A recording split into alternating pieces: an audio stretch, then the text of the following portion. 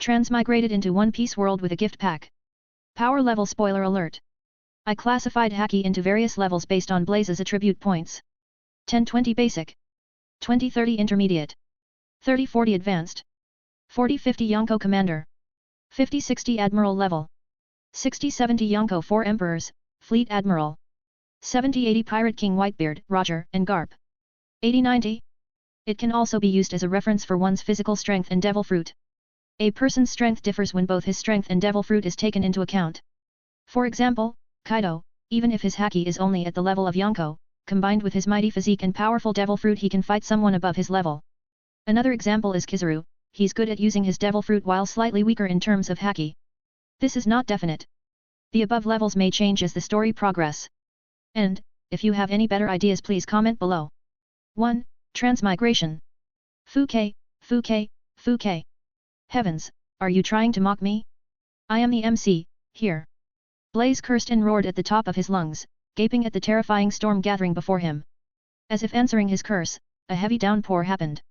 Followed by an intense quake of the sea. The tiny wooden boat beneath him starts to sway harmonizing with the cold wind, nearly tripping him into the sea. No. No. No. Drifting in the open sea with no help, Blaze felt despair and hopelessness. It hasn't even been 15 minutes before he transmigrated into this world. Like every regular transmigrant, Blaze inherited the memories of the previous body owner and knew he transmigrated into the world of One Piece. It's only been a few minutes but he had already encountered such a violent storm. Why? Why do I have to transmigrate into someone who was stranded in the middle of the ocean? The previous, 15-year-old body owner was a captured, chore boy working under an infamous pirate group. He fled the pirate ship using this tiny boat when the pirate crew clashed with the Marines. The funny thing is, the previous body owner didn't even know how to navigate. Ridden by the wind, he escaped the pirates but fell into a more dangerous situation. He was drifting in the sea for nearly 3 days and survived till yesterday thanks to the little rations he had in him but it was long used up. Soon fear and anxiety took over him, drifting into the desolate sea with no hope of survival. The previous body owner long lost his will to live. He died without himself knowing and let Blaze who died under truck Kun take over his body. Suddenly, an enormous wave rose pulling Blaze's small wooden boat along with him, and soon, he was thrown in the sky along with his boat. His weak hands firmly gripped the boat without losing it. The boat is his last straw, if he loses it then he will surely die, either eaten by some monstrous creatures of the sea or by the sea itself. Crash! The boat heavily landed on the sea but cracks already began to form all over it. Before Blaze could breathe, another huge wave rose behind him eclipsing the stormy sky. I am dead. The colossal wave descended, crushing the wooden boat and Blaze with its massive size and force. Blaze regained his consciousness with disturbing noise around him and the aroma of rich earthy wine assaulted his nose. With a slight twitch, he opened his eyes with much difficulty while experiencing intense pain in his head. The first thing he noticed is his shackled hands, it was tightly bound by a rope behind his back. Scrutinizing his surroundings, Blaze began to doubt life. Even though he survived that terrifying storm, he felt no joy. He was captured by the same pirate crew he escaped from Red Scruff pirates. The previous body owner's situation is similar to Kobe's, forced to work without any wages whatsoever. He felt no one in the world can have luck as worse as him. It should be an inborn gift the previous owner of the body was born with. He had been under their clutches for nearly 6 months. They killed his father and mother before capturing and making him their slave. At first, the previous owner wanted to escape and increase his strength before avenging his dead parents. But as days passed, he lost his fighting spirit under their daily beating and will to survive. What a pitiful boy. Oh. You have woken up. Why didn't you say so sooner? A playful voice reached his ear, rousing him from the trance. Turning his head, Blaze saw a brawny man with a straight, thin mustache drunkenly walking towards him. He remembered the face from the previous owner's memory, vice-captain of the Red Scruff pirates, Barb. Before he could say anything, the man threw a powerful kick with his right leg and sent him rolling over. Blaze's body hit the ship's mainmast, sprouting a mouthful of blood. He couldn't breathe, his face turned red while his body convulsed in pain. Blaze felt the same feeling from the kick, like when he was rammed by the truck Kun. Barb wasn't a normal human, even ordinary Marines can't withstand a single blow from him. After all, he has a bounty of 22 million belly. Even though he didn't use 5% of his strength in the kick, it isn't something Blaze can handle. What kind of transmigration is this? I want to file a complaint. Blaze cursed mentally, enduring the pain brought by the kick. Haha, Barb, are you showing mercy since he's a kid? Look, he isn't even screaming in pain. A pirate commented, gulping wine from the bottle. Only then Blaze noticed he was in a deck, surrounded by 30 or so pirates. All of them exuded a cruel aura, wicked and corrupt. They are the type of people who would show no compassion when taking lives. The only common trait among them was the red scarf tied around their left arms. Hearing his comment, all the pirates on the ship laughed without any restraint, embarrassing Barb a little. Blaze's face sank further, he cursed, bastards. As he expected, he was once again kicked by Barb in the same spot, his stomach. But as before, Blaze didn't utter any cry, enduring in silence. His action surprised Barb further, as he knows the amount of strength he used in the kick. Little runt, how dare you escape from us? Barb was enraged a little. Just as he was about to continue beating Blaze, a voice trailed over from the distance. Barb, if you injure him too much we can't sell him for a good price. Hearing his voice the entire deck turned silent for a moment before becoming noisy again. Blaze saw a 6'5" feet tall man in his 30s coming out from the captain's cabin. Of course, Belize recognizes him, captain of the Red Scarf Pirates, Derd. Okie captain. Barb nodded his head and joined his fellow crewmates to enjoy their victory of destroying a rival pirate crew and acquiring their treasures. Derd looked at Blaze without a sense of pity or compassion. A slave's existence is to listen to master's orders. Ever since you resisted, you lost your purpose. We will reach our next destination in a few days. I want you to be in a perfect state. I will kill you the next second if any buyer fails to buy you, so do your best. Saying this, Derd turned around and stated, give him good food for the next few days, but don't let him slack off in his work. Blaze didn't say anything from start to end, he lay in the same place without any word. He knew his coming days won't be peaceful, it's better to recover his body to a peak state before Derd sells him. Closing his eyes, he soon drifted to sleep as he was pretty much exhausted to zero and heavily injured. 2. Gift Pack. Blaze woke up at warm morning sunlight falling on his face, the air was fresh and the weather is pleasant. Cloudless blue sky stretched as far as his eyes could see. Though he just woke up, he couldn't shrug off the uncomfortable feeling welling up in his stomach, a sickening sensation. Sailing in a ship over the sea made him a little nauseous as it was his first time. The previous body owner is used to it, but he was not. It took him a few minutes for his mind and body to adapt to sea travel. Aside from seasickness, he felt an agonizing pain in his belly as if he was bleeding internally. It should be caused by that bastard Barb's kick. His second kick was really vicious. He wasn't alone in the deck, but no one bothered him. Shutting his eyes, Blaze checked the gift pack that he transmigrated with. He had no time and wasn't in a situation to check it yesterday. The gift pack is the reason why he endured everything. If not, he would have already retaliated and let Barb directly kill him. In his current state, even if he was a genius he can't survive in this world without any backing or support. Not anytime soon. After all, he was just a slave with little to no strength. But with gift pack, it's entirely different. He just had to wait for the right opportunity, then no one can stop him from ascending to the peak of this world. Stifling his zeal, he observed the gift pack in his mind. It was a square box wrapped in colorful and decorative paper with a golden ribbon lacing it. Wasting no time, he let the gift pack open with his thought. The decorative packaging came undone by itself and the box opened on its own. Inside the box lay 3 items, a black cube with blue linings connecting to form a strange symbol, a vial with red liquid, and a devil fruit. The black cube suddenly turned into multicolored filaments and entered his brain. Soon, a transparent interface materialized before him. Gift pack opened. 1 support system. 2 bloodline vial. 3 devil fruit. 4 note. I hope you like the gift pack from an anonymous god. Blaze was stunned for a moment before coming back to his senses. Sure enough. How could someone transmigrate without a cheat? Ha ha ha. Right now, his mental state transcended the words happy and excited, words can't express his raging emotions.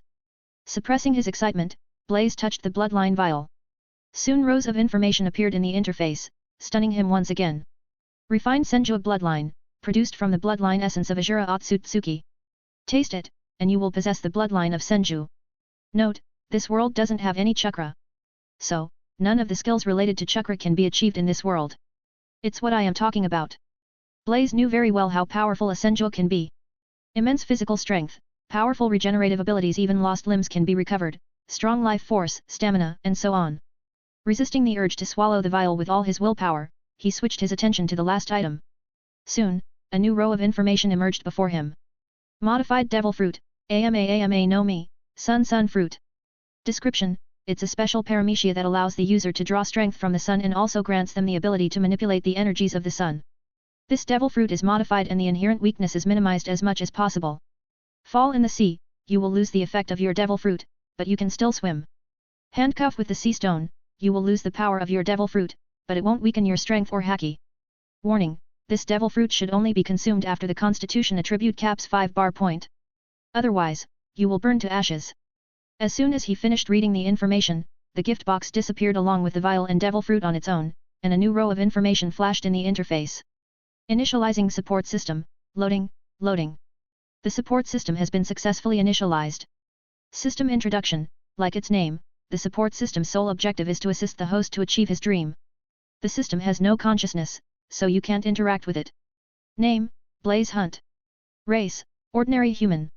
Constitution, 0.6 average of strength and speed. Devil fruit, none. Haki, none.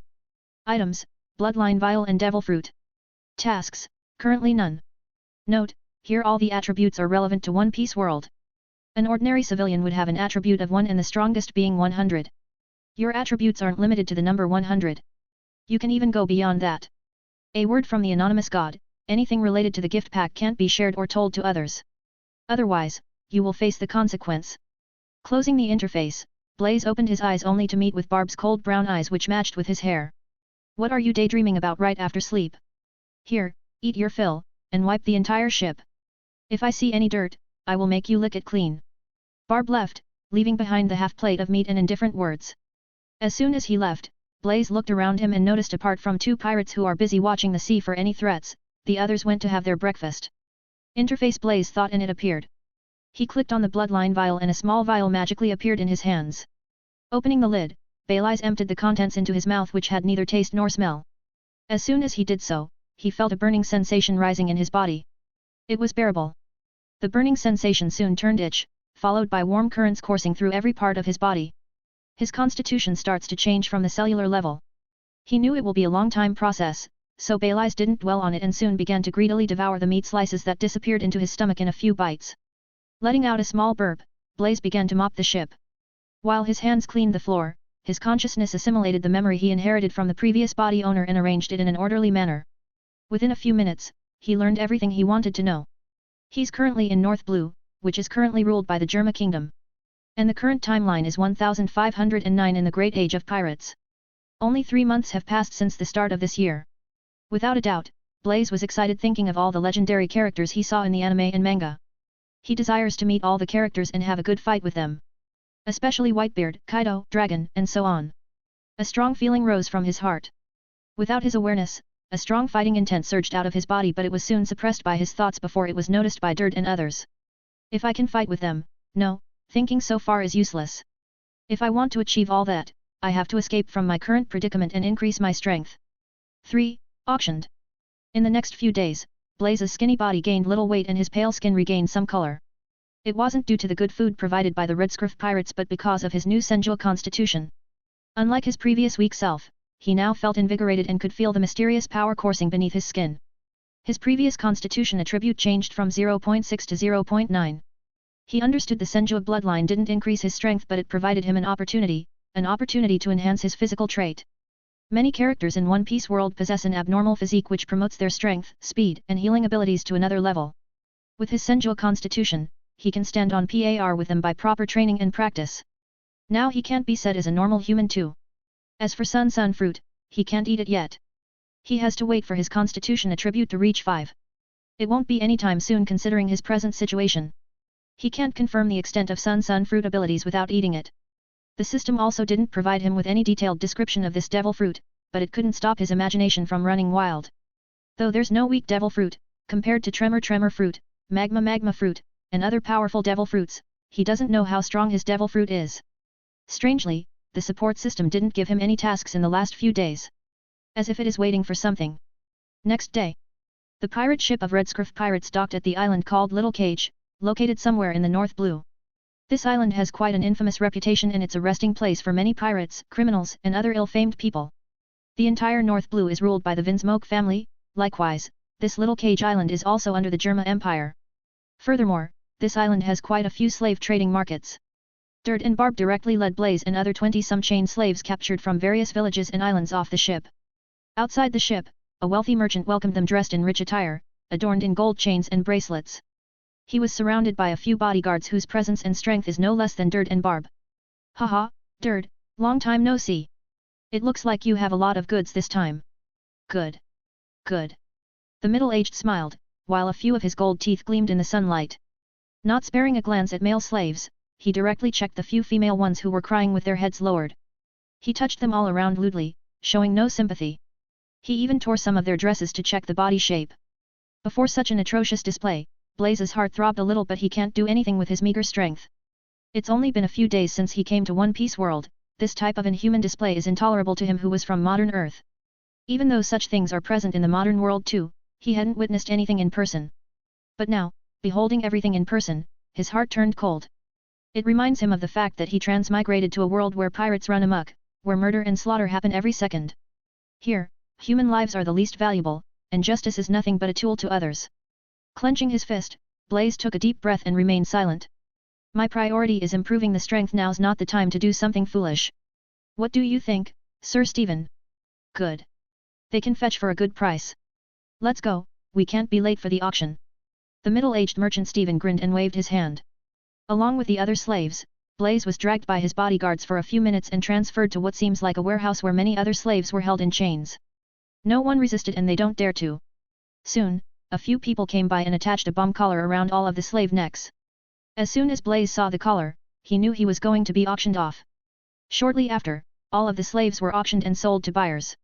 The females fetched for a good price while males sold for a little less. As for Blaze, he was purchased by a rough-looking middle-aged man who seemed to be in his 40s. He looked intimidating with a large scar below his right cheek. 200,000 belly, that's the current worth of Baileys. In fact, this amount is considered little in the field of slave trading, it was a basic price. It was only because Blaze was young, otherwise, no one would have bought him even if the price is lower. Glancing at Dirt and Barb who were counting money alongside Stephen, Blaze understood. It looks like they have a cooperative relationship. I may be weak today but I won't always be. There will come a day, I will personally annihilate the Red Scarf pirates myself. A cold light flashed in his eyes but it was noticed by the man who purchased him. The man suddenly patted Blaze's shoulder, drawing his attention. Are they the ones who auctioned you? The man asked. Yes, Blaze answered without hiding. Do you want to kill them? He asked. This time Blaze didn't answer. He wasn't afraid of replying yes, but he doesn't want to invite unnecessary trouble as he couldn't discern the man's personality. The man smiled and didn't question any further. He brought Blaze to a run-down wooden house located in the remote part of the island. It was situated on the other side of the island shore with little to no humans. Blaze too didn't spot anyone on the way. My name is Ferris, a former bounty hunter and now a merchant. I invested 200,000 belly in you, so I expect a return. If you bring me 1 million belly, I will free the collar on your neck. You can trust me on this. Although I am greedy for money, I honor my word. Ferris calmly declared. Blaze looked at Ferris, waiting for him to continue. He knew it's impossible for him to amass that much belly in a short time. I know an easy way, want to hear? Ferris continued while Blaze thought, here it comes. Tell me. Lot of underground street fights happen in the little cage island. If you win a fight, you can earn 10,000 belly, 100,000 belly in a single challenge. I will teach you how to fight, you bring me money. It's a win-win situation for both of us. Do I look like someone who can win a fight? Blaze asked. The current you can't, but with my guidance and training, you can win against normal challengers. Furthermore, I won't mistake the fire burning in your eyes. I can see it, you know, your desire to become strong. Blaze shrugged and asked, instead of doing all this, can't you participate yourself? It's easier that way. It won't work that way. My name and reputation had spread far and wide, no one will accept my challenge. Good. I agree with your proposal. Blaze agreed. Both of them knew they are using each other, but they have no qualms. 4. Street fight. A month passed. Blaze trained well without wasting any time. Apart from teaching some fighting techniques, Ferris didn't meddle with how he trains and what he does in his free time. Occasionally, Ferris would bring him to watch street fights from time to time so that he can familiarize himself with the street rules and see how others fight. Now, Blaze has a general idea of what type of people engage in street fights, small-time pirates, bandits, criminals and others who want to earn some belly in their free time. With his current strength and combat skills he learned from Ferris, he can fight some low-level challengers. His strength, speed and constitution have undergone a massive change during this 1 month. Even though there's no massive difference in his build, his fist now carried unbelievable power. Ending his daily training, Blaze called the system interface which displayed his current attributes. Name, Blaze Hunt. Constitution, 2.2 Senjua Bloodline. Devil Fruit, none. Haki, none. Items in storage, Devil Fruit. Tasks, currently none. Now he has a strength twice that of a normal human in one piece. In the first few days of his training, his attributes increased gradually but then they began to slow down. The higher the attribute the harder it is to increase them. Blaze understood this concept well. But till now, the support system didn't provide him with any task. He couldn't find the reason, it should be related to his strength being insufficient or something. Combined with his Senjua bloodline, he has no problem fighting ordinary pirates but against pirates like Barb and Dird who have a bounty of few millions, he will be beaten black and blue. From tomorrow, Blaze plans on joining the underground street fights. He knew it's a little early, but he had to do it. Next day, Blaze traveled to an underground street fighting area that resides in the western part of the town. Ferris didn't come along with him, as he knows if others come to know Blaze is trained by him it would only attract trouble. The street fight area is situated in a remote street. The entire street is crowded with pirates, gamblers, and small-time merchants while the smell of wine permeated the area. There were curses, swears, shouts, and cheers. All the buildings in the street were also occupied by pirates and shady peoples. Commoners call this street a gambler's den, a fitting name. Notifying the person responsible for the street fights, Blaze waited for his turn. The fights are fixedly randomly here so he has no idea who he will be facing. The amount he earns is directly related to the bet placed by the onlookers and himself. He doesn't have any money, but Ferris will place the bet in his stead. The agreed amount is 10,000 belly since it's his first fight. Neither of them plans on taking any risk. His turn came after waiting an hour. His opponent is a lanky man with a wicked face. Blaze observed his opponent with a solemn look while the other party also did the same. A newbie, hey? Kakaka, my luck is good today. I am placing 50,000 belly on myself. His opponent laughed and relaxed his vigilance. Blaze clutched his sweating hands and entered the large ring formed by people.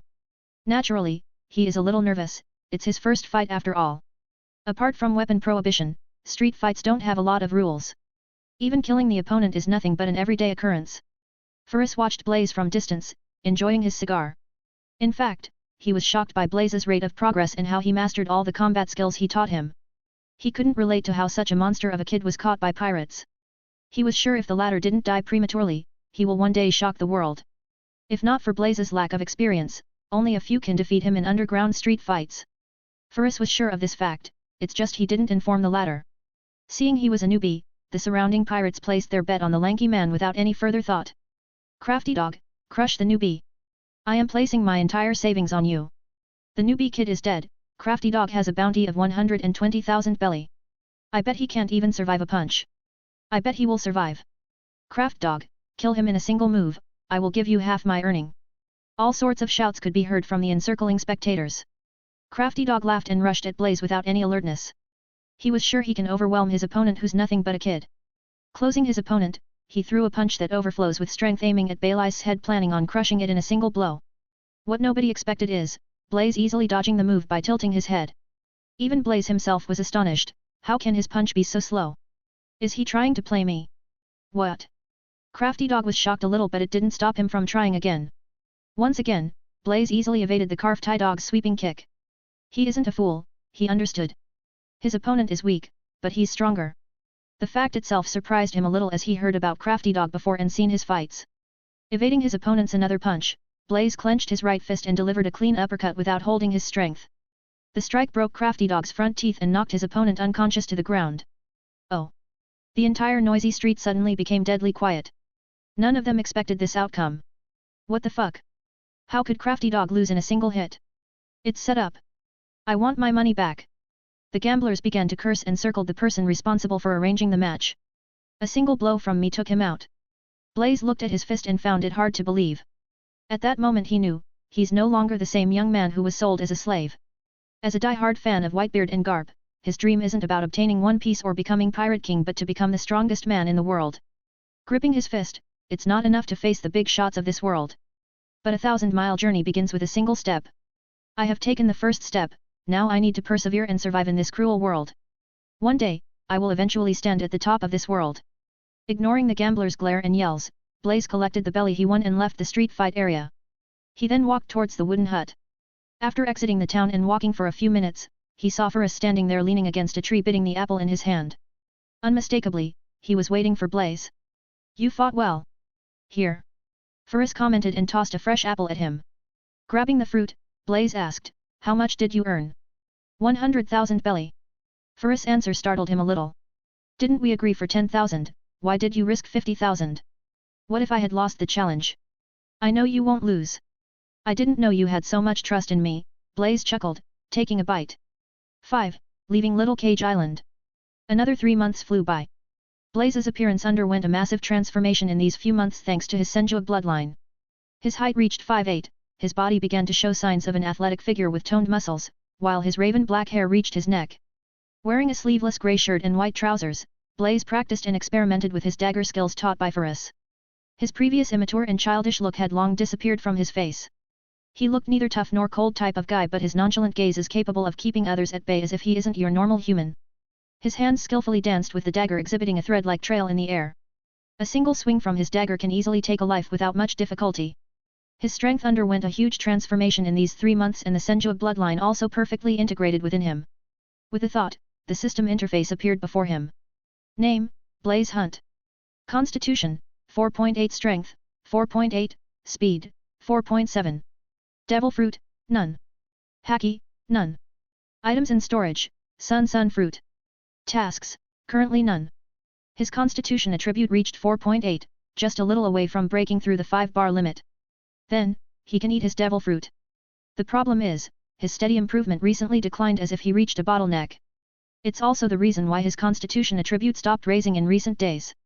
It should be some kind of body limit, but Blaze doesn't know how to get past it. Despite that, with his current physical strength and skills, he can easily defeat pirates with a bounty below 20 million belly. If he used his trump card, he can fare against some pirates having a bounty of around 30 million. Captain of the Red Scarf Pirates, Dird, has a bounty of 28 million belly. He wasn't one to be taken lightly, he has quite a notorious reputation in North Blue. Combined with his crew strength and indirect support of Germa Kingdom, only a few dare to mess with them. If Blaze wants to defeat them, he needs a proper plan. Only by revealing all his trump cards, he can hope to defeat them. He already paid 1 million belly to Ferris a few days back, the latter also kept his promise and removed the exploding collar. The only reason he stays on this island is to find the location of Red Scarf Pirates. He's waiting for news from Ferris, who agreed to help him in finding the Red Scarf Pirates. He doesn't hold that much hatred against the Red Scarf Pirates, but he inherited the previous owner's resentment along with his memory. So if he doesn't kill them and eliminate the hate, his heart won't be at peace. Just as Blaze was thinking of training his physical body, a small notification sound rang in his ear. He knew it came from the support system. He hurriedly summoned the interface, and as he expected, there was a slight change in the task area. Trial task, revenge is a dish best served cold. Description, defeat Red Scarf Pirates and kill Dird and Barb. Time limit, 20 days. Reward, 1 free attribute point. Blaze was overjoyed, it's the first task assigned by the system. Even though it was just a trial one, the rewards are very good, 1 complete free attribute point. Just as he was pondering how to complete the task within the allotted time frame, he saw Ferris approaching him from distance.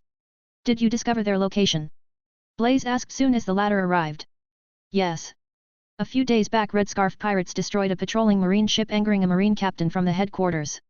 The latter is furiously searching for their whereabouts, so they were hiding on a small island called Coca, which is a 2-day trip from here. Are you sure you want to confront them? They are pretty strong, you know.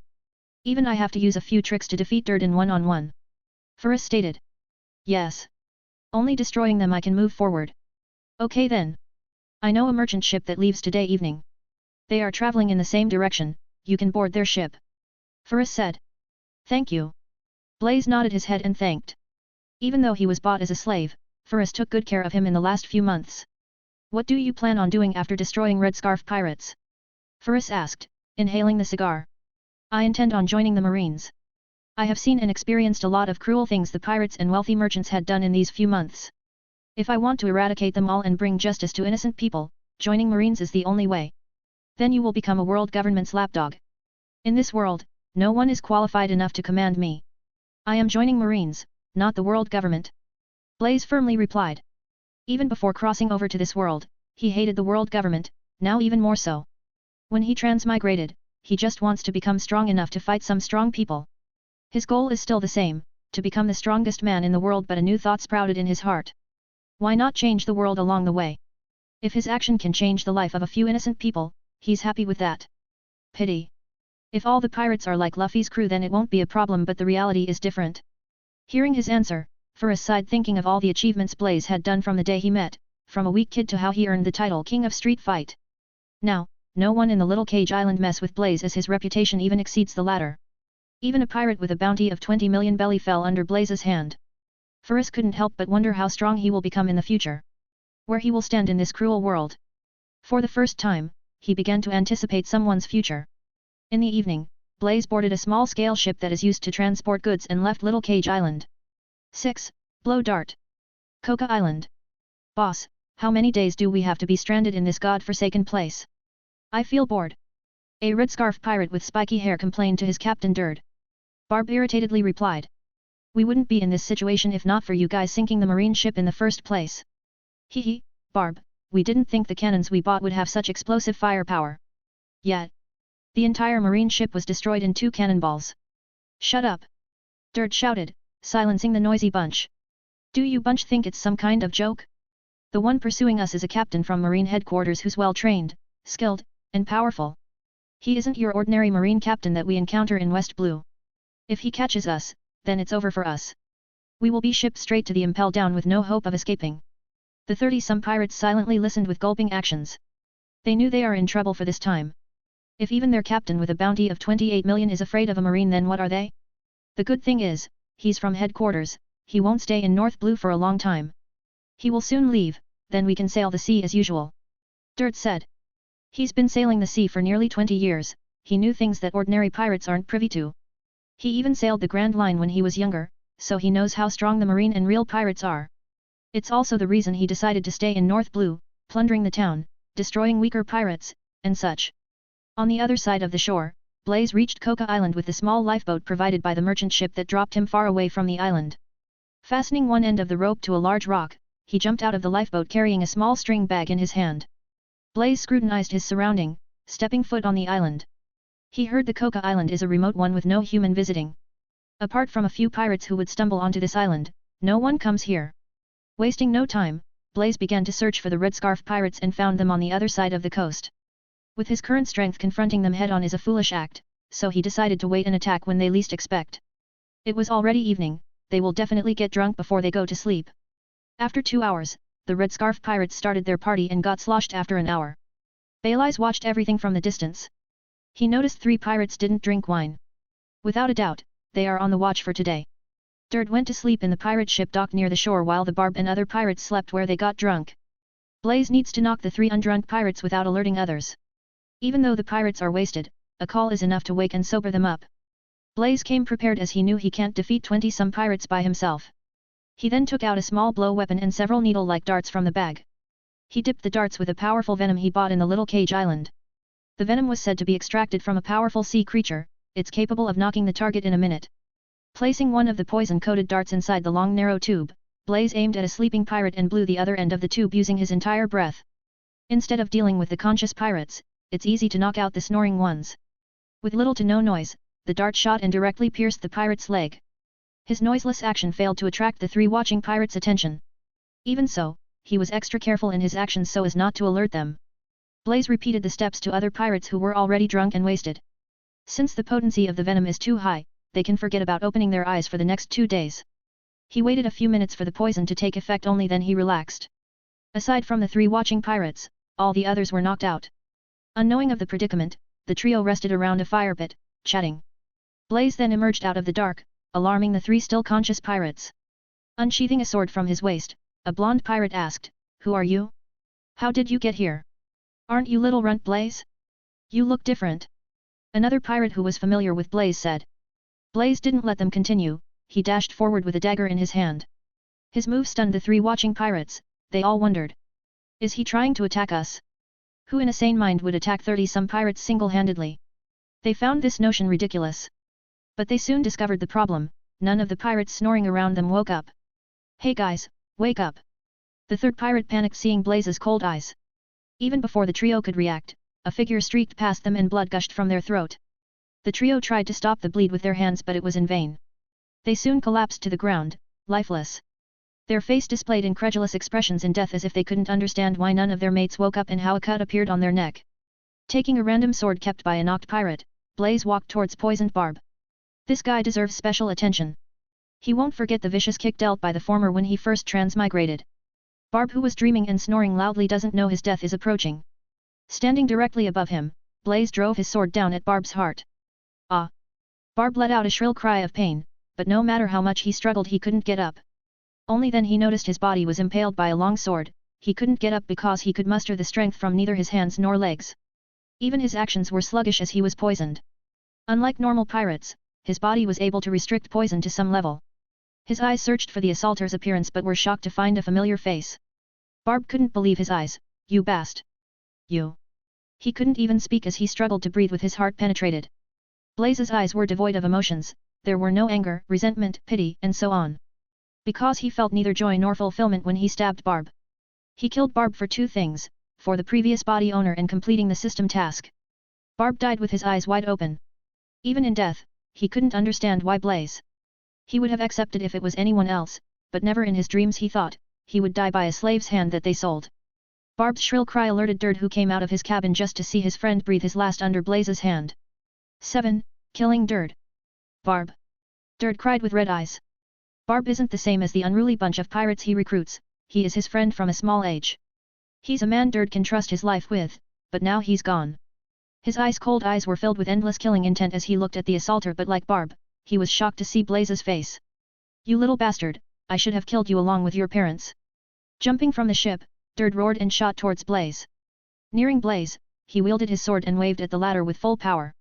Yanking the sword he stabbed Barb with, Blaze blocked Dird's long sword. An explosive force traveled from Dird's sword, shoving him 2 steps back.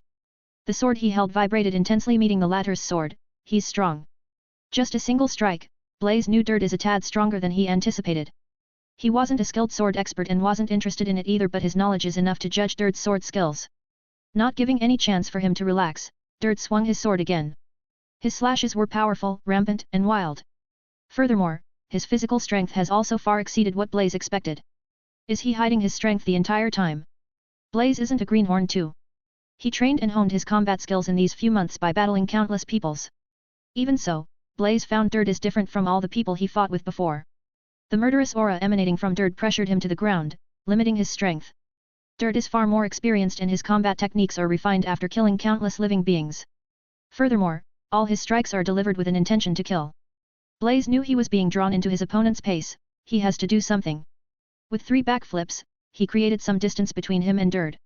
Unrelentless, Dird slashed his sword, bridging the gap between them at breakneck speed. Blaze was forced to block the attacks with his sword while looking for an opportunity to strike back. Suddenly, with a powerful thrust, he lunged at Dird and punched the sharp edge of the sword with his entire strength. Boom! Dird blocked the attack by skillfully deflecting it with his sword. At the same time, Blaze threw a punch at the latter. Bird blocked it by raising his left arm. The ground below him cracked and the impact swirled the wind around them, showing how powerful Blaze's punch was. Dird was horrified. He couldn't believe his eyes. How can he be so powerful? It's only been 4 months, he can already fight me evenly. Blaze's strength only intensified his killing intent and a thought came to his mind. I have to kill him, otherwise my heart won't be at peace. Clang, clang, clang. Dird and Blaze exchanged few blows, while Dird left 2 sword wounds in his body. Just as they continued their fight, Blaze sneakily drew a throwing knife stashed in his back prepared specifically for Dird. Using the chance Blaze was distracted, Dird knocked the sword from his hand with a fast swing. Blaze didn't panic about losing a weapon, he quickly evaded Dird's sword strike by whirling left. At the same time, using the whirling body movement he hurled the throwing knife from Dird's blind spot. Since Dird didn't see the knife, he couldn't evade it from piercing his spleen. The knife injury didn't even make him flinch, this kind of small wound is nothing to him. But what he didn't know is, Blaze already coated the knife with poison. This kind of underhand method may seem despicable, but in this cruel world remaining alive is important. For that, a man can do whatever it takes. Ting! Pulling the knife out, Dird flung it away casually. Do you think this type of small knife wound will affect me? No. Blaze said. Hearing his answer, Dird's expression changed. You poisoned the knife? Shameless. I didn't expect you to be a sly one. Hee hee. To deal with a wicked and rotten person such as you, any kind of means is a noble one. Blaze commented with a smile. He didn't wait for the poison to take effect and launched an attack. Few minutes passed but Dird still fought with his full strength. Obviously, the poison hasn't affected his entire body yet. From this one can imagine his immense physical strength and vigor. As minutes passed by, Dird began to exhibit signs of influence done by the poison, his speed reduced, his sword swing slowed down. Using the opportunity, Blaze sliced Dird's stomach with his dagger and forced him to take a few steps back. Spitting blood in his mouth, Dird took the initiative to attack Blaze again. What a monstrous physique! If even such a low-level pirate with a bounty of 28 million is this troublesome, what about the pirates with billion bounties? Eventually, Dird lost his strength, and the sword he clutched in his hands loosened. Blaze didn't expect him to possess such endurance and willpower. Even after reaching such a weak state, he didn't fall but still persisted. It's really commendable. It's not limited to him, most in the One Piece world possess such will. Lifting his sword high in the sky, he directly chopped Dird's head off his neck and kicked his flaccid headless body to the ground. As soon as he killed Dird, a heaviness in his mind faded. Blaze let out a sigh, looking at the star-filled sky. As I promised, I avenged your parents' death. Even so, he felt a little uncomfortable killing Barb and Dird as this is his first time taking a life. Taking a deep breath, he firmed his heart. He recalled the things Dird and Barb did during the 6 months the previous owner stayed in their ship. Thinking through it, the uncomfortable feeling disappeared. Killing them is me being merciful. At that moment, a notification sounded in his heart. With a thought, the system interface appeared before him. Trial task, revenge is a dish best served cold. Description, defeat Red Scarf Pirates and kill Dird and Barb. Time limit, 20 days. Reward, 1 free attribute point. Stas, completed. Accept the reward, yes/no. Blaze was excited as he screamed in his mind. Yes, yes, yes. As soon as he thought yes, there was a change in the interface. Name, Blaze Hunt. Constitution, 4.8 Strength, 4.8, Speed, 4.7. Devil Fruit, none. Haki, none. Items in storage, Sun Fruit. Tasks, currently none. Free attribute point, 1. Tapping his chin, Blaze pondered, how to use the free attribute point. Let's first improve the constitution to 5. With a thought, his constitution rose by 0.2 while his free attribute point reduced to 0.8. It was just an increase in 0.2 but he felt his entire physique is undergoing a massive transformation. Blaze knew it's due to him passing the 5-bar limit. Clenching his fist, Blaze felt a raw power in his hands. He once again checked the interface and as he expected, there was a change in his constitution attribute. Constitution, 5.0 Strength, 5.1, Speed, 5.0. What excited him is, now he can eat his devil fruit. 8. Extent of the devil fruit ability. Blaze thought, and a devil fruit appeared in his hands. It had a golden stem and appearance similar to dragon fruit. It was dark orange with crimson ornate swirls covering the entire fruit. Up close, it seemed like the entire fruit was burning. Just holding it in the palm, Blaze felt the fiery power held inside it. For better or worse, he's going to eat it. The ability of the fruit decides how strong he will become in the future. Opening his mouth, he took a large bite and swallowed it whole, trying his best to ignore the taste. But, he still felt the unpalatable flavor on his tongue. It truly tastes like shit. Fortunately, he didn't have to eat the entire fruit. The remaining part of the fruit magically disappeared and entered his body. In the next second, his whole body turned red as if it is boiling. White steam emanated from his skin under extreme heat, while everything within a 1-meter distance started to melt. Oh shit! How do I stop this thing? A blinding golden light emitted from his body and Blaze felt the temperature of his body keep on raising, showing no sign of stopping. Stop, stop, stop. After a minute of battle with himself, Blaze controlled the temperature in his body. I better learn to control this power fast so as not burn others to crisp. After experimenting with his devil fruit abilities for another hour, he got a general idea of his powers. Even though he ate sun fruit, his body isn't strong enough to bring out the fruit's full potential. With his present strength, he can only control and manipulate extreme heat. Now, his abilities are similar to Don Axino's hot fruit, or Charlotte Oven's heat fruit. He can perform heat-based attacks at varying temperatures. Furthermore, he's immune to all types of heat including flames, lava, and so on. As he's the sun himself. Even though he couldn't draw out the full power of the devil fruit, he was extremely happy with his current progress. He has an idea of how he should develop his fruit abilities in the future. The sun fruit isn't as simple as manipulating heat and fire. It's the source of everything. For example, solar energy manipulation, solar explosion, gravity manipulation, and so on. He once again checked the interface. Name, Blaze Hunt. Constitution, 5.0 Strength, 5.1, Speed, 5.0. Devil Fruit Potential, 4.5. Haki, none. Items in storage, none. Free attribute point, 0.8. Tasks, currently none. An extra attribute related to his devil fruit appeared in the interface panel. Unlike developing himself, with the system, he would have an easier time grasping all the fruit abilities. Blaze then put all his remaining free attribute points into his sun fruit, raising it to 5.3. After breaking past the 5-bar limit, he felt obvious changes in his body.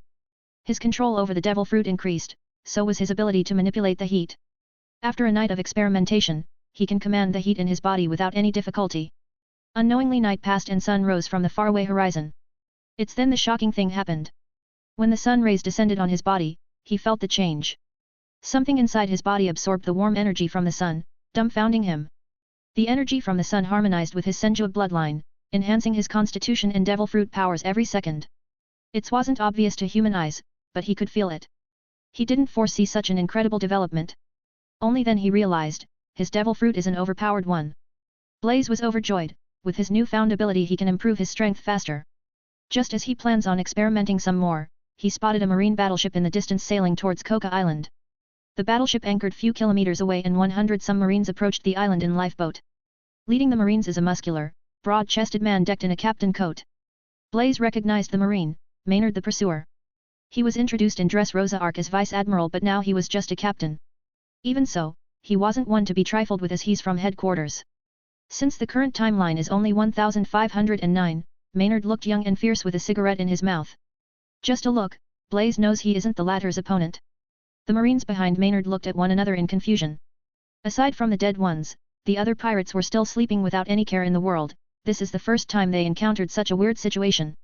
Why are they still sleeping? They aren't even putting us, the marines, in their eyes. Fool! I think they are knocked by something. Otherwise, no sane pirate will sleep before Captain Maynard. The marines discussed among themselves. Meanwhile, Maynard glanced at his surroundings and spotted Dirt's chopped head and lifeless Barb with his heart pierced. He didn't expect to find them dead. He also noticed Blaze and a notion formed in his head. Did he do it? What's your name, kid? Maynard asked while Blaze stated his name. Blaze, a good name. Did you do this? Yes. Even though Blaze admitted it, Maynard and other marines found it hard to believe. An unknown kid around 14-15 taking out 2 wanted men who had nearly 50 million bounties combined? It's unheard of. I can't believe he killed Dirt with that skinny arm of his. A marine commented. Right. I think he's trying to earn the bounty amount by claiming their death. Why did you do it? Maynard asked. He didn't bother to ask the question, how did you do it?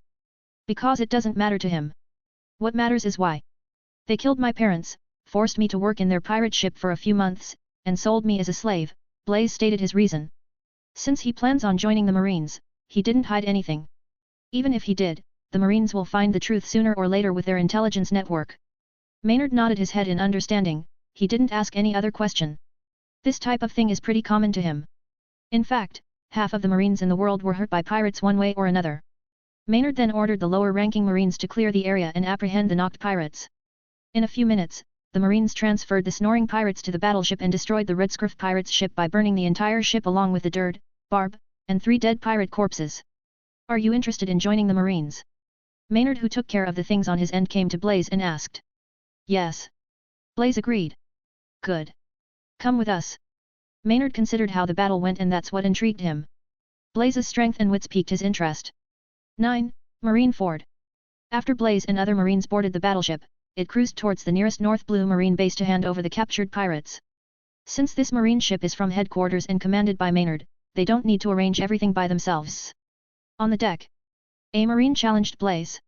They want to verify whether he killed the pirates by himself or someone else did it.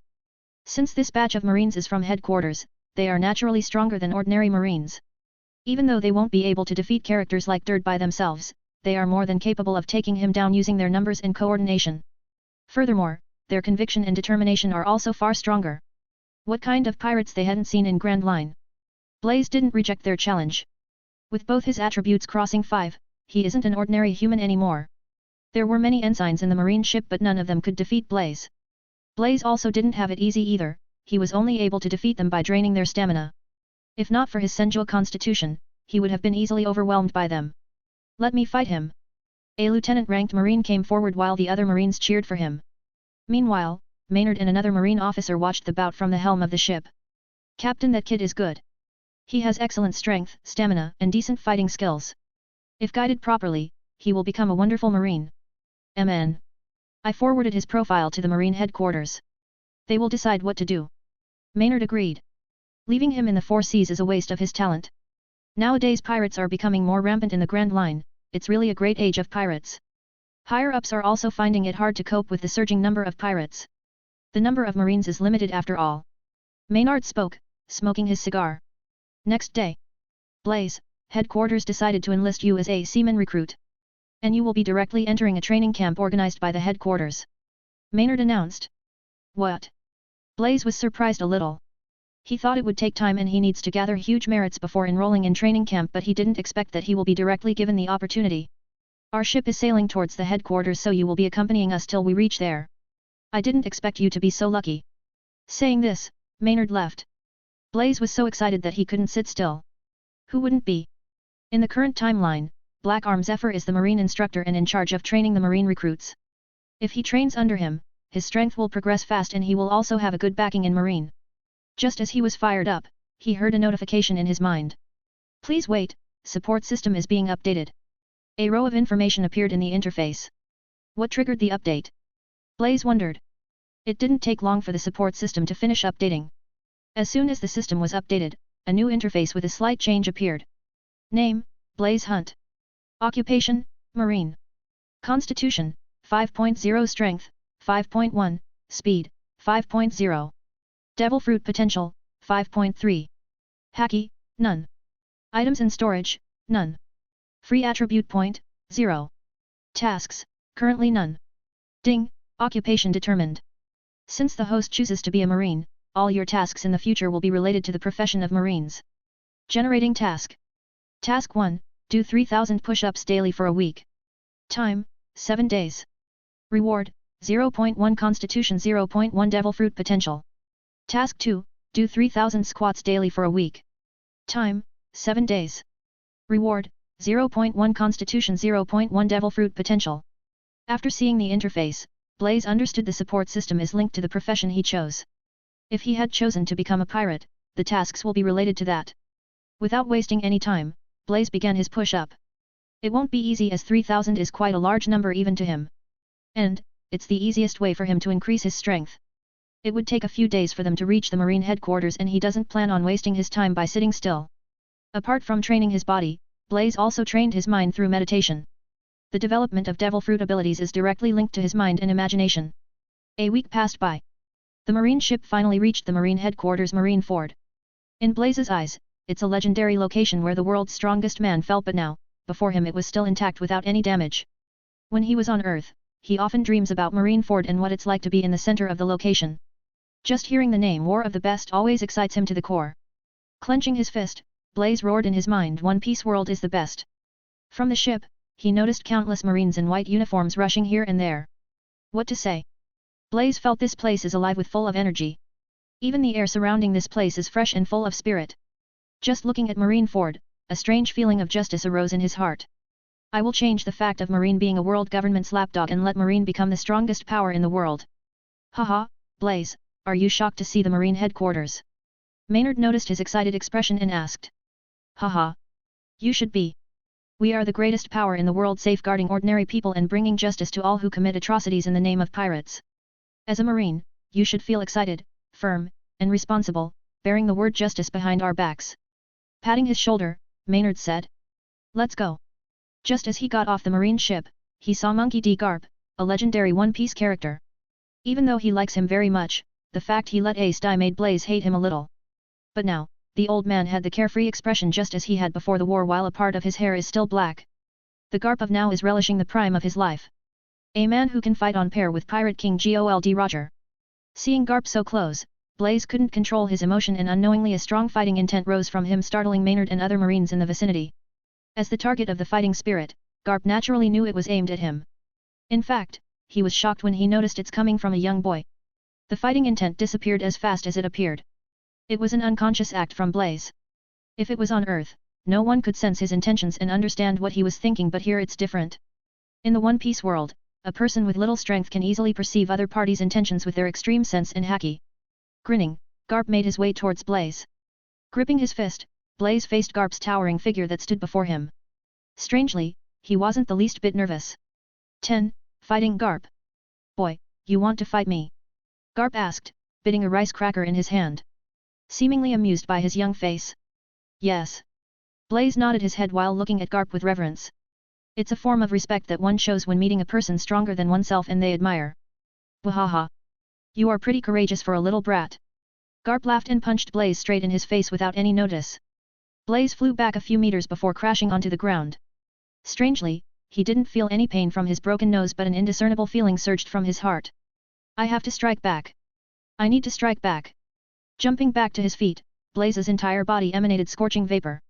The fumes forced the surrounding marines to take a few steps back. A hot breath enveloped everything within a 1-meter radius. Blaze calls this heat sense. In this 1-meter domain, he can perceive everything using the heat wave radiating from his body. As for Maynard and other marines who Blaze traveled with, they watched the commotion with interest. They didn't expect the kid they brought would straight away pick a fight with hero of the marine Garp. Moreover, they are also oblivious to the fact that he's a devil fruit user. A heat-type devil fruit power. This kid hit it well. Maynard thought. Wasting no time, Blaze rushed towards Garp and threw a punch while his heat sense observed all his opponent's move. With this ability, he can even predict the opponent's next move based on the slightest muscle tension in their body. His senses perceived Garp putting his strength on his left, predicting his body is possibly leaning towards his left. In mid-air, Blaze's fist changed direction. What? Garp was taken aback a little. Haki. No, at the last second, his body stopped moving and evaded the strike. Since Blaze's fist changed direction, he couldn't strike Garp, who remained still where he was. But in onlookers' eyes, Blaze became someone who couldn't even punch straight. Because if he had, he could have hit Garp, who remains unmoved. But only Garp knows what happened in that split second. Garp, who evaded the strike, observed Blaze close. He long guessed the kid before he ate devil fruit with heat abilities. What made him curious is, how did the kid predict his movements with no prior knowledge to Haki? Blaze knew it's not time to hold back his strength. He stopped restraining his devil fruit power and let his strength explode. Both his hands heated to extreme temperature and turned scorching red. The intense heat even melted the stone tiles beneath his feet. With that, he once again clashed with Garp. What astonished him is, as before, Garp effortlessly blocked his burning hands without any difficulty. What kind of physique is this? Even my blazing fist failed to char his skin. As he expected, you can't gauge the characters of One Piece with common sense. As his fist missed the target, Blaze used a sweeping kick. Like his hands, his feet also heated to an intense degree and glowed in fiery red. It was also blocked by Garp. His eyes can perceive Garp's movement, but his body couldn't cope with the extreme speed. I need to be faster. Blazing his legs and pushing his speed to the limit, Blaze fought with much ferocity. He was like a wild animal that wants to catch its prey, exerting every ounce of his strength. Even so, he couldn't even touch the hem of Garp's cloth. A minute passed, but the situation didn't change. From start to finish, Garp didn't strike back, allowing the wild Blaze to attack however he wants. In the mid-battle, he even found time to eat his rice crackers. By the time, all the marines in the surrounding came over and formed a circle watching the battle in interest. Who is this kid? Why is he trying to fight Garp-san? He's a heat-type devil user. Why, I haven't heard of him before. Is he new here? Blaze became famous the first day he came to Marineford. All the marines were curious about his identity and his devil fruit. As they know, all the devil fruit users would raise in rank very easily. Unlike the spectators, Garp noticed the difference. The temperature around Blaze keeps on increasing, and with his Haki, he sensed it's damaging the latter's body. If this continued, it would heavily injure him. Of course, Blaze didn't notice any of this. The only thought running in his mind is, he wants to strike Garp, at least once, or force him to reveal a part of his strength. Unfortunately, he overestimated his strength. Deciding it's time to end the fight, Garp's image flickered. His figure disappeared, then appeared behind Blaze. With a chop, he knocked him unconscious so that the kid can stop hurting himself further. This brat! Garp laughed a little and looked at unconscious Blaze with narrowed eyes. Take this kid to the infirmary.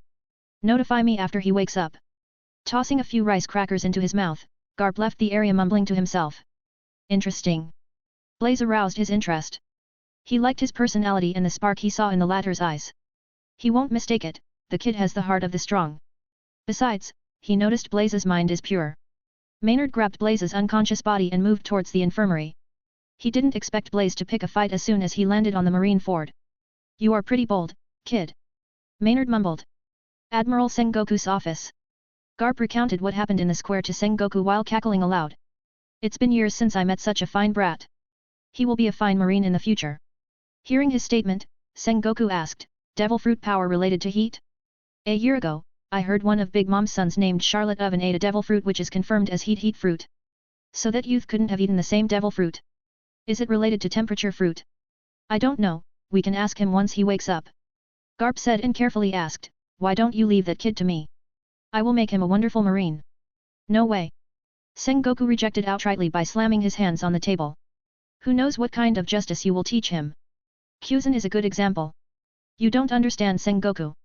I saw it in his eyes, his desire for strength. He isn't the type of person who will listen to others' orders. You have to handle him nicely. Garp said. Like how I handle you. Sengoku rebuked. Wahaha. Yes, that's right. I need to read his report before deciding how I should manage him. Sengoku waved his hand and pressed a bell on his table. At that moment, a marine officer came in and handed him a report of Blaze. As soon as he was enlisted as a seaman recruit, the marine headquarters gathered all his information. Reading the report sent to him, Sengoku determined to make Blaze a strong marine. I am handing him to Zephyr, you stay out of his training, Sengoku said and tossed the report to Garp. 11. Display of power. Next day. Blaze woke up in an infirmary. He felt uncomfortable and exhausted. There's also slight pain in some parts of his body.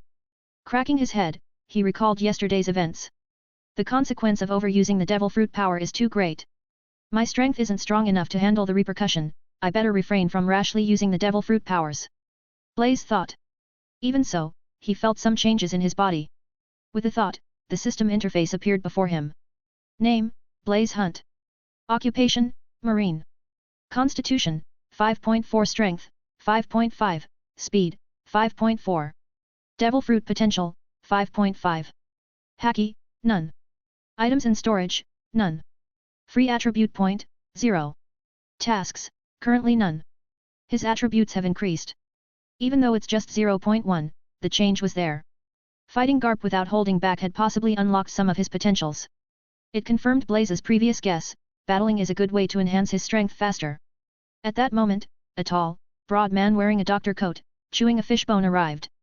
Blaze recognized him as the marine Dr. Fishbonen. Oh. You woke up so soon. I thought it would take another 2 days, you have an excellent physique. Fishbonen commented. He wasn't praising but telling the truth. When Blaze was delivered to the infirmary, he checked his condition so he knew all about it. Even though he wasn't injured, his muscles were completely worn out as if someone squeezed a lot of life energy out of them. Your condition is nothing serious. Eat a lot of nutrient foods for a week and you will recover. Saying some comforting words, Fishbone left the small room. Just a few minutes after the doctor left, Garp came over. Brat, you woke up. Yes. You are pretty strong for a, How old are you? Garp asked, seeming pretty relaxed and nonchalant as ever. Will be 16 in another 3 months. Good. Why did you want to fight me? I think it's the first time we had met. Who wouldn't? I heard you are the only person in Marine who fought Pirate King Gold Roger on PAR when he was alive. I want to see how far the gap is, between me and the blazoned late Pirate King of the Sea. Blaze's reply jolted Garp for a moment before he laughed aloud. Wahaha. You are pretty funny for a hairless brat. Even so, why did you join Marine? To become stronger. Blaze gave a candid and instant reply. Why do you want to become stronger? To fight the strongest, you have to be stronger. His reply stumped Garp but it was in line with his personality so he didn't question further. Let's go out. What you need isn't rest but a lot of grilled meats. Garp stated. Blaze agreed with Garp on this one, so he climbed out of the bed and followed him. What is your devil fruit power? Garp asked. I don't know. After I ate a weird fruit, I gained the ability to control and manipulate heat to varying degrees. Blaze replied. Are you sure? Garp asked. Yes. Why? Nothing. I heard the heat-type devil fruit was already eaten. So we don't know what type of devil fruit you ate. Only knowing the type of devil fruit you ate, you can improve it further. Oh. Blaze exclaimed but thought in his heart, so Charlotte Oven already ate the heat fruit. I was meaning to ask you, brat, how did you predict my movement yesterday? Is this related to your devil fruit ability? Yes. By releasing heat wave, I can sense everything within a meter range. Blaze told without concealing anything while Garp nodded his head in understanding. Garp then led Blaze to a training field and requested, show me what your devil fruit can do.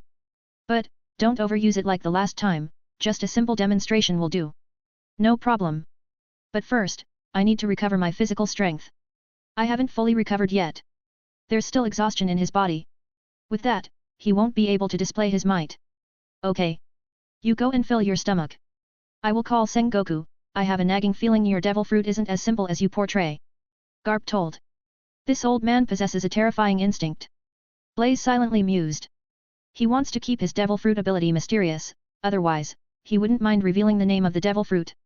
30 minutes later, Blaze met Sengoku and Garp in a training ground located in a remote location.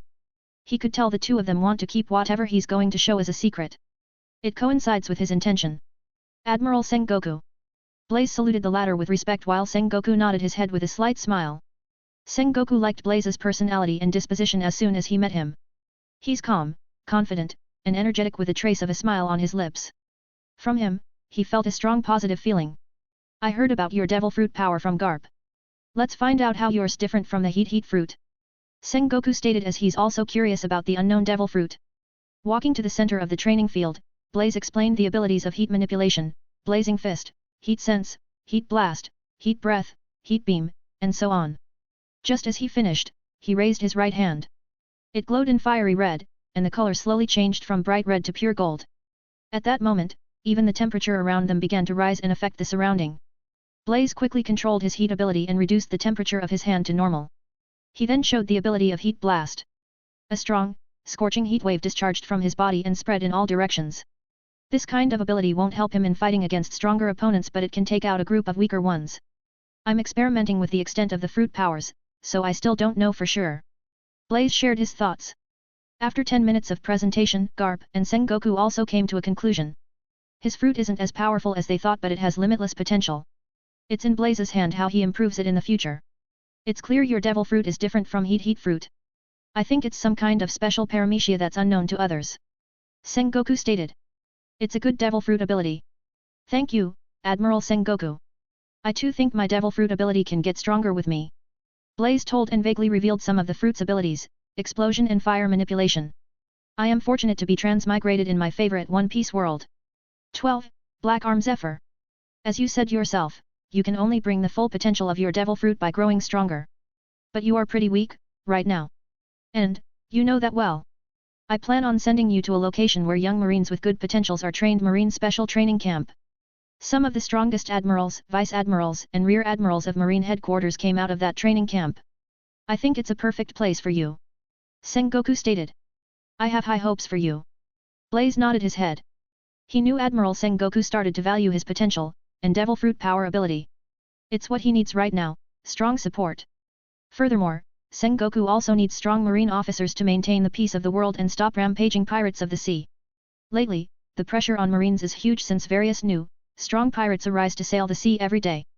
Most of them are influenced by Roger's words and want to find the One Piece while the remaining sail the seas for treasures and freedom. It's truly a great age of pirates. If Blaze wasn't wrong, Sengoku will soon ascend to the position of Fleet Admiral, succeeding current Fleet Admiral Kong. Right now, the Marine Admirals aren't Kuzen, Sakazuki, and Borsalino. They are just Vice Admirals now. If he's not mistaken, in another 3 years they too will be promoted to Admirals. You will be transferred to the training camp in a few days. So rest well for now. On the third day, a Marine officer came and informed him. Blaze then went to meet Garp, who led him to the Marine battleship. What he didn't expect is, Garp also boarded the ship along with him. Clearly, he was bored staying in headquarters and want to take some time off. Blaze shook his head. According to Garp, the training camp is located in the calm belt, which can only be sailed with marine battleship lined with sea stones below them. The island should be similar to Amazon Lily and Rusukana where Luffy trained. Blaze thought. It took the battleship 1 day to reach the large, verdant island. From the distance, the island looked small with various camps and buildings. Blaze also noticed a large number of Marines training on the island. Once the battleship reached the island, he came down along with Garp and other recruits who were on the ship. Blaze wasn't the only one sent to the training camp from headquarters. Just as they got off, Marine Instructor Black Arm Zephyr came to welcome Garp. He wore an eyeglass and was clothed in a purple suit with a marine coat draped over his shoulders like a cape.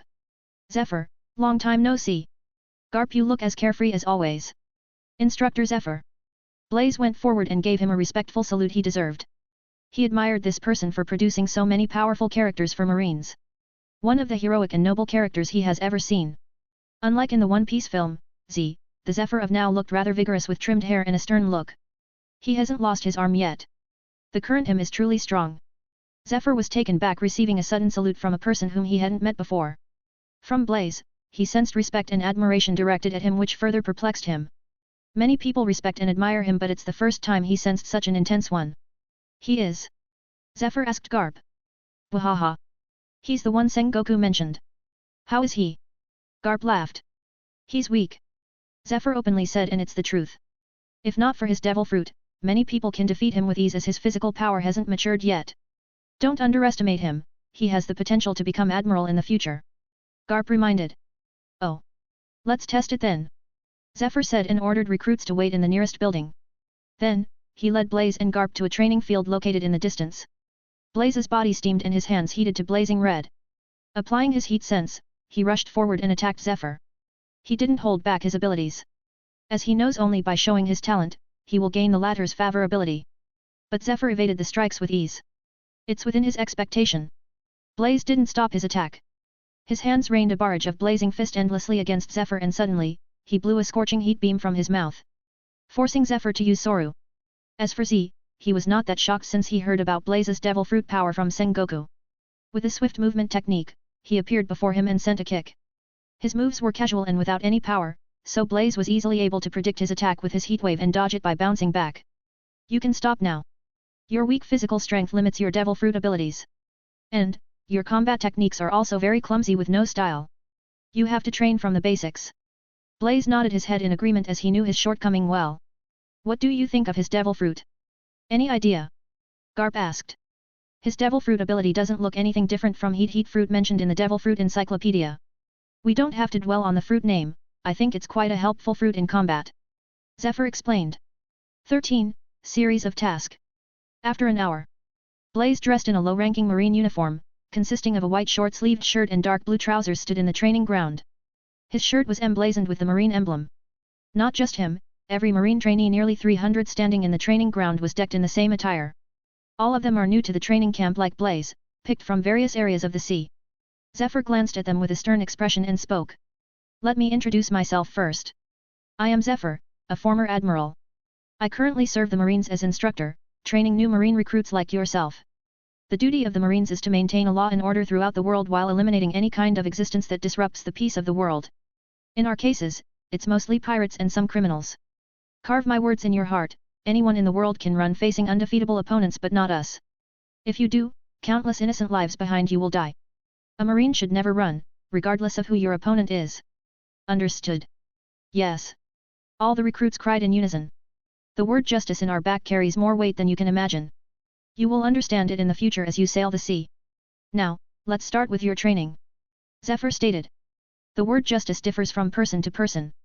Blaze has seen various forms of justice in the One Piece series, Aokiji's lazy justice, Kizaru's unclear justice, Sakazuki's thorough justice, Fujitori's humane justice, and so on.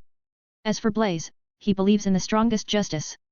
If he's the strongest, then it doesn't matter whether he's right or wrong, what he does becomes justice. A good example is the world government. It doesn't matter what they do, it becomes justice because they are the strongest group in the world. Just as Zephyr was explaining the training plan and what they have to do daily. A notification sounded in his ear, a new task has been triggered. When Blaze checked the interface, he was surprised because it wasn't just one but a series of tasks. Task 1, learn Marine's Rokushiki and become proficient in it. Time limit, 1 year. Reward, 2.0 Constitution 2.0 Devil Fruit Potential 1 free attribute point. Task 2, One Punch Man Workout. Description, do 2,000 push-ups, 2,000 sit-ups, 2,000 squats, and a 30 km run daily for 750 days.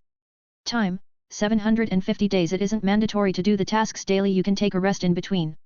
Reward, 5.0 Constitution 5.0 Devil Fruit Potential 3 free attribute points. Seeing this, his eyes widened. Damn, the rewards are too good this time, but I won't go bald like Saitama, right? I don't want to. Task 3, punches and kicks. Description, do 1,000 punches and 1,000 kicks daily facing the sun. Time, 1 year. Reward, 2.0 Constitution 2.0 Devil Fruit Potential 1 free attribute points. Blaze was happy the system released so many tasks, but if he follows the system plan he'd be exhausted to death, every day.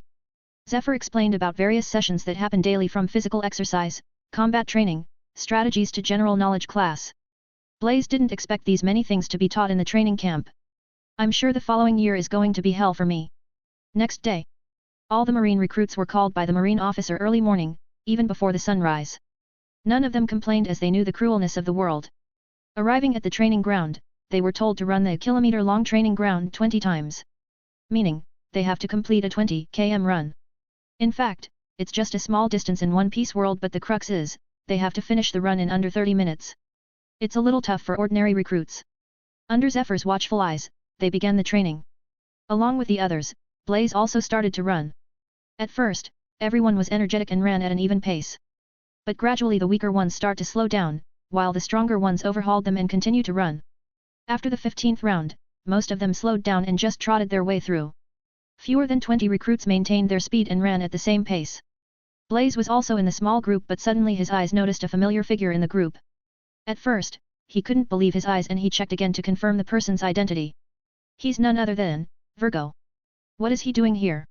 Only then he remembered, according to the current timeline, it is indeed accurate. Blaze then tried to remember every detail concerning Virgo.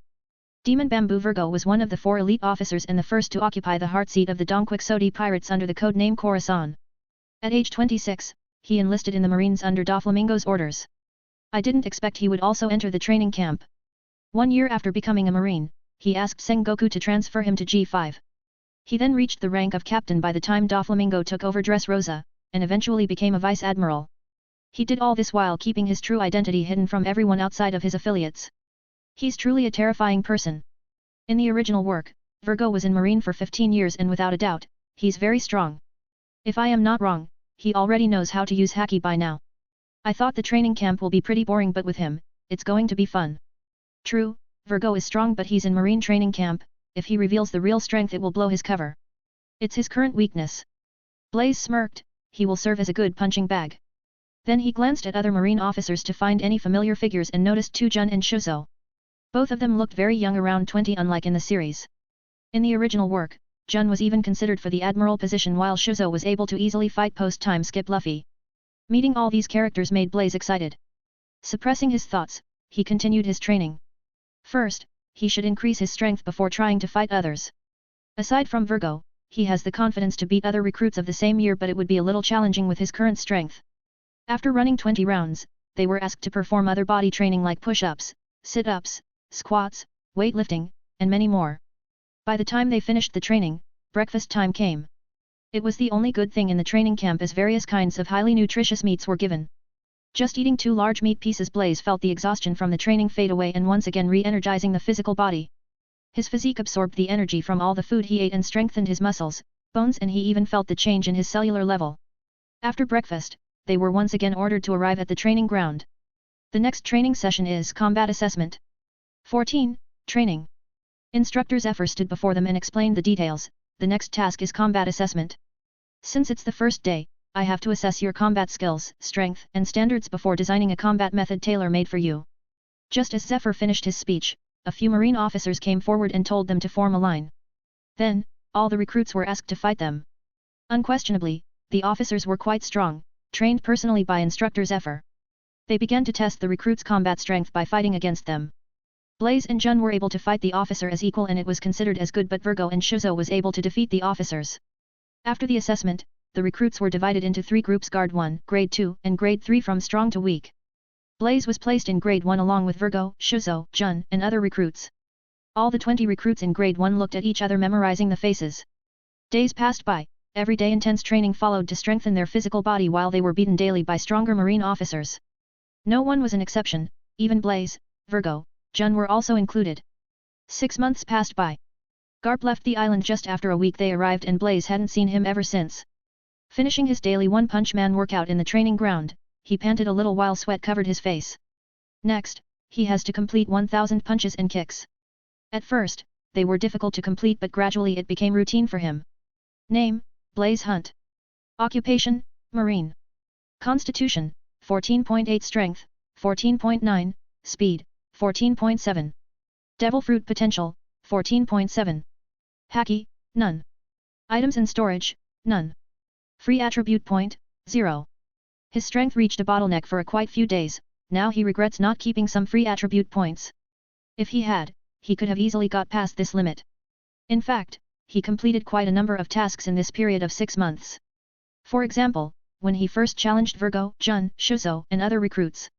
It's also how he got past the 10-bar limit. But lately, the system didn't issue him any tasks. So his strength ceased around the 15-bar limit.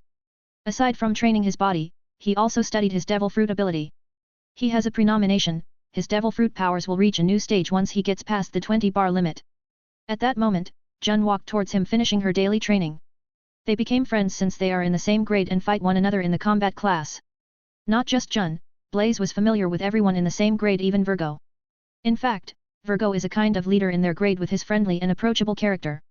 Of course, it's just a facade and Blaze knew it very well. If he hadn't seen his true personality manipulative, insidious, and ruthless in the original series, he would have been deceived like others. He didn't unveil his true nature to others. Even if he did, no one would believe him without sufficient evidence. He too didn't care as his current priority is to improve his strength. If there comes an opportunity, he will take care of him in the future. Blaze, finished your daily training. Jun sat near him and wiped the sweat from her hourglass body. Her skin was smooth and charming, drenched in sweat. Yes, Blaze replied looking at Jun. She's young, beautiful, and above all, pretty strong. Even though she's a woman, her physical strength is a tad stronger than him, Blaze can only overwhelm her in terms of combat skills. Are you going to take that assessment? I heard it's pretty tough to kill the animals on that island. Jun asked. Yes, Blaze replied. The assessment Jun was talking about is hunting an animal by traveling to an extremely dangerous island which is situated few kilometers of their north. The island is similar to Rusukana, a prehistoric island that hosts many extinct animals. No weak animals live there. Even harmless-looking bunnies on the island are very strong and can overwhelm pirates below 50 million bounties. It was said some of the strong ones on the island are as powerful as headquarters vice-admirals. With Blaze's current strength, he will be crushed with a single blow. The assessment is very simple, survive 2 days inside the island and kill a creature. It doesn't matter whether they are strong or not. The crux is, they have to carry the carcass to the shore. If a marine recruit was able to do that, Instructor Zephyr will teach them Rokushiki. Of course, most of the island is under surveillance. If anything happens, they will be rescued before they lose their petty lives. Anyone can take part in the assessment but it's not compulsory. If you take part and pass the assessment you will get to learn Rokushiki. Blaze has to admit Zephyr's method of training is truly good. The assessment reward not only encourages stronger but also weaker ones. What about you?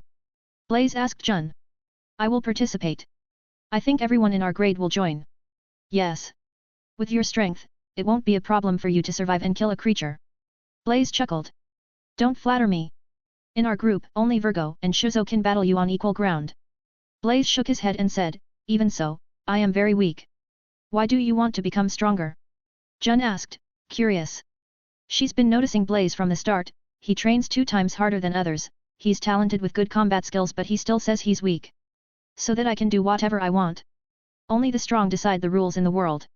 Blaze replied but Jun didn't understand a single word. He shook his head. He's from the earth and his vision is quite different from ordinary people. Just thinking of meeting the legendary characters makes his blood boil in excitement. He wants to challenge all the strongest people and experience their power. He could tell his mentality changed as soon as he transmigrated as if he was born to battle. He isn't a battle maniac but the thrill of defeating the mightiest characters he just watched on the screen it's different and enjoyable. The day he met Garp he confirmed this point. And also, only by battling the stronger opponents, he can improve his strength fast. That's why after learning Rokushiki, he plans on leaving the training camp. Only in the seas, he can meet and fight stronger opponents. Though he seeks stronger opponents, Blaze wasn't a fool. He can't hope to defeat characters like Whitebeard, Kaido, Big Mom, and other strong characters with his current measly strength. For advanced chapters, you guys can check out my p.a.t.r.e.o.n page. I have 30 plus advanced chapters there. 15. Survival. Next day. Nearly 100 marine trainees stood in the open field decked in low-ranking marine uniform and geared with a basic weapon of their choice, knife, sword, pistol, rifle, and so on. Standing at the front were Blaze, Virgo, Shuzo, Jun, and others of the same grade. They were the most relaxed and confident group while the ones behind them were rather nervous. All of them had heard many things about the island from other senior recruits who went there a few months back. The creatures living on the island are scary and formidable with terrifying strength, while regular swords and bullets can't even penetrate their skin. What the older recruits are trying to say is, if they aren't careful, they might even lose their lives. This kind of talk can deter normal recruits, but against somebody like Blaze, it only invigorated him further. I have to commend you guys for your courage, even after knowing the threat and the kind of creatures that roam that island, you lot have come forward. Your training is simple, survive and stay alive. Instructor Zephyr nodded his head in approval. Apart from instructing them in daily training, he didn't teach them much as he was concentrating on senior recruits. Even so, he found the current training recruits much pleasing to the eyes. Especially trainees like Jun, Shuzo, Blaze, Virgo, and few others. He's sure of the fact that with proper supervision and discipline, they will become splendid marines in the future. He's waiting for them to enhance their physical strength. Once they reach the target, he will teach them Rokushiki. It's true most of the island has been closely monitored. At any moment of danger, a marine officer will reach your location and protect you from danger. Even so, you won't be saved unless requested by yourself. A marine officer came forward and explained a few rules that they have to follow once they reach the island.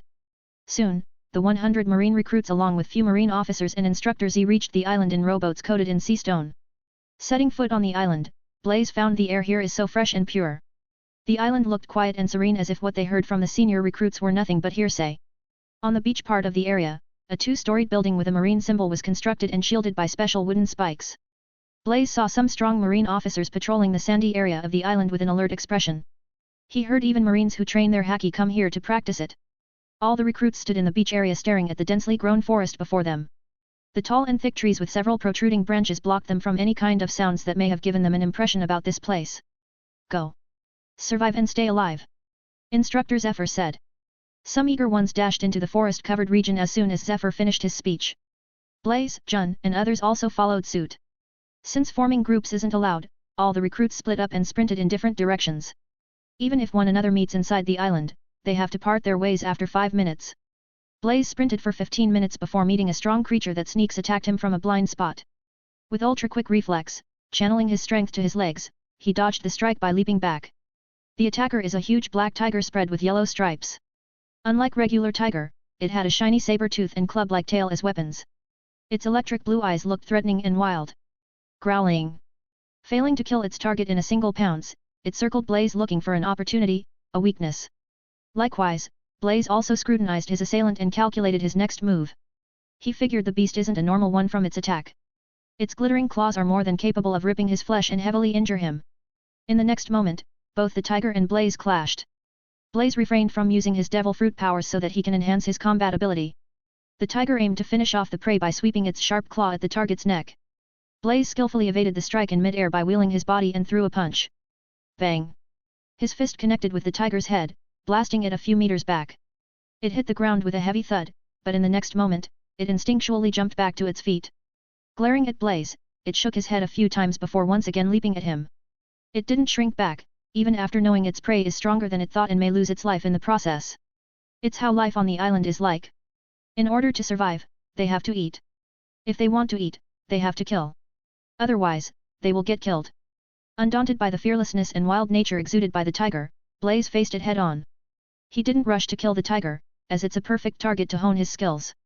Licking his lips in excitement, Blaze pulled the sharp dagger stowed in his back. At a breakneck speed, he bridged the gap and slashed at the tiger. The tiger blocked his attack with its club tail. What astonished him is, upon contact a clang sound resounded. What a tough tail! Exerting a force on its tail, the tiger pushed Blaze back and leaped onto a nearby tree. Its shadowy form easily blended with the surroundings and disappeared from his view. It didn't diminish his vigilance but further enhanced it. He knew the tiger creature is finally showing its strength and the advantage it had in its own terrain. A rustle sounded around him. Something shifted from one tree to another in lightning fast speed, leaving behind nothing but yellow bolts. Out of nowhere, an attack came. Even though he remained vigilante, he couldn't react in time and something heavy rammed his back. The force of the attack jostled him forward. At that moment, Blaze skillfully stopped the momentum by flipping 2 times and steadied his steps. Utilizing the surplus force in his body, Blaze yelled and slashed the dagger at his back with his entire strength. SPHHHLT. The tiger stopped in its track and slowly limped to the ground lifelessly. The dagger in his right hand directly pierced its right eye and penetrated its brain. Blaze didn't celebrate his lucky victory. He doesn't have that luxury. Not wasting another second, he yanked the dagger out of the tiger's corpse and scurried away without looking back. In the next second, a huge bird descended from the sky and grabbed the tiger's corpse. But before it could take off, a green-scaled snake slithered out from the shadows of the tree, frightening the bird. It then pounced and twisted itself around the bird, immobilizing it to the ground. The bird struggled with everything it got, but everything is in vain, and it soon succumbed to death. While the snake enjoyed its brunch, feathered bird and tiger, the silence once again occupied the area as if nothing transpired here. For advanced chapters, you guys can check out my p.a.t.r.e.o.n page. I have 30 plus advanced chapters there. 16. Forearm Ape. Blaze ran for a kilometer before relaxing his pace. It was really scary. The eerie breath he sensed when he killed the tiger, he won't mistake it. A creature, stronger than the tiger laid in wait for him. If he remained there for another second, he would have been attacked. As he expected, this island is similar to Rusukana, if not more dangerous. If he explores any further inside, he may even perish even before he could call for help. Only after learning Haki, he can venture inside. Till then, it's best to wander across the outskirts. Wiping the blood trail from his mouth, Blaze checked the bruise on his back. The tiger smashed his back with its club tail, which injured his back heavily. If not for his sensual constitution, he couldn't have survived the strike without 1 or 2 broken bones. Now, a few hours is enough for him to heal completely, while consuming nutrient-rich meat will speed up the process. Blaze then wandered the forest searching for his next prey. The creatures on this island possess good instincts and terrifying combat strength, it's a good place to improve his combat ability. The next 2 days went by, Blaze encountered several creatures with varying strength. There were times he confronted some strong animals and had to flee for his life. He also met 2 marine recruits, but they parted ways after greeting one another. Today is the 3rd and last day of survival training. He had to admit, he enjoyed being on the island and fighting other animals. He learned many survival skills and watched fights between other animals. Overall, it's an exhilarating adventure for him. Blaze's carefree stay came to end when he met a 6-meter-tall ape covered in the golden mane and had 4 arms. It exuded a terrifying presence, enough to scare away other creatures in the vicinity. Its aloof eyes locked onto the chunk of meats roasting above the fire. Without a doubt, the luscious aroma of meat attracted the beast to Blaze. Noticing the ape's action, Blaze squinted his eyes. Fearless, he stood between the meat and blocked it from the creature's eyes. Roar! Provoked by his act, the ape let out an ear-splitting roar and lunged at him. Even before he could react, the ape's fist smashed his chest and sent him hurling backward. Blaze's figure destroyed a few trees on the way before hitting the ground. Coughing up a mouthful of blood, he raised to his feet while clenching his chest in pain. What the fuck? Why did such a strong beast come here? Blaze wondered with an incredulous expression. At the same time, in the monitoring room located in the sandy area of the beat, Zephyr saw the situation on the screen projected by a video transponder's nail. He frowned while the other marine officers in the room also grimaced. It's the rumored 4-armed golden beast. Why did it appear in the outskirts? It's bad. Even vice admirals will have a hard time facing it. That recruit is done for. Instructor Zephyr, what should we do? We don't have an officer here capable of obstructing the beast. I will stop it myself. Instructor Zephyr said and flickered away from the monitoring room. On the other side, blasting away the annoying pest that stood between it and the mouth-watering meat dripping with grease, the golden ape approached the roasting steak. As for Blaze, the annoying pest, he was naturally ignored. But will Blaze do the same, and remain thankful to the beast? The answer is naturally no. How could he leave the meat he carefully prepared for himself to others? He seasoned it with various spices he gathered in the forest, and his hunger is also at the limit. He couldn't have anything in these 2 days because of the unfamiliar environment and lurking creatures which disturbed him from time to time without giving him any time to rest. The 4-armed ape's action thoroughly provoked him and infuriated him to the core. His anger soared to the sky, unbothered by the consequence. Blaze charged forward and attacked. At that moment, the sound of the system rang in his mind. But he wasn't in a mood to check the notification. He has bigger things to worry about, meat. His hand glowed, forming red vapor around it.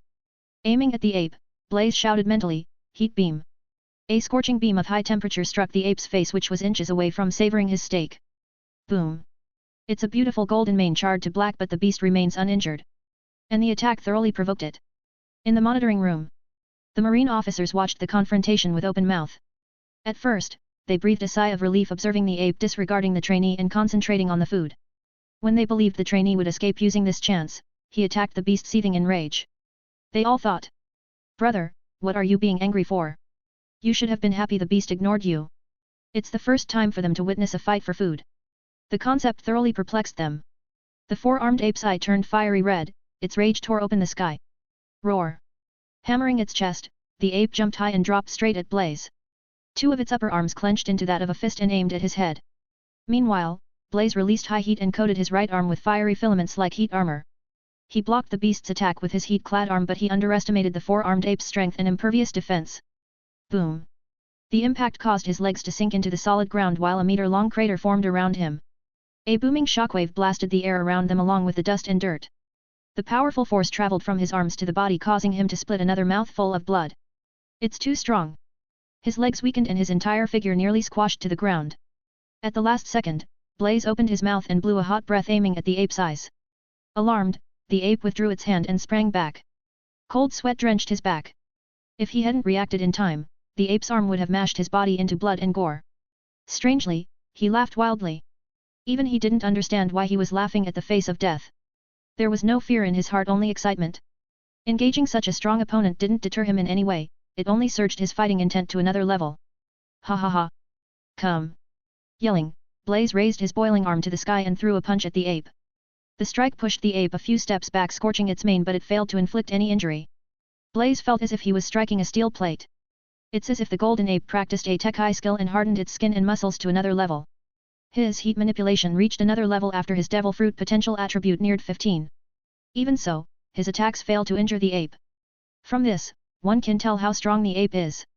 Nullifying the scorching arm, Blaze took out his dagger and set it ablaze with a wave of his hand. Soon, the entire dagger turned into a glowing red metal emitting high heat and grey smoke. At the same time, the four-armed ape also sensed an extreme threat from the weapon Blaze possessed. The actual battle between them had begun. 17. Near-death experience. Instructor Zephyr arrived at the scene within a minute but waited patiently without interfering.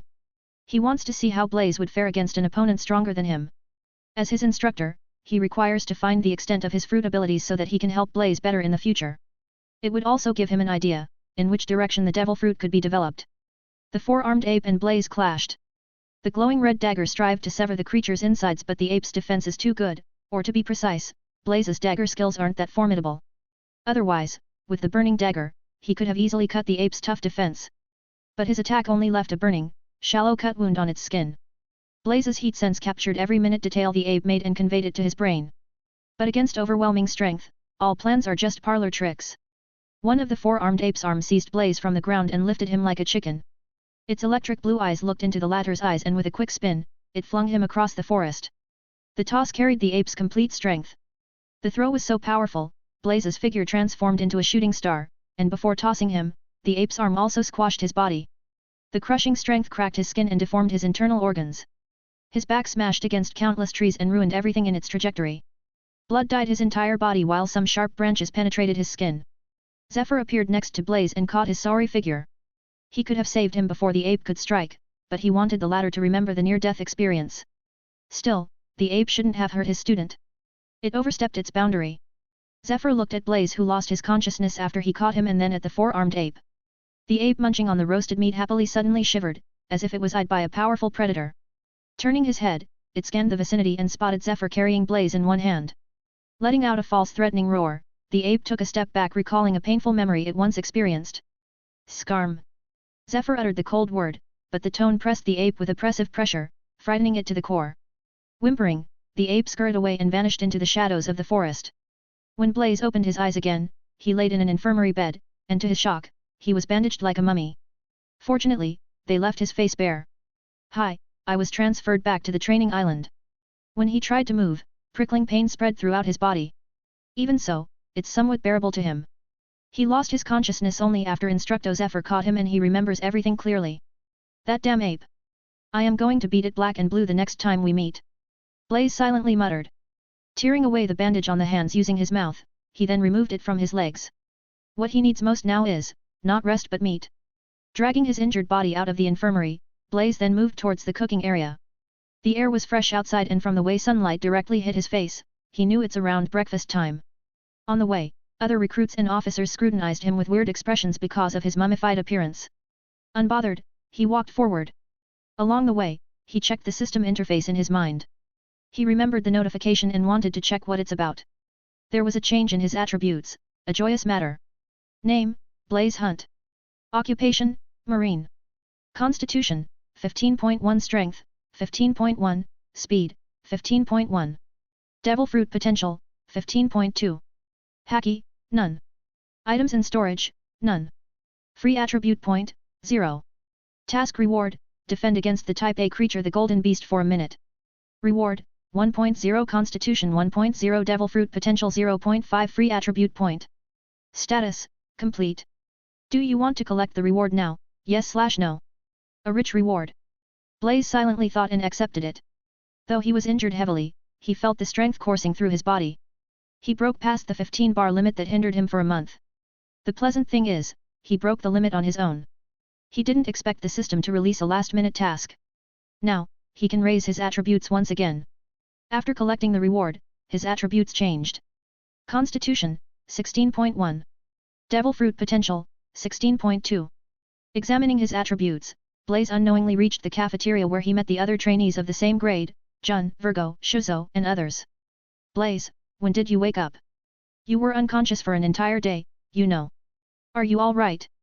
Jun asked in a worried tone. Yeah. I'm fine. Blaze replied, taking a seat in their group. I heard you met the so-called Golden Beast which can even terrorize rear admirals. Why didn't I have such luck? Shuzo commented. Blaze can only shake his head at his comment. It's good that you are fine.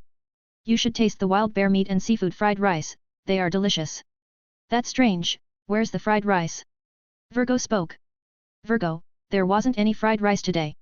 A marine trainee face-palmed. Oh, that's right. Virgo nodded his head, unblushing. Virgo, why is there a fork bound on your cheeks? Blaze asked, intrigued by Virgo's rare moment of witlessness. Is there? Virgo continued to eat his food with a straight face while everyone laughed. How do you guys do in the 3-day survival training? Blaze asked. Aside from Virgo and Shuzo, none of us crossed the 3-day limit. I thought you would easily pass but didn't expect you would encounter a Type A creature. You can only blame it on your luck. No worries. I gained a lot from fighting the creature. Blaze comforted himself. It's regrettable that he missed the chance to learn Rokushiki but he can't stop the inevitable. Having a satisfying breakfast, saying goodbye to Jun and others, he went to meet Instructor Zephyr. First, he wants to thank him in person for rescuing him in time, and second, he needs to ask what's the alternative way to learn Marine Rokushiki since he failed to survive for 3 days. For advanced chapters, you guys can check out my p.a.t.r.e.o.n page. I have 30 plus advanced chapters there. 18. Mastering Rokushiki. Instructor Zephyr's office. Blaze thanked Z for saving him and asked, Zephyr-sensei, I want to learn Rokushiki. I knew I failed the survival training, please give me another chance to prove my strength. It's true. If he hadn't met the 4-armed ape he could have surely lasted for 3 days without any problem. Oh. Why do you want to learn Rokushiki so badly? I saw senior recruits training in Rokushiki. If I learn them, I can enhance my devil fruit powers to another level. With that, I would have an easier time chasing pirates. Zephyr nodded his head. You don't have to prove anything. You fought bravely against the Golden Beast whose strength pairs with Vice Admirals. I will teach you Rokushiki from tomorrow. Thank you, Zephyr-sensei. Blaze returned a good military salute and left the office. Regarding this, Z smiled and shook his head. Next day, 25 submarine trainees gathered in the training ground, called by Instructor Zephyr himself. Blaze was among them. He has an idea of why he gathered everyone, but he wasn't sure. Blaze, you went to meet Zephyr-sensei yesterday, did he notify anything? Shuzo asked while Blaze shook his head. I think it's about the survival activity we finished, Jun shared her thoughts. Let's wait and see. Another trainee from their group commented. All while, Virgo stood there without joining the conversation. After a few minutes, Zephyr came to the training field accompanied by 2 marine officers. It's been 6 months since you guys arrived at the training camp. All of you have trained well in these 6 months and utilized the time properly. I handpicked the 25 of you based on the talent, hard work, and courage exhibited by you all. It's time we move things forward. We will teach you Rokushiki, and after a month, you will be sent out of the training camp. And will be asked to hunt the pirates. Zephyr's unexpected speech stunned the trainees as they got comfortable with the peaceful days, forgetting the true horror of the world. Just training daily isn't a way to become strong. Zephyr knows this well. The 6-month time is for everyone to prepare themselves to face the cruel world. If they utilized this time well, they would survive, otherwise, die horribly in the hands of pirates. Some of you may already know, some may not. Let me explain in detail the fighting technique called Rokushiki. It's a special, superhuman martial art developed by the world government. Only Marines with sufficient merits can learn this art. But we decided to teach this technique to you all without any merits, considering the present situation of the sea and rampaging pirates. We aren't giving it away for free, we are just teaching you in advance so that you don't die early, facing pirates. Zephyr's words awoke some of the trainees. Some were excited thinking of learning the famous martial art of Marine. Others were worried about facing the pirates. Rokushiki has several different styles. All of them are distinct from one another, centering on various physical parts. Most who learn Rokushiki tends to be specialized in one technique. Only a few trained all the styles to perfection. Let's start with Sora, commonly practiced by everyone and easy to master. Zephyr introduced Rokushiki. Blaze was excited listening to the method. He badly wants to learn Rokushiki because of its explosive strength and to complete the system task. Moreover, he was positive he can improve his devil fruit power with this technique. He wasn't bluffing when he said that to Z. The 1-month time limit pressed the marine trainees' hearts. In the first few days, Zephyr taught the different styles of Rokushiki and how they function. Past that, it's in their hands to learn them. Since Blaze already knew the styles of Rokushiki and how they work, he comprehended the techniques quite fast. Jun, Shuzo, Virgo, and even instructor Zephyr were quite shocked by his progress. They couldn't fathom how he understood the techniques in a few days. Of course, none of them knew Blaze was a previous resident of Earth and watched One Piece countless times, so he knows pretty well how Rokushiki functions. Once he became proficient in different styles of Rokushiki, a notification sounded in his head. Task: learn Marine's Rokushiki and become proficient in it. Time limit: 1 year. Status: complete. Reward: 2.0 Constitution 2.0 Devil Fruit Potential 1 Free Attribute Point. Do you want to collect the reward now? Yes/no. Sweet. Blaze was overjoyed seeing the reward. With this, his strength will soar to a whole new level. Accepting the reward, he checked the interface. Name: Blaze Hunt. Occupation: Marine.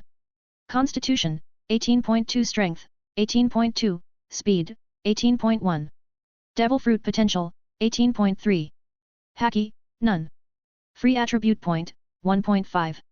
He now has 1.5 free attribute points. He has a nagging feeling, his strength would undergo a qualitative leap once his attributes cross the 20-bar limit. He wasn't in a rush to use his free attribute points. He wants to save it for later. Lately, the system stopped issuing him daily tasks and menial missions such as daily push-ups, squats, and so on. It should be related to his strength reaching a certain limit.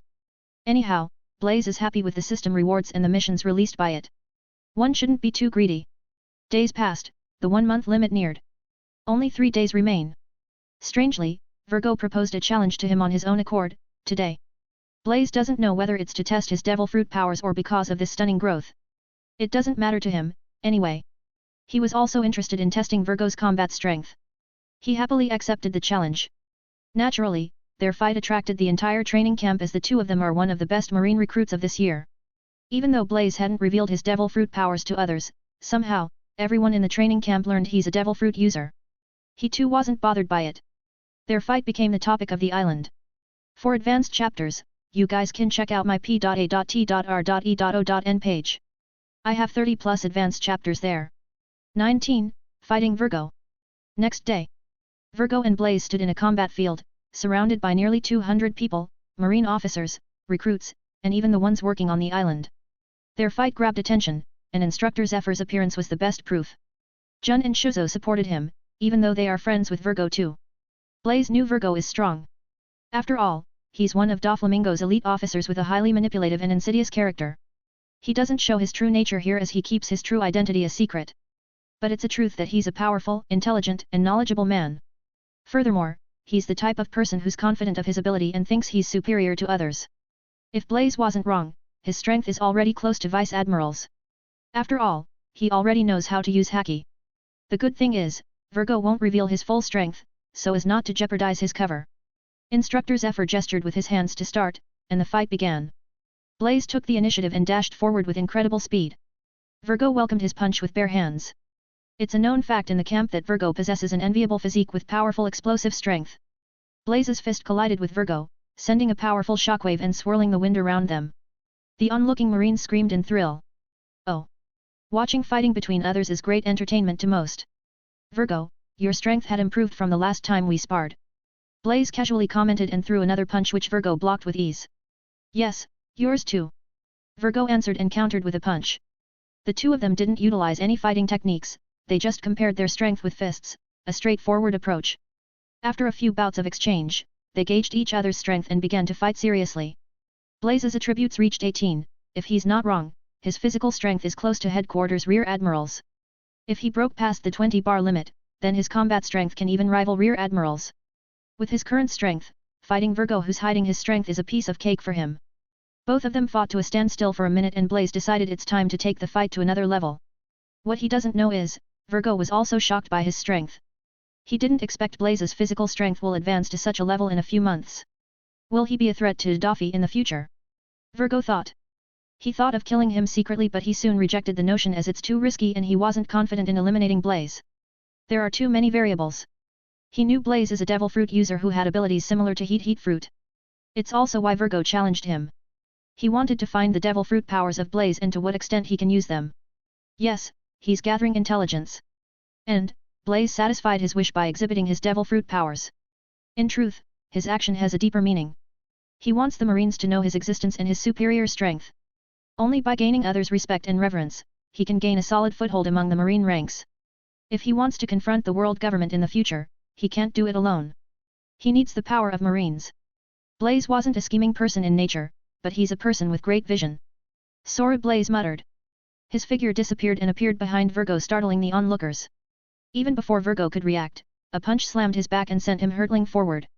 The onlooking Marines couldn't believe, the all-powerful Virgo in their heart lost his advantage.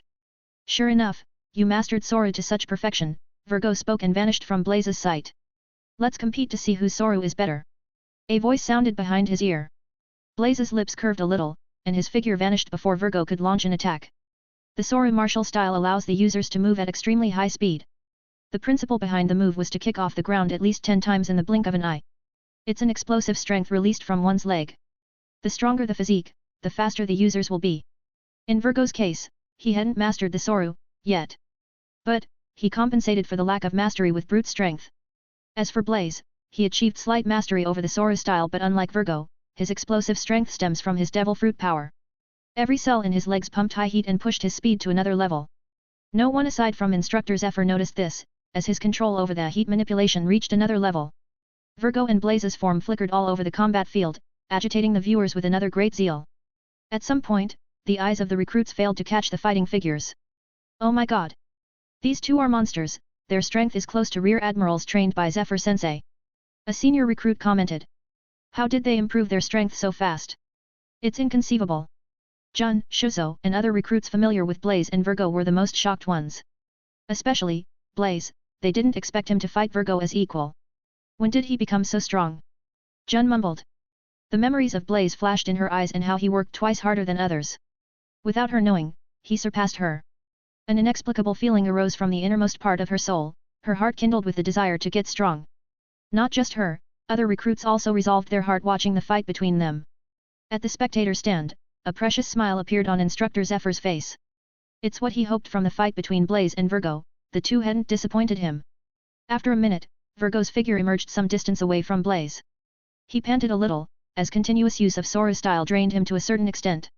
As for Blaze, he looked rather relaxed as if he wasn't even fighting. Of course, he knew Virgo's faking his exhaustion as he's clear about Virgo's strength. Virgo wanted to force Blaze to use his devil fruit powers, but he underestimated the latter's strength.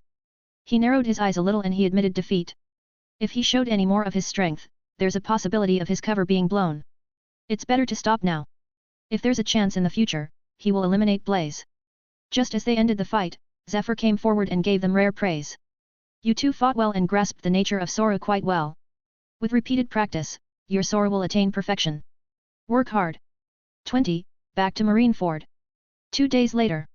All the Marine recruits, nearly 300 who came to the training camp, stood in the open field. Some were excited, some were nervous and others were hesitant. Today is the last day of the training camp. From tomorrow, they will be sent to the sea. The sea where innumerable pirates roam and death happen every second. A cruel world, indeed. Without the strength to protect themselves, all of them are nothing but ants. Instructor Zephyr came to send them off. From today on, you guys aren't recruits but Marines with character justice printed behind your back. You shouldn't betray it. After earning sufficient merit, anyone can come back here to learn Haki. Try your best to survive the merciless sea and come back. After that, Zephyr called some of the promising recruits and sent them off individually. Blaze was called too. You possess a devil fruit power, and I can tell, you improved it to a whole new level from the first time we met. But you shouldn't rely on your devil fruit excessively.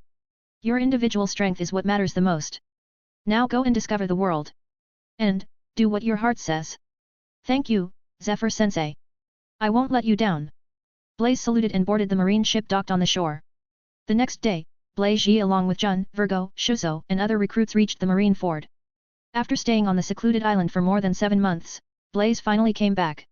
He's thrilled thinking of sailing the seas and meeting strong opponents. As soon as they arrived at the Marineford, shocking news reached their ears. It was talked about by all the marine officers present in the Marineford. 3 months back, a person climbed the Red Mountain, burned an entire city in Mary Geoase, and freed all the world noble slaves. It incurred the wrath of celestial dragons. They want all the slaves to be captured back and the person who freed them to be executed. They directly blamed and displayed their anger on Marines. Recently, most of the Marines in the headquarters were dispatched for this purpose and tasked to catch the slaves back. This statement angered Blaze. The slaves are also native people of this world. Why are they treated differently just because of the celestial dragon hoof mark? Where's the justice in this? If even the symbol of justice Marines fails to shelter them, then who will? Sure enough, only the strongest decide what's justice and what's not. The desire to become stronger burned more fiercely in his heart. Celestial dragons, they better don't provoke me. Otherwise, I will incinerate every last one of them to ashes. Blaze thought. Around evening, the Marine recruits were asked to assemble before the Marine Ford Tower. Fleet Admiral Kong came personally and spoke some encouraging words. After that, Admiral Sengoku and a few Marine officers took his place. Sengoku came forward, introduced himself, and began to speak about some major laws that all the Marines have to follow strictly. Past that, he explained the merit system and its values. For every nameless pirate or pirates with a bounty below 1 million they capture, they would get 1 merit point. If said in an easier way, a million would yield them 1 merit point.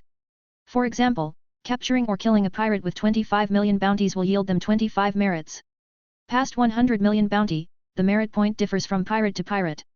Using the merit system, they can raise in ranks, request certain privileges, buy devil fruits, weapons, learn rokushiki, haki, and various other perks.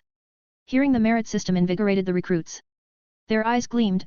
Who wouldn't want to possess power, status, and authority higher than normal people? But will it be so easy? Definitely not.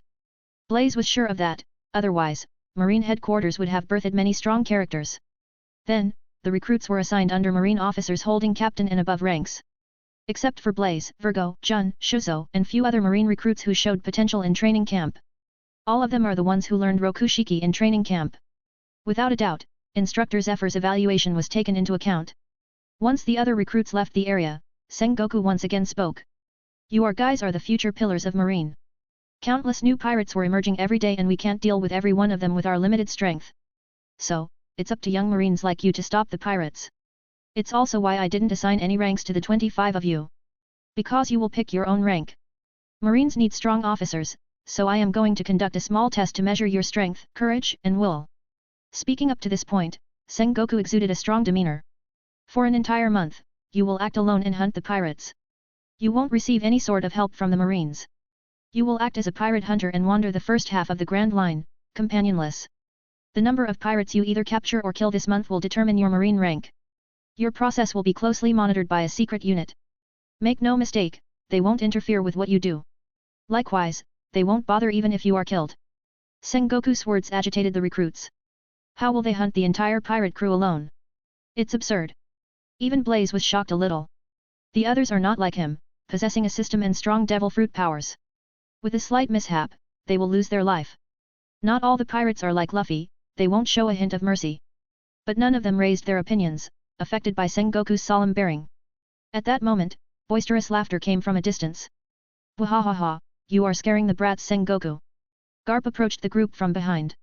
Garp, what are you doing here? Sengoku asked with a twitch of his nose. Didn't I send him away? How did he smell the recruits are arriving today? What attracted Blaze's attention, is the tall man accompanying Garp, future Admiral, now Vice Admiral, Kuzan. A cool type of guy, like his fruit ability. Blaze would always be amused by his character in the One Piece series. Seeing him in person, amused him further. Blaze brat, you look stronger than before, Garp commented, noticing his figure. Thank you, old man Garp. Blaze thanked by bowing his head. Hearing his statement, both Sengoku and Kuzan covered their mouth and tried their best to hold the laughter. Garp-san, when did you become an old man? Kuzan asked with a smile. This brat. Garp narrowed his eyes and his figure vanished. Before Blaze could use Soru, his head was hit by a fist of love. Blaze groaned, clutching his head. It really hurts. 21. Meeting Kuzan. After giving them instructions, Admiral Sengoku dismissed them. As for Blaze, he followed Garp and spoke to Kuzan. Hello. You are Vice Admiral Kuzan, right? I heard you will be soon promoted to Admiral. Ah, you are? Kuzan asked, completely puzzled by Blaze's overly enthusiastic character. I'm Blaze, a Marine recruit. Can you duel with me? Blaze asked. He wanted to test whether his devil fruit is immune to ice-type powers. Kuzan, can't you accept his challenge? Garp asked, drawn by Blaze's idea. No. It's a bother. Why do I want to do that, Garp-san? Come on, Kuzan, he's a promising, young marine. As a senior, can't you guide him for a short while?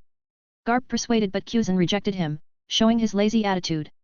Like in the series, Kuzan had a lean, long build and stood nearly 10 feet tall. He was dressed in a white buttoned vest over a long-sleeved navy blue shirt. Aokiji noticed Blaze because of his devil fruit powers and also heard about the latter from Garp. As an ice devil fruit user, he's sensitive to hot things and he senses a blazing breath from Blaze. As if he's the Sunday. Cough, that's the truth. Pity, no one knows. Aren't you scared of wandering the sea alone? It's pretty tough you know, surviving the sea, alone. Kuzan spoke. No. I think I am going to enjoy it. Blaze replied without thinking, getting a weird stare from Kuzan while Garp laughed. Blaze knew he's weak now so his words may seem ridiculous to others but that's what his heart feels. He's the type of person who wants to explore the sea and have a fight with all sorts of strong people. The only thing that stops him from doing what he wants, is his lack of strength. Vice Admiral Kuzan, how do you see justice in your eyes? Blaze asked. Hearing his question, Kuzan's eyes shone for a moment before diminishing again. A nostalgic feeling rose in his heart. When he first joined Marines he used to be like Blaze, fired up, passionate and curious. But now, he's lazy to care about such things. After thinking for a moment, he replied, I am lazy to answer such a troublesome question. Well. How do you see it? Kuzan asked, interested in how the latter would answer. There's no right or wrong in this world, only the strongest. In my case, I am the justice since I will ultimately become the strongest. Blaze replied, emitting a strange momentum unknown to himself. His words came from the depth of his heart. He firmly believes in himself and no one can sway his resolve. Kuzan was taken aback for a moment, hearing his answer. Blaze's words stirred something deep inside his heart and made him contemplate. Unlike Kuzan, Garp was stunned by the momentum emitted by Blaze. This brat possesses the aura of House Hoku Haki users, will he awaken it in the future? Sengoku-san for it. The trouble he brings is going to be a headache for him. Wahaha, brat, you are too young to utter such profound words. Grow up first. Garp kidded. Blaze didn't mind Garp's tease, instead, he voiced his opinion about the test. I think the test arranged by Admiral Sengoku is a good one.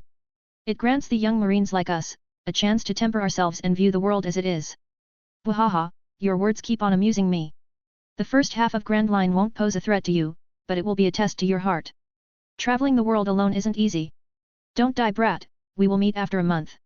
Leaving such words, Garp and Kuzan disappeared into the marine tower. The 25 recruits were granted 2 days off so that they prepare themselves mentally. Some were indignant that Admiral Sengoku didn't give them an option. They don't want to do this, but none of them had the guts to raise their voice against Sengoku and were forced to take on the test. 2 days later, saying his good wishes and goodbyes to Jun and others, Blaze set off from the headquarters with a small wooden boat and ample rations to support him for a week. Under the shocking eyes of marine recruits, Blaze's back blasted a tremendous heat, thrusting the wooden boat forward. In no time, his figure vanished in the vast sea. Like him, the other recruits also left the headquarters one by one. If they remain strong and survive this month, they will meet again at the headquarters. After a few hours of sail, Blaze's log pose rocked a little and locked onto an island. Finally. Blaze was excited as it's going to be the first adventure in the outside world. One Piece world, here I come. It's been a year since he transmigrated to One Piece world. Unlike when he first arrived, he got stronger and grown for the better. His strength is insignificant among big shots, but it's more than enough to protect himself. His true journey starts from here onwards. Blaze checked his attribute panel. There wasn't much change to it, but... Name, Blaze Hunt. Occupation, Marine. Constitution, 18.3 Strength, 18.3, Speed, 18.2. Devil Fruit Potential, 18.5. Haki, none. Items in storage, none. Free Attribute Point, 1.5.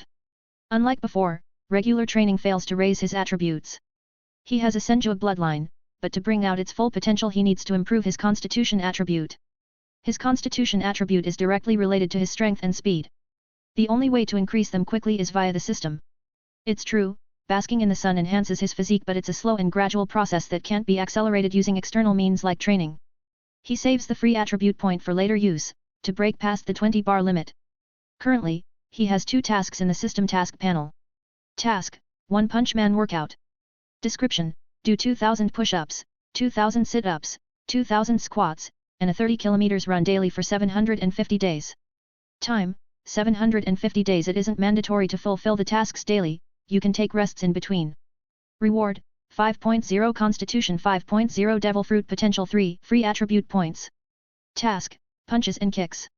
Description, do 1000 punches and 1000 kicks daily facing the sun. Time, 1 year. Reward, 2.0 Constitution 2.0 Devil Fruit Potential 1 Free Attribute Points. It's been 7 months and a few days since the system released these two tasks. To complete the One Punch Man workout task, he needs another 1.5 years. As for the second one, he could finish it in another 5 months, then his strength will have another leap. I have a long way to become the strongest person in the world. Blaze mused while his heart throbbed in expectation. 22. Outlaw Town. I hate Grand Line's weather. It's no wonder it earned the name Pirate's Graveyard. Blaze uttered as he walked on the sea. His feet emitted heat, keeping him just centimeters above sea level. Looking behind, he sighed. Behind him, a colossal cyclone reaching the sky could be seen, rampaging everything in its way. Should he hadn't abandoned his wooden boat, the storm would have pulled him in, too. He's strong, but against such a natural phenomenon, he's nothing but another common man. Of course, in the future, it would be a different matter. He has been traveling the sea for a day. A night has passed, but he still hasn't reached the island pointed by the log pose. Just as he was worried about the predicament, Blaze saw a vague outline in the distance. It's the island. He muttered. His figure turned into a blur as his legs emitted high heat. It was a normal-sized, coral island spread with vegetation. Around 15-20 ships were anchored some distance away from the shore because of pointy reefs that may damage the ship. A wooden bridge around 1 kilometer long could be seen extending from the island that serves as a pathway to the visitors. What caught his attention is, most of the ships docked about the island were pirate ships along with 1 or 2 merchant ships. It puzzled him. Even though pirates roam the seas, they would think twice before anchoring their ship on an island. There are chances that marines may lay in wait to capture them in one fell swoop. But here, things look completely different. Is there no marine base on this island? This entire place looks weird. Setting foot on the island, he didn't strike a conversation but observed the situation. After overhearing a few pirates' conversations, he got a general idea about this island. This island, named Little Reef, is famous among pirates, criminals, and bandits alike. There's only a single town on the island known as Outlaw Town. The entire town seemed lively, spread with half-drunken pirates and bandits. There were numerous street shops, bars, restaurants, pleasure houses, and even casinos to entertain them. After filling his stomach in a nearby restaurant, he strolled the island to get a firm picture in his mind. He struck conversations with many and tried to get as much information as he can. After an hour, he got the general gist of it. This island is similar to Whiskey Peak, but it's ruled by an underworld people who had the backing of celestial dragons. It's also the reason why Marine overlooked the activities of this island. The Outlaw Town is used as a base to purchase the items pirates looted from others. For example, gold, expensive ornaments, treasure maps, unique objects, and even slaves can be sold at a good price. In exchange, the pirates can convert it to belly, buy weapons, information, and so on. It's a kind of black market that operates to collect gold and special things. Blaze didn't know there was such an island in One Piece world. What infuriated him is, the Marines definitely knew about the island but completely disregarded it and let it operate. A long-time resident of this town recommended Blaze to an auction house. It attracts a lot of buyers and takes place once per week. This week's auction is going to start in an hour. This auction is popular here as it holds the history of selling devil fruit once. Blaze snuck into the auction and attended it. Since Blaze was dressed in ordinary civilian clothes, he didn't arouse any suspicion. Otherwise, he couldn't have entered the auction house so easily. Blaze's reason for coming here was to check out the items sold by the auction house, and at the same time, he wants to try his luck. As a famous auction house, it attracts most of the infamous pirates visiting the town. If he'd wanted, he could burn the entire town to ashes. But he won't do that since he isn't strong enough to oppose the world government, and there's no guarantee the purge wouldn't affect the innocents. He isn't afraid of the world government, but he isn't a fool to offend them at his weakest. After an hour of waiting, the auction began. Like every other auction house, it started the bidding with ordinary items and ended the auction with a rare one. The auction went on for 2 hours, but Blaze just memorized the faces of pirates who brought things at a high price. The one who attracted his attention is Scourge Pirates commanded by Pirate Captain Barty. They are a notorious and raising pirate crew in the Grand Line who often appears in the newspaper. Recently, Blight followed wherever they went, till now they have destroyed 4 towns and sunk 2 marine ships. If they followed their course without any deviation, they would reach the Sabayati archipelago in another few days. Their total bounty reached 65 million berries, an imposing number to normal people. Their captain Brady the Scourge has a bounty of 52 million berry on his head, their vice-captain Guy's bounty is 10 million while the rest of their crew bounty sums another 3 million berry. Brady is a devil fruit user, it's also why his bounty is high. He ate Noko Mi, which allows the user to create and control poisonous mushroom spores. In the original series, it was non-canon type devil fruit eaten by Masauru, younger brother of Wapol. With Blaze's current strength, fighting the Scourge pirate crew could be a challenge, but that's what he was going to do exactly. He wants to test himself. The only advantage Blaze had over them is, the Noko Mi devil fruit powers won't work against him, the heat ability user. 23. Scourge Pirates. The primary strength of Scourge Pirates are Brady and Guys, both of them are battle-hardened veterans with amazing physical strength. As for the 35-something minions present in their crew, they are nothing to him. Blaze plan on commencing his pirate hunting operation by blazing the Scourge Pirates to ashes. He has no intention of capturing them or showing mercy to this type of pirate crew. They destroyed towns, exterminated countless families, and captured the children as slaves just for money and sport. It stirred his sore spot. The memories of previous body owners as a slave flashed past his eyes and he involuntarily clenched his fist. Though the previous owner of the body is dead, the memories of the latter's father and mother influenced Blaze. The word slave seems to trigger something in me, it should be related to the hate accumulated by the previous body owner. The pirates killed his parents and captured him. Blaze inherited not only the previous body owner's memories but also the love of his father and mother. Blaze is an emotional person, he can't just simply discard the feelings as if they don't exist. But instead, he welcomed it. The Scourge Pirates deserve a fate worse than death. And he will show them. The same day evening, the Scourge Pirates left the little reef island as their log pose locked onto the next island. Filling their supplies, they set off.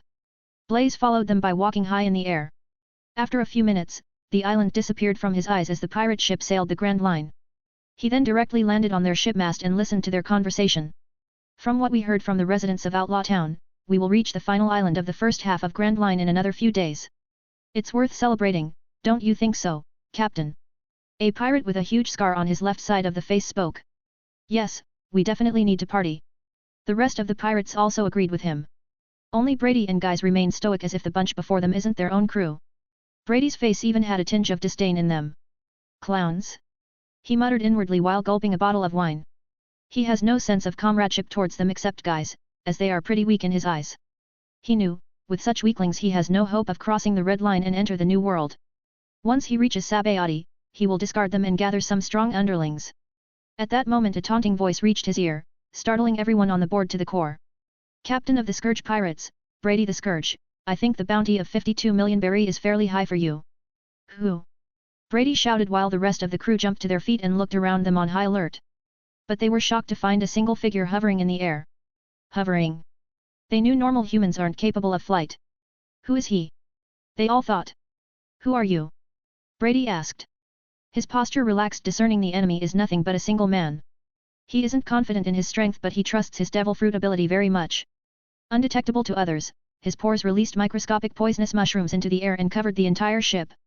A pirate hunter, Blaze replied while his heat sense detected the microscopic particles invading his body but soon burned to ashes under extreme heat. He smirked and kindly remained Brady, don't bother. Your devil fruit ability won't work on me. Today is the day of your death. Hearing his words, Brady's face turned ashen. He understood his foe came prepared. And before he could react, Blaze's body boiled to an uncontrollable degree and released extreme heat. The high heat affected the surroundings and the entire ship below him caught on fire. What's happening? The pirates on the ship panicked and jumped onto the sea. He's a devil user.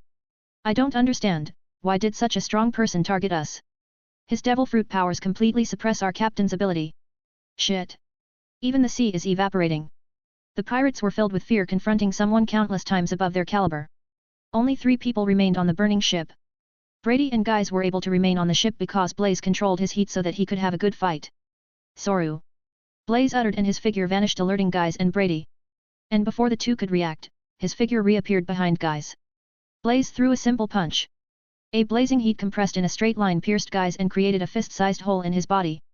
Guys looked down to find a gaping hole just below his chest, where his heart thumped a moment ago. Now, it's gone. Meanwhile, thread-like blood fumes vaporized insides were expelled from the wound. Gazing at Brady, he collapsed to the ground, lifeless. Even in death, he couldn't perceive how he died. His death didn't deter Brady in any way. He stood like a rock staring at Blaze, without averting his gaze. Brady knew he lost the only advantage, his devil fruit ability, against his enemy. Burning ship with no solid footing, limited space, nothing's in his favor. But he won't go down without a fight. Blaze uttered, "Come. Fight if you want to survive." Brady coldly looked at Blaze and dashed forward. Pink energy surged from his body and wrapped his arm, firing rapid purple bullets at him. In response, Blaze waved his hand and a fiery red spherical orb originated from him. It covered everything with a 1-meter radius, vaporizing the attacks shot at him. As for Brady, he created 6 clones using his Devil Fruit ability. Blaze couldn't distinguish which is the real one. Parlor tricks. Blaze muttered and concentrated his Devil Fruit powers. A scorching shockwave erupted from him and spread in every direction. It's his new attack, Extinction Wave. The extreme heat obliterated everything in its path, destroying the half-burnt ship and leaving nothing but countless debris scattered in the sea. It also incinerated Brady's clones and burned his real body. Thrown in the sea, Brady's body weakened, losing his Devil Fruit power. His body also had several burnt marks while smoke radiated from them. Lucky for him, the sea saved him from completely burned to crisp. Otherwise, he would have been long dead. Brady supported his body from submerging into the sea with the help of a half-burnt wooden plank. 24. Heat transforming into flames. We have nothing against each other, why do you hellbent on destroying us with no chances of survival? Brady asked, gasping for breath. He couldn't understand the reason. The surviving crewmates also looked at Blaze, waiting for his answer. Blaze hovered in mid-air, gazing at the wretched pirates without an ounce of pity. There's no reason. I just find your pirate crew unpleasant to the eyes. I hope the answer satisfied your curiosity. Answering the question, Blaze stretched his right hand and shot a compressed heat at Brady, burning him alive. He increased the temperature slowly so that he would have a good time. Looking at the horrifying scene of their captain being melted alive, the pirates were scared out of their wits. Demon, he's definitely a sea demon. All of them swam at high speed and flew in different directions, hoping to get away from Blaze before the latter could target them. Blaze didn't bother about the scattered weaklings as they can't escape from him in the open sea. He isn't going to spare any of them. Burning Brady to ashes, Blaze closed his eyes and released his heat sense, which spread in every direction. His current range is only 500 meters, but it's more than enough to take care of the weaklings. His senses soon locked onto every one of the surviving pirates. In front of him, countless bullets made of extreme heat actualized. Targeting the running pirates, Blaze fired the bullets with his thought. All of them pierced the pirates' heads, eliminating them in one move. Just like that, the Scourge pirates, who had a total bounty of 65 million berries, were annihilated from the faces of the world. At that moment, the system notification sounded in his ears. Ding! Marine reward panel unlocked. Destroyed Scourge pirate Captain Brady and his crew. Reward, 0.5 Constitution, 0.5 Devil Fruit potential. What? Blaze was startled for a moment. It means destroying the pirates also yield reward from the system. Is 0.5 final or it differ based on the pirate bounty? Blaze then checked his attribute panel. Name, Blaze Hunt. Occupation, Marine. Constitution, 18.8 Strength, 18.9, Speed, 18.8. Devil Fruit potential, 19.0. Haki, none. Items in storage, none. Free attribute point, 1.5. Wonderful, I am just 1 point away from breaking past the 20-bar limit. Blaze mused happily. Gazing at his current free attributes, he has the sudden urge to raise his Devil Fruit potential point to 20. He won't mistake the feeling. He was sure that raising the attribute to 20 will further unlock his Devil Fruit powers. After pondering for a moment, Blaze used 1 free attribute points on the Devil Fruit potential attribute and directly increased it to 20. As soon as he did that, a qualitative change happened deep in his body. From the outside, there was no change, but he could feel it. He couldn't describe it in words, it's like something confining him till now has been broken. From deep within him, an explosive power erupted. Blaze's entire body shined in golden energy while dark orange heat originated from within him and expanded for half a kilometer. The sea below him boiled and turned bright red under extreme heat. The temperature of the heat released by Blaze, at the moment, is at least a few times powerful than the previous heat temperature. In no time, the dark orange heat wave transformed into a reddish-orange flame. With him as the center, the entire sea burned. Around half a kilometer, there was nothing but flames. Make no mistake, Blaze wasn't generating the flames, nor he has the ability, but under extreme heat, the heat wave's appearance resembles fire. In fact, the word fire shouldn't be used here because it's not even fire, but superior heat manipulation. The change in density and raise in temperature is the reason for this change. Blaze, who was feeling the changes in his body, slowly opened his eyes and gazed at the flame expanse before him. With a slight chuckle, he restrained his Devil Fruit power. The flames around him vanished. Only then it struck him, he was floating in the air and left with no boat to sail. It looks like I have to run the entire way, again. Blaze sighed while taking out his log pose. Thankfully, his log pose locked onto the next island before he left the outlaw town. Just as he prepared to leave, an elderly voice entered his ears. "Boy, come this way." "Who?" Blaze looked around startled but failed to spot another soul. He was sure the voice came from the northeast direction but there was no one as far as his eyes could see. It bewildered him and at the same time, terrified him a little. What soothed him is, he didn't sense any kind of maliciousness in the voice. The voice had nothing but calmness. The other party piqued his interest since there's no danger he has no reason to be afraid. Blaze shot towards the direction the voice came. At first, he thought he would meet the other party in another 1 or 2 kilometers but he failed to see anyone. He traveled and traveled for nearly 10 kilometers before seeing a region surrounded by fumes, in the middle of the sea.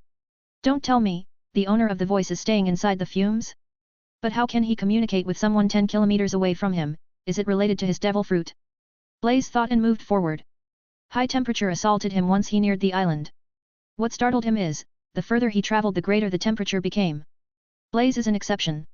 If it was any other person in his place, they won't survive as the temperature reached an unbearable level. Once he entered the fume-covered region, he saw an island spread with volcanic mountains and lava rivers covered most of the island. The extreme heat on the island didn't affect Blaze in any way as he's immune to heat. Even so, he couldn't visualize how someone could live here. At that moment, an elderly man with a hunchback figure appeared before his eyes. He looked thin, feeble with shaky hands carrying a metal stick for support. "What the fuck?" Blaze uttered in his heart as he didn't expect to meet a dying old man here. 25, Old Man Magnus. "Old man, are you the one who called me?" Blaze asked, gulping a little. The old man seemed ordinary at a glance but a formless pressure from the latter made him think otherwise. "Yes, follow me." The old man softly uttered and turned around. Blaze followed and scrutinized the surrounding. Temperature apart, the ash here is so dense, toxic, and will suffocate an ordinary person to death. The entire island is dotted with small volcanoes while a supermassive volcano dominates at the center of the island. As they walked, the old man spoke, "Young man, are you a marine?" "Yes," Blaze replied as he had no reason to hide his identity. Furthermore, his instinct tells him lying would do him no good. "A marine in undercover, hey?" The old man muttered. "No. I'm not an undercover marine. I am just a marine recruit sent out of the headquarters to complete a test hunting pirate cruise without marines' assistance. The total bounty of pirates I either kill or capture determine my rank," Blaze stated. "Oh, interesting. It seems like the marines of now have improved. A change is needed. After all, it's a great age of pirates. To stop the innocents from getting hurt, the marines require strong officers. You look young, but your words are like someone who witnessed countless histories." "Strange." The old man spoke while Blaze remained quiet. "The reason I called you here is because of your devil fruit ability, it surprises me. Did you eat some kind of heat-based or temperature-based fruit?" "Yes. The devil fruit I ate grants me the ability to control and manipulate heat however I want but it's more than that. I haven't fully grasped my abilities yet," Blaze answered. "MN. I can see that." Chatting they reached the massive mountain located at the island center. At the foot of the mountain, he saw a large man-made cave with basic amenities. The old man didn't enter the cave but perched himself on the small seating stone placed outside it. As for Bali's, he directly sat on the black soils without any tinge of dislike. "I can tell you are super strong but I can't feel your depth. I have met some strong people, but no one can come near you." Blaze told what's in his heart. Blaze wasn't bragging, it's the truth. He has met Sengoku, Garp, Kuzan, Zephyr, but none of them had the aura exuded by the old man before him. It's a strange aura as if none in the world can oppose him. The old man restrained it well, but Blaze somehow felt it. "Ho ho ho, what are you saying? I am just an old man counting my death days." The old man brushed off his comment but he stroked his long white goatee with a satisfied expression. It's like he was waiting for Blaze's praise and purposely leaked his aura. And so, the old man finally showed his true colors. "Young man, I can see it, you possess a unique ability Heart of Strong. The time when I roamed the seas, it's considered the most fearsome ability." Hearing his words, Blaze's face flushed a little and he replied by scratching his head. "I don't think I am as strong as you claim. I have a long way to go." "True. Your heart is pure and innocent right now, but it won't always be. Your experience, choices, and what you see with your eyes may affect them in the future. So crave my words clearly, boy, things happen in life, but don't let them influence your goal. You own an outstanding gift, don't lose it," the old man solemnly stated. Blaze kept the words to his heart as he knew they are precious. "Why did such an unusual young man like yourself join the Marines and become the world government's lapdog?" the old man asked, looking nonchalant. "I'm under nobody's command. I am being me." As for why joining the Marines, there's no particular reason. In the pursuit of becoming strong, I want to protect what's left in the world. And, I know I can't do it alone, so I choose the Marines. Once I become strong, I will surely break the Marines from world government control and make it independent. Ho ho ho. A nice goal you have there. You're going to have a hard time achieving your goal. The world government isn't as simple as they seem from the outside. I know. You know. MN. There are countless mighty peoples in the world and yet, none can usurp the world government from its throne, an unconcealed proof of their strength. Hearing his words, the old man laughed. Ho ho ho. You keep on surprising me, boy. What's your name? Blaze, Blaze Hunt. Good name. Blaze, I think we were predestined to meet today, don't you think so? I don't know, old man. What's your name?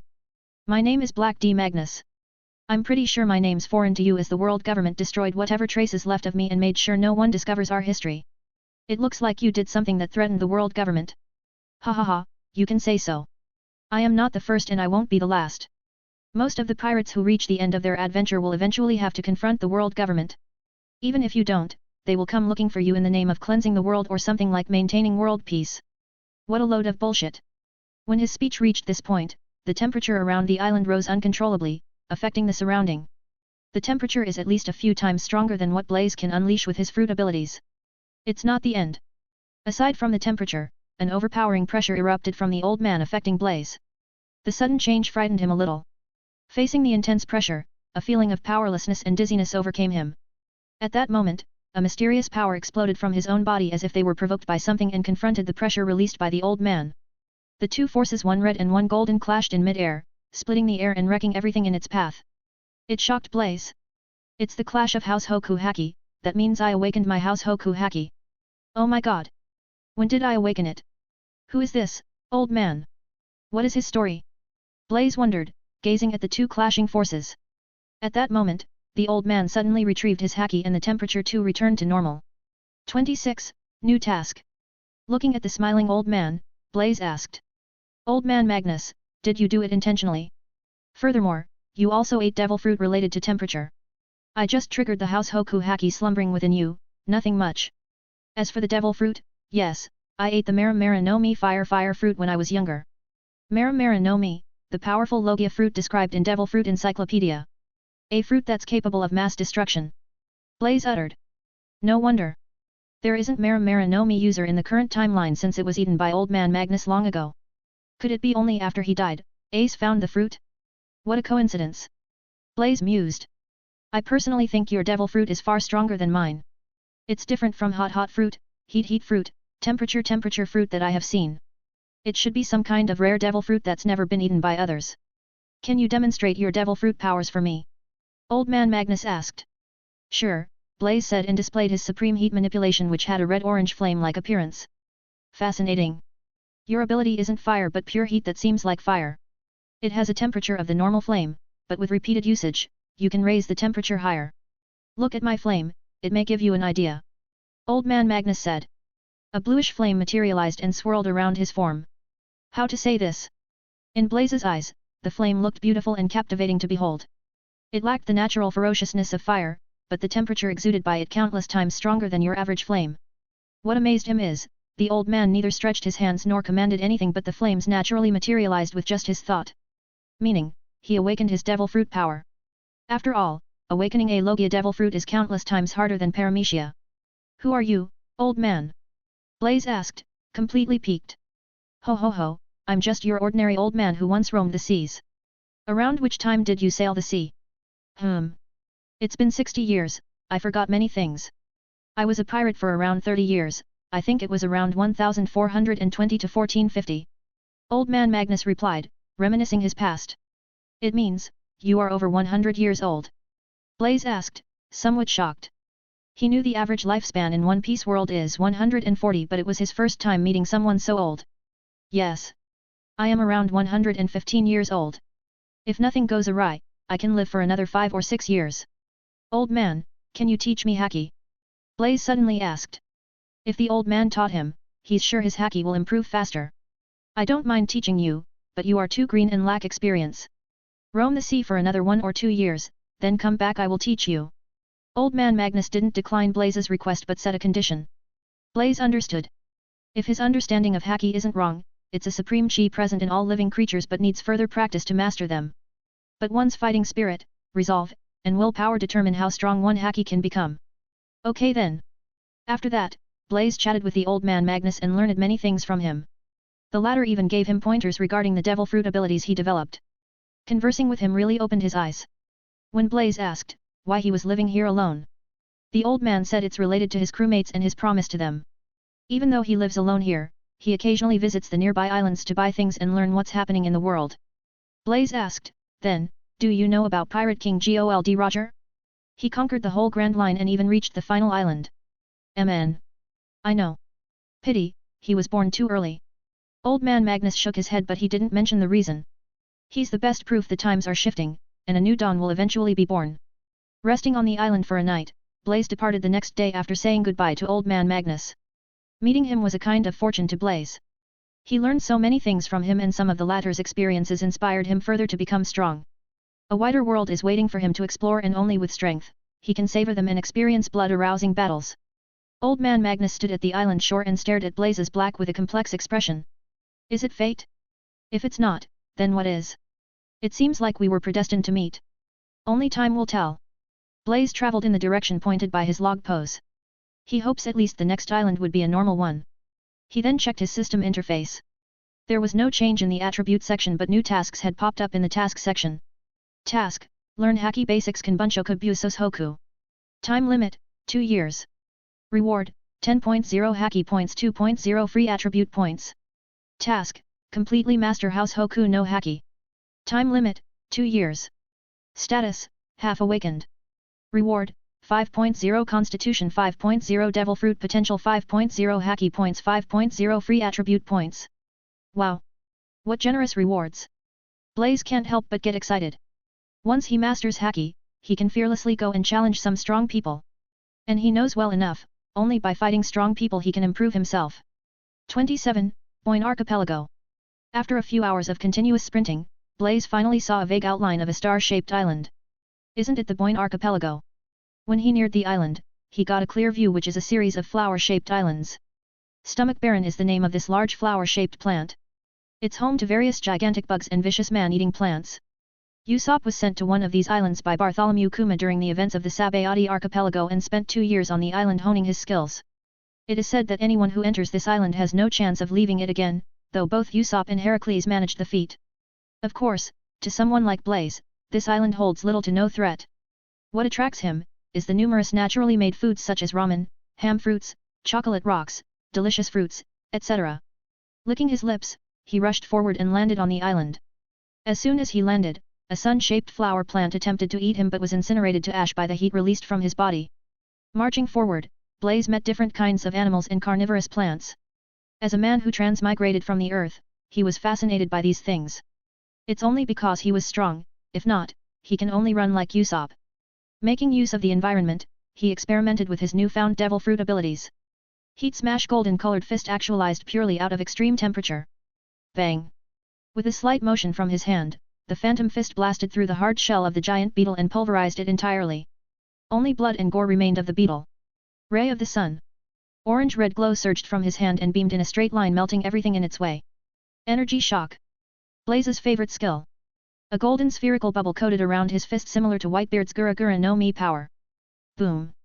With a punch, it released a monstrous heatwave that destroyed everything within 200 to 300 meters, leaving behind nothing but a devastating, scorched trail. 3 attacks, he nearly destroyed the entire Stomach Baron, and that too within a minute of his arrival. His skills may look flashy, but it needs further development. The heat released by his devil fruit ability is slightly weaker than normal flames. It won't be as effective against people with monstrous physical traits. It's because his devil fruit potential attribute has just reached 20. Once he further improves them, the temperature of his heat will raise further to a shocking degree. After all, what he ate is sun fruit. He has a long way to go to bring out the true power of his devil fruit.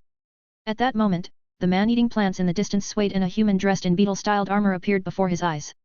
He had a round-shaped body with relatively thin arms and legs. He's none other than Heracles, champion of the Gliston and Usopp's sensei. His costume resembled a hero with a mask that covers his face, a mantle, and a purple cape. Hello. I am Heracles N. Please don't destroy any more of the plants, otherwise, the big one will get angry. Heracles stated while looking at the scorched ground. Oh, sorry. I'm Blaze. Nice to meet you. Blaze introduced himself with a smile. What kind of devil fruit did you eat, Blaze N? Your powers are scary. It's nothing. By the way, I read this island hosts a whole lot of delicious fruit, can you take me there? Blaze asked with a drooling expression. MN. Follow me, Blaze N. It's surprising that you even know about this island's specialties. Are you resident of this island, Heracles? No. My hometown is in South Blue. I came here a few years ago and decided to live here. Heracles replied. Chatting, they soon reached the food-filled region. Oh. Blaze's eyes sparkled gazing at all the naturally made foods. Without wasting a second, he began to gorge on whatever his eyes saw. The place had all kinds of delicacies that one can only taste in their dreams. Observing him devouring the food blindly, Heracles warned. Blaze N, you can't just keep on eating the foods. You have to do something to burn the fat content, otherwise, it will increase your body weight. Don't worry. The foods here can't affect my body. Blaze said. It's true. His body is the sun, so whatever he eats will be refined in minutes and converted to energies. After a few minutes, the ground trembled and the entire island seems to be shaking. Heracles shouted, Blaze N, hold on to something. It's starting. A huge maw filled with sharp teeth opened about the center of the island and the petal-shaped pieces slowly rose from the ground. All the high-weight animals and the ones without any footing lost their grips and plummeted into the huge mouth. In a matter of seconds, the petals closed completely blocking every bit of light. Darkness enveloped them. As for Blaze, he hovered in mid-air completely provoked. This stomach baron disturbed his mealtime. What further incited him is, most of the foods also vanished into the huge stomach as they were at the center. Blaze's body boiled while intense heat spread the island. Noticing the anomaly, Heracles asked, Blaze N, what are you doing? How dare it interrupt my meal? Blaze replied while a blazing firestorm circled his body. Hearing the words, Heracles nearly rolled his eyes. You were eating the food produced by the Baron, how can you complain when it takes them back? Blaze directly attacked. The firestorm surging around him took the form of a fist and blasted towards the huge mouth. The previous dark atmosphere glowed bright red. A dense column of red-orange fire that seemed like a raging inferno, ignited the huge maw.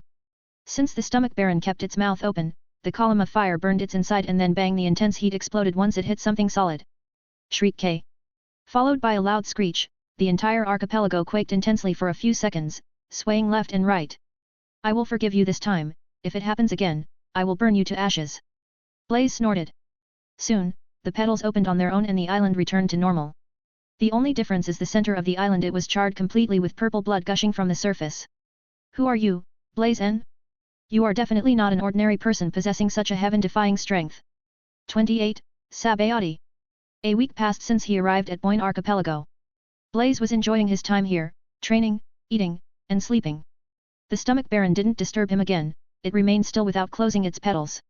The foods on the island helped him a big time. It increased his constitution attribute by nearly 0.8 points. Blaze then used his remaining 0.5 free attribute points on the constitution attribute, raising it past the 20 bar limit. Name, Blaze Hunt. Occupation, Marine. Constitution, 20.1 Strength, 20.1, Speed, 20.0. Devil Fruit Potential, 20.1. Haki, none. Items in storage, none. Free attribute point, 0. Now, both his attributes now broke through the 20 bar limit. The major change came from his constitution, his body now brims with overflowing vitality and strength. His stamina, endurance, and physical abilities have been greatly enhanced. It also elevated his command over the devil fruit powers. Blaze decided to leave the island today. In a week, Heracles became his good friend. From him, he learned several fascinating things about rare plants and fruits. After tasting every food on the stomach baron, he lost interest in them. Furthermore, it's time for him to move on. After all, the number of pirates he hunts this month determines his marine rank. Higher the rank, the greater the freedom. He certainly doesn't plan on working under another officer. Also, the system rewards him with attribute points for either capturing or killing the pirates. An easy way to improve his strength. Blaze N, here. I think this will help you to reach the next island. Heracles said and gave him an eternal log pose. Letters Fishman Island was carved in it. Following this course, you can reach Sabayati. How did you get this, Heracles N? Blaze asked, adding N to the words like his friend. Occasionally some pirates, bandits, or thieves turn up here. Most of them won't survive here for a day. If they are good ones I will lend a hand, if not, I will ignore them. I acquired this item from a pirate, a bad one. Good job. I will come back and visit you when I have free time. It's a nice place to enjoy a vacation. Blaze stated and jumped onto a small raft. This raft was made by him by gathering different items on the island. It had a weird blaster connected behind the boat, similar to Ace's striker raft. Blaze made it with his own knowledge and available materials, so it's clumsy. Using too much of his devil fruit power will destroy it, but with perfect control, it will do the job and carry him to Sabayati. Saying goodbye to Heracles, Blaze transferred the heat to the engine nozzle, which in turn propelled the raft forward. In a second, he disappeared from Heracles' view. After half a day of riding, he reached the Sabayati archipelago as the raft was guided by his devil fruit powers. What greeted him is huge mangroves spread with floating spherical bubbles. These mangrove trees are really huge. Blaze mused. With a few seconds gap, new bubbles sprouted from the ground. Docking his small raft, he jumped onto land and looked around while the number 37 written on the huge tree attracted his attention. Isn't between 30-39 where the Sabayati Park is located? Blaze knew this place is filled with bubble-based devices and amusement parks. But he wasn't interested in them. He directly walked towards the lawless area 129. Fortunately, his sense of direction isn't as dense as Zoro's, so he easily arrived at the location following the numbers. The restaurants are the simplest way to gather intel about the recently arrived infamous pirates. After probing a local resident, Blaze arrived at Grove 8 where a famous restaurant is located. This particular restaurant is famous among pirates, bounty hunters, and slave traders. Ordering a jug of wine, he occupied a table at the center and listened to the drunk men's babbles. In a matter of a few minutes, he gathered some valuable intel. Due to Fisher Tiger freeing the slaves, the Sabayati is in constant unrest recently. Though it's been nearly 3 months since it happened, the Sabayati is still affected. High-ranking marine officers frequently visit the island in search of escaped slaves. Still, it didn't obstruct the pirates in any way from visiting this island. The only thing that has to be taken into account is the world nobles and their regular visit. To make up the lost slaves, the celestial dragons come here to either capture or buy new slaves. One had to be careful roaming the street as there's a possibility they will run into them. But will Blaze worry about this? No. It's the world nobles that have to be mindful and refrain from provoking him. He may not be powerful enough to confront the admirals, but he's more than capable of running away from one as he's just a single person. Aside from this, Blaze heard a big pirate crew has arrived on Sabayati with a total bounty of the crew reaching 230 million berries. The Marines named them as Demon Bear Pirates. The reason for their high bounty is because the crew has 2 devil fruit users. Their captain, Demon Bear Ridge, earned a bounty of 150 million berries with astounding battle strength. Having eaten the Kuma Kuma no Mi Bear fruit, his strength isn't to be underestimated. His Zoan-type devil fruit granted him terrifying strength and solid defense. It was said that his thick hide is impervious to swords and pistols. None has succeeded in breaking his skin to date. He will definitely become a threat once he enters the new world. Aside from him, their vice-captain is also a formidable man with a 70 million bounty. He's also a devil fruit user who ate / fruit. It was said he wields a hatchet that can cleave even steel. Blaze also overheard their ship was docked in Grove 27, a port area.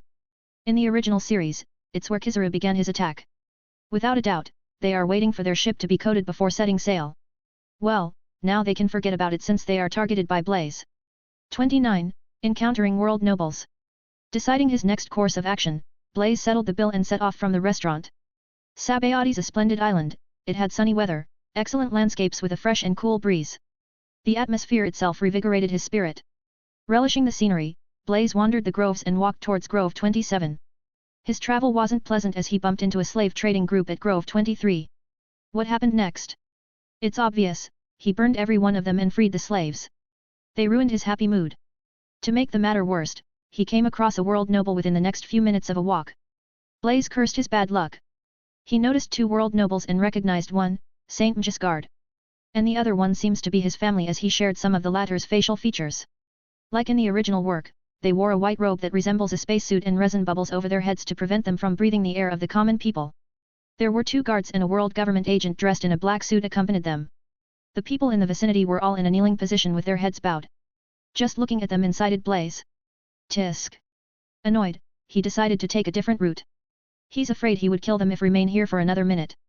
But, who knows, the trouble would follow him. As soon as he turned his head, a voice came from behind him. You, why aren't kneeling? It wasn't the world noble who uttered those words but the world government agent beside him. His words attracted everyone's attention, including the 2 celestial dragons. Don't provoke me, I am already in a bad mood. Turning his head, Blaze coldly uttered and started walking. They want him to bow down? Impossible. His actions scared the surrounding residents so much that their hearts nearly leaped out of their chests. Stop. How dare a commoner like you refuse to bow before me? Saint Giscard spoke and his modified bubble carriage operated by a servant drove towards him. Blaze stopped in his track and sighed. Why couldn't they just leave me alone? Dressed in an open-styled long-collar brown shirt with a grey t-shirt and black pants, Blaze looked like a vagabond who hunts some low-level pirates for a living. His common clothing further enraged Giscard. Arriving before him, Giscard spat, kneel or die. The people in the surrounding gazed at Blaze, urging him to bow with their eyes. They don't want to be implicated by his stupidity. As for Blaze, he stood there with the same nonchalant look as if he hadn't heard the words. But his actions angered the bodyguard in a black suit. With a quick dash, he appeared before Blaze and punched at his face. He was quite fast and his movement was similar to the Sora martial style. Blaze effortlessly caught the fist with his left hand while his right hand grasped the person's neck and lifted him high in the air. Before he could crush his neck, his heat sense perceived the attack of Saint Giscard, and the next second, gunshots sounded. The world noble fired 3 shots at Blaze but none penetrated his body as they were all stopped by a protective heat shield and melted in seconds. Dropping the black suit guy, Blaze's cold eyes gazed at the world nobles. The surrounding temperature instantly rose, shocking everyone including the 2 world nobles. That brat is a devil fruit user? Did he want to kill the world noble? A sturdy resident wondered while perspirations drenched his body. Not just him, the rise in temperature turned everyone's face red and nearly scalded their skin. As for the 2 world nobles, they screamed in terror. Ah! It's burning, my skin is burning. Their bubble exploded while the guns in their hands melted. The 2 guards who accompanied the nobles unsheathed their swords and pointed at Blaze. Stop what you're doing. Do you know who you are attacking? As soon as they finished their words with a trembling tone, a scary breath enveloped the whole area chilling everyone in their tracks. An irresistible, formless pressure overwhelmed their spirit. The 2 world nobles' knees weakened, they plopped to the ground scared out of their wits. Since their mental will is weak, they couldn't remain standing before him. Unknowingly the temperature returned to normal but none of the people in the vicinity felt it as they were all frightened by the overwhelming breath. I won't show mercy if this happens again. Leaving behind those cold words, Blaze walked away. None stopped him as they were all shocked by his momentum. Only after Blaze's figure disappeared from their view, they regained their wits. The world nobles aren't any different. But as soon as they recovered, Giscard yelled at the 2 guards. Where is he? I want him alive. I want to make him my slave, how dare a lowly commoner attack me? Call the marine admirals. I want him captured as soon as possible. Do you hear me? Yes, a guard stuttered and responded. Panic spread the area as the residents scattered in all directions, dreading the world noble will take out his anger on them. A man attacked the celestial dragon. This word soon spread to the entire Sabayati, shocking the pirates, bounty hunters, marines, and local residents alike. A hidden marine team who were in charge of monitoring the world nobles in the Sabayati reported the entire incident to marine headquarters. 30. Meeting Jun again. Are you speaking the truth? Fleet Admiral Kong asked with a commanding voice. Yes. This person appeared out of nowhere and he caught the attention of Saint Giscard. They wanted him to kneel but the person declined. Celestial Dragon's bodyguard attacked but he was easily subdued and even the gunshots failed to hit him. And, just by looking at the Celestial Dragons, he forced them to their knees. A voice from Den Den Mushi reported the entire incident as it happened. Who is that person? How did he look? Is he a pirate, bounty hunter, or resident of Sabayati? Fleet Admiral Kong asked. The entire time his face looked calm without a ripple of anger. Negative. He's a new face. We captured his image and forwarded it to the headquarters. The only thing we know is, he's a devil fruit user who has control of temperature and extreme heat. As soon as the person spoke, Admiral Sengoku who was seated in front of Kong had a change in expression. Don't tell me it's that brat. Are the celestial dragons injured in any way? Fleet Admiral Kong asked. No. But, Saint Giscard wants the marines to send an admiral and capture that person. I understand. Kong responded and ended the call with a catcha sound. If I am not wrong, it's one of our own. Kong-san, let's wait for the picture before deciding our next course of action. He's the new recruit, right? Devil fruit user capable of controlling heat? What's his name again? Kong asked. His name is Blaze, a gifted person. Even Zephyr praised him. It's just his personality is somewhat unyielding and similar to Garp. Sengoku spoke rubbing his temple. He didn't expect Blaze to provoke the celestial dragon within a few days of him leaving the marine fort. As a marine recruit, he has guts and strength to back it. A fearless person like him will definitely become a splendid marine with proper guidance. But first, you need to find his reverse scale and weakness so that you can keep him in control. Kong explained. Kong's going to retire in another few months or a year, so he wants the next in line successor of Fleet Admiral position, Sengoku, to learn things from him as much as he can. As far as he's concerned, being a Fleet Admiral, strength comes secondary. What's truly important is leadership qualities. One needs to grasp better how to command their subordinates, understand their needs, and make them follow the orders without a sense of doubt. And Kong knows, Sengoku possesses such qualities innately. At that moment, an officer came inside and presented a portrait to Kong before excusing himself. Looking at the picture, Kong then gave it to Sengoku. In the portrait, he saw the figure of Blaze and his nonchalant demeanor. It's him. Why did he have to go and provoke a celestial dragon? What are you going to do? I am leaving the decision in your hands since he will be under your authority in the future. Clenching his hands, Sengoku replied, even though his actions were reckless, he didn't attack or injure the celestial dragons in any way. We can let the matter slide on this one. If there's next time, we will punish him accordingly. Sengoku, there's no next time, make sure of that. I will handle the world government on my side, you take care of him. Thank you, Kong-san. I will talk to him. Saying this, Sengoku left the office. As for Kong, he contacted the world government and informed them about Blaze. Unknown, his name has already popped on world government's radar. Blaze once again made his way towards Grove 27 with a sour face as his previous good mood was ruined. He wasn't a fool, he knew the report of the incident would have already reached the Marine headquarters. He plans to use this opportunity and see how the Marine headquarters will react. Will they send an admiral to catch him? Or, Blaze doesn't know. He's waiting for the response. The attitude of Marines would decide his next course of action. If they choose to arrest him for such a petty reason, he will definitely retaliate. He loves to be in the Marines, but it doesn't mean he will voluntarily let them catch him. If it comes to worst, he will just become a pirate and turn the world upside down. Just as his mind clouded with unwanted thoughts, a sweet voice called him from distance. Blaze-kun. I finally found you. I didn't expect you to offend a celestial dragon, are you alright in your head? Jun. What are you doing here? Wait, how did you find out it was me and so soon? Blaze asked, gazing at Jun casually dressed in pink attire. Admiral Sengoku informed me and asked me to find you, Jun replied, arriving before Blaze, allowing him to breathe a lovely fragrance. You smell nice, Jun. What perfume did you use? Blaze teased, trying to change the subject. Don't divert the topic. Tell me what happened. Jun inquired with a solemn expression as she knows it's not a small affair.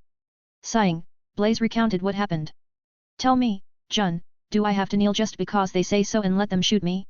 I don't know about others, but I can't do it. Jun shook her head, hearing his reason, but a question arose in her heart. What will I do if asked? Admiral Sengoku wants you to contact him, here. Saying this, Jun handed him a den mushi and dialed Sengoku. It soon connected with the latter. Moshi Moshi. Sengoku's voice came from the other end of the receiver. Sengoku-san, Blaze here. How are you doing? Blaze spoke, there was no panic in his voice. You brat. The den mushi that shared the appearance of Sengoku yelled, and soon silence followed. Sigh, do you know the consequence? You may even lose your life. Sengoku-san, just tell me what would you have done if you were in my stead? Blaze calmly asked. There was silence for a few seconds as Sengoku couldn't answer him, as he knew his actions won't be any different from Blaze. Blaze continued, in fact, the reason why they are still breathing is because of you, Sengoku-san. As I know attacking one might put you in a tight spot. If not for you, I would have burned them to ashes already. 31. To the Fishman Island. Hearing Blaze's honey-coated words, Sengoku doesn't know whether to laugh or cry. Even so, it still pleased him knowing that Blaze regards him highly in his heart. This is the last time, if it happens again, I won't be able to protect you. I know you may feel indignant, but the Marines are directly under world government's authority. Though we aren't obliged to accept all their orders, in certain matters we can't deny their request. Especially, if it's related to world nobles. Sengoku advised. I understand, Sengoku-san. I will try my best to avoid interacting with them. Blaze said. So how's the hunting test going? A week ago, I met a crew who went by the name Scourge Pirates. Their recent actions are a little extreme, so I destroyed them completely, leaving none alive. Blaze reported. Scourge Pirates. Their captain is a devil fruit user who ate a Noko no Mi. His abilities were pretty dangerous, and it's also why the Marines couldn't catch him. Well, it's for the best that he fell under your hands. I need to watch out for his devil fruit and prevent it from circulating to another pirate. Sengoku stated. I heard some strong pirates have recently arrived at Sabayati, who are you going to target next? Demon Bear Pirates. Blaze answered. Them? Are you sure you can take them on, alone? Sengoku asked. Yes. Even though they have 2 devil fruit users, I am confident in defeating them. Blaze replied. No. Don't judge their strength with the little information you have. Their captain, Ridge, was a person from the New World who worked under a strong pirate crew before. He may not be what's seen on the surface. Good. Now it's getting interesting. Blaze smirked, itching for a fight. You brat, stop being so full of yourself. Jun, you go with him. After dealing with this crew, you guys can directly come back to headquarters. Sengoku stated and ended the call. Let's go, Jun. I heard the Demon Bear Pirates are in Grove 27. What did you do in this 1 week, met any interesting people or crew? Blaze asked. Just some small-time pirates with weak strength, Jun responded. What about you? You can say I met an amazing person on the trip. Blaze said, recalling his conversation with old man Magnus. Did you meet any other recruit? No, but I heard Virgo captured a notorious pirate crew whose total bounty reached 120 million berries, single-handedly, Jun replied. Wow. Pretty impressive. Blaze playfully commented. Chatting, they reached Grove 27 and spotted a ship that had the Jolly Roger of Demon Bear Pirates. Even though they docked the ship in a remote location, Blaze and Jun discovered it after a few minutes of search. They didn't rush to attack but scrutinized the crew from a distance. Their ship is already coated and ready to sail at any moment. Jun, let's attack. I think they are going to leave. Blaze urged Jun, but it was too late. The resin-coated ship suddenly ballooned, covering the entire ship within a bubble. Seeing this, Blaze cursed. Shit.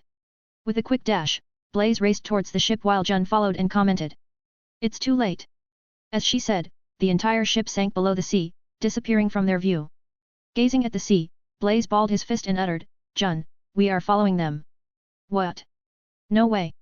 Fishman Island is located 10,000 meters below where the Marines can't use their absolute advantage. Sengoku-san won't support your decision.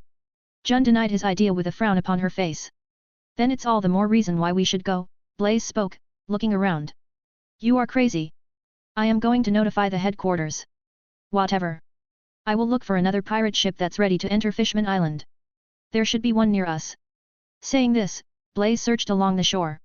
Meanwhile, Jun notified about the same to Sengoku, forcing the latter to rub his temples in frustration. It didn't take for long Blaze to find a coated ship. It's also a pirate ship with an unknown Jolly Roger, possibly belonged to some small-time pirate crew. The pirates on board were cheerful and excited about their journey to the New World, a pirate's dream. But before they could set sail, Blaze invaded the ship, brazenly. Who are you? The captain of the ship confronted, unsheathing the sword. Don't worry about that. Are you guys going to Fishman Island? Take us with you, I will be grateful. Blaze requested with a kind smile. His request baffled the pirates. They all thought, who did he think we are? Brat, did you take us for a tourist ship? We are pirates, can't you see our Jolly Roger? Get out of the ship before we toss you into the ocean. Another pirate threatened. Why can't you guys just listen to my request? You are wasting my time, you know. Blaze shrugged with a helpless expression. I hate the look on your face. Why are you guys even speaking with him? A pirate with a scary face came forward and tried to grab him by his collars. And a result, he was blasted off the ship by Blaze. What followed after is a lot of booms, bangs, and crash sounds. In a matter of minutes, all the 30-some pirates on the board are beaten black and blue. At that moment, Jun also came and leaped onto the ship. Looking at the tragic state of pirates, she shook her head. You, who are you? Are you a bounty hunter? The captain of the ship, who now missed a few teeth, asked. As I said, you shouldn't worry about that. If you guys want to enter the New World, take us to Fishman Island. I haven't killed any of you because none of you seem killers. But my patience is limited. We will take you there, but will you stay true to your words? The captain of the ship asked. Don't worry. Bring us to Fishman Island, and you can go your own way. I won't stop you. Blaze assured them with his words. 32. Sea Rhinoceros.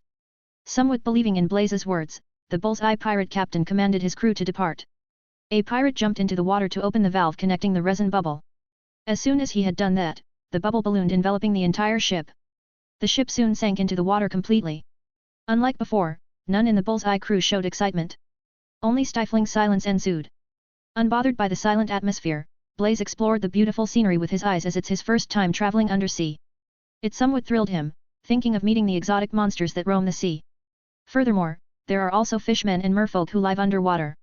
Beside him, Jun also marveled at the sight of the undersea world, observing the huge roots, pretty fishes swimming around them. She commented, "It's beautiful." "Yes. But we had only seen the tip of the iceberg. Once we descend further, we will see more impressive stuff." Blaze laughed. At that moment, the captain of the Bullseye Pirates shouted, "Look out for the descending current. We don't want to be swept by deep currents."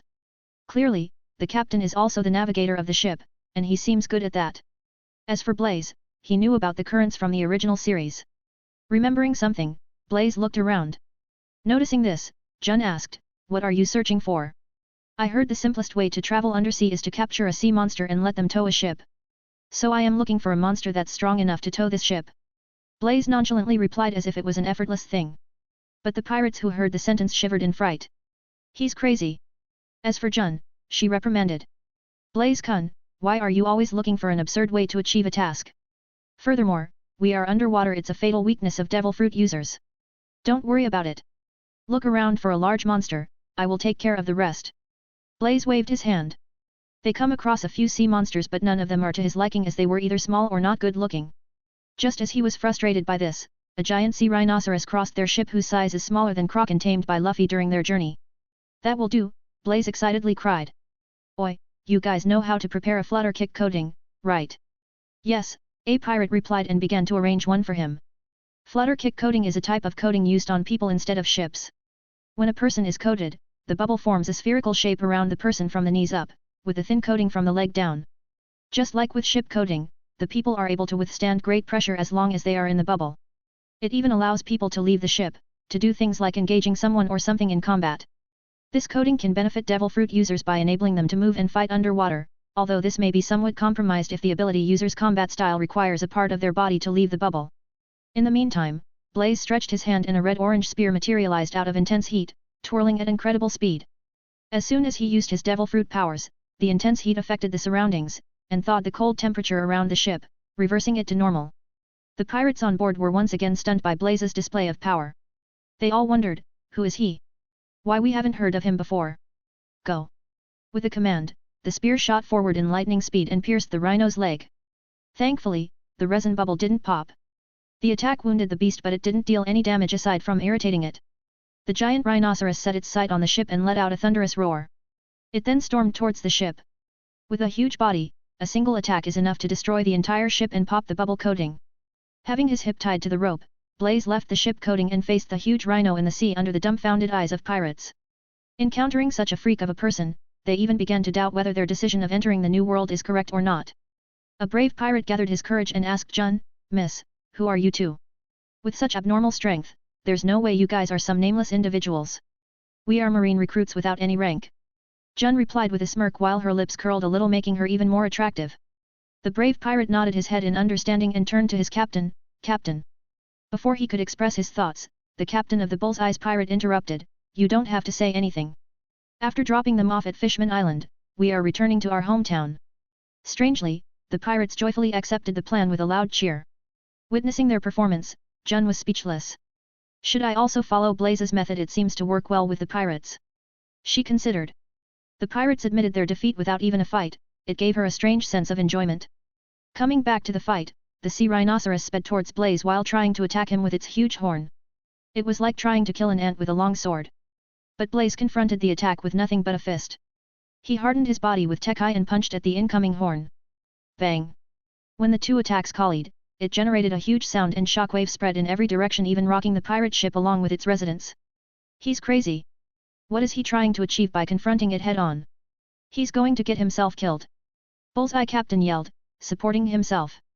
The aftermath of the collision is obvious. Blaze was shoved back along with his resin bubble, which was wildly spinning with no control. Stabilizing the resin bubble, Blaze looked at the still angry rhino and thought, "My Tekai skill isn't strong enough, it needs further development." 33. Fishman Island.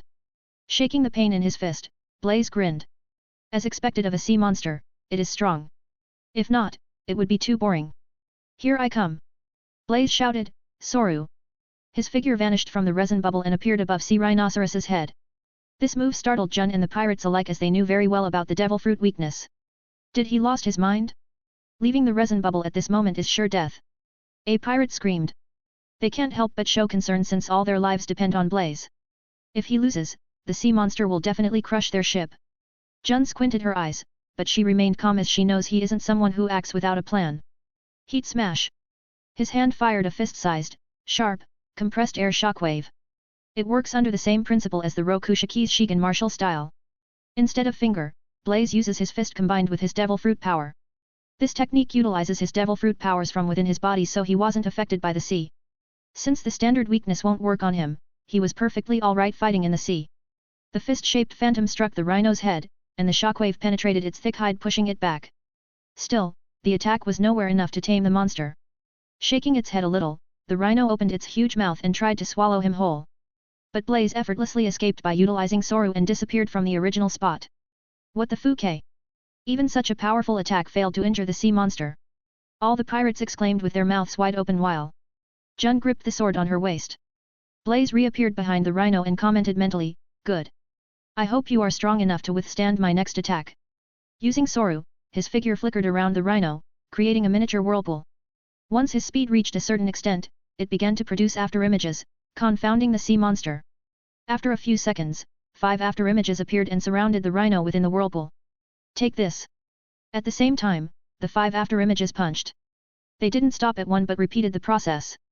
A flurry of punches rained on the rhinoceros sea monster, battering it to the point it began to shed tears. Blaze stopped the attacks with a final, heavy blow to its head. With a huge lump on its head, the rhino looked at him with tear-filled eyes.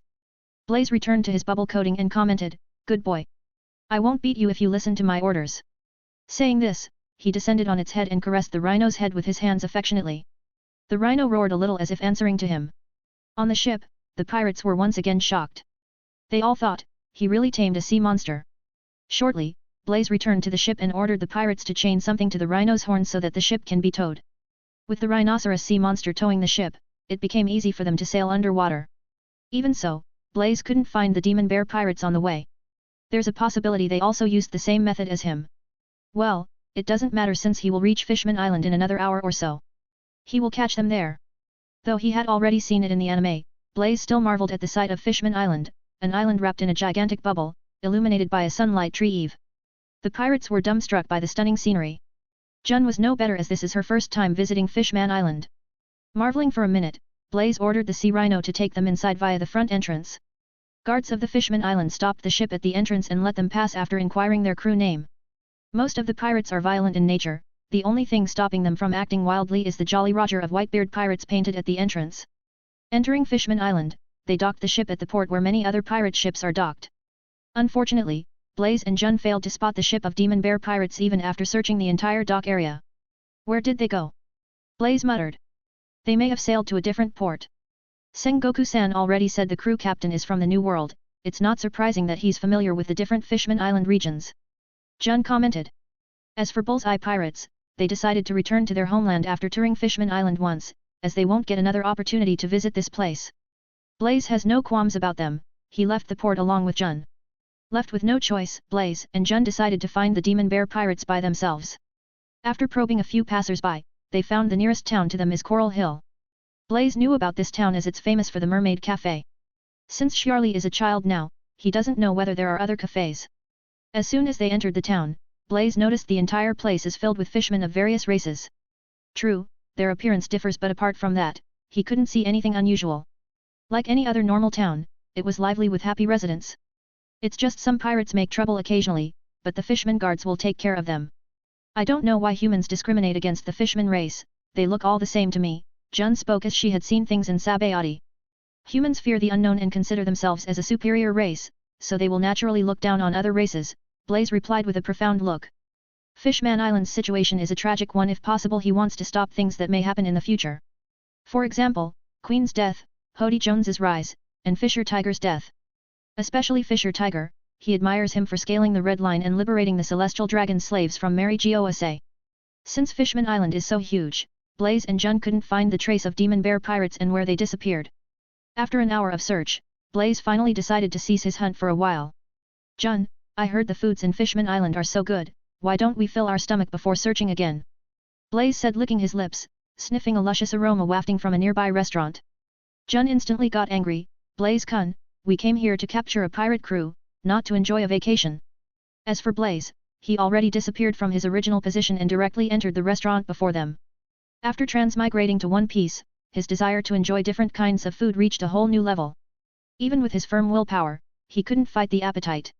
For advanced chapters, you guys can check out my p.a.t.r.e.o.n page. I have 30 plus advanced chapters there. 34. Queen Odo Him. Entering the restaurant, Blaze occupied a free table and told a sunny, green-haired merfolk child, who came to accept the orders, to bring all their signature dishes. Helpless, Jun also came in and sat opposite to him.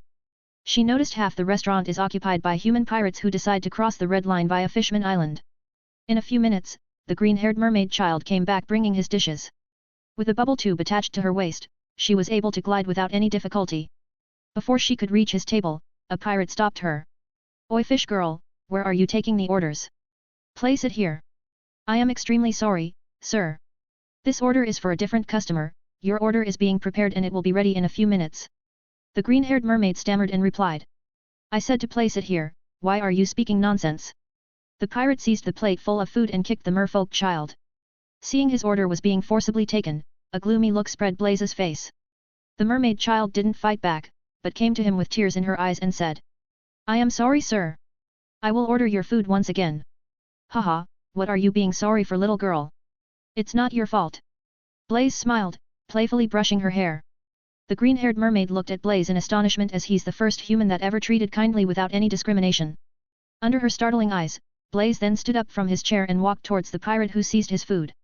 Jun called, noticing something, "Blaze kun. What? You got a problem with me taking your..." Even before he could finish his sentence, Blaze acted. Whoosh! His boiling hand pierced the pirate's chest and hauled his heart out in one swift motion. Silence followed. Everyone present in the restaurant gaped at the scene while gulping their throat. Everything happened in a split second before they could even respond. When the pirate reacted, his heart was already removed from the body and presented before him to see. A heart dripping with blood thumped from time to time in Blaze's hand. Looking at the heart and fist-sized hole in his body, the pirate plopped to the ground lifeless. His other three companions quivered in horror, noticing Blaze is currently looking at them. Terror gripped Fishmen's hearts, driving them to flee the scene. As for the pirates, they didn't run, fearing Blaze would kill them if they move. "You guys shouldn't have ruined my appetite." With a wave of his hand, heat bullets pierced their heart, killing them instantly. The most astonished among them is the green-haired mermaid, as she didn't expect the smiling Blaze would suddenly turn into a killing machine. Humans are scary.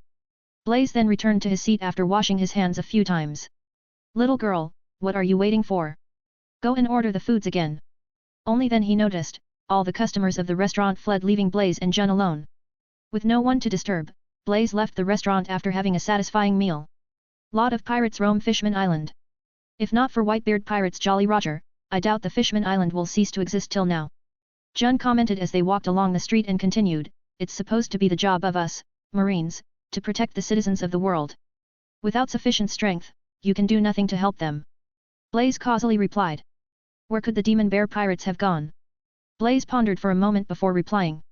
"It's not our domain, so our information is limited." He then continued, "Let's go to the Geoncord Plaza. And I heard Queen Odo Him personally appear every day to make her speeches about how humans and fish folks should be united, in order to increase influence." "How do you know this stuff, though it's also your first time visiting Fishman Island?" Jun asked, doubtful. "I read more books than you." Snort. "Again with your lies." In a few minutes, they reached the Geoncord Plaza, which is a notable location positioned at the center of Fishman Island. Blaze saw Queen Odo Him, who was a goldfish mermaid and the queen of the Ryugu kingdom. Also, she's the mother of Princess Shirahoji, who will awaken her Poseidon powers in near future. At the center of the plaza, a crowd of some people gathered and heard Odo Him's speech, but it's only because she's the queen. All her efforts were in vain, especially after Fisher Tiger's recent stunt. And all the fishmen on the island support his action rather than hers. Seeing this, Blaze shook his head. Though he admires her persistence and efforts being physically weak, it wasn't a wise choice to live beside humans. It's true, there are good humans on the surface, but they are sparse in comparison with bad ones. Blaze quietly waited along with Jun on the sideline and listened to her speech. After a few minutes, the residents left the plaza shaking their heads. Odo Him stood with a disappointed expression and yet again failed to get the signature. At that moment, Blaze approached. "Nice to meet you, Queen Odo Him. I overheard your speech, it was truly good. I admire your goal and equally your efforts to achieve them." He expressed his heartfelt praise. "A human? Who are you?" The Minister of Right shielded the Queen and pressed with his words. My name's Blaze, an ordinary marine. I came here to catch a certain pirate crew, I need your help. Just help me with their location. Blaze disclosed his intention. Marine. Everyone who heard the words was shocked, even Queen Otohim and Minister of Right aren't exceptions. Don't lie, Marines don't visit the Fishman Island. Who are you? Minister of Right pointed his weapon at Blaze and asked with a force. Meanwhile, the Queen's guards also swiftly took action and encircled him. Whoa, what are you guys doing, aiming your weapons at me? It's dangerous. Blaze spoke while a powerful heat shockwave erupted from his body and shoved the guards away. However, none of them are injured, thanks to him restraining his powers to a certain extent. Even so, it alarmed everyone as they mistook him for attacking the Queen. 35. Ryugu Palace. A devil fruit user. Minister of Right, the Seahorse Mare Man exclaimed. He then yelled at the guards, protect the Queen, and decided to fight Blaze by himself. At that moment, Queen Otohim pushed the Minister of Right aside and stepped forward. Your Majesty. I apologize for my guard's misconduct. I know you speak the truth with no falsehood. Otohim apologized with a slight bow. You shouldn't apologize for such a minor matter, Queen Otohim. Furthermore, I am in the wrong. My body instinctively reacted as soon as they pointed their weapons at me. Blaze waved his hand. She's Jun, my good friend, and a marine, like me. As I said before, we came here chasing a particular pirate crew. He explained. Why we didn't receive any news of a marine ship entering the Fishman Island? Queen Otohim asked the minister. We both came here on our own accord, boarding a pirate ship, Jun replied. Such young marine officers and they look strong too. Otohim thought. It's my chance to develop a friendship with them. If it's not a problem, can I invite you guys to come to Ryugu Palace? Otohim invited as she could tell Blaze is different from any human she had met before. As a person born with Konbunshoku Haki, she possesses an innate gift to understand the feelings and emotions of others. From Blaze, she feels radiant energy as that of the burning sun, full of confidence and power. She has no doubt he will become someone outstanding in the Grand Line near future. If the palace has tasty foods, I will definitely come. Blaze responded with a drooling expression. Otohim smiled a little and said, of course. You can savor all kind of fishman delicacy there. At that moment, Jun glared at Blaze, didn't you just eat your fill? We are here to catch pirates, you know. Of course, we will chase them after a meal with complete zeal. You said the same thing a few hours back. Your Majesty, you can't casually invite a human with a nameless background to the palace. It may put all your lives in jeopardy. The Minister of Right cried, but Otohim made him shut his mouth with a glare.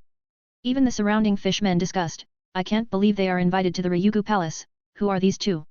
I have been living here from birth, but I still don't know how the Ryugu Palace looks like. Humans should be grateful to the Queen for inviting them. I am envious. Then, Blaze and Jun were escorted by the Queen and her royal guards to the Ryugu Palace that's located in the smaller bubble that sits on top of the main bubble surrounding Fishman Island. The Ryugu Palace is enclosed with several layers of bubbles, and the only way in is through a connection corridor. The bubbles surrounding the palace are supposed to be impenetrable, but objects thrown by Vanderdecken 9 can penetrate them. On their way, Queen Otohim asked him several questions concerning the human world and how to socialize with them. Blaze answered with the best of his knowledge. But one particular subject made him sigh. What do you think about Fishman migrating to the surface? Blaze answered after contemplating for a moment, Queen Otohim, I have no prejudice against Fishman, but it's just my personal point of view, and the same couldn't be said about others. Do you want to hear my honest opinion? Otohim nodded. Yes. I don't recommend moving to the surface.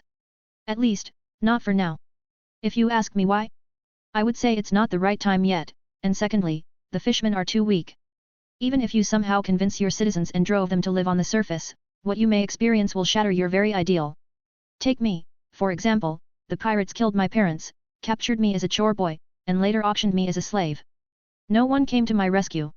I fought my way out and finally got rid of my status as a slave. If even as a human I was treated this way, think about your fishmen and merfolk. Hearing his words, strange silence ensued. None foresaw such a young marine to have a dark past.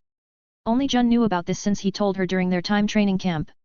Otohim too didn't expect Blaze experienced such a tragedy in his childhood. It made her think about the issue from a different perspective. She always believed if the fishmen interact with the humans, the discrimination will gradually diminish, but it seems like she's wrong. After all, her understanding of humans is limited. They soon reached the Ryugu Palace, a majestic structure with a golden dragon figure circling it. Blaze and Jun were granted a large bubble to breathe in places permeated with water. Entering the palace doors, Blaze and Jun came before a huge chamber guarded by royal guards while exquisite coral plants embellished the place. King Neptune personally welcomed them as Otohim informed him about their arrival before reaching the palace. Welcome to the Ryugu Palace, Jaemon. Otohim's friends are our Ryugu Kingdom's guests. Like in the original series, Neptune was a giant-sized and muscular coelacanth mare man wearing a golden crown. The only difference is he looked a little young now. Otohim told me about your request. I informed the guards around the island to look for the pirates. You will hear about them in 30 minutes. Neptune said.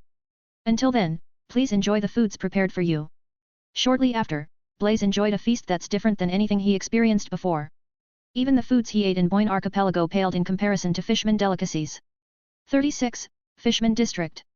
With empty bowls piled before him, Blaze rubbed his belly and let out a small burp. Ah, what a satisfying meal. Everyone present in the palace gave him a weird stare, and wondered in their hearts, how such a huge amount of food could fit in that small stomach. Nothing can be done about it as Blaze's appetite keeps on increasing with his strength.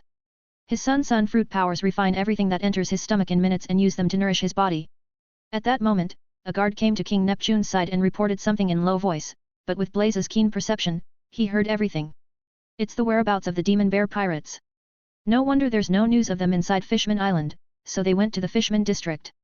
King Neptune then notified the Demon Bear Pirates' location to Blaze, not knowing the latter had already overheard the discussion. Fishman district is part of Fishman Island but due to various reasons, it became a lawless district where the outcasts of Fishman Island gathered.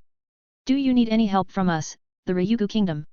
King Neptune asked as he knows the current situation of Fishman district very well. It became more chaotic after Fisher Tiger's recent acts. Nope. Both of us are more than enough to handle everything that comes in our way.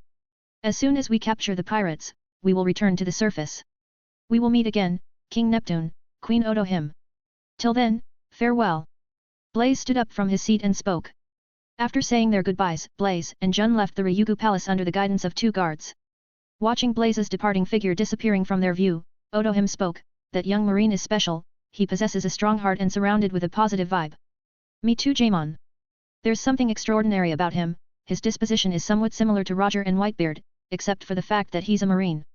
I will notify a few guards to follow them and watch their backs, just in case if something happens. Neptune said while Otohim agreed. Even though both of them are optimistic about Blaze, he's still young and needs time to rise. Fishman District. The zone consisted of a massive ship, Noah, rested on the seabed surrounded by arcs and massive corals where fishmen lived in and around. It was a giant institution for orphaned children.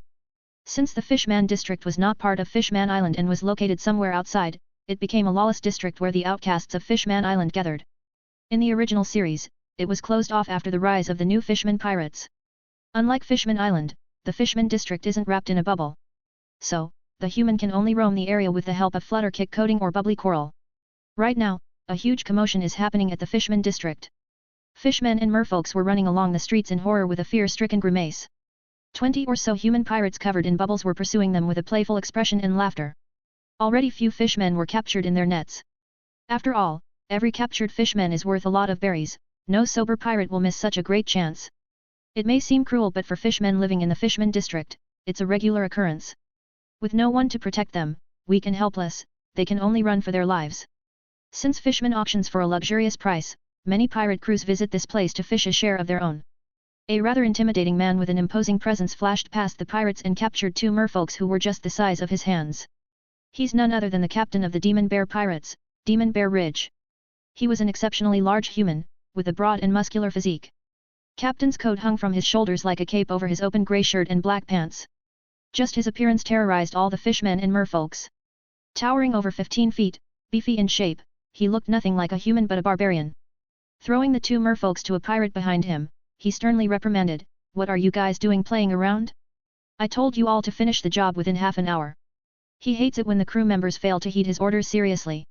At the same time, he knew it's useless to criticize them heavily as they haven't seen the true terror of the New World, unlike him. He's a cautious person in nature. Before entering the New World he doesn't want to attract unnecessary trouble to himself. Fishman Island is Whitebeard's territory. It's also the reason why he doesn't want to take the abduction to an extreme. If Whitebeard pirate crew got wind of his action, he's done for. If not for the lack of funds, he wouldn't bother to catch these fishmen and merfolk. But he's in urgent need of money. His dream is to join the Beast Pirates, the crew whose strength is on par with Whitebeard. For that, he needs to strengthen his crew first. Once he is recruited under the beast pirates, he can roam the new world unhindered and do as he pleases. Then, he doesn't have to fear the pursuit of marines or other pirate crews. Sorry, Captain. We don't know, catching them will take a lot of time. These fishes are good in the water and slippery too. Demon Bear Ridge snorted and asked, where is Glaive? Gather the crew, we are leaving. If we delay any longer, we may encounter the Fishman guards or the infamous Sun pirates. Hakakak, why should we fear them when we have you, Captain? A lanky pirate commented with a smirk on his face. Punching the pirate to the ground, Ridge scowled. Idiot. We are 10,000 meters underwater and will be at a disadvantage if we fight here. Get lost and do as I say. A bunch of dumb fucks. Ridge muttered himself and moved towards where they docked their ship. Compared to other pirate crews in Grand Line, his crew is strong, but they are just a bunch of rookies in his eyes. With the commotion they caused, the Fishman Kingdom may have already dispatched some of their guards here. There's also an infamous Sun pirates whose fame skyrocketed in recent days. He heard they target human pirates who cause a disturbance at Fishman District. Even though he neither fears the Fishman Kingdom army nor Sun pirates, fighting them underwater is nothing but foolish. 37. Demon Bear Pirates. When Jun and Blaze reached the perimeter of the Fishman District, a huge commotion attracted their attention while screams and helpless cries of fishermen and merfolk spread the region. Just like Blaze expected, the Demon Bear Pirates came here to capture some fishmen. Blaze and Jun looked at one another and sped towards the source of the noise. Arriving at the location, both of them were startled by what they saw. Around 6 human pirates were forcibly dragging a huge net that enclosed fishmen and merfolk. A pirate kicked a struggling child merman and threatened him with his pistol. Shut the fuck up. If any of you scream again, I'm going to shoot him. Do you want him to die? The captured fishmen ceased their struggle and grew quiet. Kakaka, that's right. Be good, we won't hurt you. The pirate laughed while other pirates followed suit. Hehe, I don't know how many fishes the captain side caught. I bet it would be higher than what we caught. Chattering, they dragged the fishmen towards the large ship which had the Jolly Roger of Demon Bear Pirates. The pirate flag is a standard one, a black flag with a skull and crossbones, while the skull resembled a bear's unlike a human one. At that moment, a pirate rushed out of the cabin carrying a den mushy. Looking at the pirates he asked, where's Vice Captain Glaive? What happened? Before the pirates could reply, a silhouette came from the distance and asked. The pirate replied, it's Captain. He wants us to gather the crew and ready the ship. We will set sail as soon as the captain comes. Glaive was a quiet person, it can be seen from his stoic disposition. Nodding his head, he looked at the captured fishes and ordered, lock them in a cell and ready the sail. Here, secure her in a separate cell. She's special. Glaive then threw a net that held a shark mermaid who struggled fiercely in the net with a panic-stricken face. She's none other than Charlie, the fortune teller and future owner of Mermaid Cafe. Staring at this cruel display from distance, Blaze's eyes turned sharp. His entire being boiled in anger, while high heat emanated from his body. Blaze Kun, restrain yourself, we are under the sea. Jun reminded softly. From her interaction with Blaze, she grasped the latter hates anything associated with the word slave. Calming his emotions, Blaze spoke without looking at Jun. We aren't going to capture them anymore. Kill them all and leave none alive. Saying this, Blaze used Soru and flashed towards the Demon Bear Pirates with a dagger in his hand. Sighing, Jun followed. She felt pity for those pirates who are going to die miserably. Without knowing the incoming danger, the pirates chatted among themselves. Why is the captain on such a rush? Who knows? The pirate with a pistol uttered. At that moment, Glaive shouted at them, enemy. Watch out. Before the pirates could digest his warning, the pirate with a pistol had a red thread-like cut on his neck. Soon, blood spewed out and his head languidly slid from his neck and touched the ground. Before the pirates could comprehend what's happening, another 2 dropped to the ground with their hearts pierced. Glaive reacted. With his hatchet, he flung a horizontal slash at Blaze. Pity, since they were underwater the heaviness of his slash was diminished by 70%. When it reached Blaze, he simply deflected the attack with a wave of his left hand. Only then the surviving pirates reacted and clearly saw who their opponent is, a young man.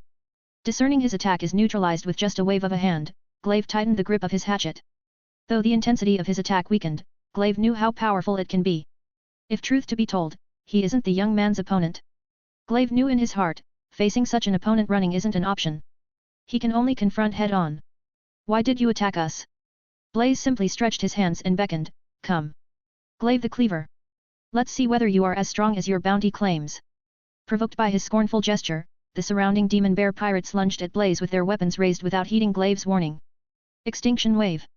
Blaze muttered in his heart while an extreme heatwave erupted from within him and spread in all directions. The pirate minions were struck by the heatwave and flung far away with their entire body scorched and the bubble enclosing them poked. The embarrassing thing is, as the source of such a large-scale attack, Blaze's bubble was also ruptured along with the pirates. The surrounding seawater crushed his body, but aside from feeling slightly uncomfortable, lack of oxygen, and losing his devil fruit power, nothing happened. At that moment, Jun appeared next to him and pressed the huge bubbly coral she bought, which in turn produced an enormous bubble and drove out the surrounding seawater out. The bubbly coral is similar to the one Nami used in Ryugu Palace to flush the water out. Can't you change your reckless nature? For once, think and act, we are 10,000 meters under the sea. Jun grumbled while Blaze shrugged. Devil fruit user. Glaive was shocked a little and re-evaluated Blaze's combat power. The sudden change in situation caught the fishmen and merfolk off guard, both the captured and hidden ones alike. It sparked a little hope in their heart. They have a chance to escape if both the humans hurt each other. Looking around, he asked Glaive. Where is your captain, Demon Bear Ridge? Hearing the question, Glaive knew his conjecture is correct. The young man wasn't blindingly attacking them, he came looking for them specifically. They didn't provoke anyone in Fishman district aside from fishing these folks. It means this person came to Fishman Island chasing them from the surface. The assumption shocked him a little. Who in the right mind would chase someone to the depth of the sea, unless he has huge hatred against the Demon Bear pirates? But looking at Blaze's serene expression, it can be perceived that they don't have any prior enmity. Glaive thought, who is he? A bounty hunter, marine, or someone from an underground organization? 38, Demon Bear Ridge. Glaive observed Blaze and Jun. He can see Blaze is strong and possess devil fruit power, but what startled him is, the other one is also equally strong. When did the Demon Bear pirates provoke such scary youths? Are they captain's enemy? Glaive couldn't make a head or tail. The pirate who carried a den mushi noiselessly trod to Glaive's side and dialed his captain. Blaze noticed this little action, but he didn't care. Ignoring Glaive and another 3 Demon Bear pirates who came out of their ship, he calmly walked towards the net which held Charlie. When Charlie noticed Blaze is walking towards her, she cringed a little and gazed at him in fear. Blaze smiled a little and comforted, "Don't be afraid, I will release the net." Saying this, he bent down and touched the net. His heat ability directly melted the metallic net, freeing Charlie.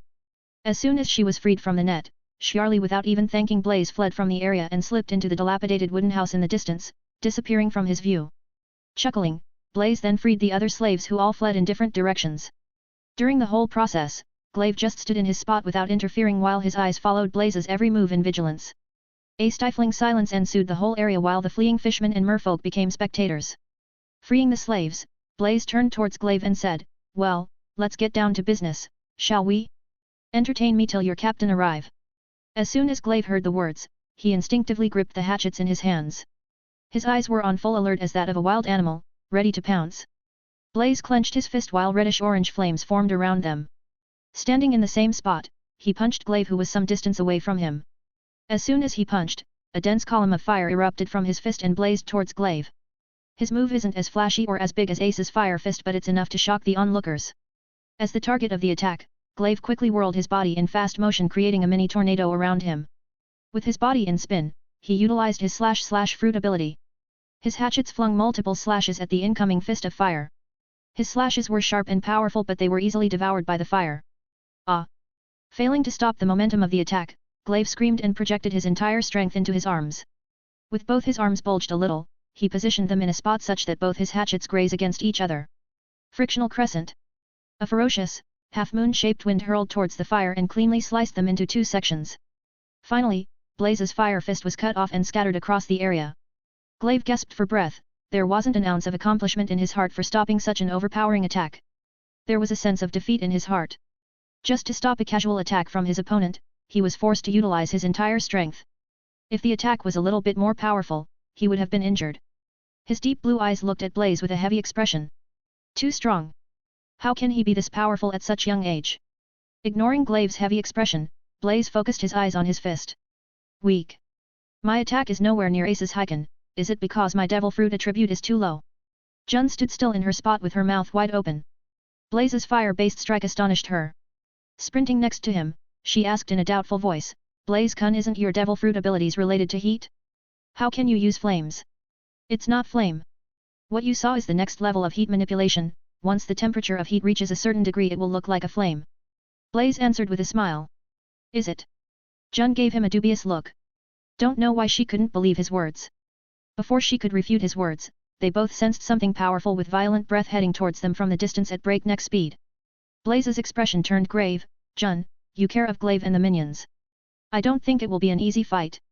Without a doubt, the person who's coming is Demon Bear Pirates Captain Ridge. It's just his breath is a lot stronger than Blaze expected.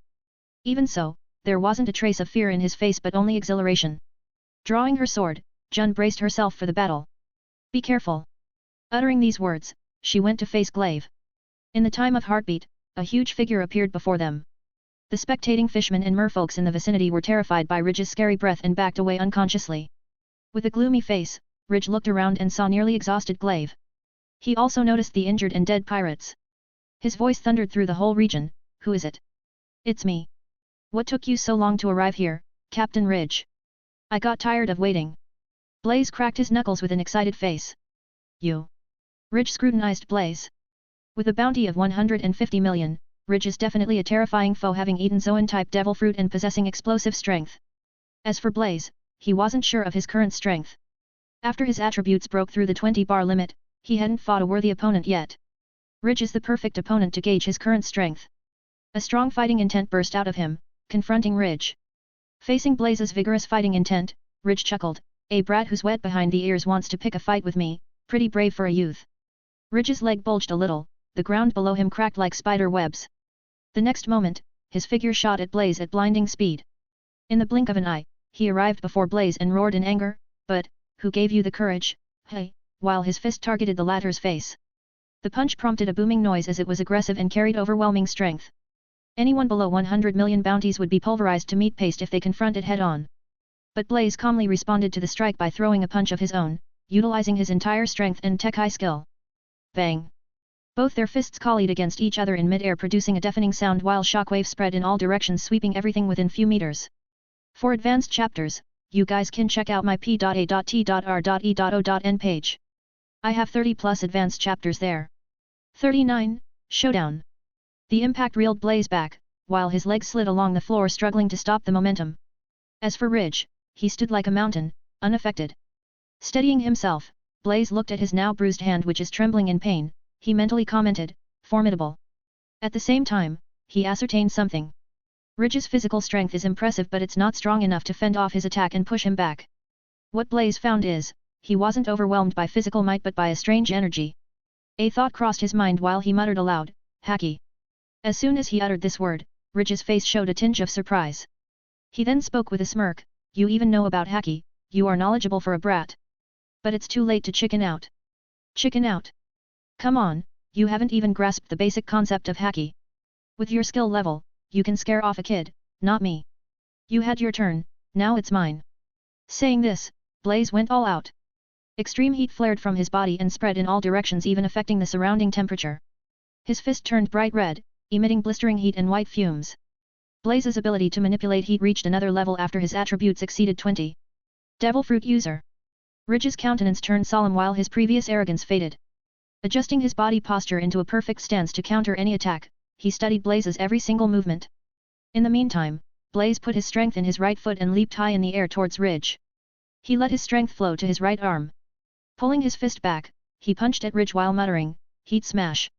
A tremendous force exploded out from his knuckles in the form of a fist, while his devil fruit ability turned the blast of air into extreme heat shock. Boom! With a thunderous noise, the fist slammed toward Ridge, forcing the latter to imbue his arms with Buso's Hoku Haki and take an X-shaped defensive stance. At the last moment, Ridge grimaced as he fails to coat his arms with Haki. Fuck! Cursing, he put his entire strength in his left leg and flashed to his left, successfully dodging Blaze's heat smash. Before he could rejoice, another punch banged his face, hurling him back with rampageous force. Ridge's body shattered 2 broken houses and finally bumped into the bubble created by the bubbly coral. The bubble stretched to its utmost limit, but surprisingly, instead of bursting open and expelling him into the sea, the thin layer bounced him back. Lucky for him.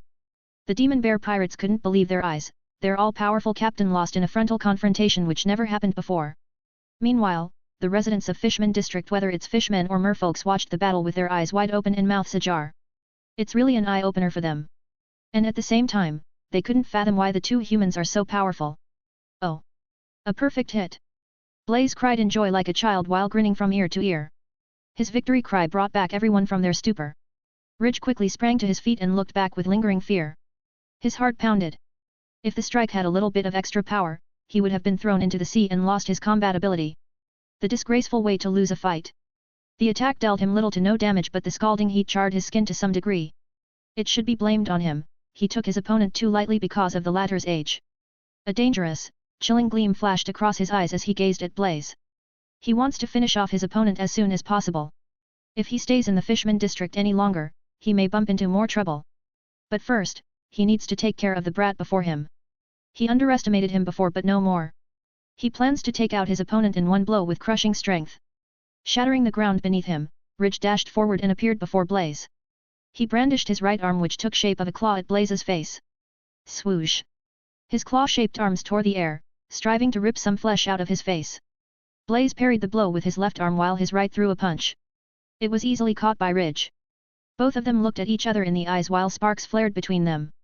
If truth to be told, Ridge was slightly shocked by Blaze's strength, as he didn't expect the latter to have such physical strength at a young age. Who is he? Countless thoughts crossed his mind, and he finally concluded. Are you a Marine or world government agent? Why did they send you after me? Ridge asked as they grappled. Regarding his question, Blaze smirked. I am just a Marine in training. Come on, don't waste my time, show me your devil fruit ability.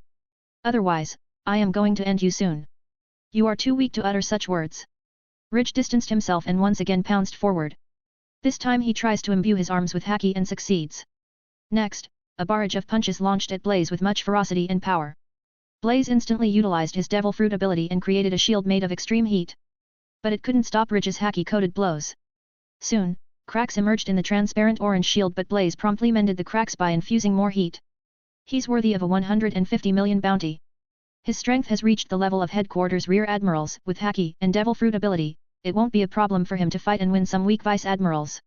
I can only defeat him by playing tricks. Smiling a little, Blaze's arm surged with sudden strength and pushed the shield forward, disrupting Ridge's fighting momentum. Meanwhile, his left arm shot a high heat beam. Before Ridge could throw his next wave of punches, an orange-red glow blasted towards him. He didn't expect to be attacked from a blind shot. Thump! With a change in expression, Ridge hurriedly blocked the beam with his bare hand and sprang left to avoid the full brunt of it. For advanced chapters, you guys can check out my p.a.t.r.e.o.n page. I have 30 plus advanced chapters there. 40.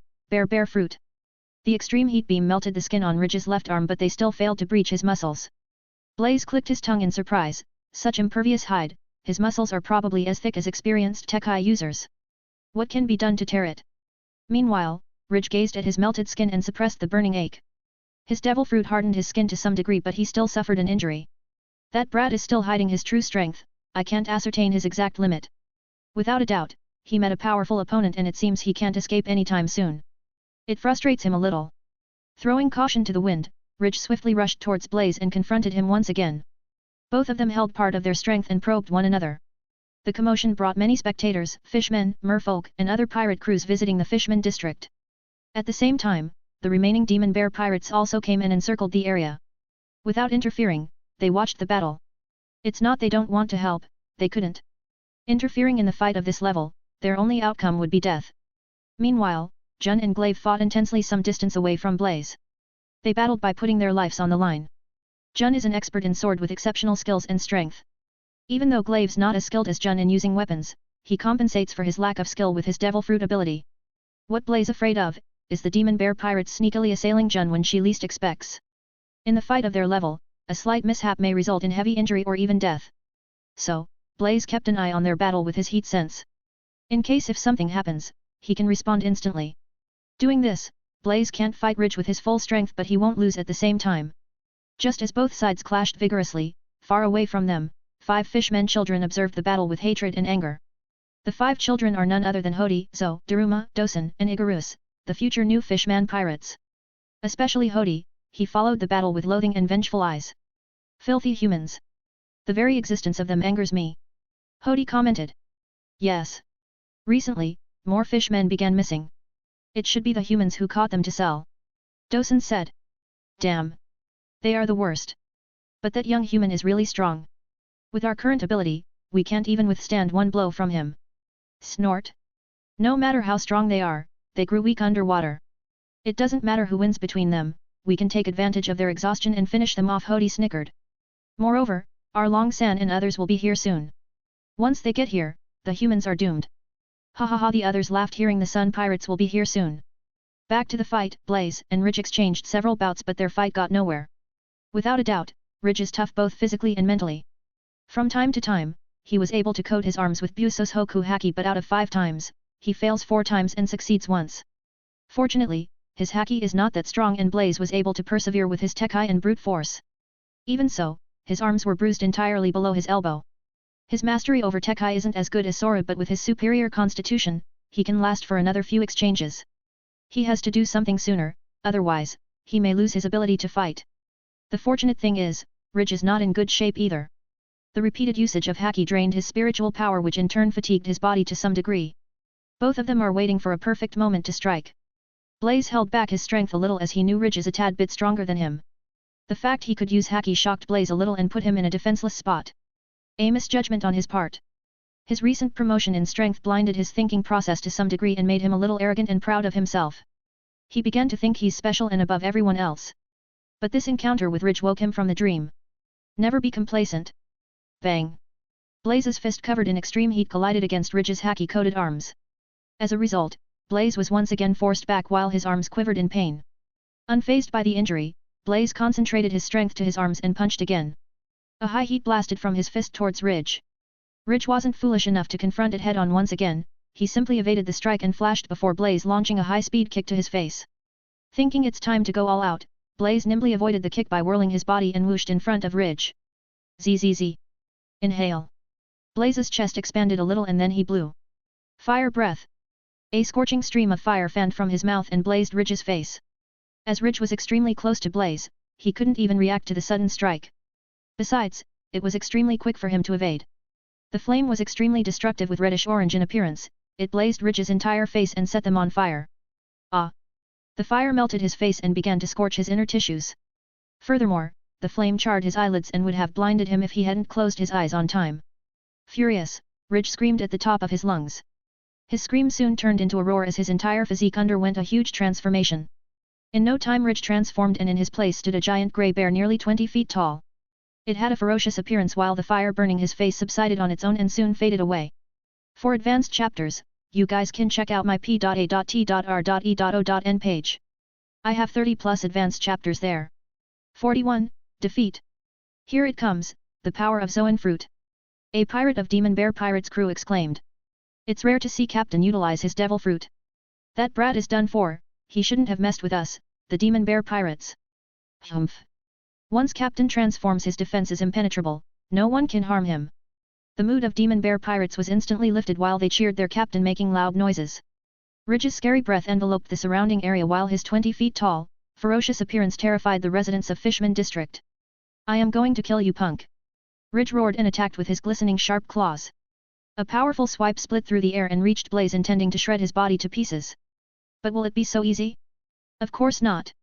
Anticipating the attack, Blaze pushed his Sora skill to the full extent and went behind Ridge. The flames twirling around his fist intensified, shaping a huge blade that extended to nearly 2 feet. The blade exuded a terrifying temperature while reddish-orange flame glazed its edges. Its temperature was completely different from the heat Blaze has shown till now. Leaping high in the air, he landed on Ridge's back and stabbed the flame blade with all his strength. Ridge, who failed to hit the target, sensed a threatening premonition on his back.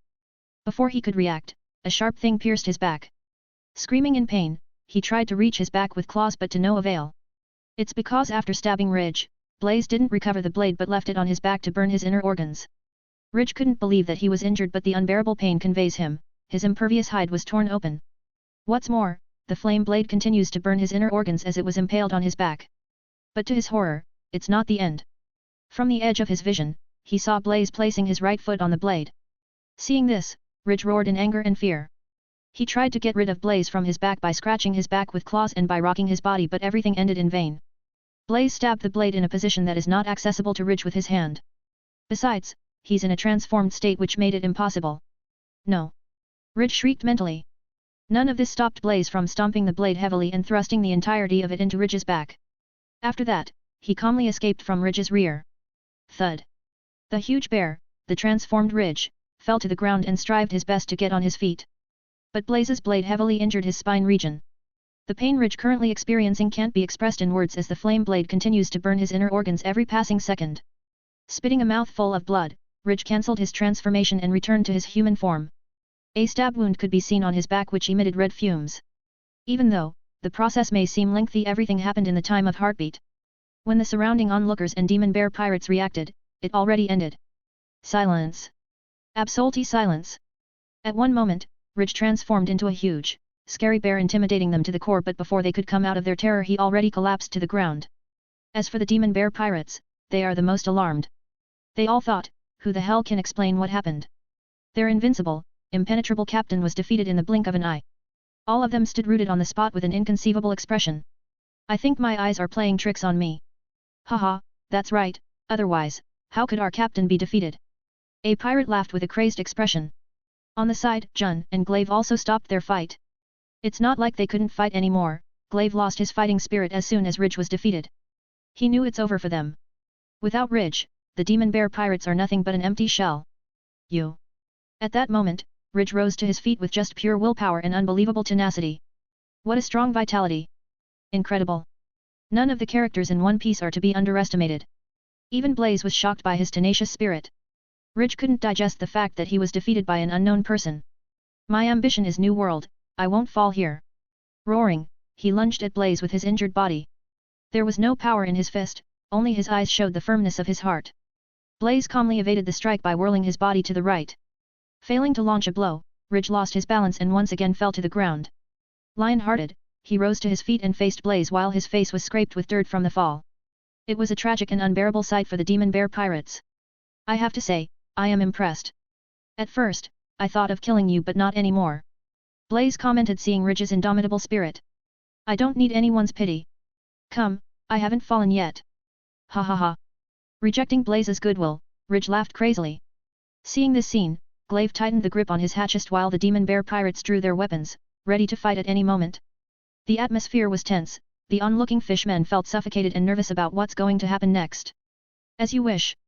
Kicking off his right foot, Blaze arrived in front of Ridge and struck the latter's chest with his elbow which is coated in heat energy. Bang! Ridge couldn't react in time and blasted high in the air with intense force. Blaze balled his fist while blistering flames surged and wrapped his hand. Aiming at Ridge who was few feet above his head, Blaze punched. A huge column of fire exploded from his hand like a towering inferno and shot at Ridge. This time, Ridge made no attempt to avoid the attack as he was already heavily injured, and last the attack of Blaze directly shattered a few of his chest bones. Besides, he can't do much in mid-air. Closing his eyes, he welcomed the attack while the images of his pirate life flashed before his eyes. For advanced chapters, you guys can check out my p.a.t.r.e.o.n page. I have 30 plus advanced chapters there. 42. Arrival of Sun Pirates. The firestorm enveloped Ridge's figure, illuminating him completely with fire. When his body touched the ground, his skin was completely melted while his flesh region had burn wounds. The astonishing thing, he still breathes though knocked unconscious by the strike. Captain! The demon bear pirates rushed forward while some tried to attack Blaze but all of them were blasted off to distance by his powerful heat breath. As for Glaive, he was blocked by Jun. Since he was at the end of the line, Glaive fought with his all, not even caring about his life. Die! Die! Die! Screaming, he furiously swung his hatchets sending powerful wind blades at Jun with a crazed look. The only thing in his mind right now is to eliminate the obstacle before him and go help his captain, Ridge. So, his strikes were ferocious and wild, striving to heavily injure Jun. Seeing this, Blaze was unhappy. I shouldn't have shown him mercy. He wanted to use Glaive to temper Jun's sword skills as the former possessed the power of / fruit. A perfect devil fruit ability to enhance Jun's sword skills, but he didn't expect Glaive to be slightly stronger than Jun. Well, Jun should have already grasped her weakness. It's time to end their fight. Thinking through, Blaze thought and few bullets actualized before him out of extreme heat. Waving his hand, he fired the bullets towards Glaive who was some distance away from him. As he was fighting Jun, he didn't foresee the attack. The heat bullets curved in mid, avoiding Jun they struck Glaive, 2 bullets hit his legs, 2 struck his rib area while another 2 struck his shoulders. The sudden attack forced Glaive to take a step back and created an opening for Jun. Sword has no eyes, though Jun noticed the abnormality she couldn't hold his sword from mercilessly hacking Glaive. Slash! Blood splattered. A huge gash appeared on Glaive stretching from his right chest to lower abdomen. Thud. Forced to his knees, Glaive spat a mouthful of blood. Soon his consciousness plunged into darkness while his body collapsed to the ground, unconscious. Jun turned and death glared at Blaze as if she wants to kill him with her eyes while Blaze just showed her an apologetic smile. A true sword user hates their battle to be interrupted, Jun is that kind of person.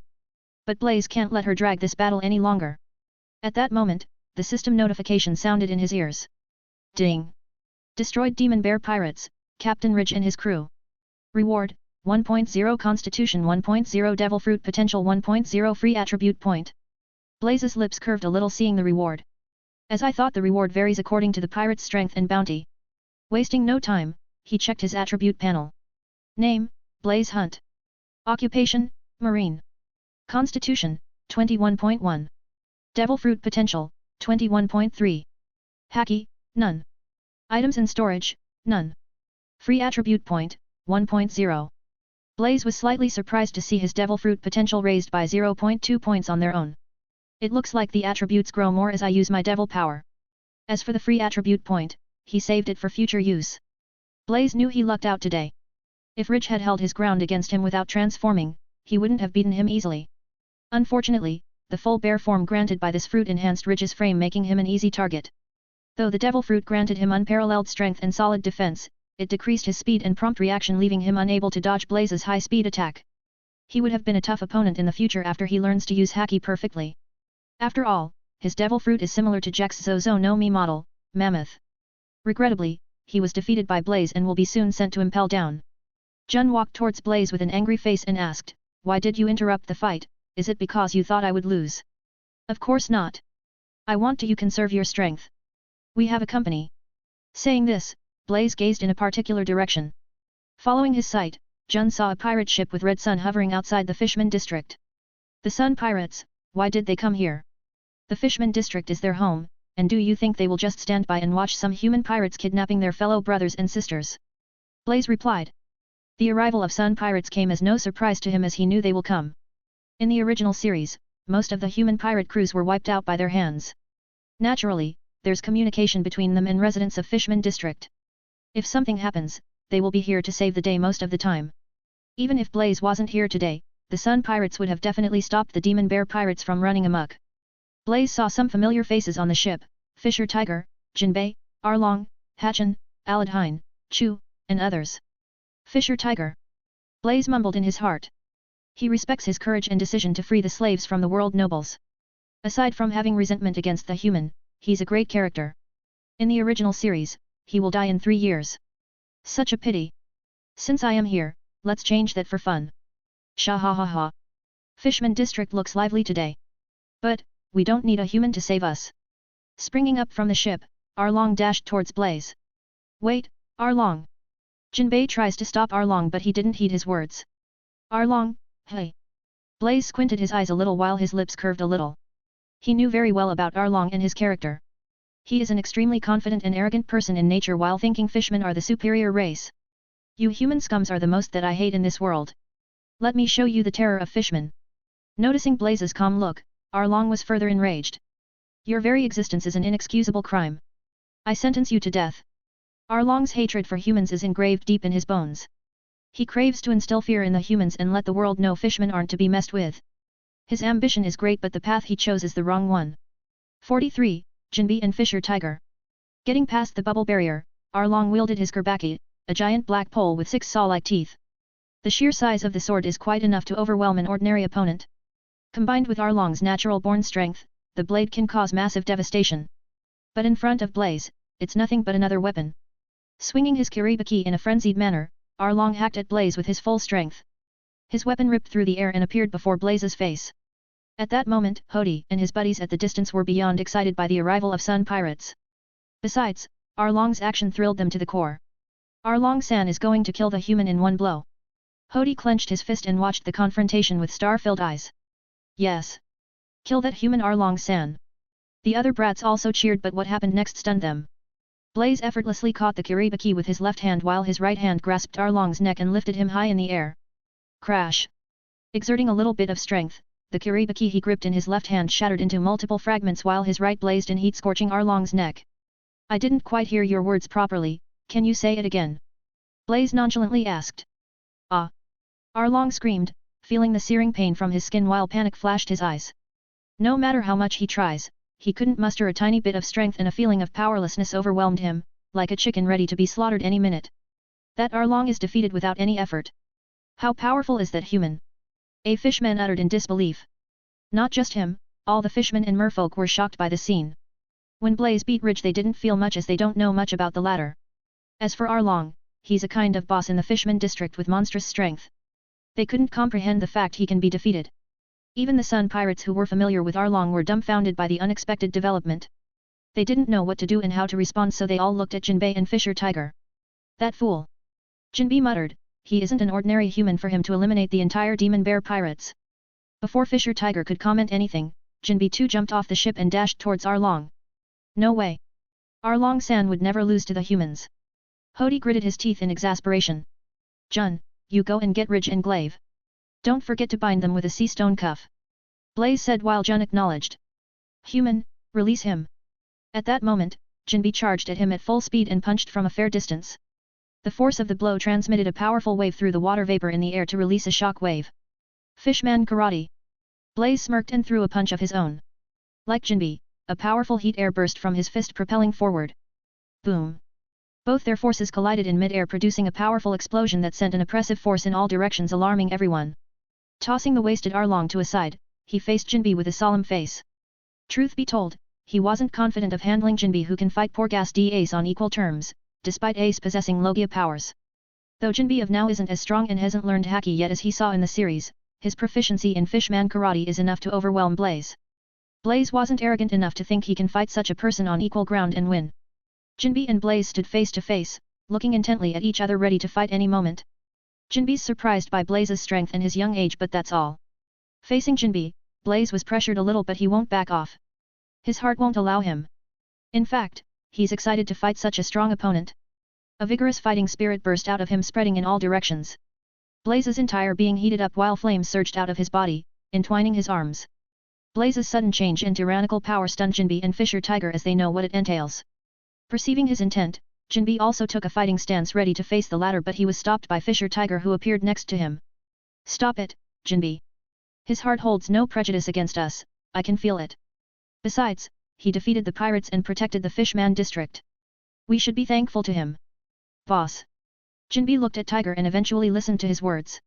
Oh, you are Fisher Tiger, hero of slaves, the one who challenged Mary Gosa and burned the entire city down to free all the slaves. Blaze spoke. Hearing this, Fisher Tiger squinted his eyes while Blaze continued. You did what countless people couldn't dare to think, I admire your courage for that. Blaze's words stunned him a little as no human had ever praised him for that. Who are you? I am a marine trainee. We have a lot of time, we will meet in the future. But the next time we meet, we will be enemies. Be prepared to face me, I will come looking for you, the Sun Pirates, soon. Blaze smiled. Come on, Jun, we are leaving. He didn't care what the Fisher Tiger thinks in his heart, he simply turned and nonchalantly left the area carrying Ridge on his shoulder while Jun carried Glaive. None stopped him, they don't dare to. As soon as Blaze vanished from their view, he grinned from ear to ear. He thought in his heart, I left saying some cool words and didn't know whether my words impressed Jinbei and Fisher Tiger. Blaze-kun, why are you laughing foolishly? Jun asked. Nothing. 44. Xiarli's prediction. Just as Blaze left the area, Tiger and Fisher Tiger reacted, they looked at each other with a puzzled expression. First, they didn't expect Blaze to be a marine. Second, they could tell the human didn't discriminate against them based on their appearance and race. It came as a shock to them. Looks like Marines gained another powerful human to their ranks. Tiger commented. Yes.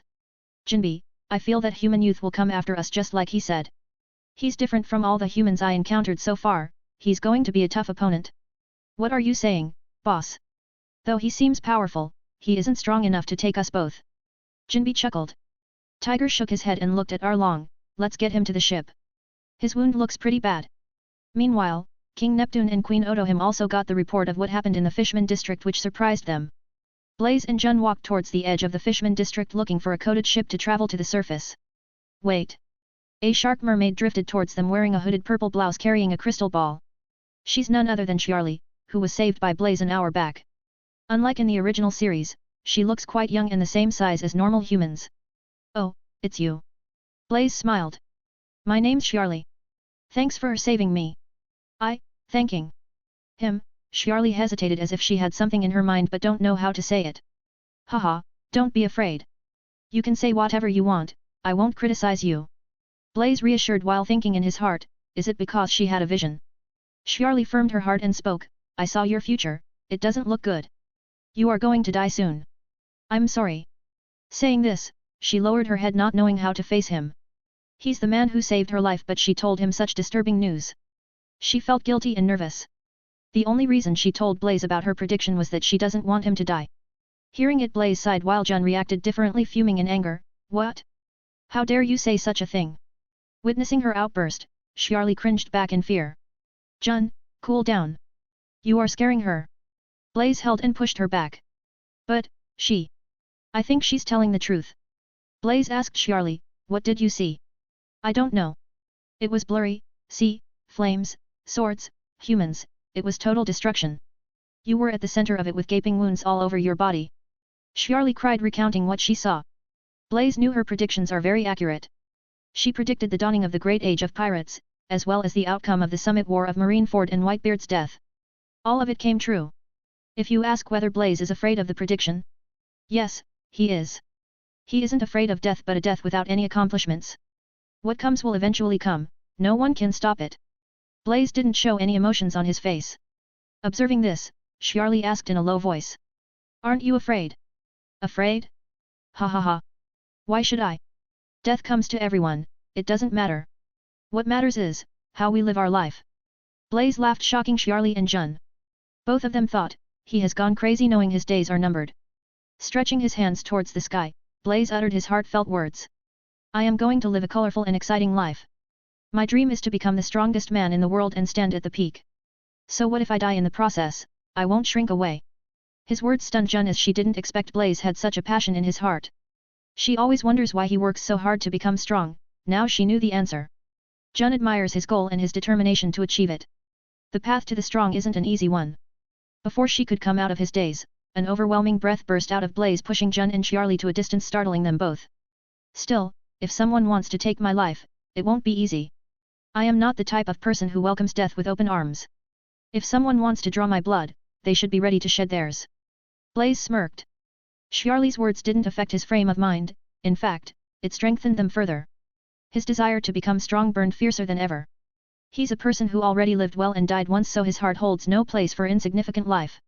Even if his time is a short one in this life, he wants it to be like a shooting star, exotic, adventurous, and without any regrets. What a powerful breath. Is it Haki? Jun wondered. She was completely suppressed, unable to even lift a finger, while Xiarli is in an even worse state. Blaze Kun. Jun called, pulling Blaze out of his thoughts. Noticing their state, Blaze quickly retrieved the breath he unconsciously released and apologized. I shouldn't have told my prediction. I just don't want the human who showed kindness to the Fishman kingdom to die. Xiarli said with tear-filled eyes. Haha, what are you saying? Your prediction isn't going to change anything. In fact, you made it wonderful. Really? Yes. Now go back with peace of mind. Take care, Xiarli. Blaze patted her shoulder to make her relax. You too. Saying this, Xiarli swam away. Blaze Kun, are you okay? Jun asked in a concerned voice. What do you think? Blaze cheekily asked back while Jun snorted. But she was inwardly relieved, perceiving he didn't lose his mind, and at the same time impressed by his firm heart. If someone else was in his position, they would have completely lost it and would have gone crazy by now. Let's go, Jun. Like how they came to Fishman Island, Blaze thrashed and threatened a pirate crew to carry them to the surface if they want to live. Just like that, Blaze and Jun left the Fishman district, taking the unconscious Ridge and Glaive. 45. Evaluation. Admiral Sengoku Office, Marineford. As Sengoku instructed, Blaze and Jun returned to Marineford, not further continuing their hunting mission. It's just Sengoku didn't expect Blaze would really destroy Demon Bear pirates and capture Ridge and Glaive, whose combined bounty reached 230 million berries. Ridge and Glaive were directly sent to Impel Down to spend their remaining lifetime. You don't have to continue the hunting mission, I think it's meaningless for you. Let's wait for the other recruits to complete the task before deciding your ranks. Sengoku stated after careful thought. He knew Blaze's strength reached a standard where such a low-level test holds no meaning. Oh yes. Garp wants to see you, you can meet him in his office. Don't learn the bad things from him. Sengoku sternly spoke. Jun, you stay. Blaze gave Sengoku a respectful salute and left the office without glancing at Jun. As soon as Blaze left the room, Sengoku reclined in his seat and gazed at Jun. Take a seat, Jun, and tell me what happened. Yes. Perching opposite of Admiral Sengoku, Jun took a deep breath and recounted the things that happened on the trip. From their journey to Fishman Island, meeting King and Queen, destroying the Demon Bear pirates, encountering Fishman pirates, and lastly Xiarli's prediction. Hearing everything, Sengoku contemplated for a minute and spoke, you were beside Blaze the entire time, tell me your honest view and what do you think of him? He's ridiculously strong and a person with a clear sense of goal. He follows his heart and won't listen to orders that are against his conscience. Jun replied. Did you take note of any weakness? Sengoku asked again while this time, Jun hesitated to reply. Jun, I know this may seem like I sent you to spy on Blaze but please trust me I am doing this for his good. You know what happened at the Sabayati? If Fleet Admiral Kong hadn't stepped in, the world government would have already ordered to eliminate him. Nobody can walk free offending a celestial dragon. I am trying to understand him so that it won't happen again in the future. Sengoku patiently explained. Firming her heart, Jun spoke. He's extremely repulsive towards slavery and has a soft spot for slaves. I think it's because of his past. Sengoku nodded his head in understanding while Jun continued. Even underwater he can fight with his full strength, it's just he can't use his devil fruit powers. Besides, his devil fruit ability is weird. When I first met him, his devil fruit ability isn't very strong but now, I can't tell the extent of its ability as if his fruit ability improves with him. Jun told everything she knows. She felt guilty in her heart and knew she betrayed Blaze by breaking the trust he had in her. Sengoku sighed since he didn't get any useful information, is that all? Yes. Okay. You can go now. Tsuru specifically asked me to place you in her unit. Are you fine with it? Yes. Agreeing with the decision, Jun rose from her seat to leave but stopped in her track and spoke, Sengoku-san, I want to add something about Blaze. Go on. I told you a shark mermaid predicted Blaze's death, I don't know whether it's true or not. Jun spoke. It should be true. I have a report and evidence of what she predicted till now had come true. Sengoku interrupted her and said. Blaze also firmly believed her prediction, meaning he knew about her ability. Even so, he didn't even flinch when he heard about his death. He isn't the least bit afraid of his death. Nothing could hold a person like him, even if he had countless weaknesses. Saying this, Jun left the room without looking back. Hearing her words and seeing her expression, Sengoku rubbed his temples in helplessness. He could tell Jun was upset by doing this but he had no choice to send her. According to the report, she's the only one who's slightly close to Blaze. Just as Jun got out of the office, she was stunned to see Blaze waiting outside. She stuttered, Don't worry about it. As a disciplined Marine, you can't disobey a higher rank officer's order. Blaze nonchalantly spoke as if he didn't care. You know. Jun asked. Blaze shrugged, I guessed. When Sengoku-san told you to follow me, I know he had something in his mind.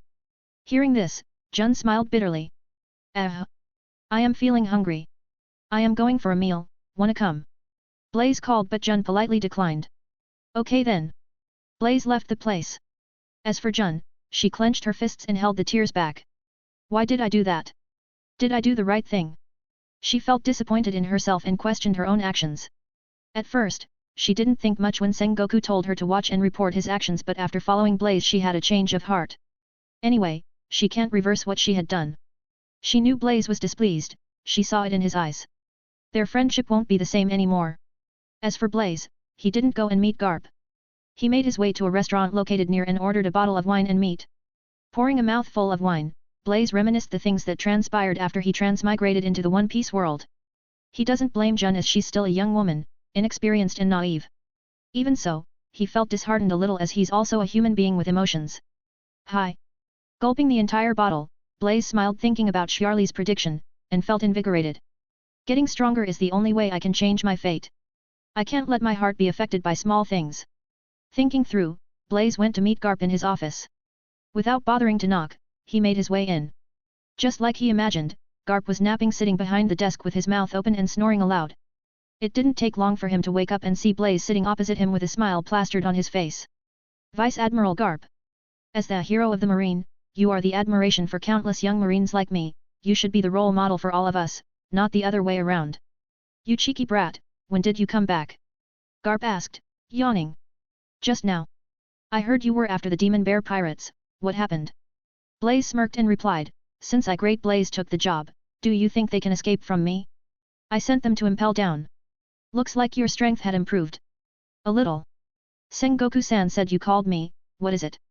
46. Achievement tab. It's regarding what you did at the Sabayati. Do you know what it means to attack a celestial dragon and the consequences that come after? Garp gravely asked. I know, Blaze calmly replied, stumping Garp. You brat. Garp shook his head. Make sure there's no next time, otherwise, even I can't protect you. I too hope the celestial dragons don't provoke me again, because the next time, I will directly burn those scumbags to ashes. Blaze spoke while killing intent flashed past his eyes. Bang. Without any warning, Garp's fist of love struck his head, making him groan in pain. You merciless old man, it hurts, Blaze whined while Garp grinned.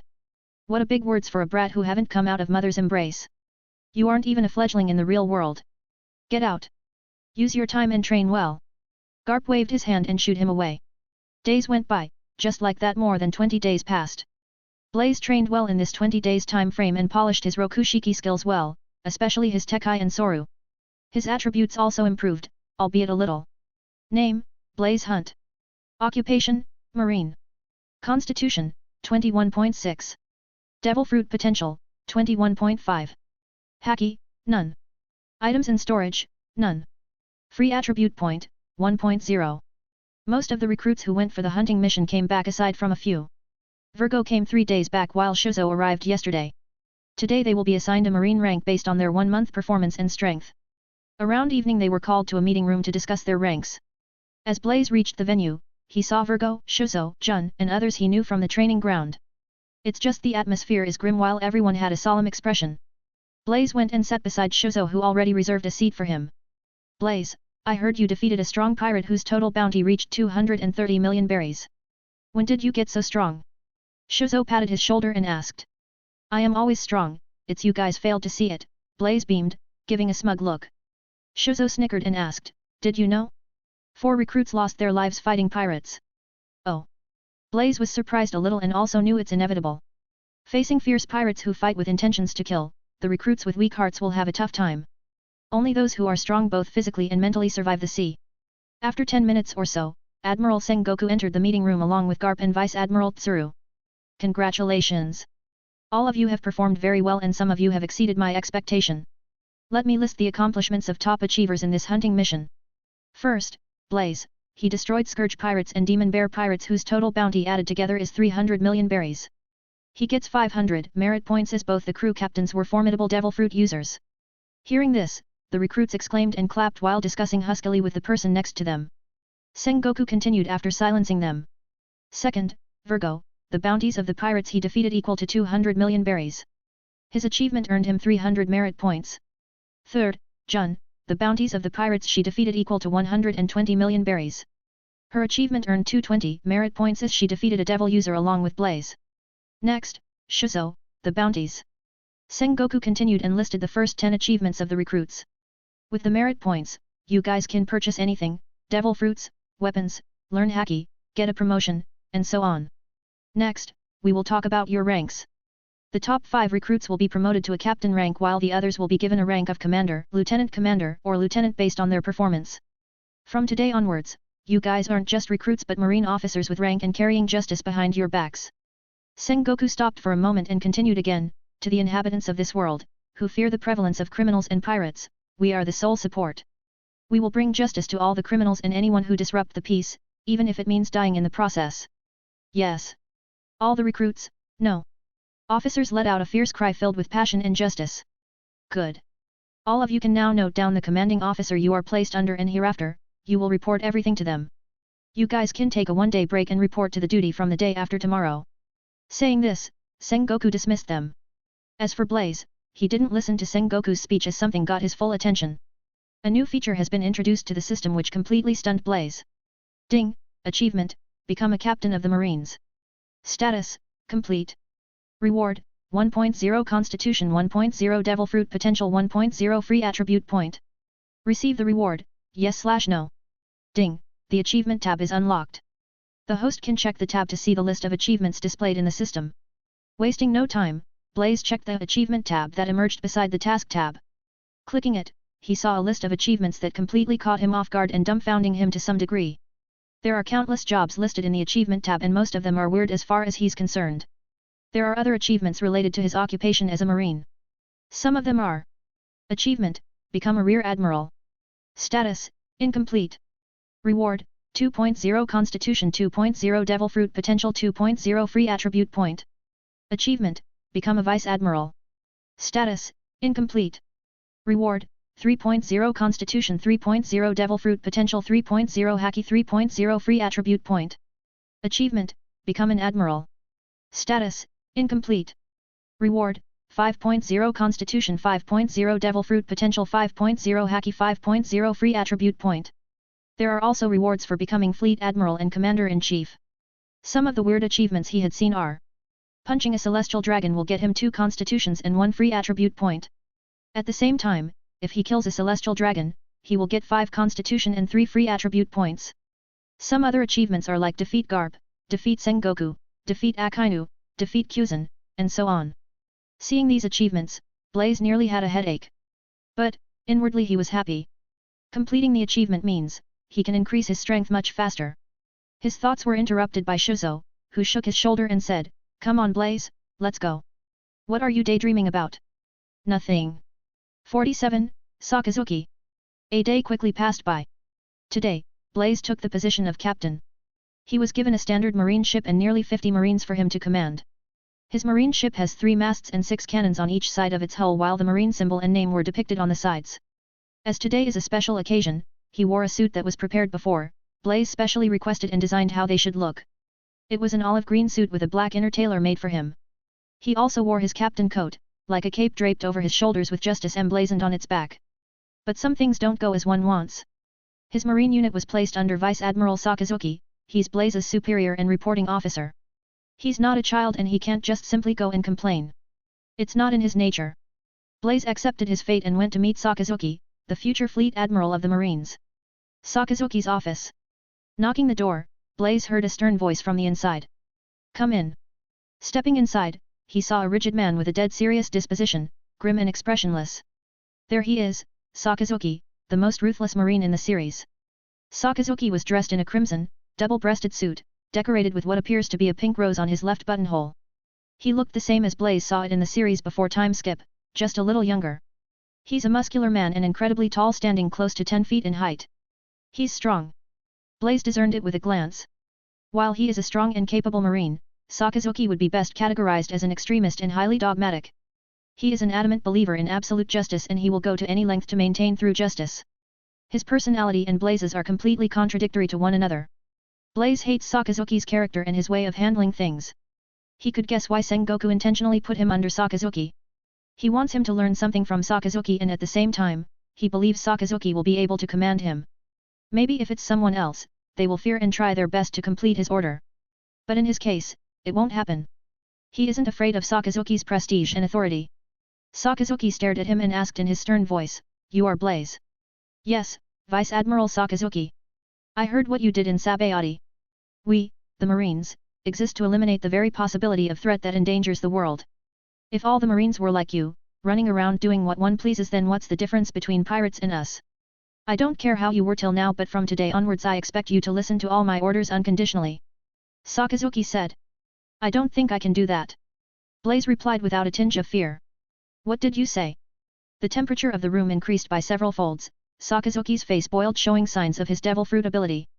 Undaunted, Blaze met the latter's eyes and replied, Of course, listen to your orders, Vice Admiral.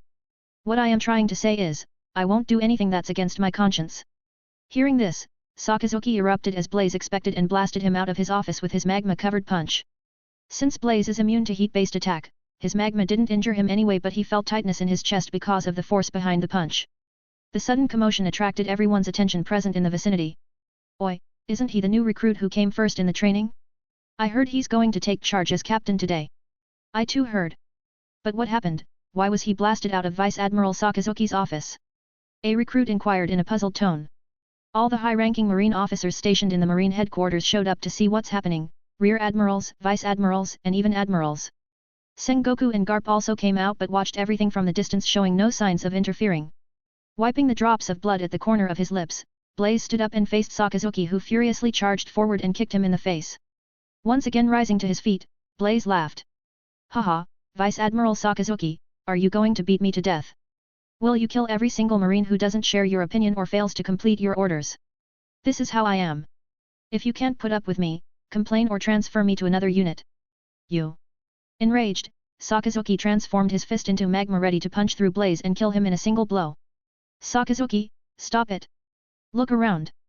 Kyuzan suddenly appeared before Blaze and spoke. Only then Sakazuki noticed all the marines in the vicinity were staring at him in fear while distrust seeded their hearts. All the marines will naturally follow the order issued by the high-ranking officers, but at the same time, they also want to trust their superiors with their lives. Now, Vice Admiral Sakazuki's action rippled their serene hearts. Snorting, Sakazuki turned around and walked away without bothering what the others are thinking.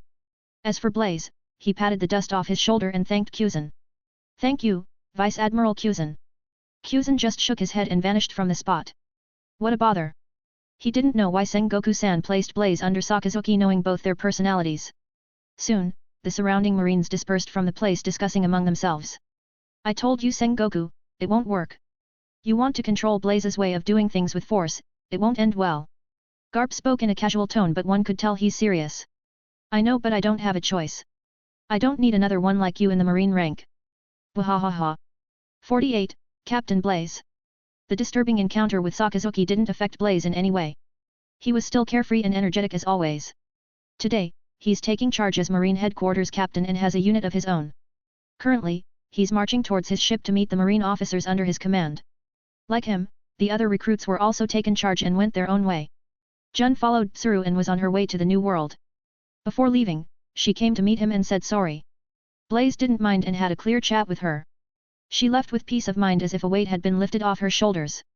The next time they meet, he was sure she won't be the same inexperienced woman. As a future admiral-level candidate, how can she be weak? Like in the original series, Virgo personally requested Sengoku to transfer him to the G5 branch where he will officially start his undercover work. As for Shuzo, he followed Vice Admiral Kizaru and went to New World. Not just them, most of the recruits who successfully completed the training were placed under strong and well-respected marine officers. They will now follow their superiors to New World where they will face the cruel pirates of the sea and temper themselves. The only exception is Blaze. He was tasked to wander the Grand Line and watch the neighboring kingdoms affiliated to world government. It didn't take long for Blaze to reach the ship assigned to him where the marine soldiers waited for his arrival. Most of them are nervous and anxious. Jumping onto the ship, Blaze noticed the marines standing in an orderly manner waiting for his command. Smiling a little, Blaze spoke. You guys can relax. Only after his command, the marines on board visibly eased their body and their nervousness too faded away. Who's second in command here? Blaze asked, looking around. Lieutenant Commander Regis reporting, Captain Blaze. I am the second in command of the ship. A silver-haired man in his late 20s came forward and reported. Good. Tell me the status of our ship. Blaze said and walked towards the front ship deck. Yes. Our ship holds nearly 40 individuals. 2 lieutenant commanders, 5 lieutenants, 3 ensigns, and 20 marines of varying ranks. Aside from them, we have 5 chore boys, 3 chefs, and 2 doctors. We have 2 lieutenant commanders, where is the other one? Blaze asked, slightly curious. His name is Giotto, he went to collect the ship supplies, Regis replied and continued, Captain Blaze, a few minutes before came, Rear Admiral communicated and instructed me to pass a message. What is it? Blaze asked, showing no interest. There's constant unrest in the Lolusia Kingdom due to a large number of pirates' constant visits. Recently, a pirate crew tried to attack the royal family. Okay. Gather the soldiers and we will leave once everyone arrives. Yes. Saluting, Regis went to execute the orders. After a few minutes, Blaze's marine ship left the marine fort and drifted away, completely disappearing from the view. In no time, Blaze got familiar with the unit as he's carefree and open-minded. The marines on the ship also relaxed around him, laughing and joking in his presence. It took them 3 days to reach the Lolusia Kingdom and with Blaze's strength, there's no trouble. He effortlessly crushed the pirates and sent them to the nearest marine branch. In his unit, Regis and Giotto are pretty strong as they also once attended the marine special training camp during their youthful days. They are the strongest fighters on the ship aside from himself. Though they aren't ridiculously strong, they are capable of defeating pirates with bounty around 20 million to 30 million berries. Days passed like that for Blaze, chasing pirates, training, sparring with the marines under his command, eating, and sleeping. It's been nearly 6 months since he left the marine headquarters and hadn't gone back even once. Not just him, everyone in his unit also suffered due to him. Even the request for leave had been turned down by the superiors, reasoning that new pirates are sprouting up every day and they need all the marines in hand to stop them. It's understandable, but their unit wasn't even called frequently. At most, they were ordered once a week and in the worst case, twice a week. And that too to apprehend weaker ones. Staying away from pirates is a good thing but not for marines. It's because only by apprehending the strong pirates, they will earn merit points. And only with merit points, they can apply for promotion, weapons, and the things they desire. It's the quickest way to become stronger. And in Blaze's case, only by defeating the pirates he can earn attribute points and improve his strength quicker. Now, his path was cut off. Blaze knew it's Sakazuki's way of revenge. By restricting what he could do, he can stop Blaze from getting stronger and his promotion in rank. If it's just him, Blaze would just wave it off, but all the marines under him were also implicated by Sakazuki's actions. I will definitely pay it back, Sakazuki. Do you think doing this will stop my advancement? Naive. In fact, during these 6 months, he got a lot stronger. With a thought, the system interface actualized before him. Name, Blaze Hunt. Occupation, Marine. Constitution, 32.5. Devil Fruit Potential, 30.0. Haki, none. Items in storage, none. Free attribute point, 3.0. Just yesterday, both his Constitution attribute and Devil Fruit Potential broke past the 30-bar limit, thanks to the mighty pirate crew they met. The crew was as strong as the Demon Bear pirate crew with a single Devil Fruit user. The total crew bounty is 200 million berries while their captain himself had 180 million berries on his head. Since Blaze was a lot stronger than he was 6 months earlier, his strength overwhelmed the pirates and they were crushed easily. Defeating them, the system rewarded him 1 Constitution point, 1 Devil Fruit Potential, and 1 free attribute point. Aside from this, his attributes rose gradually due to his rigorous training and sunbath. Basking in the sun enhances his constitution, after all. Every week, his Devil Fruit Potential attribute increases by 0.1 points. It's been nearly 24 weeks since he left the Marine headquarters, rising it by 2.4 points. As for the Constitution attribute, every week they rose by 0.2 points thanks to the scorching Sunday. Though he just hunted some weak pirates in these 6 months, catching them provided some points. In these 6 months, he encountered 10 weak pirate crews, each one yielded him 0.2 points, 4 slightly stronger ones generated 0.5 points. And finally, 1 strong grew. 49, All-Consuming Fist. Aside from this, a task was completed in his taskbar after he finished performing his daily training, 1000 punches and 1000 kicks. Task, punches and kicks. Description, do 1000 punches and 1000 kicks daily facing the sun. Time, 1 year. Status, complete. Reward, 2.0 Constitution 2.0 Devil Fruit Potential 1 free attribute points. Want to accept the reward, yes/no. Wiping the sweat off his body with the towel, Blaze relaxed in a sun lounger set in the ship's front deck. This is the place where he usually spends his time during the day. By doing this, he can absorb the energies from the sun. And it also has a nice view. Without much thought, Blaze accepted the reward and the data in his status panel changed automatically. His body exuded endless vitality and strength. Name, Blaze Hunt. Occupation, Marine. Constitution, 34.5. Devil Fruit Potential, 32.0. Haki, none. Items in storage, none. Free attribute point, 4.0. Comfortable. Closing his eyes, Blaze enjoyed the feeling of his constitution being enhanced every second. Thanks to his sensual constitution, his physique now can be compared to some strong One Piece characters. With just physical strength alone, he can overwhelm most of the opponents. As for how strong he is, Blaze doesn't know himself. If his conjecture isn't wrong, his strength now should be on par with headquarters vice admirals. Even against someone who learned Haki, he can exchange blows making use of his Tekai mastery and heat sense. Of course, Kyuzen, Kizaru, Sakazuki, and some strong vice admirals are an exception. His only weakness now is the lack of Haki. Even if he wants to learn, he can't as he lacks merit points. If not for Sakazuki's meddling, he would have earned the required points by now. Sighing, Blaze's thoughts drifted off as began to ponder what kind of future awaits him. Without his knowing, he slept in the lounger. Captain Blaze. It didn't take long for Regis to interrupt his sleeping. Yawning and stretching his highly toned body, Blaze asked, "What happened?"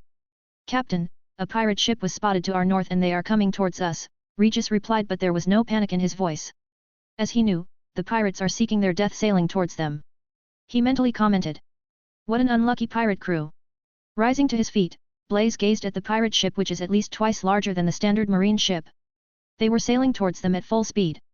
"Did you see which pirate crew that is?" "They go by the name Ironhead Pirates, their total bounty amount to 80 million berries. They sail from West Blue, while their captain had prior experience in traveling Grand Line." "Weak." Blaze muttered and leaped high in the air. Disturbing me so early in the morning. Flame surged out of his body, wrapping his fist. Clenching his fist lightly, Blaze punched. Boom. A dense column of fire like a raging inferno burst from his knuckles and shot forward. The sudden brightness engulfed the entire region as if the end of the world is approaching. The Ironhead pirates watched the fiery flames blasting towards them from distance. Most of them stood rooted on their spot in fear. "We are done for," Captain of the Ironhead pirates said, and slumped to the ground. Before they could respond, the fire engulfed their ship and completely annihilating them from the faces of the earth. The good thing is, they died without feeling any pain while their bodies turned to ashes and scattered by the sea breeze. Few lucky ones jumped into the sea. Even so, they couldn't escape from the flames as even the sea burned due to the high temperature released by the fire. None survived. The attack was incredibly powerful as a casual punch from Blaze wiped out the entire pirate crew. It was absolute destruction as nothing remained to prove the existence of pirates. Powerful. Blaze inwardly remarked, completely satisfied. Thanks to his devil fruit potential attribute breaking past the 30-bar limit. Let's give it a name. Fire Fist is too simple. Let's call it All-Consuming Fist. Captain, why did you destroy them? Regis asked in a helpless voice. What? Blaze made a gesture with his eyes. As you were already aware, we lack ship supplies and food.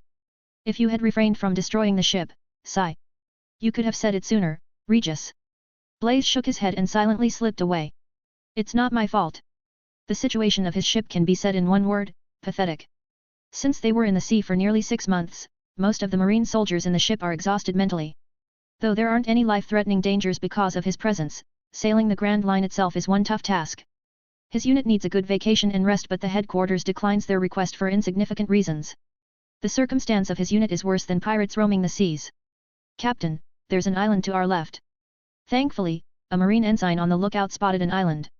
Blaze came forward and stared at the dot-shaped island in the distance with a telescope. The island looked verdant, but it had no traces of human settlement. Let's hope there's at least water. Blaze thought.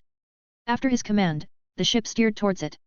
At that moment, Regis and Giotto also reached the deck. Unlike Regis, Giotto is a burly man reaching 7 feet in height, wearing a standard marine uniform and a cap. Regis is an expert in close combat, skilled in 2 martial styles of Rokushiki Tekai and Renkyaku, while Giotto is a dual sword user. Blaze had been sparring with them during this 6 month, honing their skill and battle experience. Their strength had a qualitative leap with his strict training. Not just them, most of the marines in his unit improved one way or another following his training method. It didn't take long for them to reach the island. Up close, the island looked small with mountains stretching from one end to another covered in rich vegetation. Blaze heat sense covered the entire island and detected no danger, aside from few fierce animals. It may be of threat to weaker ones, but not for him. The island had fruits, water streams, living meats that can be hunted anytime they want. Happy, Blaze decided to stay here for a day or two. 50. Shape Transformation. Next day. Completing his daily One-Punch Man workout, Blaze went to enjoy the wonderful delicacies cooked by the ship's chef. One day's rest and healthy meat energized the marines of his unit to some extent. All of them looked energetic and full of strength, ready to confront a pirate crew. Blaze then stepped inside the forest to experiment with his devil fruit powers. After crossing the 30-bar limit, his heat manipulation improved to a whole new level with a raging temperature. With a thought, a ball of fire actualized in his hand, burning fiercely. The flame was much intense and denser than before, vermilion in texture with a golden tinge around its edges. Blaze was sure the temperature of the flame is now even fiercer than fire fruit. As for whether it's superior to Sakazuki's Megya no Mi, he wasn't sure. Aside from the temperature, the noteworthy trait he noticed is his control over the heat manipulation elevated to an astonishing level. Closing his eyes, Blaze concentrated. The ball of fire in his hand turned brighter while a huge amount of heat massed around, raising the temperature. Soon, the ball of fire fluctuated intensely as if something is trying to break out of it. And soon, the ball of fire exploded, crumbling into a myriad of small fire dots. The fire dots then clustered together, shaping a bird that looked like a raven. The fiery red bird made out of scarlet fire hovered in mid-air, flapping its wings. As I thought, now I can change the shape of the fire as I want. The flame bird had no soul, but Blaze can control all its movements with his thought. Guiding the bird, he let it fly. Fluttering its wings, the flame bird looped around him, screeching in a high-pitched cry. With his thought, the bird opened its mouth and breathed fire. A stream of reddish-orange flame flared from its mouth, blazing through everything in its path. It was a wonderful sight. The flame extinguished anything in its path, leaving an incandescent trail in its wake. The superheated fire stopped only after nearly hollowing a huge hole in the mountain located some distance away from him. After the attack, the flame bird faded and disappeared completely, losing its energy. His control over the shape transformation is clumsy as it's his first time attempting something like this. Even so, it didn't stop him from experimenting more. Once again, Blaze conjured a ball of fire over his hand that burned fiercely. With little concentration, he was able to expand it in size. From the size of a cricket ball to a large boulder. The temperature of the fireball rose to an extreme degree, vaporizing everything in the surrounding, be it trees, rocks, or other things. The fireball flared and glowed like a miniature sun, exuding high heat. The ability is similar to Ace's Flame Emperor or Escanor's Cruel Sun. With a slight wave of his hand, the miniature sun hurtled forward and struck the huge mountain. The next second, the mountain was completely erased from existence. As for the miniature sun, it shuttled forward and crashed into the sea, vaporizing everything within a 100-meter radius while misty fumes covered the area. The sea boiled for a few seconds before returning to its calm. In the distance, Regis, Giotto, and other marines gaped at the now half-destroyed island and wondered in their heart, where are the mountains that we saw a few moments prior? The sheer destructive power of Blaze's attack left them speechless. Regis commented, "This is not something an ordinary human can do. I think Captain's strength rivals most of the headquarters vice admirals. He's in a completely different league. If not for his conflict with Vice Admiral Sakazuki, he would have already promoted to Rear Admiral considering his current strength." Giotto added. The other marines also nodded their head as they had witnessed Blaze's overwhelming strength during these 6 months. Just as they chatted among themselves, Blaze came back with a refreshed expression. Releasing some of his pent-up emotions gave him a sense of satisfaction. At that moment, his personal den mushi buzzed with the purapuru sound. "Who's calling me at this hour?" Blaze took out his den mushi and noticed it's from Sengoku. Relaxing in a chair, Blaze attended the call and spoke, "Sengoku-san, what a rare occasion for you to call me. How are you doing?" "Sigh, you brat, let's not talk about me. How's everything on your side?" "Sengoku-san, there's no need to beat around the bush. I think you know my situation better than anyone." Blaze smirked. How could Sengoku doesn't know what's going on? Though he's not the direct cause for what's happening to his unit, in some way he's responsible. If hadn't placed him under Sakazuki, there's no need for all this hassle. There's silence from Sengoku's side. In fact, he's monitoring Blaze and his actions during these 6 months. He feels sorry about him and what he had to go through. After much contemplation, Sengoku decides to intervene and settle the disagreement between them. He also knew Blaze's strength reached a stage where doing this will have an adverse effect. Henceforth, he decided against restraining Blaze. "From today onwards, I am changing your commanding officer to Vice Admiral Borsellino. You don't have to report to Sakazuki anymore." "Oh, Sengoku-san, what happened to you, why this sudden change?" Blaze was really surprised. "Don't make me regret my decision, Blaze." Saying this, Sengoku ended the communication without speaking anything. "Kaka." Keeping the den mushi away, Blaze smiled. Finally. Though Blaze hadn't shown anything on the surface, he was always exasperated by narrow-minded Sakazuki and his way of doing things. "Everyone." Blaze called his unit and shared the good news, "Let's enjoy ourselves today and from tomorrow, we are going to hunt the pirates." "Yes." The Marines exclaimed together, some even shed tears of joy. 51. Vice Admiral Borsellino. Next day. Refilling the required supplies, Blaze and his unit set off from the island. It didn't take long for them to receive orders from the headquarters. As always, it's regarding some pirates wreaking havoc on some small island. The task didn't intrigue Blaze much, but the Marine under his command were happy nonetheless. From now on, they can earn merit points either by capturing the pirates or assisting other Marines units. With that, they can easily promote in ranks. The pirate crew was weak with low bounties on their head. Regis and Giotto commanded the unit subduing the pirates themselves. After that, they send the pirate crew to the nearest G2 branch. 2 days passed. Around noon, Blaze got an unexpected call from Vice Admiral Borsellino himself which somewhat surprised him. Moshi, is this Blaze-kun?" Kizaru's voice sounded from the den mushi. "Yes, Borsellino-san. Blaze here." Blaze replied in a light-hearted tone.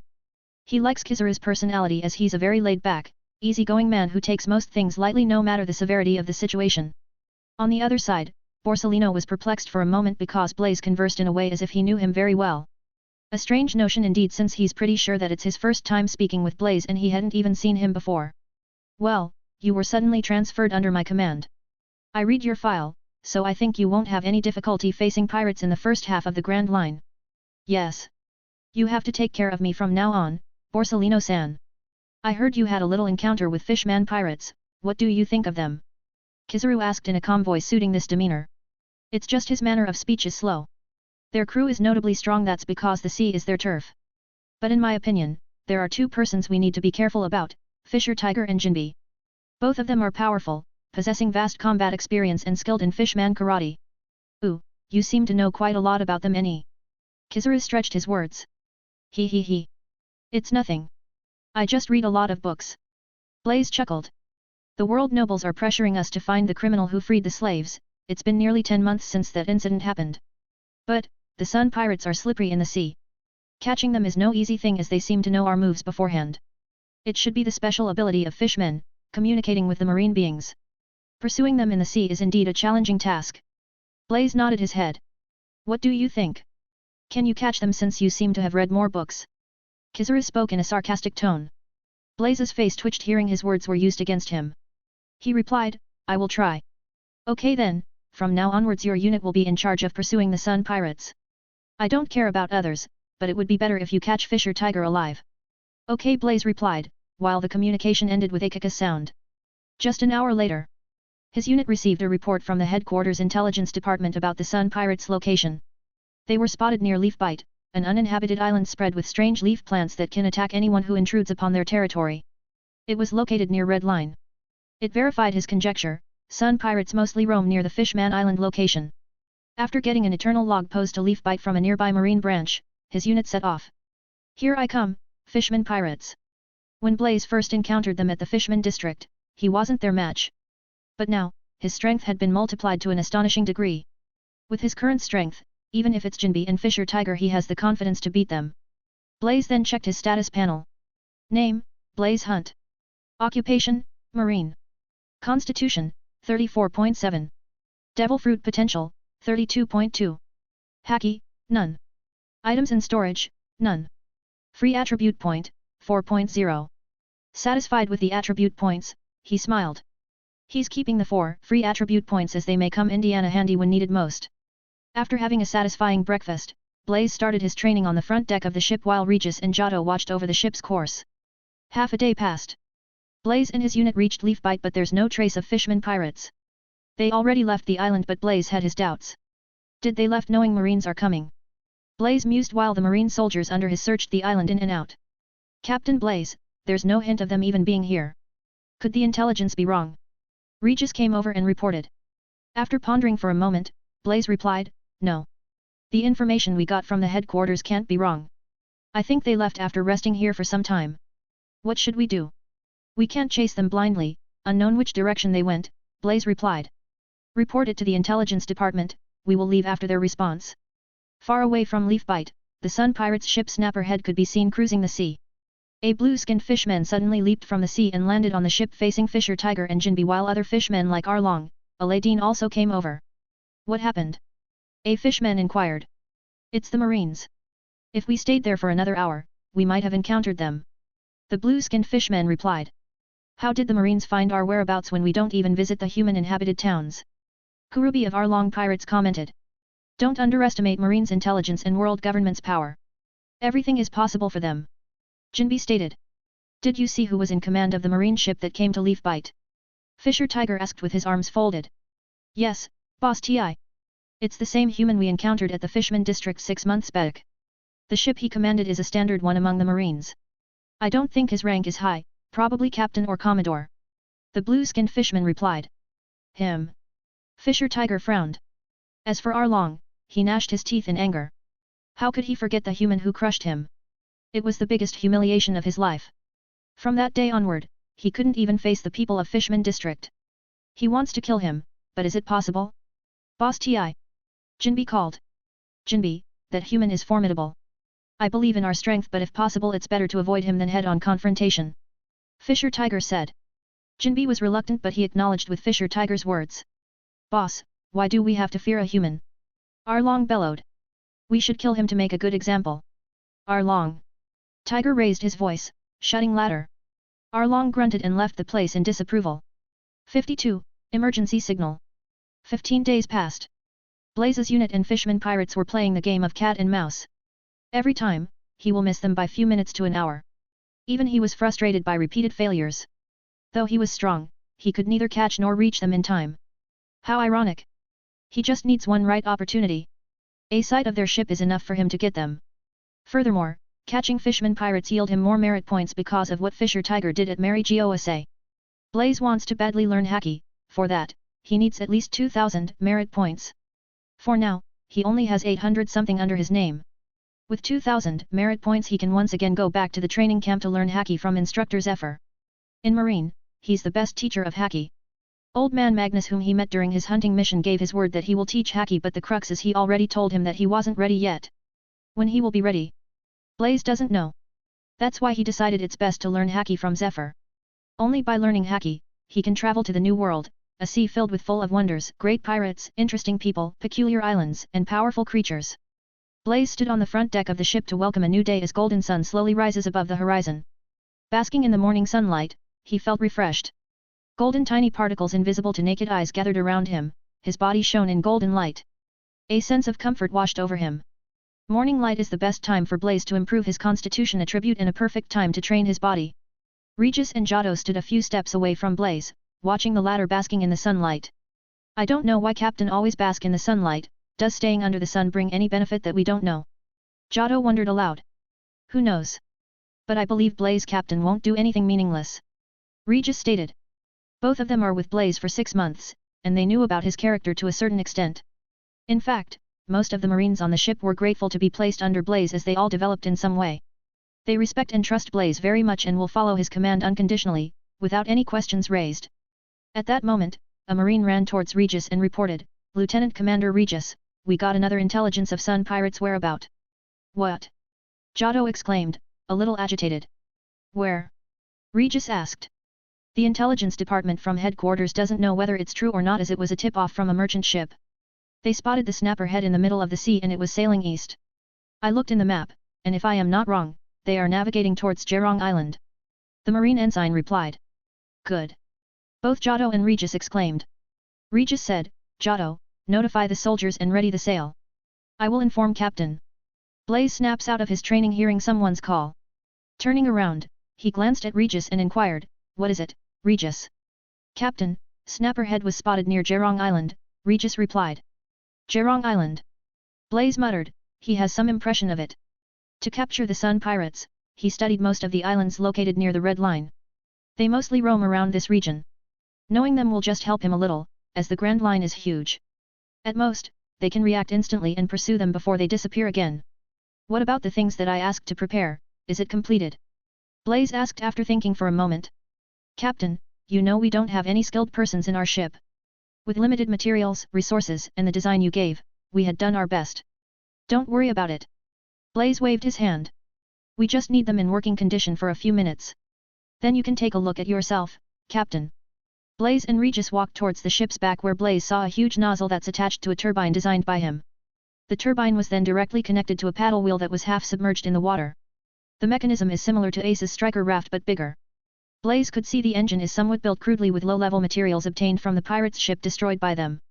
It can only be utilized once, then it will lose its effectiveness. Anyway, Blaze is pleased with this thing as he now has a trump card to pursue Sun Pirates. With this, we may have a chance to get them, Blaze muttered and commanded Regis to sail the ship towards Jerong Island. It took them 3 hours to reach the vicinity of Jerong Island but there was no sight of Sun Pirates. The Marine soldiers on the ship scrutinized the surroundings to locate Snapper Head but they failed to see any. Did we miss them again? Blaze frowned. He didn't like the feeling of being led around by the nose. At that moment, his unit received an emergency signal prompting ship's Den Den Mushi to cry aloud. Captain Blaze, we are receiving an SOS signal. It's possibly from another Marine unit somewhere near us. A Marine ensign under his command ran forward, carrying the Den Den Mushi. Clank. Blaze attended the call without much thought and spoke, who is it? Ugh, we are from Unit G2, save us. We were surrounded and attacked by a group of fishmen. Please, her arg. The communication ended after a weapon-slashing sound. It's them. Tap the signal and find the other party's location. Since it's an emergency signal, they should be nearby. Yes. The Marine ensign acknowledged and ran back to the cabin. Within 2 minutes he found the location, it's towards their west. Under Blaze's command, the ship picked up speed and sailed forward. After 10 minutes of course towards the west direction, they spotted 2 ships in the distance, Snapper Head and a standard Marine ship. Finally. Blaze smirked while the Marine officers under his command prepared the cannons for battle. 53, chasing. Snapper Head. Boss Ti, another Marine ship appeared. A Fishman holding a telescope in his hand screamed. His scream altered the Fishman and all of them gazed at the distant marine ship sailing towards them. Fuck, the marines are endless. We just took out one, another one appears. They keep on coming. Another Fishman commented. Boss Ti, what should we do? Jinbi asked without a tinge of panic on his face. Fisher Tiger grabbed the telescope and viewed the marine ship. He saw a familiar face, Blaze, standing on the ship's deck staring at them while his marine coat flutters by the sea breeze. What's the need to ask brother Jinbi, we should destroy them as we did the one before, Arlong spoke in an arrogant tone, waving his Gerbaki. Smack. As soon as he said those words, Fisher Tiger knocked him in the head and tossed the telescope to Arlong. Take a look. Without bothering about Arlong, Tiger commanded the Fishman. Gather the others and ready the sail, we are leaving. Jinbi, call them, I don't think we can lose them that easily. Yes, boss Jinbi acknowledged. As for Arlong, as soon as he saw Blaze through the telescope, his hand quivered while hatred flashed past his eyes. Even so, he can only endure it. In no time, the Fishman pirates gathered and the sails of Snapperhead were opened. The ship steered little to the right and quickly picked speed moving in the direction of the wind. As soon as their ship left, the Rear Admiral Catter's unit let out a sigh of relief. They were overwhelmed by the strength of Sun Pirates and crushed before they knew it. It's the marine ship. I think they picked the SOS signal sent by us. A marine officer spoke while groaning in pain. Which unit is it? Tell them to hurry and save us. Rear Admiral Catter with his half-beaten, bloody face cried.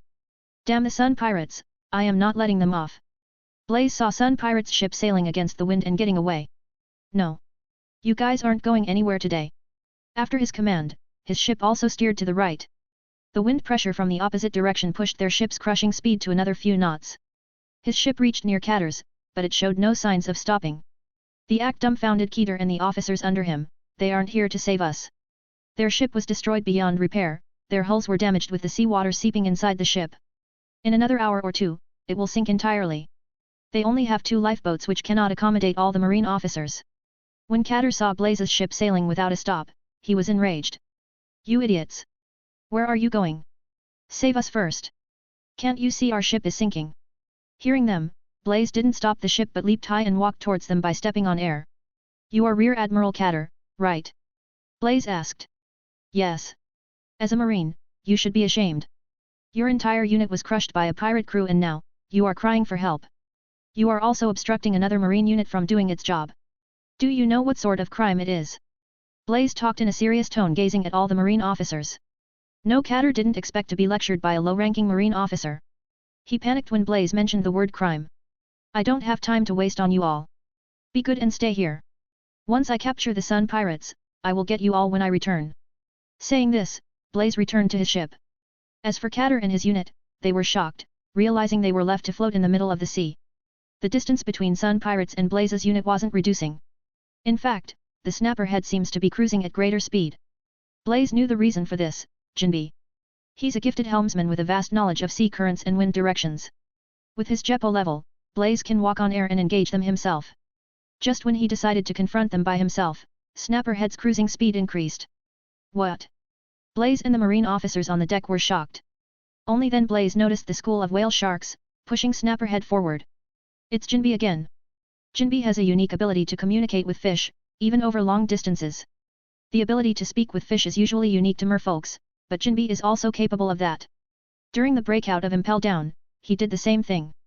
The whale sharks can understand and obey his orders. Having no choice, Blaze strode towards the nozzle fixed at the back of the ship. All of you grab onto something. Saying this, he flared his right fist in flames. Blaze Captain is doing it. Giotto watched Blaze powering the nozzle with star-filled eyes. Yes. All the marines on the ship grabbed onto something while keenly watching Blaze's every action. Though Blaze gave the design, they made the entire thing possible by working day and night. They want to see with their eyes what it does. Flames burst out from his hand, engulfing the nozzle. It powered the turbine which in turn spun at great speed wheeling the paddle wheel. Blaze controlled the intensity and temperature of the fire to a bare minimum so that the flames won't ruin the entire thing before it fulfills its purpose. In the distance, the Sun Pirates were shocked by the sudden acceleration of the marine ship. How are they doing it? What? Even Jinbi and Fisher Tiger were startled. They could see, little by little the marine ship is closing the distance between them. In a few minutes, they will catch up. Ready the cannons! Blaze shouted while the marines under his command rushed here and there loading the cannonballs. When their ship reached the shooting range, Blaze commanded, Fire! Bang! Bang! Bang! Bang! The cannons fired at Sun Pirate's ship, but with Jinbi's exceptional helmsman skills they were able to evade the shots. But suddenly the fire-powered engine let out a cracking sound and soon shattered to pieces. It was completely wasted. Blaze cursed. Can't it persist for another minute? The ship's momentum diminished a little, but it still cruised forward with residual force and wind currents. 54. Sun Festival. Blaze knew it's time for him to make a move by himself, otherwise, he will lose Sun Pirates for good. Leaping high in the air, he raised his right arm up in the air. Flames surged and gathered towards the palm of his hand.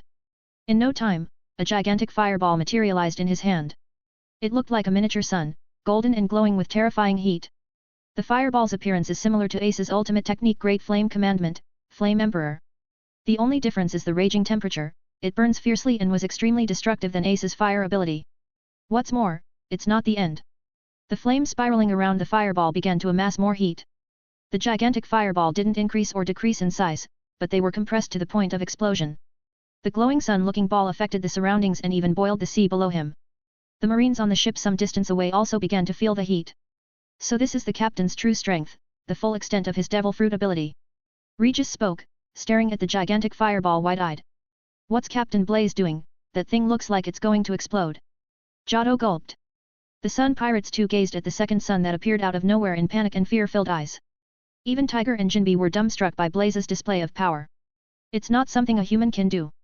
Arlong along with his pirates watched the mystical phenomenon in absolute horror. Now he knew what kind of existence he tried to fight with his measly strength. Laughable. Jinbi quickly urged the school of whale sharks to get them out of here, but they were already doing their best and nearly exhausted. The Sun Pirates felt extreme danger from that thing. If that fireball struck them, then they are done for. Some even thought of jumping into the sea and flee. But Blaze didn't do as Sun Pirates expected by throwing the miniature towards them. He cast the gigantic fireball towards the sky and chased after it. Once it reached a certain height, Blaze punched the fireball towards the direction Sun Pirates were fleeing. Upon impact, it let out a thunderous noise. Sun Festival. Blaze named his new attack. Bang! The miniature sun exploded. It burst into 50-some fiery and colorful fireballs of varying shapes and streaked towards Snapper Head. Twice the size of a football, the fireballs overspread the sky and illuminated the whole region similar to a firecracker bursting into smaller ones. All of them burned fiercely and looked threatening. They rained down upon the Sun Pirates, unmerciful, determined to incinerate all of them to ashes. The fire shower scared all the fishmen on board out of their wits, while sheer terror gripped their hearts. As for the marines, they also thought Blaze would throw the huge fireball at the Sun Pirates, but his actions awestruck them to the core. All of them stared at Blaze's back in awe and respect. Our captain is so powerful. Even Regis and Giotto were stunned. They marveled at the apocalyptic display of glowing balls raining on the Sun Pirates. They knew from the very start that Blaze is strong, but not to this extent. It completely transcends the level of reasoning and changed their worldview. Of course, it's because they hadn't seen the true power of the world. If they had, they wouldn't be this shocked. Bang! Bang! Bang! The falling fireballs finally reached the ground and began to strike around the Sun Pirates' ship. What none of them expected is, the fireballs exploded upon contact. Boom! Boom! Boom! The impact created a firestorm and sent a scorching heatwave. The flames blazed through, obliterating everything in their way, leaving nothing behind. With Jinbi's exceptional skills, he was able to evade some but not all. The fireball destroyed their sails, some struck the school of whale sharks that were pushing the ship. The whale sharks scurried away in fear, leaving the Snapper Head to float alone. Without their help, the Sun Pirates' ship lost momentum and became an immovable target. Tiger was able to block the fireball rain with his Fishman karate, but he too was soon overwhelmed by the destructive power of the strikes once they explode. Everyone, onto the sea. Under Tiger's command, all the fishmen came back to their senses and jumped into the sea. Sea is their turf, they aren't without any tricks up in their sleeves. Jinbi too came to his aid and jumped into the sea. All the fishmen let out a fierce battle cry and shouted, giving their all, Karyu Ipponzoi. It's Fishman Jujutsu that heaves the water current upward. The water erupts from the sea as a towering stream of water and blocked the fireballs from further damaging their ship. Since it's a combined technique used by all the fishmen, there were multiple water streams. The streams successfully blocked off the fireballs. Even so, the impact blast and heat shockwave were able to injure them to some extent by scorching their skins. Soon, the Sun Festival ended, but there was nothing but silence. The sea itself burned in some areas and blows white mist due to extreme heat. The fishmen jumped back onto the ship, gasping in exhaustion. To stop the fireballs from destroying their ship, they went all out, exhibiting their complete strength. They all looked at Blaze's figure hovering midair in horror. They knew how strong this human is since they had seen and experienced it personally. A single fireball is enough to burn them crisp. Thankfully, they were surrounded by water and were able to use their Fishman Jujutsu to stop the attacks with little injuries. They didn't expect to encounter such a powerful human. Especially Arlong, he was horrified by Blaze's power but he was smart enough to not express it in his face. Otherwise, he will lose his face in front of his underlings. Blaze looked at their reaction in satisfaction and nodded his head. The attack had left a deep impact on their heart as he expected. How is it? Did you guys enjoy the festival? Or want to see another one? Blaze appeared directly above the Sun Pirate's ship and asked. There was a tiny smile on his face showcasing his arrogance and confidence. In fact, the fishmen were intimidated by Blaze's presence and terrifying strength. 55, Blaze vs Jinbe. Fisher Tiger, I am here to capture you. If you surrender by yourself, I will let your companions go. If not, we will go by the hard way and I am telling you, it won't be pleasant. Blaze spoke in a nonchalant tone with his arms folded. The fishmen were enraged by the words but they knew they are powerless against someone like Blaze. Aside from clenching their fists in anger, they can do nothing. Blaze gazed at Tiger, waiting for his reply. Fisher Tiger was still the same he saw in the series, wearing a striped shirt revealing his muscular chest and his crew's tattoo. A captain's coat hung from his shoulders like a cape, which depicts the crew's Jolly Roger on the back. Standing around 17 feet in height with broad shoulders and a muscular physique, he looked rather intimidating and unapproachable but not to Blaze. Fisher Tiger stared back at Blaze with an expressionless and unwavering face.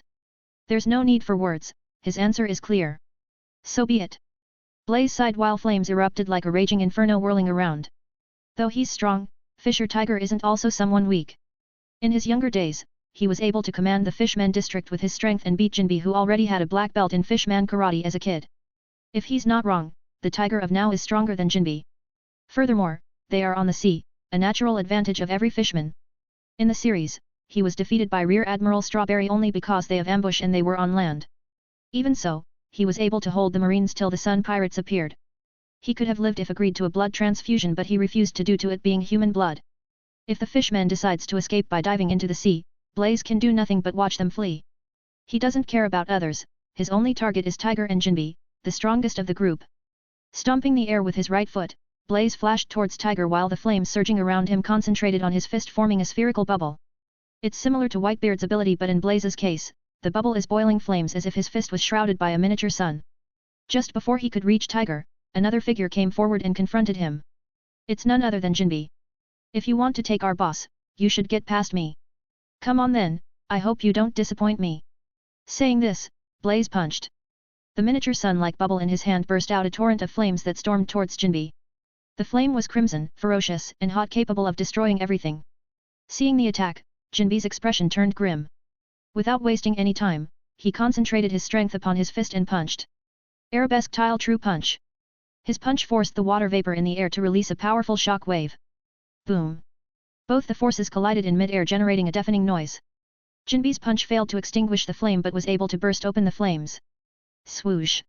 Before Jinbe could react, Blaze appeared behind him and slammed the sun bubble into his back. The strike scorched his back to flesh level and slammed him into the sea. Jinbe! Boss Jinbe! None of them expected Jinbe to be defeated by a single hit, not even Blaze. He thought Jinbe would dodge the strike and put up a decent fight. Certainly, Jinbe of now can't be compared to his future self. Even so, he's still a formidable foe having an extraordinary physique and mighty strength. Then the only difference is Blaze, he got strong. It should be because of my constitution attributes explosive growth. I can't wait to experience what happens when it breaks past the 50-bar limit. Grinning Blaze gazed at the spot Jinbe dropped. Some of the fishmen dropped onto the sea to check upon Jinbe. But before they could get to the spot, a huge whirlpool arose and Jinbe emerged from the eye of it. It's brother Jinbe. Thank God nothing happened to him. The Sun Pirates were relieved to see Jinbe being all right. Mustering up the whirlpool with his webbed hands, Jinbe launched it towards Blaze. The whirlpool turned into an enormous piercing cyclone of water before streaking towards Blaze. Smiling a little, Blaze inhaled a little and breathed. A huge firestorm blasted from his mouth, confronting Jinbe's spear wave. Boom! The collision triggered a shock wave. The spear wave turned into water vapor while Blaze's flames doused after stopping the attack. Good. I hope you have more tricks up your sleeve because I am just getting started. Blaze expressed and hoisted his right hand up. The human is going to do something again? What should we do? A fishman said. Jinbe, get out of there. The flames gathered around Blaze's index finger and soon turned into a giant fireball resembling a miniature sun. Yes, this is similar to Escanor's ability, Cruel Sunday. But Blaze's Cruel Sun won't be as effective as Escanor's since his devil fruit powers hadn't fully developed yet. Even so, it isn't something Jinbe can block with his current strength. Everyone once again gets to witness Blaze's overwhelming power. What is his ability? He can even summon a sun. How are we supposed to fight a being like him? The fishmen despaired, experiencing searing heat from the mini-sun. Even the ones lingering in the sea felt the change in the surrounding. Arlong was also among the fishmen. He gazed at the miniature sun in terror. He masked his presence completely so that Blaze won't notice him. As for Blaze's unit, they halted the ship some distance away from Snapperhead and watched the confrontation. Traveling any further isn't good for the standard marine ship. I can keep this going on for an entire day, you know. Surrender or perish. The decision is yours. Blaze narrowed his eyes. He doesn't want to kill them, he just wants to capture Tiger since he doesn't want the latter to get killed. Right now, Impel Down is the safe place for him. But will Tiger surrender? The answer is no. He's the type of person who would rather die than surrender. The same goes for Jinbe. 56, Fisher Tiger. Some distance away. Rear Admiral Katter and his unit had a shocked look on their faces. Though they didn't know exactly what's happening, they saw a huge sun-like ball and how it exploded into smaller ones. Especially, Katter, he was terrified. He knew it should be the result of a clash between the earlier marine unit and Sun pirates. That young marine comes from headquarters. Who is he? Why I haven't heard of him before. He knew very well that only marines from headquarters possess such astounding strength. When he comes back, I should be more polite to him. Back to the battle. Fisher Tiger looked at Blazes with his never-changing expression. But in his heart, he knew the Sun pirates aren't his match. 6 months back, he had the confidence to beat Blaze but now he wasn't sure. How did the human get this strong in the short span of 6 months? Though he isn't certain of defeating Blaze, he won't go down without a fight. He also doesn't plan on getting captured again. On the other hand, Blaze knew he had to resort to a hard way to subdue the Sun pirates. Facing stubborn characters like Jinbe and Fisher Tiger, he has no other choice. If they don't surrender, I will beat them till they are knocked senseless. Blaze thought and projected the miniature sun towards Jinbe. Zzzzz. Facing the attack that already began to burn their skins, all the fishmen in the proximity other than Jinbe and Tiger fled far away. Jinbe, still in the water, conjured another whirlpool with his fishman jujutsu but under extreme heat, the water in the surroundings turned into vapors. This is completely different from the little fireballs they stopped. Jinbe thought, what is that human's ability? His flames are many times stronger than normal fire. As the target of the attack, his skin began to char while the sea around him turned to beet red and boiled in extreme heat. Having no choice, Jinbe dived deep into the sea and decides to confront it from there. Jinbe waved both arms at great speed and uses the surrounding water to quell the gigantic fireball. As soon as the water comes in contact with the fire, it evaporated. Even so, it was able to reduce the temperature of the fireball to some extent. But, the miniature sun still burns fiercely, enough to incinerate him. This move is highly effective against fire as it utilizes the humidity around him but Blaze's flame isn't your ordinary fire. Jinbe was in a desperate situation powerless to stop the strike as none of his attacks seems to work. In fact, he can effortlessly avoid the attack if he flees as he's in the sea. But he won't do that because behind him is Fisher Tiger and their ship Snapperhead. Jinbe isn't the kind of man who runs away in this situation. At the last moment, Tiger came to his aid and looked at him. There's no need for words, Jinbe understood what the latter wants him to do. Both of them dived into the sea and heaves the water current upward. Towering water streams erupted from the sea surface and confronted Blaze's miniature Sunday.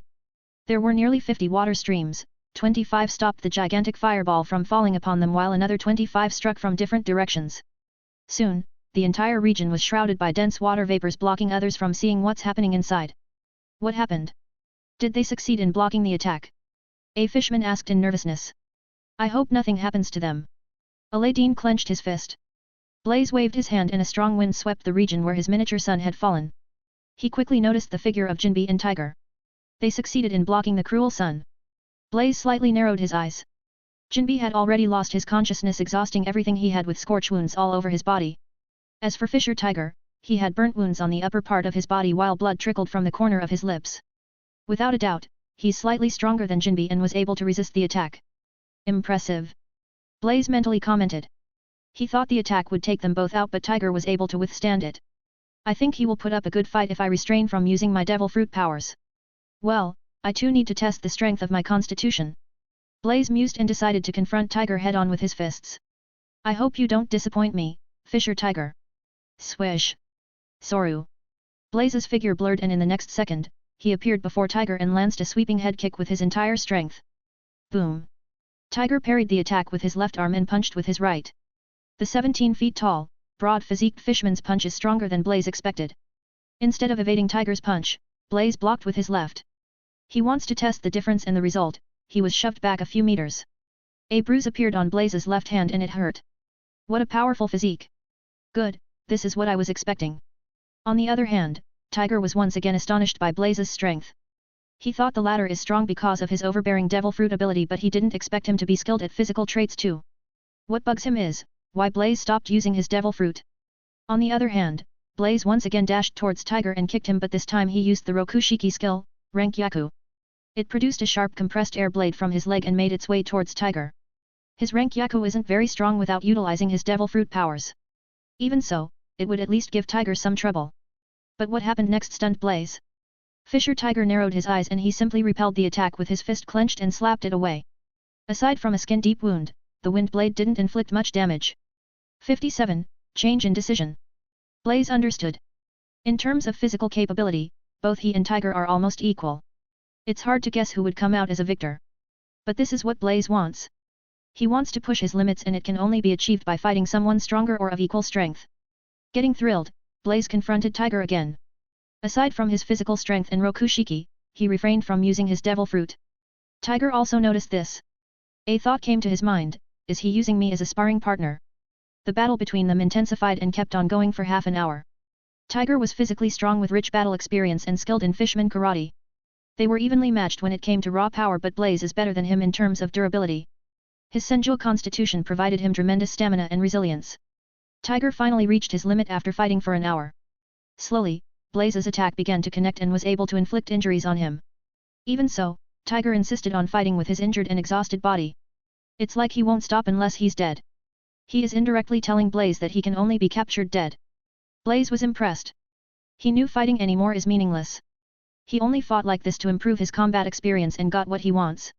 Tiger, stop resisting and surrender. You won't be able to defeat me, it's the end. Blaze spoke, but Tiger responded with his fist. Sighing, Blaze effortlessly dodged the attack and warned, Tiger, if you insist on doing this, I have to knock you out. Tiger stopped his attacks and heaved, barely holding himself with just his willpower.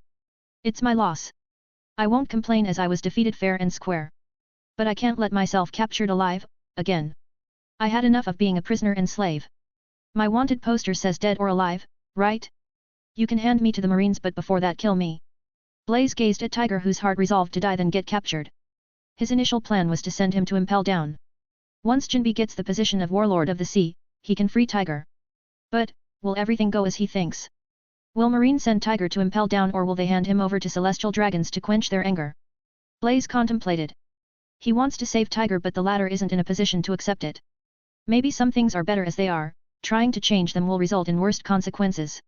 Tiger continued, I can tell, you don't discriminate against us and trying to capture me with nothing but goodwill, but for me, it's better to die than to be a prisoner.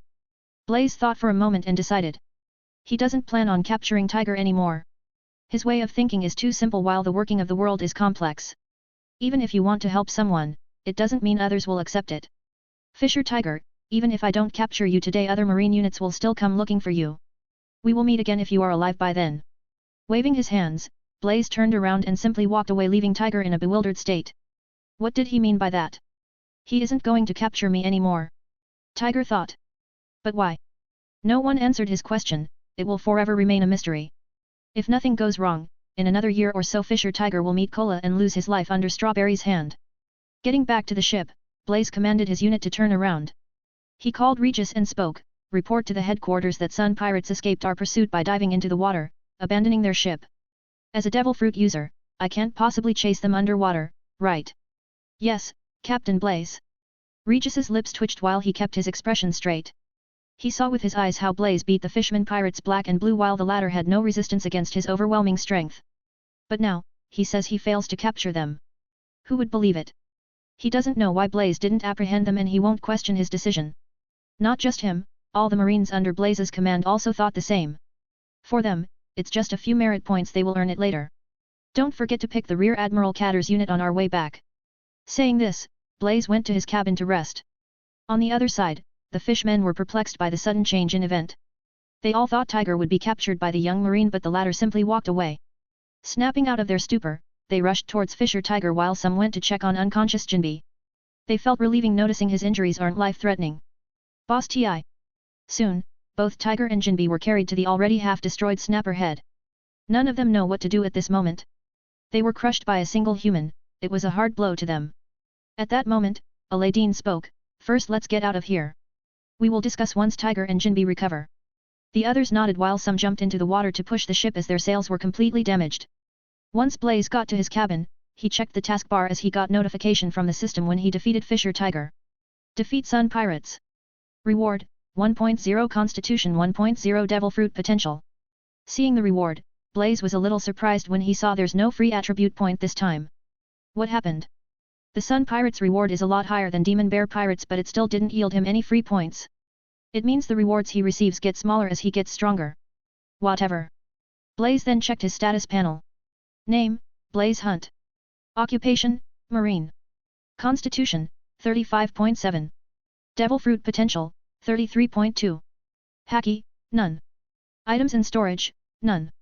Free attribute point, 4.0. 58, Hoofmark. Next day. Borsellino called him to inquire about the turn of events, what transpired and how the Fishman escaped. Blaze wasn't a fool, with Marine's intelligence Kizaru may very well know what happened yesterday. As an apathetic person, Borsellino just didn't care what Blaze do. It's also what Blaze wants. The current timeline is 1510 and few days had passed in the 10th month. Nearly 1.5 years passed since he came to this world. Many things had changed, he became strong while his attributes were gradually increasing. There should be a big change once his attributes break past the 50 bar limit. Considering his current speed of improvement, it will take time. Of course, he can raise his attributes faster by completing tasks, achievements, or defeating a strong pirate crew, but his chances of meeting a powerful crew in the first half of Grand Line is pretty low. Another 10 days passed by, his days were rather relaxed and peaceful, training, sleeping and eating. In these 10 days, he didn't get to meet any pirate crew with a bounty exceeding 100 million berries. Only some small fries.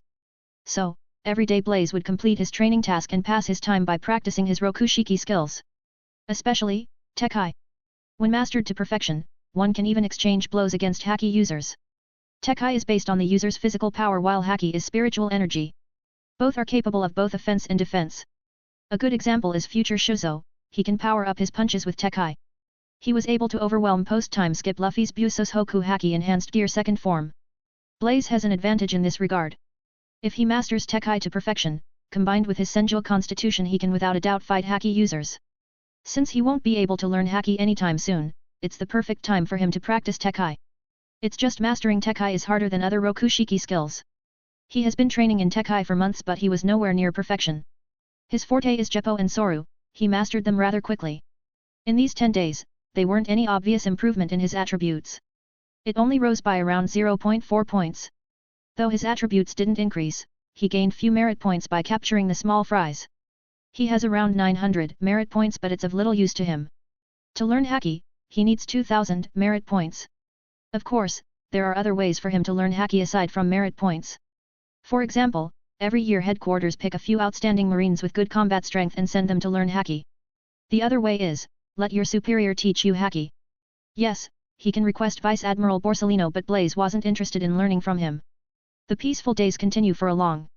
An order came from the headquarters, requesting them to assist a marine unit to catch some criminals. Blaze didn't think much and commanded his unit to sail towards the direction given to them. It was a long travel, as they had to travel to the Red Line where the first half of the Grand Line starts. What Blaze didn't know is, this journey is going to change his future. They reached the location the next day morning. The name of the island they reached is called Silk Bay, a large island inhabited by exporters of various kinds. The island is famous among merchants as many come here to exchange goods. At the same time, it's also where pirates visit frequently. Thankfully, there's a marine base here to keep the pirates in check. Next, they need to wait for further orders. As for the details, he didn't receive any aside from the fact it's overseen by Rear Admiral Inigamo. Blaze knitted his brows when he found the one leading the operation is Inigamo. He knew very well he's a believer of absolute justice and under the command of Vice Admiral Sakazuki. If he had known it sooner, he would have rejected the request with some random excuse. Since he accepted it, he can't back away now. It didn't take long for them to receive an order from above. The call was simple, they need to hold if any merchant ship comes in their direction. Captain Blaze, what is Rear Admiral Enigmo thinking calling us this far just to stop a ship? Giotto complained while Regis stood next to him without any word. Let's wait and see. Blaze simply waved his hand and spoke. He stood on the deck gazing at the far-stretching sea. He doesn't know why, a bad feeling rose in his heart. It didn't take long before he spotted a standard merchant ship that tries to flee north while being followed by a marine ship. Under Blaze's command, his ship went to obstruct their escape path. Besieged by 2 marine ships, the merchant ship lost all its way to escape. In no time, another marine ship appeared from the distance. Rear Admiral Enigmo stood on the ship's deck gazing in Blaze's direction. Seeing his actions, Blaze's eyes narrowed. Why do I have the feeling that he's targeting me? Interesting. Under Enigmo's orders, the marine officers raided the ship and conducted a ship-wide search. Blaze just waited in the ship like Enigmo and watched everything by a telescope. Soon, some ordinary-looking civilians were dragged to the deck and stripped. Blaze then suddenly noticed a hoof mark on a person's back. Not just one, most of the people on the ship had a hoof mark on their bodies. Seeing this, his expression changed. Enigmo. == 59, Enigmo. Enigmo. Blaze clenched his fist. Provocation, a naked and deliberate provocation against him. Without a doubt, his unit was requested to be here by Enigmo, but only now Blaze understood his intention. As an officer under Sakazuki, he definitely knows he has a soft spot for slaves. Still, he requested Blaze for this simple operation which can be accomplished by a few marine soldiers. There's no need for him to be here. Enigmo did it on purpose. Enigmo glanced over, his expression carried a hint of sarcasm. As Blaze guessed, he did it with a bad intention in his mind. He's a believer in absolute justice and he wants everything to be through. So he doesn't like Blaze's way of doing things and what he did. He got wind of some information recently, regarding the escape of Sun pirates. Though Blaze had the strength to catch them, he let them go. And, he was present at the headquarters when the conflict between him and Vice Admiral Sakazuki happened. That's what annoyed him greatly. Enigmo has great respect and admiration for Sakazuki, who's a next-in-line admiral candidate. If nothing goes wrong, he will become an admiral in a year or 2. But what happened that day considerably damaged Sakazuki's reputation. As a firm believer of absolute justice and supporter of Sakazuki, he can't overlook this matter. He wanted to teach Blaze a lesson. Soon, he collected the information about him and planned this thing. His plan is simple, incite Blaze's emotions and make him attack. Once Blaze strikes against him, he can show him hell and he has countless ways to make that happen with his rear admiral position. Trying to bring me down with mere parlor tricks. Blaze guessed what Enigmo was thinking. Since it comes to this point, he doesn't need to hold back. He's the one who came out of his way to trouble him. Whatever happens next can't be blamed on him. You two stay here and look after others. Keep this in mind, whatever happens next you guys aren't allowed to come and support me. Understand?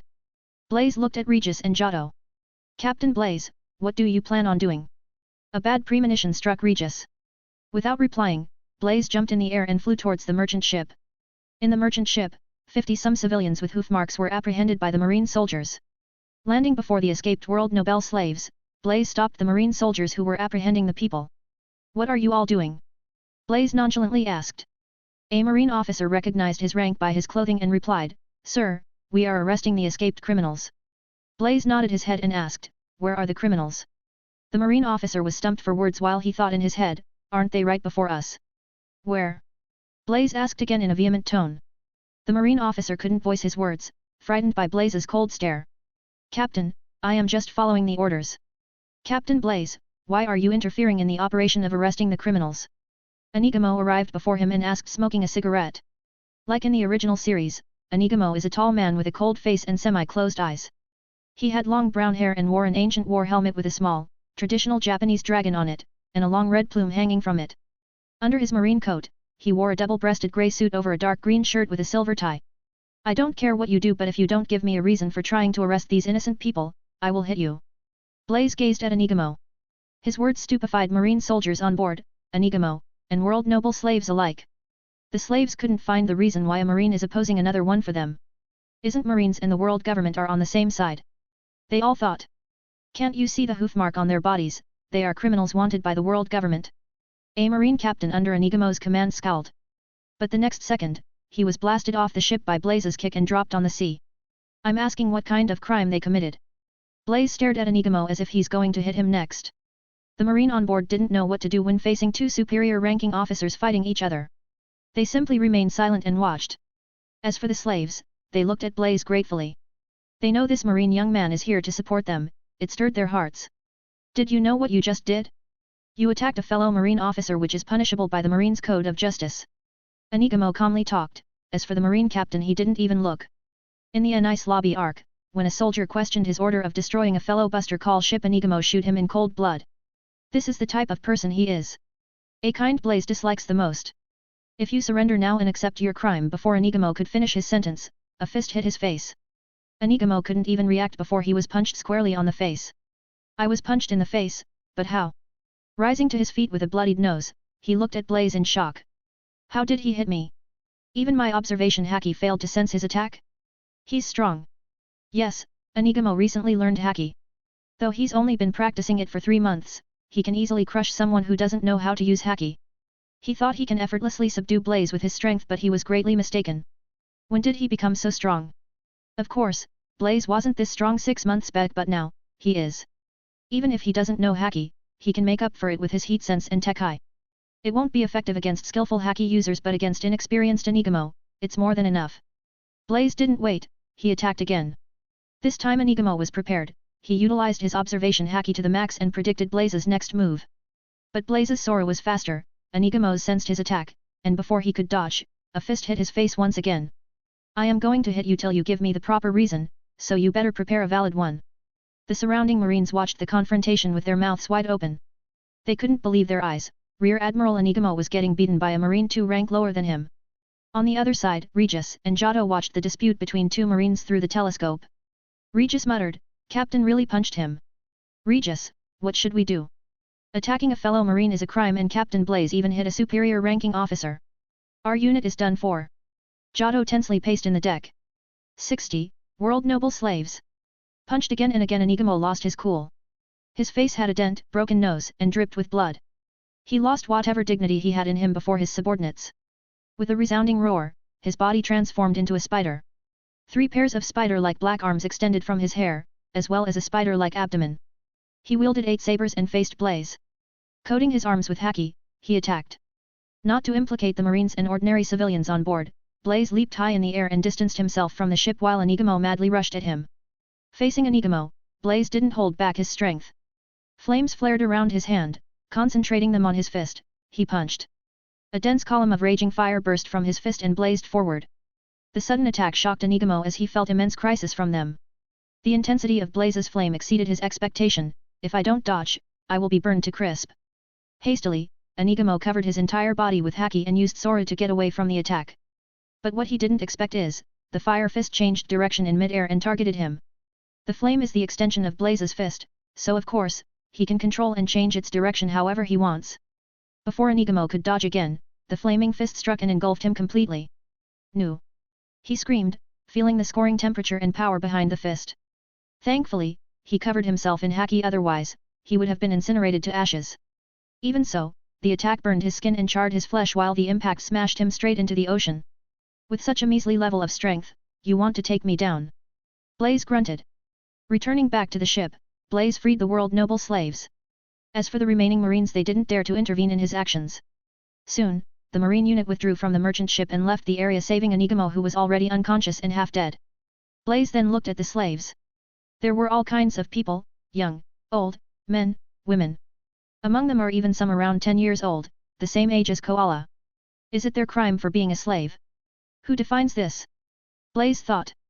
What made him angry is, as a Marine, they have to protect these innocent people, but instead, they were helping the world government to capture them back. Where is justice in it? Fouquet, why am I even thinking of this since I already know the answer? The situation will only change when the Marines break away from the world government grasp. Blaze shook his head. He also knew the Marines aren't strong enough to oppose the world government. Only when he becomes stronger than anyone else, he can make it happen. All of you can go. Saying this, Blaze decided to leave their ship, but 2 men stopped him. Wait, Mr. Marine, we are grateful for your help, but can you do us one more favor? Asked the man around his 40s. Holding a long saber in his hand, he looked nothing like a slave, but the hoofmark in his arm said otherwise. The other man seemed to be in his 30s with burly build. The saber-wielding man knew the Marine before. He is different from the ones he encountered previously. Maybe he can help us. What is it? Blaze raised his eyebrows and asked. It's been months since we escaped from that hell, but since then we were hunted like stray dogs and branded as criminals. We don't know whom should we ask for help. We just don't want to go back to that place again. The man broke out in tears and continued, I know we were asking much, but can you send us home? Please. I want to see my wife and child again. It's been 5 years since I last them. If you think it's too much trouble, at least take us to the South Blue. Hearing his request, Blaze sighed and shook his head. I very much want to help you, but it will only bring more trouble. I already attacked my superior officer and someone will come looking for me. The longer I stay beside you, the longer your lives are in danger. There was a disappointment on the man's face, but he quickly covered it and responded. I understand. I spoke without thinking through. You already took a big risk by helping us. Thank you. Blaze waved his hand. Rejecting their request, he felt a little bad, so he asked. Aside from sending you home, you can ask me something else. I will try my best to help. The man thought for a moment and said, we are going towards the South Blue, but we have 5 people whose home is situated in Alabasta. We can't make this trip as it may lead to more people pursuing us. If you can send them there, we will be grateful. Sure. Blaze accepted the request. Sending 5 people to Alabasta won't be a problem for him. It's just a one-day trip. Blaze said brought the 5 people, 2 kids, 2 women and 1 young man to his ship after sending off the merchant ship. As soon as he came, he was greeted by Regis and Giotto. Captain Blaze. Giotto stuttered, not knowing what to say. He didn't bother with them. Pointing at the 5 people, they will stay for a night, bring them to an empty room. Regis, change our course to the Alabasta Kingdom. Captain, you already attacked the higher ranking officer, if you do this I don't know. Regis hesitated. Don't worry. It's morning now, we can reach Alabasta by night if we rush. Before headquarters knows about this, we would have already left. Blaze assured them. At that moment, an ensign ran towards him carrying a den mushi and said, Captain Blaze, it's for you from headquarters. 61. Impending crisis. At that moment, an ensign ran towards him carrying a den mushi and said, Captain Blaze, it's for you from headquarters. How did they get the news so soon? Not even 15 minutes passed, right? Blaze was puzzled over the call. Shaking his head, he received the den mushi from the ensign and attended the call. Sengoku's piercing came from the other side. You brat, what had you done? Can't you think before you act? I told you already I won't protect you if such things happen again. Sengoku-san, what are you being angry for? I didn't do anything. Blaze feigned ignorance. Unknown Sengoku already knew what happened here. Not just Sengoku, most of the high-ranking marine officers know what happened. Wahaha, Sengoku, why are you scolding him? He did well. What's the point of being a marine if we can't even protect innocent people? Garp's voice came from the distance. Shut up, Garp. Get the hell out of my office. Shooing Garp off, Sengoku continued. Stop your act, Blaze. Someone recorded the fight between you and Anigamo and sent it to the headquarters. What? Blaze was shocked and thought, no wonder. Oh. I'm in trouble now. What Blaze didn't know is, Anigamo wants to record his action of punishing Blaze but in turn recorded himself getting beaten. Well, in a way, it worked against Blaze. Because of the recording, Blaze is in trouble. Knowing his misdeeds are exposed, Blaze spoke the truth. Sengoku-san, I didn't do anything wrong. He's the one who went out of his way to trouble me. Sengoku sighed. Infighting is common among the Marines with opposing views, that's not the problem. But stopping an officer from capturing the criminals branded by world government is a crime. The only good thing is world government doesn't know of this yet, but once they come to know, you will be in deep trouble. You already provoked them once, they won't let you off the second time. What should I do, Sengoku-san? Blaze asked. Bring the slaves back. But they are innocent, they haven't committed any crime. What did they do to deserve being treated like this? Blaze responded and couldn't help but get furious. Sengoku doesn't have the answer to his simple question. As a marine, you just had to follow the orders. Are you going to or not? I can't. Blaze was firm on his decision. If he does that, it's the same as betraying himself. Okay then. I won't help you on this matter. Sengoku rubbed his temples in exasperation. At that moment, Garp's voice came. Don't worry brat, I am with you on this. Well, so that you know, Sakazuki's coming for you. He already left the headquarters, you trampled on his dignity by thrashing his subordinate. He won't go easy on you as it's the second time. Don't die brat. Saying this, Garp ended the communication. Catcha. Blaze's face twitched as he could tell from Garp's voice he's enjoying this way too much.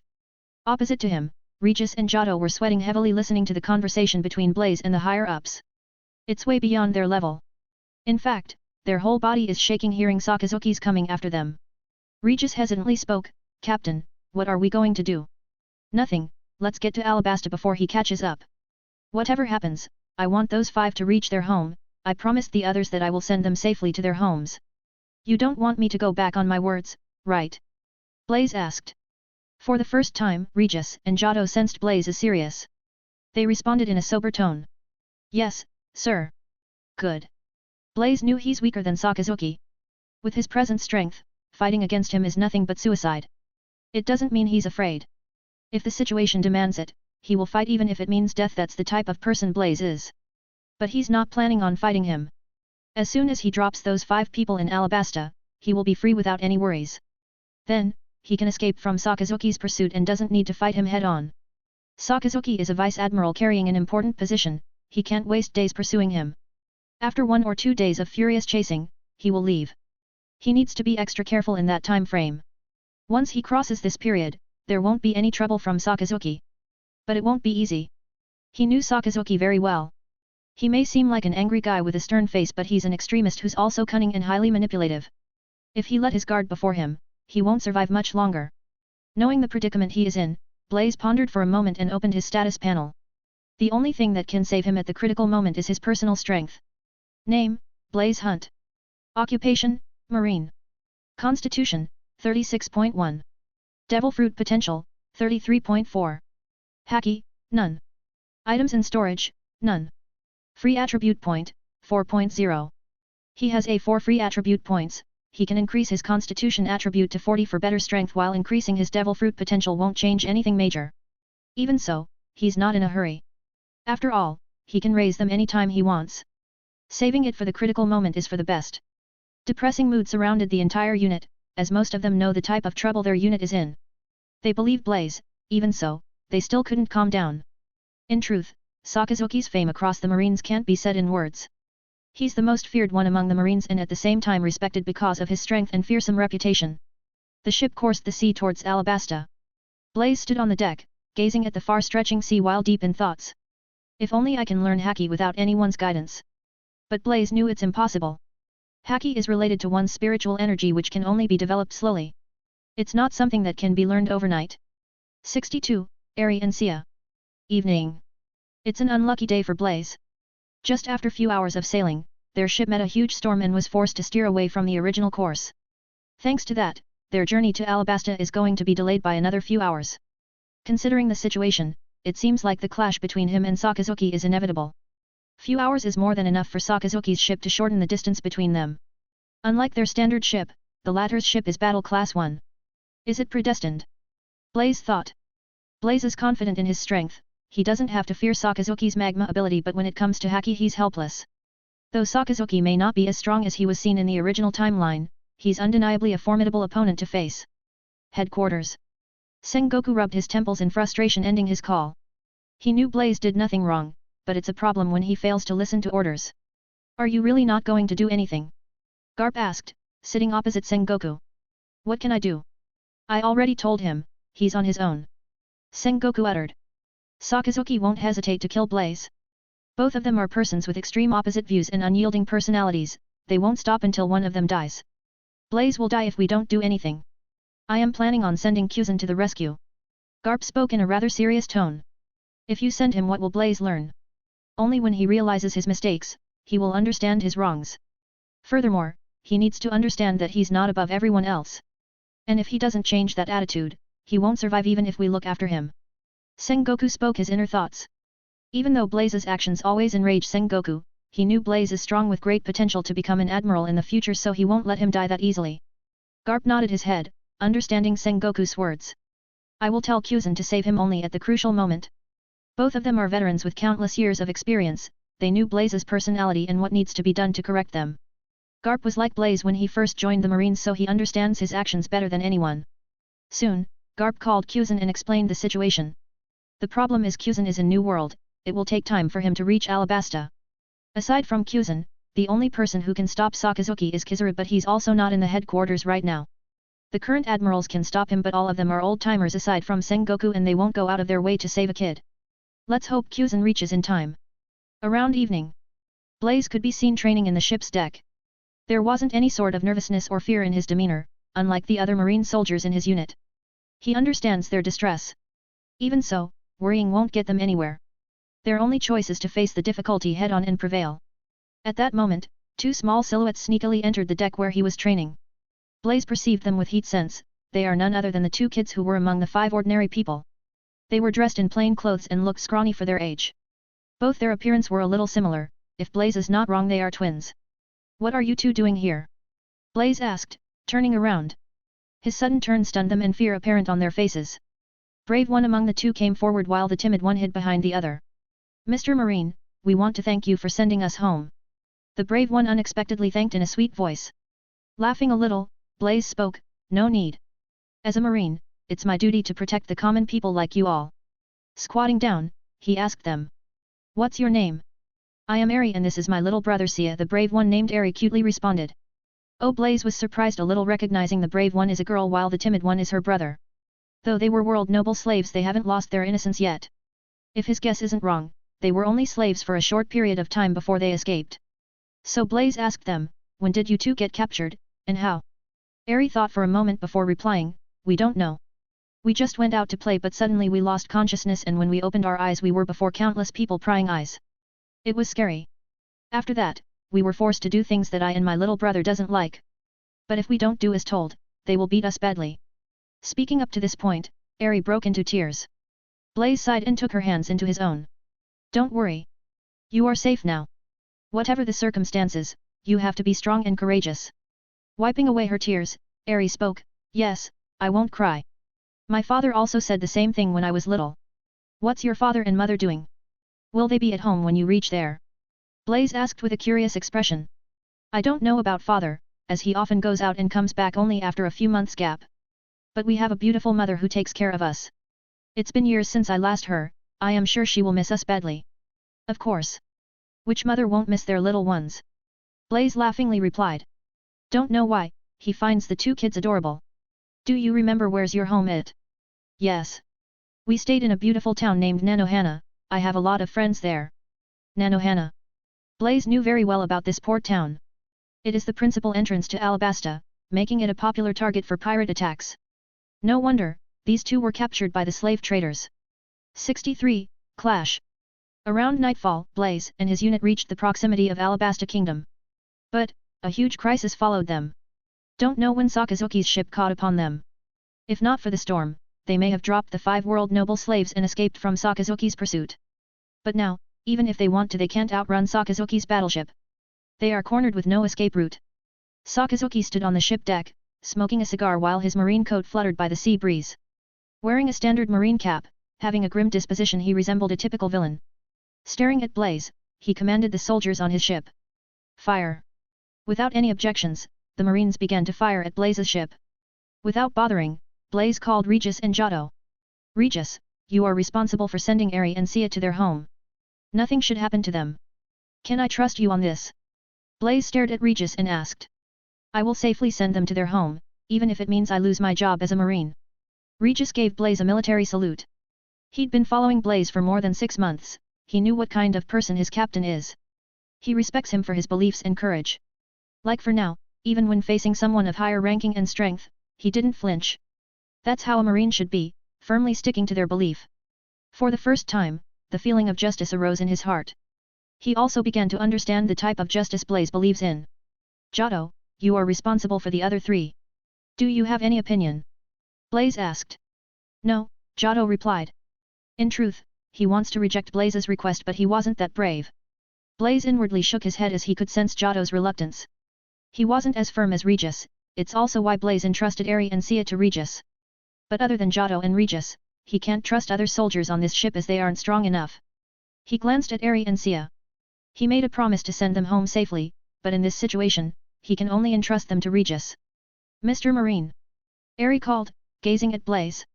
The tense atmosphere scared them a little. Don't worry. He will take you both home, safely. Blaze ruffled her hair and turned around. Walking towards the ship's back, he said. I will distract them. Captain Blaze, I hope you emerge as a victor. Regis shouted, clenching his fist. Go. Blaze waved his hand.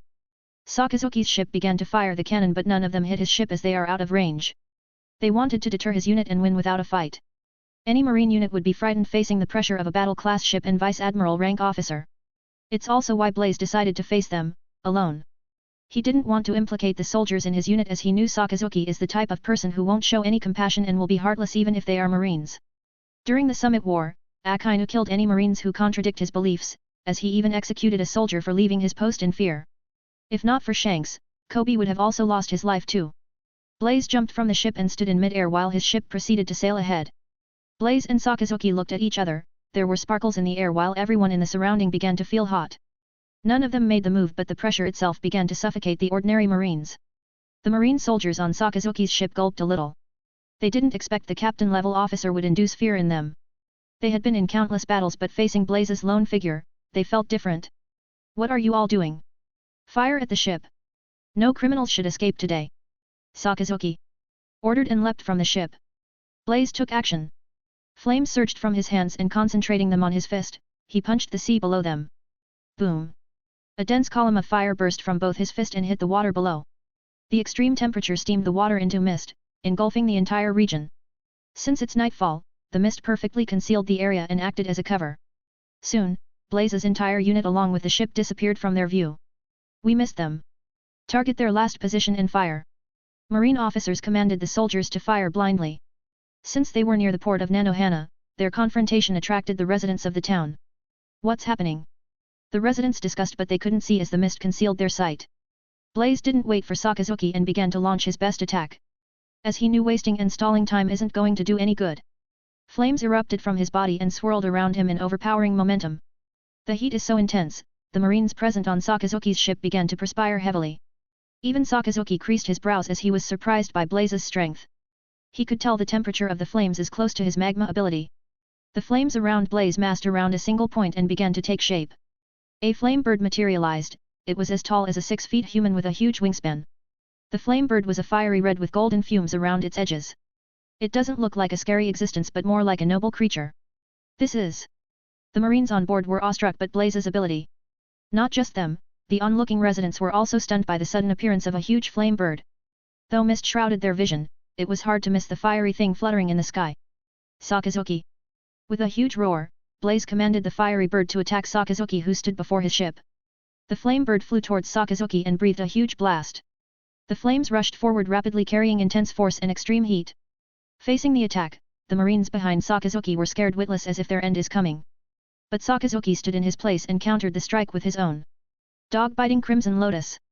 Sakazuki's fist transformed into pure magma shaped like a fanged doghead and expanded towards the flames akin to rocket completely shattering it apart. 64. Intense battle, Sakazuki vs Blaze.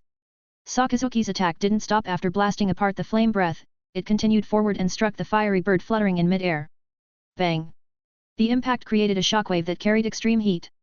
Upon collision, the fiery bird was fragmented into countless small crimson flames and rained upon Sakazuki and the marines behind him. Flame control. It's a skill Blaze gained after much practice. He can control the flames within a certain range even without contact. It's not similar to awakening, he made it possible thanks to his perfect heat manipulation.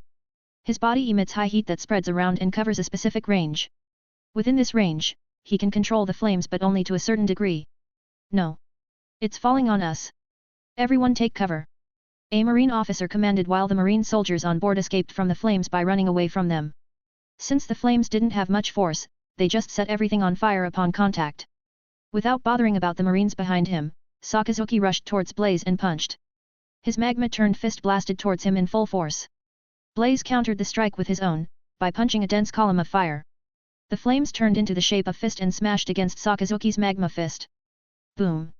The collision triggered a huge explosion and inflated a heat shockwave that expanded in all directions. The heat engulfed everything within 500 meters and turned into a volcanic region. Even the residents of Nanohana town some distance away from the battle felt the scorching temperature. It didn't stop Blaze and Sakazuki from engaging against one another, they continued to struggle. Sakazuki exploded another wave of magma into his fist while Blaze did the same. Roaring atop of his lungs, Blaze raised the flame temperature and forced the flames into his fist as fast as he could. A single confrontation is enough to gauge Sakazuki's magma ability. The temperature of his magma is much intense than his flames but it's not enough to punch a hole in his attack as he did to Ace. Soon, Blaze's fist knocked the magma away. It doesn't mean Blaze is as strong as Sakazuki. As he knows the latter didn't code his attack with Haki. If he did, Blaze would have lost his advantage. Moreover, his flames are slightly weaker than Sakazuki's. It didn't discourage Blaze as he knows the temperature of his flames will increase once his devil fruit potential attribute crosses the 40 bar limit. In truth, Sakazuki was shocked by Blaze's devil fruit power. He thought his magma will triumph over Blaze's flame but it failed. Meaning, Blaze's flame is as strong as his magma. What he didn't know is, Blaze's flame is not as strong as his magma but he had superior control over his heat manipulation. Your devil fruit has potential and you improve quickly but today's the last day of life. Sakazuki arrogantly claimed and rushed forward. Sakazuki was fast. Swoosh. In the blink of an eye, he crossed the gap between them and arrived before him while his face and arms dripped with magma. Daifunka. Sakazuki's signature skill. His pure magma fist punched him, though Blaze blocked the attack with both his hands, the magma blasted him away. The magma ability didn't hurt him in any way but the force behind the strike hurt him. Wiping away the blood trail from the corner of his lips, Blaze stared at Sakazuki. Even without using Haki, he's powerful. The difference between them is great. He can fight with brute force but against Logia fruit it's of no use. He could tell Sakazuki is playing with him and he will finish him off once he gets bored. It's a losing fight, still, Blaze will strive till his last breath. He can flee but if he does that, Sakazuki will target his unit and the escaped world noble slaves. The only thing he can do now is, fight. Winning or losing doesn't matter to him now. Since it came to this, let me fight to my heart content. As he sorted out his thoughts, a strong conviction flashed in his eyes, the decisiveness to meet death. Till now even though Blaze always said he didn't fear death, somewhere in his heart he didn't want to die. But now, confronting Sakazuki who he can't defeat with his present strength, his heart grew determined than ever. Opening his status panel, Blaze directly raised his constitution attribute from 36.1 to 40 with the 4 free attribute points. He didn't raise his devil fruit power because it won't help him much in this situation. As for his constitution, it will help him to combat Sakazuki's Haki. Name, Blaze Hunt. Occupation, Marine. Constitution, 40.1. Devil fruit potential, 35.4. Haki, none. Items in storage, none. Free attribute point, 0. His entire body brimmed with life energy. A mysterious power coursed through every nook and corner of his being and improved his constitution to a whole new level. Endless vitality, explosive power, endless stamina that's how Blaze feels right now. But he knows it's nothing but a misconception from the sudden increase in strength. He got stronger. It's the truth. His physical powers may be comparable to some of the strongest characters in the One Piece world right now. The improvement in the constitution attribute also raised his devil fruit potential to another 2 points, they were increased from 33.4 to 35.4. Aside from himself, the only person who felt his quantitative transformation is Sakazuki. With his Haki, he could tell Blaze got stronger but he couldn't understand how. Even so, it didn't stop him from attacking as he could tell it won't change the outcome of the battle in any way. Sakazuki transformed his entire body into magma and surrounded Blaze, intending to incinerate him into ashes by immersing him in magma. Unfortunately, it didn't even make Blaze sweat much less burn him. Sakazuki, your magma can't hurt me. It's useless to fight me with your devil fruit power. Saying this, Blaze effortlessly escaped the besiegement by jumping high in the sky. Lifting his arm, Blaze gathered the flames around his hand forming a miniature sun. 65. Powerful Sakazuki. Sakazuki didn't envision that his magma ability will fail to burn Blaze. This is the first time it happened as even Kyuzen's ice vaporizes immediately when meeting his magma. Is it because his devil fruit is related to heat? Just as Sakazuki contemplates, Blaze completed preparing his attack. Above Blaze's head, 2 miniature golden suns hovered in mid-air glowing fiercely. Since it is nightfall, the sun had already set but suddenly 2 new suns appeared in the sky lightening the entire region. The sight stunned everyone, whether it's marines or residents of the Alabasta Kingdom. Even the escaping Blaze unit noticed the change. It's Captain Blaze's ability. Regis muttered while Eri and Sia wondered at the sight. Sakazuki too observed the 2 suns but unlike others, there wasn't even a shred of surprise on his face, only indifference and disdain. Sakazuki's magma won't hurt him and the same could be said about his flames. Blaze knew, but he had to at least try before deciding that. To hurt Sakazuki, the temperature of his flames had to be higher than magma. So, unlike his conventional attacks, he decided to try something different and new. The 2 suns gained power by compressing more heat into them, to the point of explosion. Looking at Sakazuki, Blaze attacked. Both the suns suddenly projected a scorching ray that convened in mid-air and then blasted towards Sakazuki with increased intensity as a single fiery beam. Twin Sun, Super Heat Beam. The beam was too big for Sakazuki to evade in time but the thing is, he didn't plan on avoiding it in the first place and chose to confront it head-on. It didn't surprise Blaze that much as he knows Sakazuki's personality, he isn't the type of person to run away from something. Dark Hound. Sakazuki transformed his magma hand into a claw and drove against the approaching laser-like beam. In the series, he pierced Whitebeard's body and then detonated, filling the latter's stomach with magma. The blow severely injured Whitebeard. But against Blaze's new attack, he failed. In turn, the laser beam pierced his magma claw and struck his body, blasting him far away. Crash! Sakazuki's figure zoomed back and directly smashed into his marine ship, destroying a part of it. Grey smoke engulfed the ship and prevented others from seeing what's happening. Soon, Sakazuki walked out of the smoke without any visible damage, but Blaze noticed blood dripping from the latter's fist that met his fiery beam. It worked. Blaze was shocked a little. He knew it's because Sakazuki didn't coat his arms with Haki, nonetheless, it's great progress. Glancing at his injured arm, Sakazuki frowned. Though it's just a scratch, the attack caught him completely off guard. It's time to send you to hell. Saying this, Sakazuki flew towards Blaze while his part of his body transformed into magma. He coated his arms with Haki and punched at Blaze's face. Tekai hardening his muscles, Blaze blocked the attack by crossing his arms, but the impact knocked him backward. His right arm was bruised and dripped with blood. If he hadn't raised his constitution attribute to 40, the Haki-powered strike would have completely crippled his arm. He escaped the strike with a slight injury, but how many more minutes he can withstand Sakazuki's attacks? Blaze doesn't know. His mastery over Tekai is still shallow, he couldn't bring out its true strength. Though Tekai skill had its limit, he can counterbalance it over with his Senju constitution that grants abnormal physical strength and vitality. Sakazuki didn't wait, he rushed at Blaze in attack. Raising his hands, he fired off a great number of magma fists, coating it with Haki. As Blaze was in close range, he couldn't dodge all the rapid projectile-like attacks. He was able to evade one or two, but remaining crashed against his body precisely. Hardening his entire body, Blaze used Soru ability to escape, but Sakazuki predicted his every move with his observation Haki. All his efforts proved futile. Soon, a barrage of magmic fists drowned Blaze, completely smashing against his body.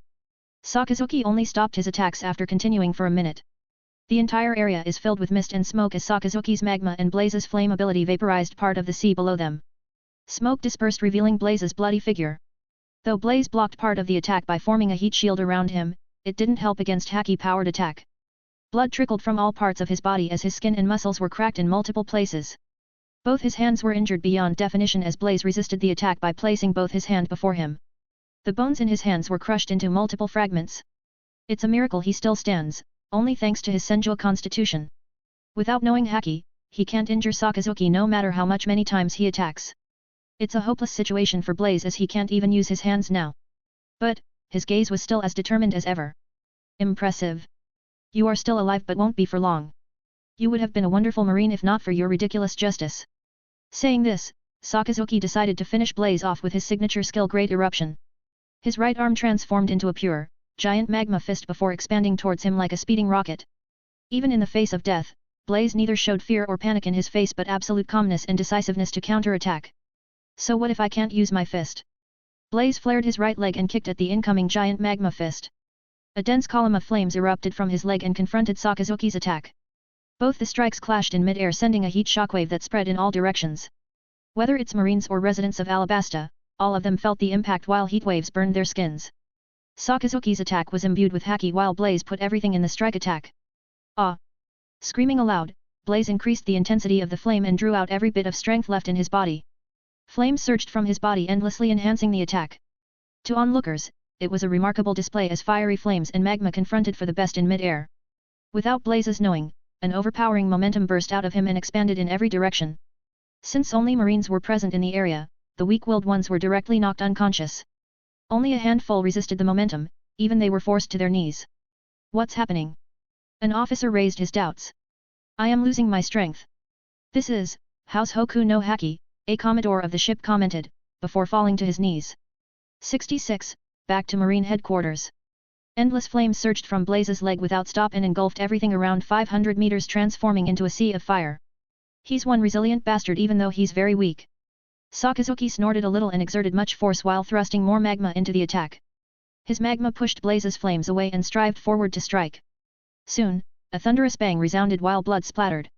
Ultimately, Sakazuki's Haki-powered strike triumphed while his giant magma fist smashed Blaze straight into the sea, completely knocking him unconscious. The attack tore his inner organs and crushed most of his bones. It won't be an exaggeration to say that he's on brink of death. Discerning Blaze still breathes with his observation Haki, Sakazuki muttered, House Hoku Haki, you are similar to that Garp.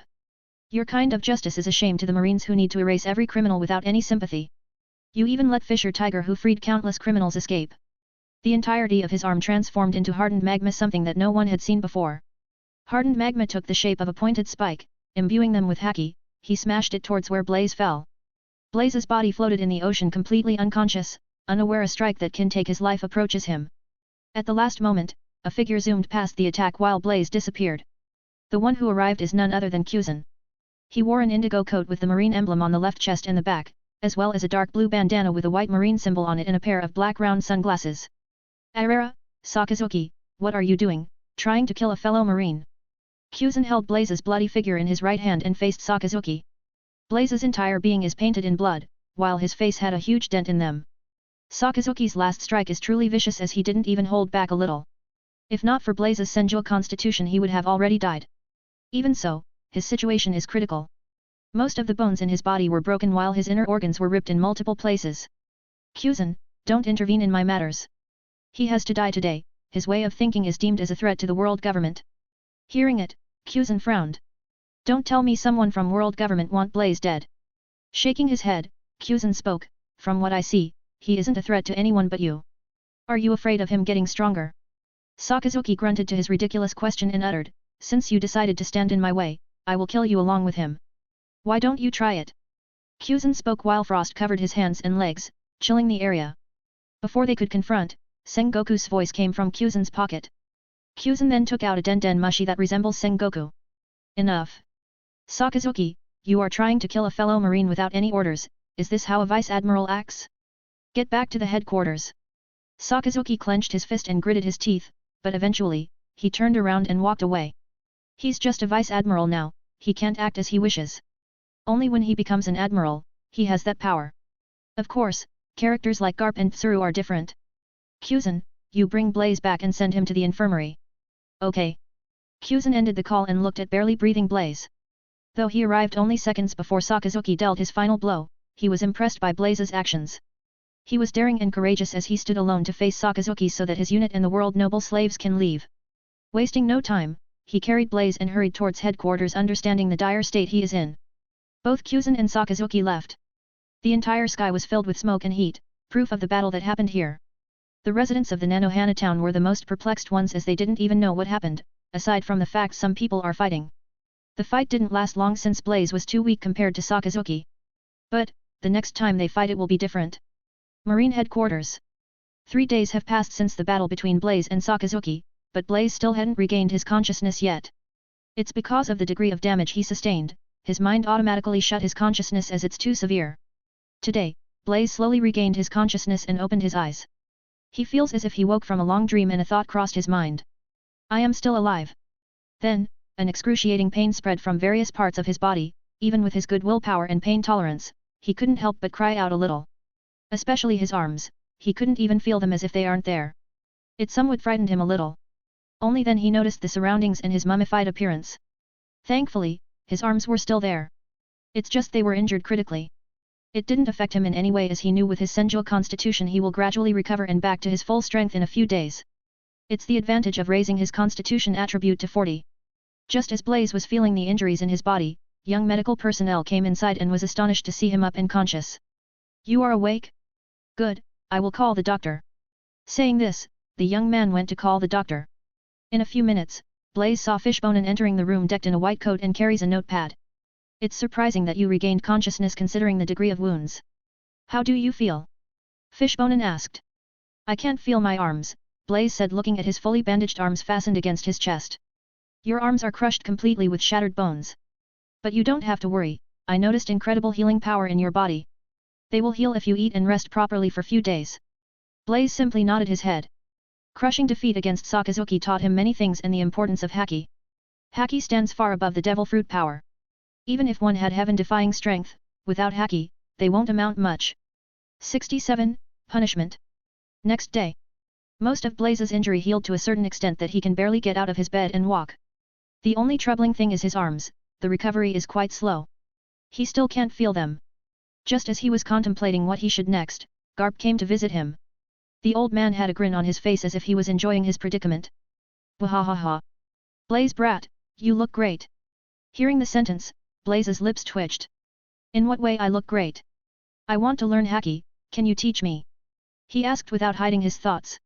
You want to beat Sakazuki? Garp asked narrowing his eyes. Yes, that bastard nearly killed me. Blaze calmly replied. Even if I want to teach you Haki, you are in no position to learn them. Your actions grabbed world government's attention, they severely condemned Sengoku for supporting you. Garp said shaking his head. Blaze wasn't surprised as he knew it would happen but he didn't expect that Sengoku would be implicated by it. It means the latter took the blame in his stead. But why? I am the one who did it. Blaze asked. What you did is no small matter since involves the world nobles. They want the slaves back but you helped them to escape. If Sengoku didn't take the blame, you will definitely be dismissed from your position and sent to impel down for your crimes. Hearing this, Blaze was silent. He always thought Sengoku won't support his way of doing things but he didn't expect the latter would go so far as to protect him. His actions stirred his heart as he knew what it means. Sengoku may even lose his promotion to become a fleet admiral. Still, you are not escaping this incident without any punishment. For your crime, you were demoted by 2 ranks while your merit points were subtracted to 0. Now, you are just a lieutenant commander. Furthermore, you will be sent to one of the 4 blues for few years to reflect on your actions. Garp spoke about Blaze's current situation while inwardly he's displeased about the decision. In his opinion, this kind of punishment is a little heavy since it's equivalent to cutting off Blaze's future path. By the time he comes back from the 4 blues, he had to start all over again and advance his way forward in the ranks. But no one can do anything since the punishment was decided by Fleet Admiral Kong after discussing with the world government.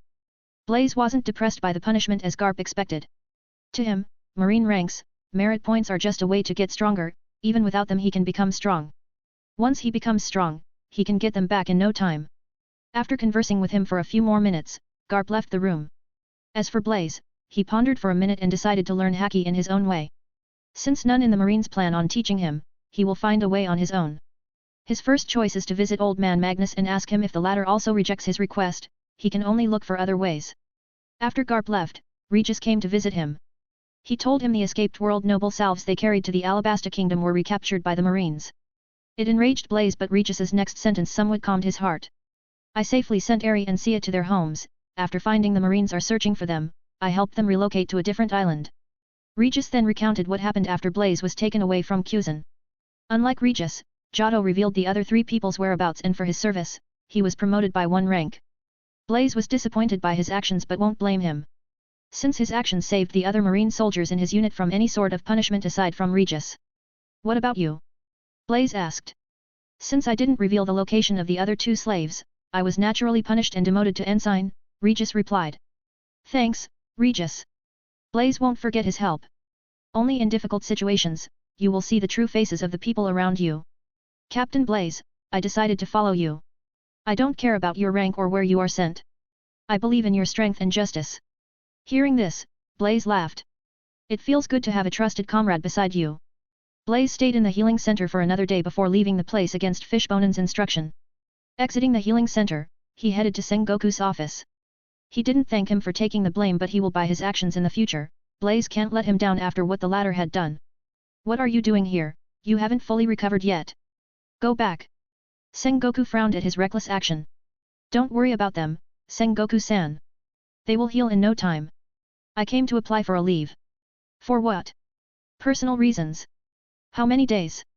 3 months. Blaze responded without batting an eyelid. Before Sengoku could question, he spoke again. Personal reasons. Hearing his answer, Sengoku had the urge to beat him but suppressed his impulse considering the state of his injuries. He didn't reject Blaze's request as his wounds need time to heal, especially his arms. After thinking for a moment, he granted them. After getting Sengoku's permission, Blaze departed from the Marine headquarters without saying goodbye to anyone. Only Garp, Sengoku, and Regis know. Even they don't know where he was going. As for his relocation, he was tasked to guard the East Blue but he will only take the post after 3 months. Neither Garp nor Sengoku stopped him as they thought Blaze was disheartened after his defeat. But, in truth, he wasn't distressed by the loss. After all, losing is also part of a game. Accepting the loss is also a kind of win. Leaving the headquarters, Blaze headed straight to the volcanic island where he met old man Magnus. Sengoku's office. Do you know where he's going? Sengoku asked, sipping a tea. Who knows, Garp nonchalantly replied without care. But what I know is, he's searching for the strength to beat Sakazuki. The next time we meet, he won't be the same person we know. So, why do you want him in East Blue? Sengoku asked. East Blue is peaceful, he will like it there. But Sengoku didn't believe in his answer. Are you planning on teaching him Haki secretly? Of course not. Garp replied, looking elsewhere. 68, Haki. Marine Headquarters. The next day an article regarding Sakazuki and Blaze dispute was published in the newspaper that circulated the world. The article was about the fight between two Marines and the reason behind it. The good thing is, the article didn't mention the names. If they had, it would easily destroy Marine prestige. But, it had a huge impact on the Marine soldiers. As most of them know about the battle that happened between Blaze and Sakazuki. Cracks begin to form between the believers of absolute justice and moral justice. Some praised Blaze for supporting innocent people, while some condemned him for violating the world government's order. For the first time, Blaze's name spread among the Marines and made an impression in their hearts. Virgo, Shuzo, Jun, and other friends of Blaze's also learned about it. Still, the news didn't have a deep impact among the high-ranking officers of the Marines. To them, it's just a small matter that isn't even worth their attention. Because the stage they are playing is much bigger compared to the first half of the Grand Line. As for Blaze, he reached the volcanic island the next day, where Black D. Magnus lives. The island looked the same, covered in grey smoke and unbearable heat. Without any hesitation, he made his way into the island. He soon reached the giant volcanic mountain located at the center and noticed the figure of Magnus. The old figure of Magnus could be seen barbecuing a huge fish that emits a mild fragrance. Without even looking back, he spoke, "Come, have a seat." Blaze walked and sat on the other side of the barbecue. Eyeing Blaze, Magnus commented, "You look pretty beaten up. What happened?" Without hiding anything, Blaze recounted the things and why he was in such a state. "Magma fruit? I have some impression of it. You were nearly killed and punished because you wanted to save the innocents." "Yes. So, you came here to learn Haki from me." Blaze nodded his head and said, "Without strength, I can't change anything. Though I am stronger than before, only now I feel truly weak." Magnus, as if understood his words, surprisingly agreed to the request without any second thought. "I will teach you Haki. But on one condition." Blaze was overjoyed as he didn't expect the other party would agree easily. Holding his happiness, he asked, "What condition?" "My request is very simple, whatever happens in the future don't side with the world government." Blaze chuckled, "You know I won't do that." "I know, and this may seem silly, but I had to say this considering your current status as Marine. After all, people change over time in the pursuit of power." "I understand, but you don't have to worry about this," Blaze said. By the time the conversation ended, the fish over the fire was finally grilled and ready to savor. Serving a large piece to Blaze, Magnus asked, "What do you know about Haki?"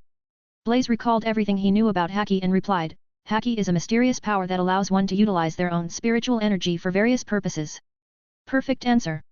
Haki is nothing but a person's spiritual energy. "Tell me more," Magnus asked. "I know Haki originates from one's spirit and not their physical body. It is utilized in 3 different ways. Armament Haki represents one's fighting spirit. Observation Haki represents one's spiritual presence, and finally Conqueror's Haki defines one's willpower.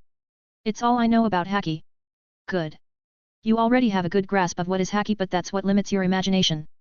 For now, let's forget about different types of Haki and discuss the basic concept. You knew Haki is nothing but one's spiritual energy, but do you know how it comes? I would say strong belief or unyielding obsession. The greater your willpower, the stronger your Haki. It's also why all the Conqueror's Haki users are powerful than normal Haki users." Magnus explained while Blaze listened. He continued, "All living beings in the world are capable of controlling their spiritual energy, but most people fail to sense them. Do you know why?" Blaze thought for a moment and replied, "Because they don't have a firm mind or determination." "Wrong. Everyone is obsessed or stubborn over something in their life, which means they are qualified to learn Haki." Magnus. Then. Blaze was puzzled. "It's because of doubt, unbelief, and ignorance. Most of the common people consider themselves as ordinary and they don't even know about Haki. If they don't even know what is Haki, how will they control it? Of course, there are exceptions, as some awaken Haki without even knowing and some are born with it. What I am trying to say is, don't ever doubt yourself or your purpose. It's the strength of spiritual energy. Understand?" "Yes," Blaze nodded his head. "In your case, you already awakened your Conqueror's Haki. Meaning, your spiritual energy is ready for use. It's just you don't know how to sense them. How to feel them?" Blaze asked. "Sensing Haki is the hardest part. Most people fail at this stage, and I have seen people who had taken years just to sense their Haki. Spiritual energy is a mysterious power that's dormant in all beings, so to feel them, you need to believe in yourself. Is this the only way?" Blaze asked. He knew Haki can also be practiced by intense training or by extreme shock. No. There are other ways to sense Haki: training, stimulating one's emotions, or fighting. But the conventional way is to sense Haki by oneself. By going this way, the sense of control over your Haki will be excellent and you will get a good idea of what is spiritual energy. Perceive everything from the source. For example, how do you think the first person learned his Haki when there's no one to teach?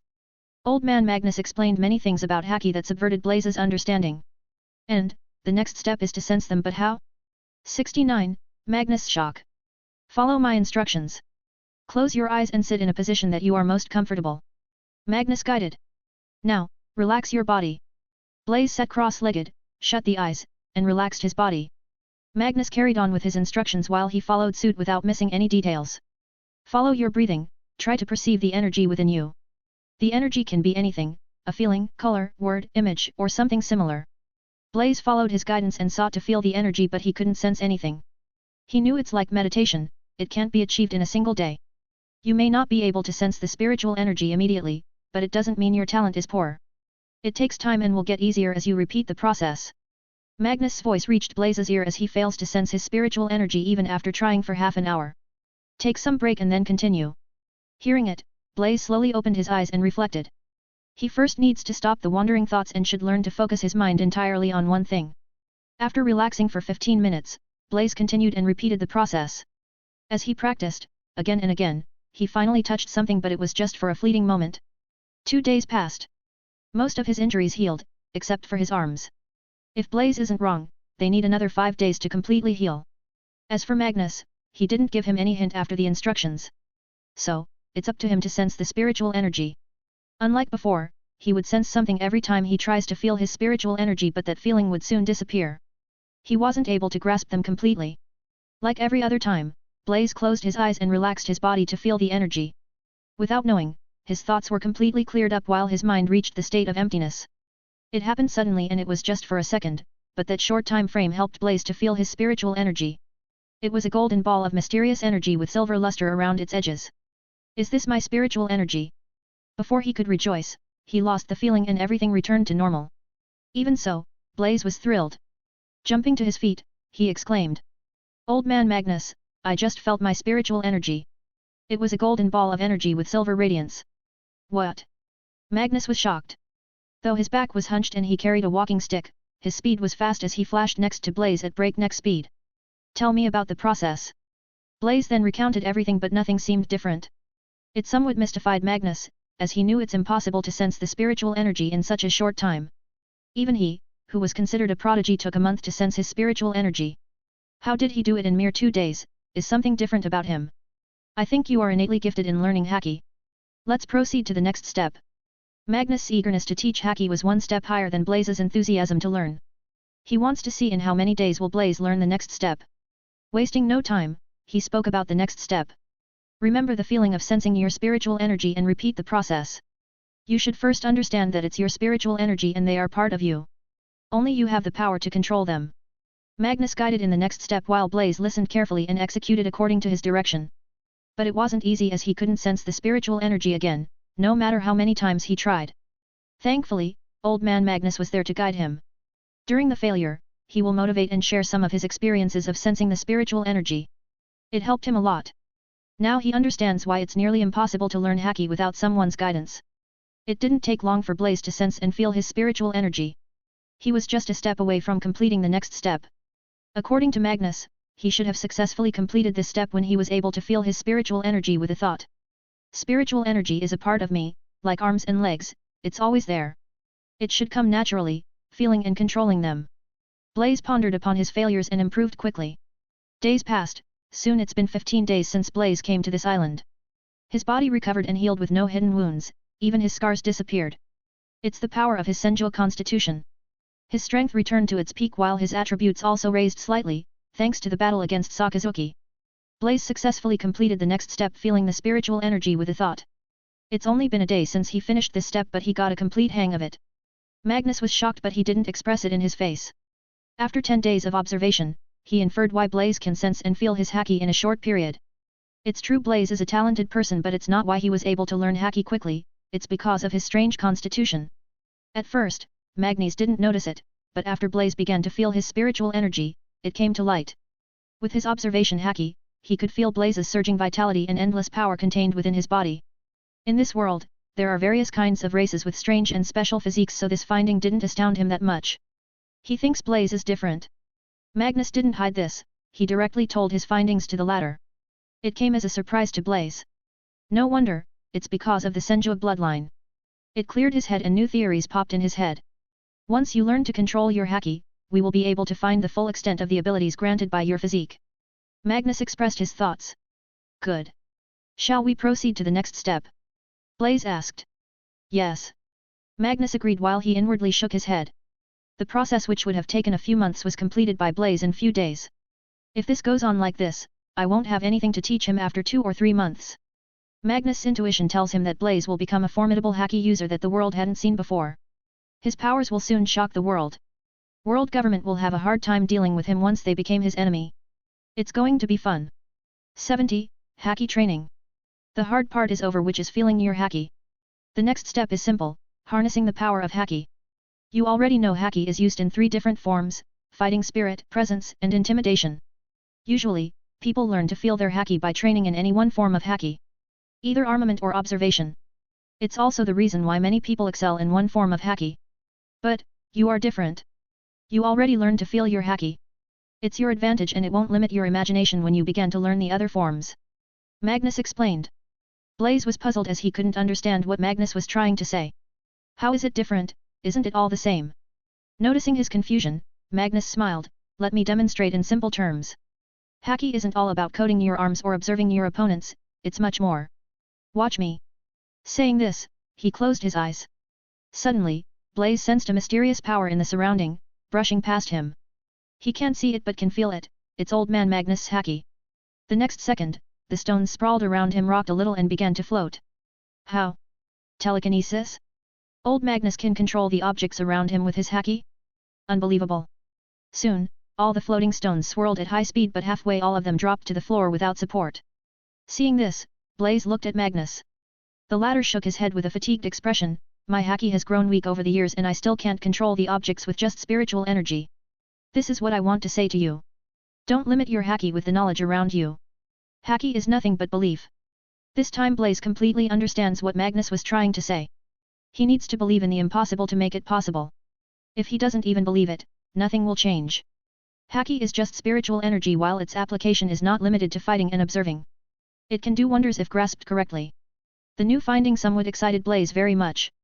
Magnus once again spoke, interrupting his thoughts. Don't let your thoughts wander, this kind of practice is too far away for you. I showed this so that you don't limit your imagination. Nothing more. Blaze nodded his head in understanding. He wasn't a reckless fool to think he can do that after practicing for a few days.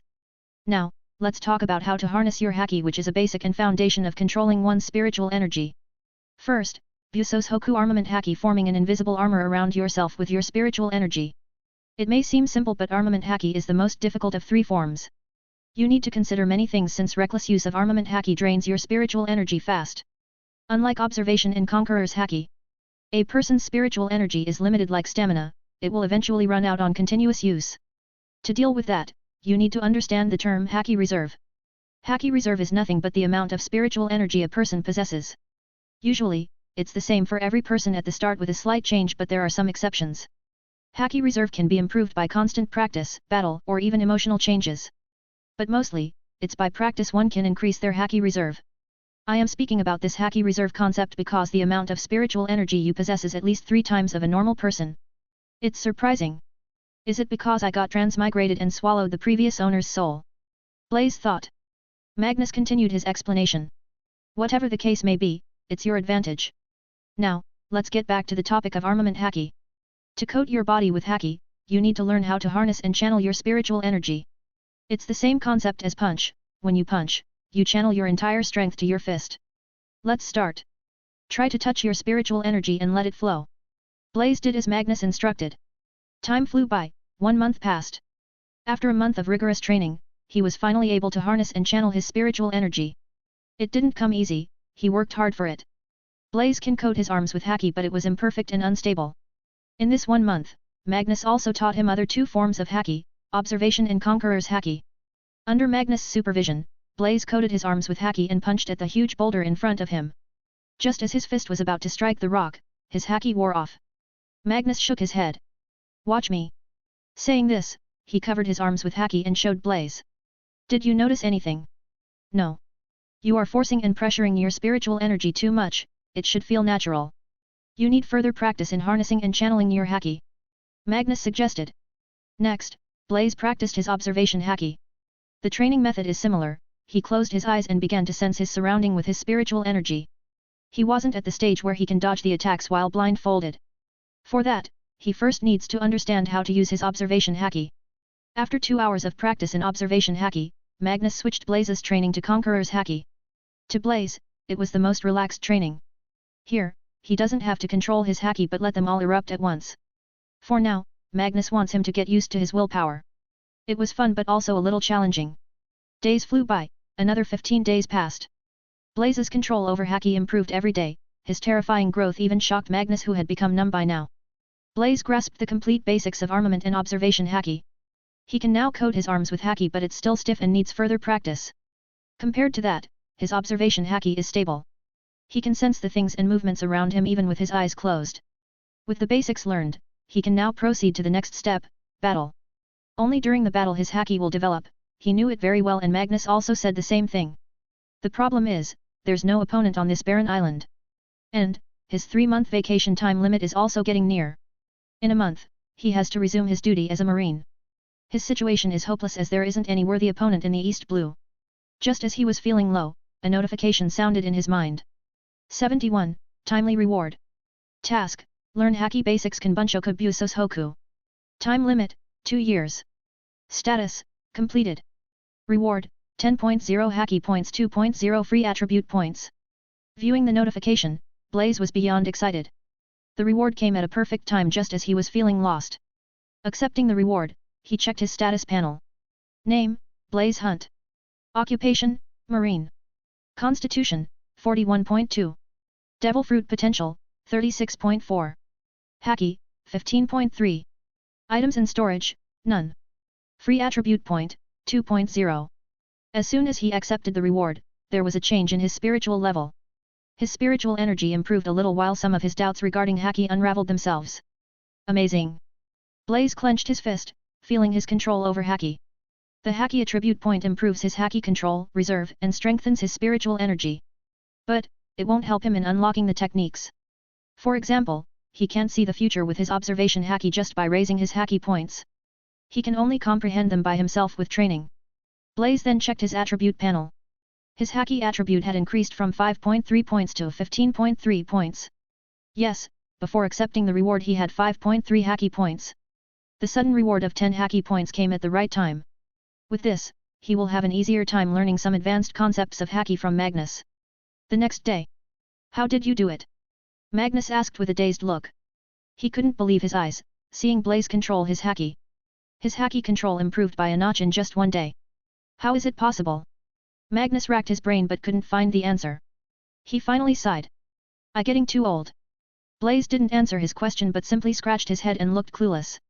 Magnus didn't pry any further. You said you can only stay here for another 15 days, right? Yes. It's not enough for you to learn all the techniques in such a short time, you can understand them and practice in the future. Let's start with armament Haki. You already know how to coat your arms with Haki but you don't understand them completely. For example, a good Haki user would know how much Haki he should apply to his arms. Like I already said, armament Haki drains one's Haki faster. Saying this, Magnus raised his arm and coated it with Haki while his right fist turned dark grey. Watch my fist carefully. Blaze with his observation Haki noticed Magnus channeling more Haki to his fist. His arms blackened further and soon turned dark purple. The next moment, purple arcs sparkled around his fist like lightning. What astonished Blaze is the amount of Haki gathered around his arm, it was imposing. He was sure, just a blow from that fist will pulverize him to the ground. I have a long way to go. Magnus didn't stop there, he began to teach him about various advanced applications of armament Haki like emission and internal destruction. Blaze listened carefully and imprinted the words in his mind. After explaining about armament Haki, Magnus moved to observation Haki and then Conqueror's Haki. Another 15 days flew by. Blaze learned many things about advanced forms of Haki from Magnus but he needs time to practice and master them. He's still a rookie when it comes to Haki. Even so, he's not the same person who came to this island 2.5 months back. He has grown physically and spiritually while his strength soared to a new height. Blaze plans to leave the island today. He still has another 15 days before he had to report to duty. But, he wants to take some time off and relax. He has been constantly doing something without any rest. It's been 2 years since he came to the world of One Piece, but he hadn't slacked for a single day. Blaze said goodbye to Magnus before departing from the island. He knew old man Magnus didn't have much time, but he will surely come back before his time is up. As a parting gift, Magnus gave him a small notebook. I copied everything I know about Haki. If you face any challenges in the future, you can take a look. Accepting the notebook, Blaze turned around to leave. But he suddenly stopped in his tracks and glanced back at Magnus before stating, "This time, I will definitely claim the title of the strongest man in the world.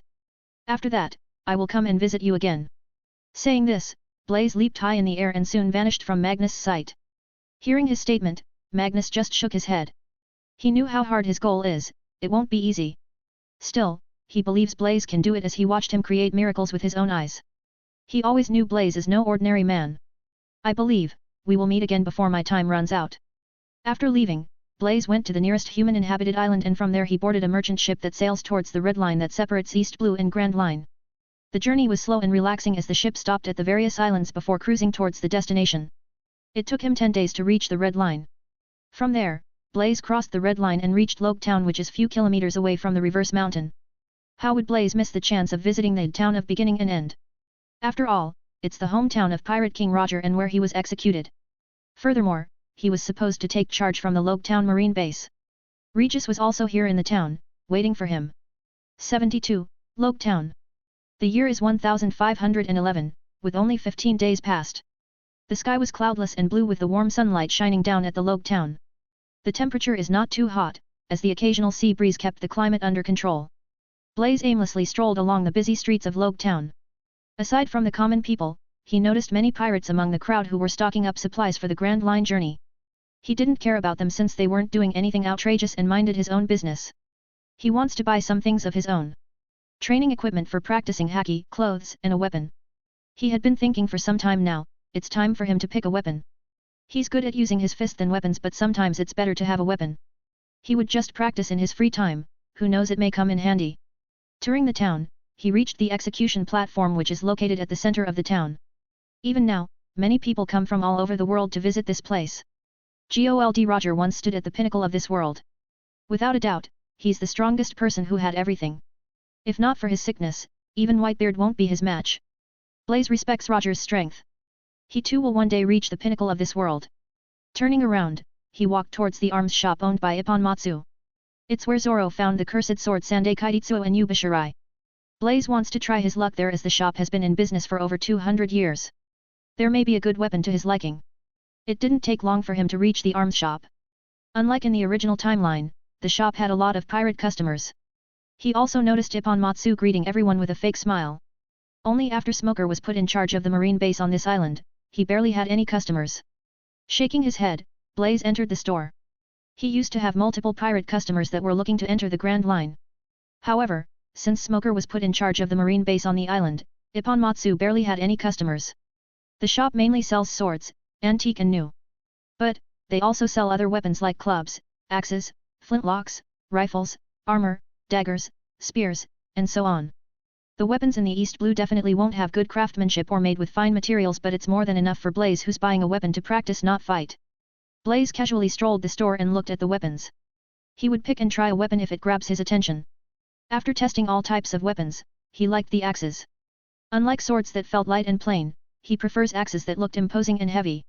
In a certain sense, Escanor's style influenced him, as both of them are users of sun-type ability.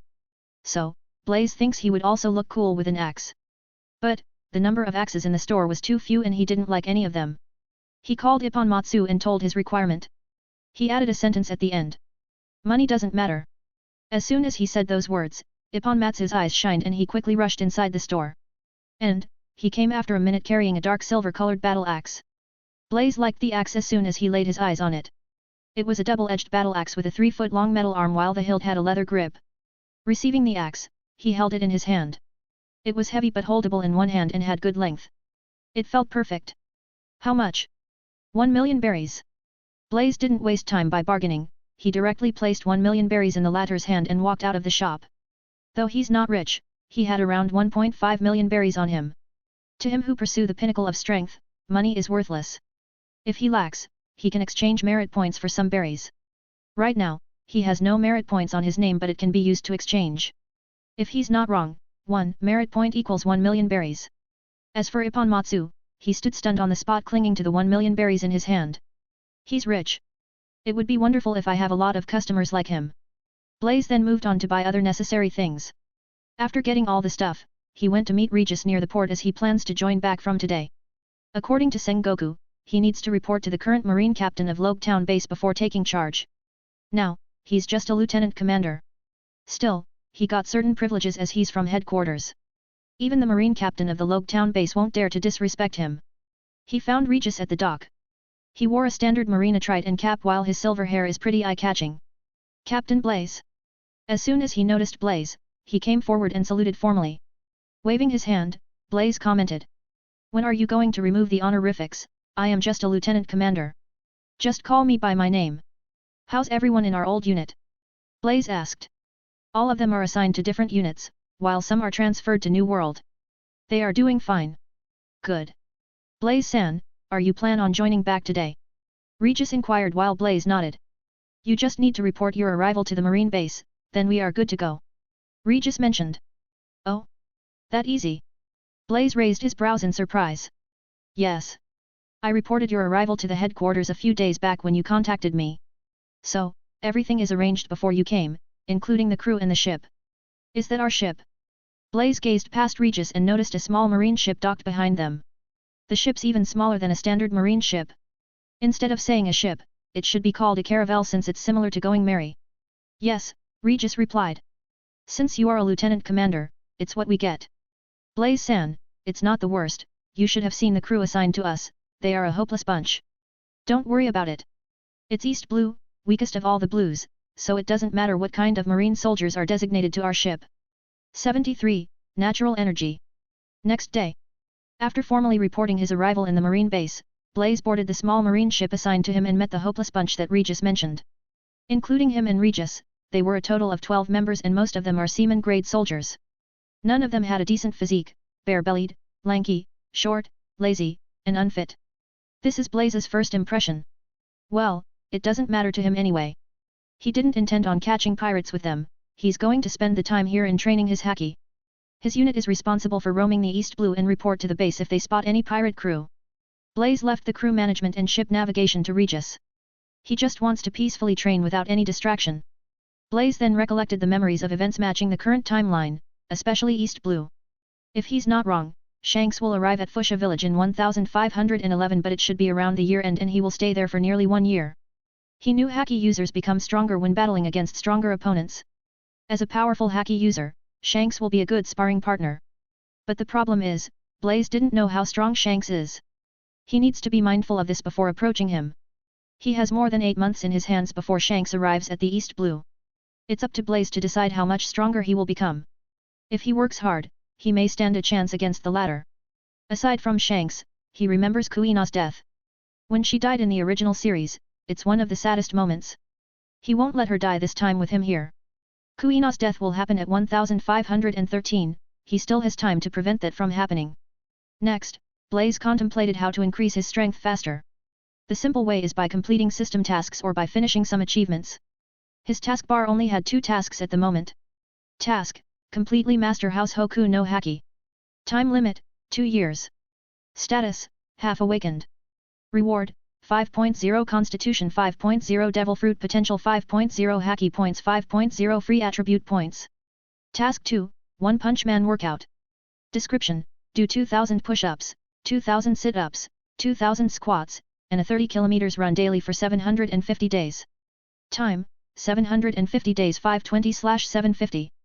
Reward: 5.0 Constitution, 5.0 Devil Fruit Potential, 3 Free Attribute Points. In the second task, he already completed 520 days of training while another 230 days still remain. He has the confidence to complete the One Punch Man workout task in time. As for mastering House Hoku Haki, he just needs a month or 2 as he already grasped it to a certain extent. Eager to master his Haki skills, Blaze began his training without wasting any time while his marine ship departed from the Loguetown port. Days flew by. Blaze worked hard when it came to training, from early morning to night. He would start the day by bathing in the morning sun, followed by the One Punch Man workout. After that, he would train in his armament and observation Haki for the rest of the day. Past evening, he would meditate and train his Conqueror's Haki. His hard work and persistence didn't go to waste as his Haki kept on improving daily. After 4 months of continuous training, his armament Haki reached perfection. Now, he can perfectly coat his body with Haki. Not just his arms, he can imbue any part of his body with Haki. Not only that, but he can also control the amount of Haki. As for his observation Haki, he trained them with the help of others in his unit. Especially, Regis, he helped him a lot with blindfolded practice. Occasionally, Blaze would stop on uninhabited islands and train with the wild animals. There are even times, he fought against the local sea kings and sea beasts. Observation Haki is primarily sensing one's intent or presence.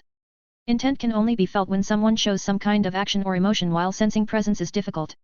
Presence or aura describes the person's nature, it also assists in ascertaining one's spiritual energy or strength. This ability allows anyone to see others, even if they are concealed from view or too far to see naturally. In Blaze's case, he can sense and feel others' heat.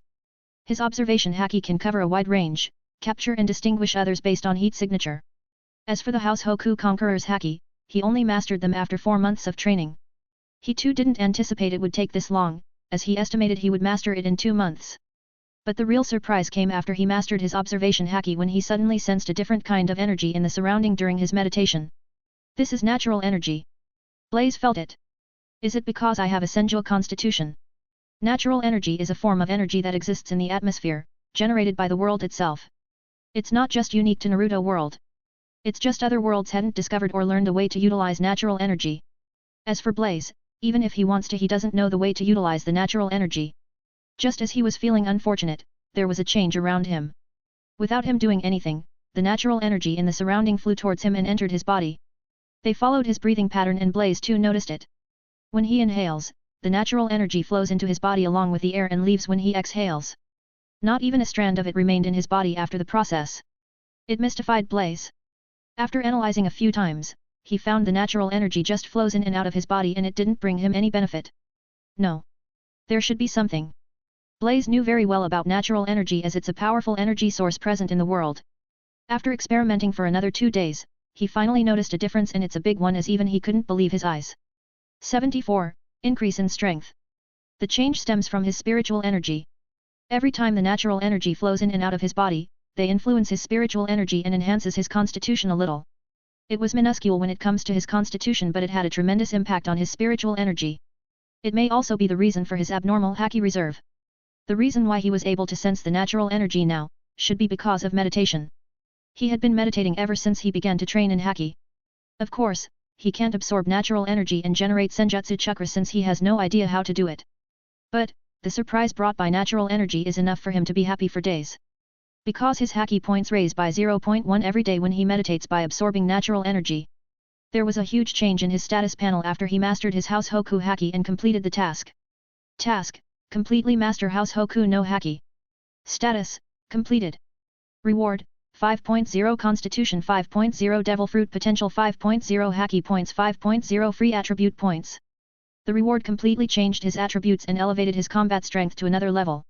A few months back his attributes were like this. Haki, 15.3.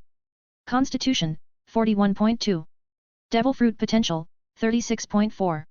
Every week his Constitution attribute increased by 0.2 points while his Devil Fruit Potential attribute increased by 0.1.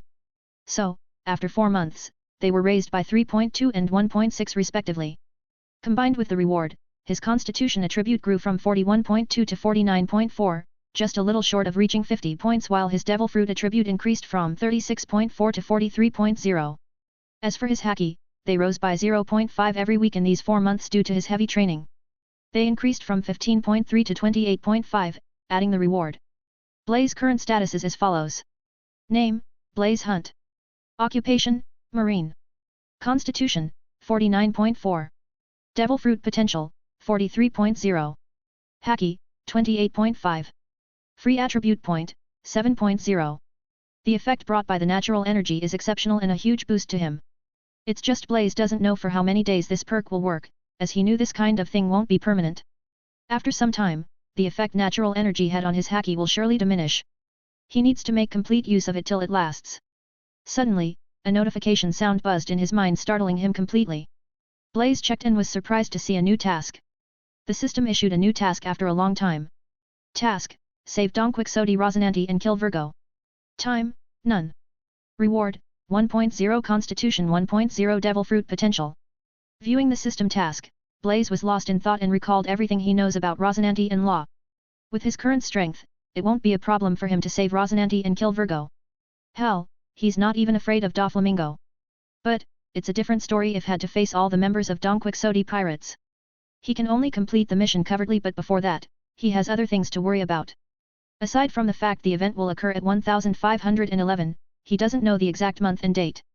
Furthermore, he just can't simply leave the East Blue and visit the North Blue when he's on duty.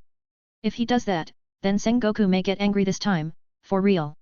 He needs a reason to visit the North Blue.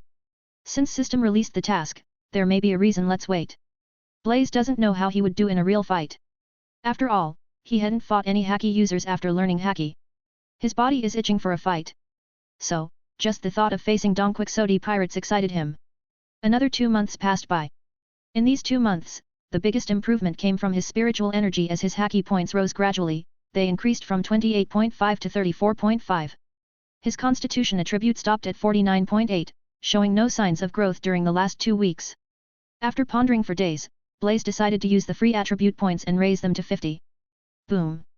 As soon as he did that, his physique had a huge and visible change. His hair grew longer while his eyes had a golden tinge around them. He grew taller, standing around 6.7 feet in height. His shoulders widened a little, muscles enlarged with perfect proportions, but there's no change in his lean frame. His build held explosive strength while the feeling of unprecedented power coursed through his body. Especially his vitality, his entire being brimmed with energy and life force. The rise in his physical strength enhanced his devil fruit potential and spiritual energy. Blaze thought in his head, how strong am I right now? Just as he was relishing the moment of power, Regis entered the cabin with a low knock on the door. But, he stood rooted on the spot noticing Blaze's change. How could a person change drastically in a single night? Regis was sure, Blaze looked normal last night. Blaze-san, what happened? Nothing, it was caused by a sudden increase in strength. Tell me. Blaze asked. Yes, snapping out of his thoughts and remembering his purpose, he quickly handed the Denden Mushi to Blaze and said. Admiral Sengoku called, he wanted to have a word with you. Since you were busy in training, I didn't interrupt. Taking the Denden Mushi, he dialed Sengoku's number.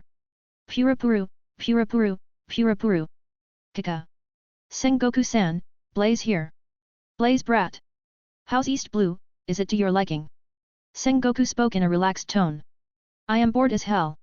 I would be grateful if you send me to the New World, Sengoku-san. Blaze replied. Sending you to New World is the same as instigating a war. Sigh. It's too early for you to enter the New World, and don't forget you are still under discipline. So, why did you contact me, Sengoku-san? Blaze asked. He has an idea why the latter called him. Is anyone near you? Blaze looked at Regis and the latter left the room without any noise, understanding the cue. Blaze then replied. No, you can talk freely. I want you to do something. Sengoku then explained the deal regarding the Op no Mi. I have intel that Donquixote pirates will be there. I don't know how the trade got leaked. The truth is, I don't want to share about this mission if not for my bad premonition. Hearing this, Blaze's lips twitched. Am I that unreliable? Yes. So, what do you want me to do? Nothing. I want you to monitor the island in secret and wait for my orders. Make note, this an unofficial request personally from me. If someone finds your whereabouts, there's a chance you may be directly dismissed from the Marines. Do I have to partake in such a risky mission? You don't want to? Sengoku asked back, knowing full well about Blaze's personality. In fact, Blaze didn't want to do this for just 2 attribute points when he can gain them by simply training in one place. And, the real troublemaker is Rosinante, godson of Sengoku. After thinking for a moment, Blaze decided to do it. Not for attribute points, but to save Rosinante. He wanted to see how the future will develop, once he changes them. It's going to be entertaining, to mess with Doflamingo. I will do it. Blaze replied while Sengoku updated him further about the details. The trade will happen 2 weeks from today. Reach the location a week before and monitor the situation, covertly. Okay. 75, Rosinante and Law. Minion Island. A week passed. As agreed by Sengoku, Blaze reached the island decked in ordinary civilian clothes. Everything below his eyes is covered by a light grey scarf, perfectly concealing his facial features. The entire Minion Island is overrun with pirates commanded by Diaz Barrels and was on constant lookout. He had to sneak his way in. Stepping on the island, Blaze's observation Haki covered the entire island and captured everyone's presence. He knew Rosinante would steal the devil fruit 3 days prior to the appointed date. So, he had to wait for another 3 days before Rosinante-in-law arrives. The island had a snowy climate. It didn't take long for Blaze to find the ghost town where the Diaz Barrels hideout is located. He stopped some distance away from them and called Sengoku. What is it? Have you reached the Minion Island? Sengoku attended the call and asked in a low voice. Yes. I am near their hideout. Do you want me to get the devil fruit? I don't think it will be a problem. Blaze expressed his thoughts and asked. What? Why did you go there? Did anyone spot you? Sengoku quickly asked. Relax, Sengoku-san. Heaving a sigh, Sengoku stated, this mission had to be discreet, so don't do anything foolish. Maintain some distance and wait. Inform me, if you find anything unusual. Okay. 4 days passed. Blaze got bored, waiting. Finally, his Haki picked the presence of a figure rushing towards the mansion located at the top of the hill where Diaz Barrel is. It's Rosinante. He then later creates an explosion around Diaz's place and blows up the mansion without making a sound. With his powers, Rosinante sneaked in without making a sound and stole the OPI no Mi without anyone noticing. He made fool of everyone with his devil fruit ability calm. Just as he rejoices getting the fruit, he accidentally slips on the snow and was circled by Diaz's men. Blaze saw everything but he didn't rush to help as he knew Corazon will successfully escape. The explosion and fire caught the Marine's attraction. Vice Admiral Tsuru complained and informed Sengoku. As for Sengoku, he thought it was caused by Blaze and soon called him. On the other hand, Blaze knew why Sengoku is calling him. As soon as he attended the call, a roaring voice came. Blaze, didn't I tell you to stay put? It's not me. Someone stole the OPI no Mi from Diaz Barrels and the commotion is caused by him. Blaze called responded. What? Who is it? Did you see his appearance? Yes, he had blonde hair. Blaze then described Rosinante's features and his devil fruit ability calm. On the other side, Sengoku clenched his fist. Rosinante, why? Don't tell me. He suddenly remembered the conversation he had with Rosinante and the child who suffers from a condition known as Amber Lead Syndrome. Everything became clear to him. Rosinante wants the child to eat the OPI no Mi. Blaze, I know him. He's a Marine undercover. Whatever happens, bring him back. Saying this, Sengoku ended the call. He didn't expect that Rosinante, who he considers his son, would betray him. Though, he had a reason it doesn't wrong the right. On the other side, Rosinante defeated the pirate minions and rushed towards Law's location. Blaze silently followed him. He didn't plan on seizing the OP no Mi from the other party, as it will kill Law. He plans on intervening only after Virgo makes his appearance. Catching him red-handed will be fun. Rosinante force-fed the fruit to Law despite his protest. After that, Rosinante collapses face first on the ground due to his injuries and assures Law that with the fruit he can cure himself. Under Rosinante's persuasion, Law with an intelligence letter in his hand left the area to deliver it to the Marines and ask for help. Blaze didn't go after Law and waited for him to come back as he knew he will. After around 15 minutes, Law came back carried by Virgo, who was shocked by seeing Corazon here. Rosinante was also surprised and accidentally revealed his voice to Virgo. Everything happened as Blaze remembers. Virgo, being suspicious of Rosinante's presence, decides to check the intelligence letter given to him by Law despite Rosinante's protest. After reading the letter, he delivers a vicious kick to Rosinante's face. Law tries to stop Virgo, but the latter was unfazed and grabbed him in a choking grip. Throwing Law away, Virgo once again concentrated on Rosinante. He was extremely angry as he knew if the Marine got the letter it would have ruined the years of planning made by the Doflamingo family. It's time to make my entry. Blaze thought and revealed his presence. Sensing his presence with observation Haki, Virgo looked towards his direction and shouted, Who? Clap, clap. Blaze came forward, clapping his hands. Gazing at Virgo, he asked with a smile. Virgo, long time no see. How are you doing? Blaze. What is he doing here? He saw everything. Virgo muttered to himself and attacked Blaze without any compassion as a former comrade. Is this how you greet me, meeting after a long time? Blaze asked again, effortlessly evading Virgo's Haki-powered strike. Before Virgo could attack again, a powerful blow came to his stomach. He blocked with his hands the attack, but Blaze's kick broke his Haki defense and threw him back. The unforeseen development stunned both Rosinante and Law. Especially Rosinante, he didn't expect the all-powerful Virgo would be taken by a single blow. Taking advantage of the situation, Rosinante grabbed Law and tried to flee the area. But Blaze's next word stopped him. Don't bother. You can't run away from me.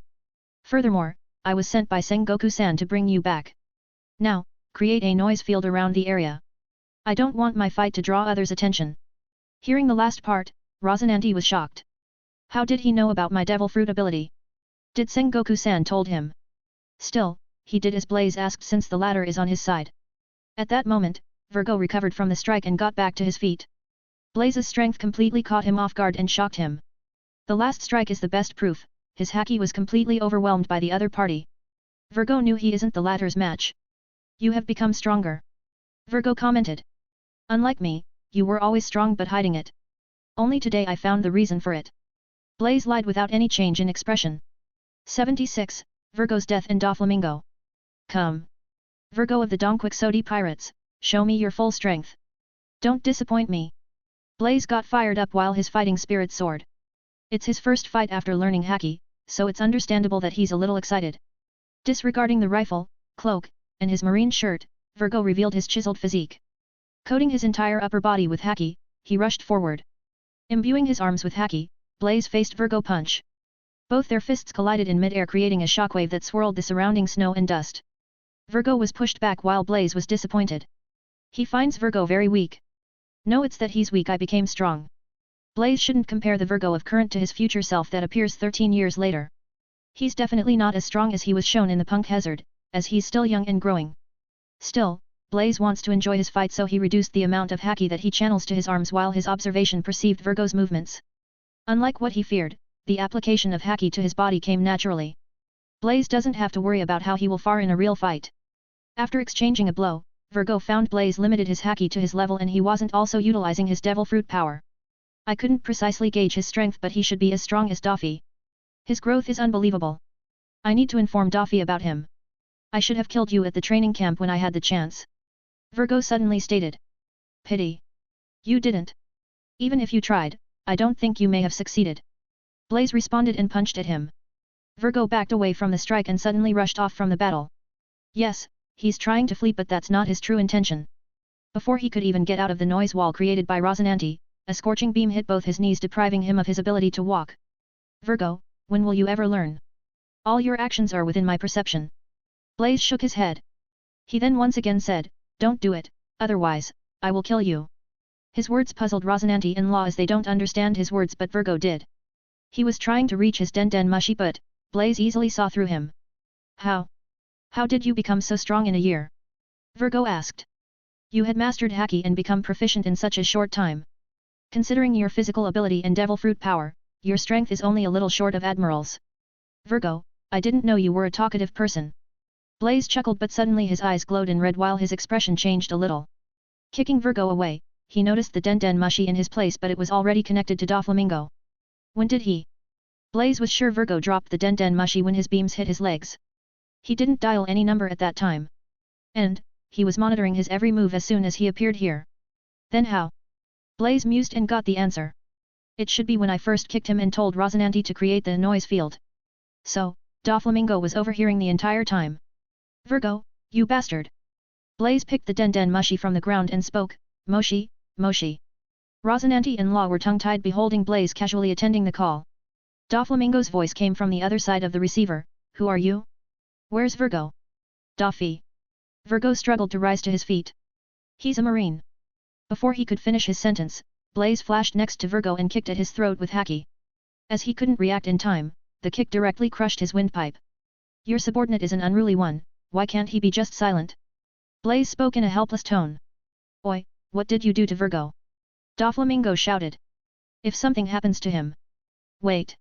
He's struggling to breathe since I crushed his windpipe. If you have any last words, say to him. Blaze spoke and placed the Den Mushi next to Virgo. Virgo struggled for a moment and calmed down accepting his fate. Impressive. Blaze praised Virgo's mental fortitude in his heart. Though he had crushed his windpipe, Virgo won't die easily. Even without breathing, he can stay alive for 15 to 30 minutes, Blaze doesn't have that luxury to wait. He needs to leave as Doflamingo already landed on Minion Island. Unlike in the original series, he doesn't know what happened here since Virgo hasn't informed Doflamingo anything yet. I am sorry, partner. Thank you for all your work. Go with peace of mind. Doflamingo expressed his heartfelt words to Virgo while the latter smiled a little. As soon as Doflamingo finished his speech, golden sword energy extended from Blaze's hand, and with a slight wave of his hand, it decapitated Virgo. There wasn't any hesitation in his actions. Silence followed. Doflamingo also heard the slight slashing sound. He knew Virgo is dead. Doflamingo then spoke to Blaze. From the conversation that you two had earlier, you should be someone Virgo's familiar with, maybe from the same training camp. Virgo once told me about an interesting marine recruit that he met in the training camp with impressive talents and strength. Fuff, that should be you, right? Blocking the receiver with his hand, Blaze whispered at Law. Did you hear Doflamingo's laughter? It was hair-raising. Did he just try to joke with me, in a time like this? Law was mystified and shocked by Blaze's nonchalance. Blaze then replied to Doflamingo. Yes. You don't have to guess my identity. If you had asked me, I would have told you. Listen carefully. My name's Blaze and I am Lieutenant Commander of the Marines from East Blue. Is it enough or you want me to spell my age, sex, height, and other things? Wait, you are in Minion Island, right? Let me send you a small gift before I leave. Kaka. With that, Blaze ended the call. Looking at dumbfounded Rosinante and Law, let's go. Quixote pirates had already landed on the Minion Island, they will be here any moment. Didn't you just pick a fight with Doflamingo, why do you want to run now? Law asked in a perplexed voice. Blaze didn't answer his question, he picked Law, Rosinante, and ran away from the island center. He can indeed fight Doflamingo, but Sengoku warned him that he shouldn't reveal his identity. In fact, he's itching for a fight. But, today's not the day and he's not strong enough to face the Quixote pirates all by himself. But, it's highly inappropriate to leave without sending a little gift. 77, Dragon Drive. On the other side of the island. As soon as Doflamingo and his family landed on Minion Island, they were confronted by the pirates under Diaz barrels. But all of them were killed by Quixote pirates. At that moment, Doflamingo had an unsightly expression. Treble, who's next to him, spoke at the moment. Virgo was killed? Doffy, he's not much weaker than us. The one who killed him should be on this island. If we act together, we can kill him. Diamante uttered. Doflamingo spoke, Marines were waiting for us on Swallow Island, someone ratted us out. Aside from everyone here, I only revealed my plan to Corazon. He's the mole. Rosinante was here. He should be with that Marine who killed Virgo. If he's here, then it means his aim is no me to cure Law's disease. Considering the earlier explosion, he already got it. What should we do? I'm going to create a birdcage, they couldn't have gone farther. Saying this, Doflamingo creates a birdcage that covers a large portion of the island, preventing anyone from escaping while controlling their every move. The Marines outside look in shock at Doflamingo's birdcage surrounding the town on Minion Island. With even greater shock, they see the pirates inside killing each other. On top of the hill, Diaz Barrels and his crew lay dead while Doflamingo stands in front of them. While the rest of the crew plunders the treasure outside as they search for Rosinante. Meanwhile, Baby 5 and Buffalo flew over the birdcage searching for traces of Blaze and Rosinante. At the same time, Rosinante and Law also witnessed the formation of the birdcage. Unfortunately for Doflamingo, Blaze had already left the range of birdcage. It should be Doflamingo's ability. Thank God, we already escaped. Rosinante commented. Putting them both down, Blaze stopped in his tracks, understanding he's out of birdcage's range. What happened? Rosinante asked. I'm going to send Doflamingo a small gift, Blaze replied and raised both his upwards. I would recommend both of you to move away from me a little. What are trying to do? Rosinante asked, but he carried Law and retreated anyway. With his arms raised, Blaze took a deep breath. A faint layer of golden glow enveloped his entire body like a cloak while his eyes turned pure gold. Ha! Blaze cried aloud while his body erupted with terrifying heat. Channeling them to his arms, he lighted them towards the sky. In others' eyes, it looked like a huge golden pillar reaching the sky. Everyone gazed at the sight in awe, whether it's Marines, pirates, residents, or Quixote pirates. Only Doflamingo noticed the extraordinary power contained within that golden beam. It was terrifying, even he felt danger from that thing. Who's doing it? Is it targeted at us? Blaze didn't stop, his hands emitted the golden energy without a pause for nearly a minute, while everyone else noticed the anomaly in the sky. An enormous form took shape above the clouds, looming over the ghost town. From below, everyone could make out the shape, it was a shadow of a huge dragon. It terrified everyone on the island and the Marine present outside the birdcage. Even Vice Admiral Tsuru, who was stationed at the Swallow Island, could see the form clearly. That bastard Sengoku, what is he hiding from me? This level of power. She mutters, gaping at the golden dragon that exposed his head with the rest of its body still concealed by the clouds. Roar! With a huge roar, the golden dragon revealed itself, intimidating everyone present below. Meanwhile, Dongquixote pirates gathered outside the mansion atop the hill and looked at the golden dragon hovering directly above the birdcage. Why do I have the feeling that the golden dragon is gazing at us? Gladius muttered. Doflamingo and others grimaced noticing the oddity. Currently, Blaze was looking at the Doflamingo and his crew through the golden dragon as he was directly connected to it. I hope you like the gift, Doflamingo. Blaze smirked and attacked. The golden dragon let out another roar and shot towards where Dongquixote pirates were. Fuck. It really is targeting us. Is it a devil fruit ability? Gladius cursed. It was Xenozaldique's ability from Hunter x Hunter. Instead of Nin, Blaze used his devil fruit power. Just as everyone thought the birdcage will hold it, the golden dragon made of energy suddenly shattered into arrows shaped like that of a small dragon and rained down from the sky. Though the ability isn't as exaggerated or as big as Xenozaldique's attack, it was enough to cover the hill where Doflamingo is. The sudden change caught everyone off guard. Before they could react, the attack was already above them and it covered a wide area completely blocking their escape route. Everyone take cover. Dodge the arrows, all of them are coated with Haki. Doflamingo told and shouted, Pika. Pika used his stone ability and merged with the hill below him. Taking control, the entire hill below him trembled. He soon wrapped Doflamingo and others with stone. The Dongquixote pirates disappeared as the stone closed completely. Just a second later, all the arrows descended upon the hill. They pierced the mountain without any resistance and demolished the entire area. Boom! The impact affected the entire Minion Island as everyone could feel the tremor below their feet. Dust and snow towered the entire island, screening everyone from seeing what happened. After a minute, the dust settled revealing the scene that made everyone dumbfounded. The entire hill was gone, only stones and debris remained to tell there was once mountain here. The attack completed destroyed and razed the place to the ground. As for whether the Dongquixote pirates survived the attack, it was a big question mark. The overwhelming attack is the result of Blaze's Devil Fruit attribute point crossing the 40-bar limit. On the other side, ending the attack, Blaze dusted his hands and muttered, that was satisfying, it helped me blew some stream off. Rosinante and Law were still looking at the missing hill where Rosinante stole Op no Mi from Diaz barrels. They couldn't believe their eyes, a single attack destroyed the entire mountain. Is this it for Dongquixote pirates? Rosinante mumbled. Don't worry, your brother is still alive. Blaze walked forward and patted Rosinante's shoulder since Birdcage hadn't disappeared yet.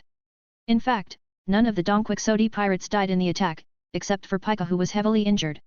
78. Back to East Blue. A little away from Minion Island. The Marines on the lookout ship looked at the complete devastation, caused by the golden dragon that scattered into innumerable arrows and descended upon the ghost town hill. It was supposed to be the Diaz barrels hideout, but now it's no more. What are we supposed to report? Hearing the report, Vice Admiral Tsuru suspected the attack is targeted at Dongquixote pirates as they are the ones who were last seen at the attack spot. But who did it? She had no idea. And, the scale of the attack is too powerful. It only annoyed her further, as nothing is going according to plan.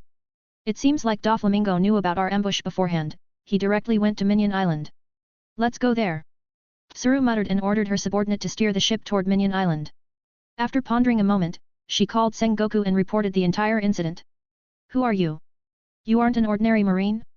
Why, I haven't heard of you before. Rosinante gazed at Blaze in horror. This guy is not simple. You will, from now on, Blaze responded with a light chuckle. Shall we go? Sengoku-san told me to bring you personally. As soon as he asked, Rosinante kneeled without any hesitation and begged. You can take me, but please let Law leave. Once the world government gets hold of him, they won't hesitate to sacrifice him for greater power. He's still young, I don't want him to be restrained. You can take me, I will explain to Sengoku-san and accept whatever the punishment may be. Please, I beg you. Blaze looked at Rosinante and said, I will let him leave if you agree to my condition. What is it? I will accept anything. I want you in my unit, Blaze stated the condition. Rosinante's a knowledgeable person and his devil fruit is a rare one. Having him in his unit will help Blaze in the future. No problem. Rosinante agreed. Okay then, let's get out of here. Your injuries aren't serious but they need treatment. Blaze said, eyeing the latter's wounds. Rosinante then crouched in front of Law and spoke, Law. It's your chance.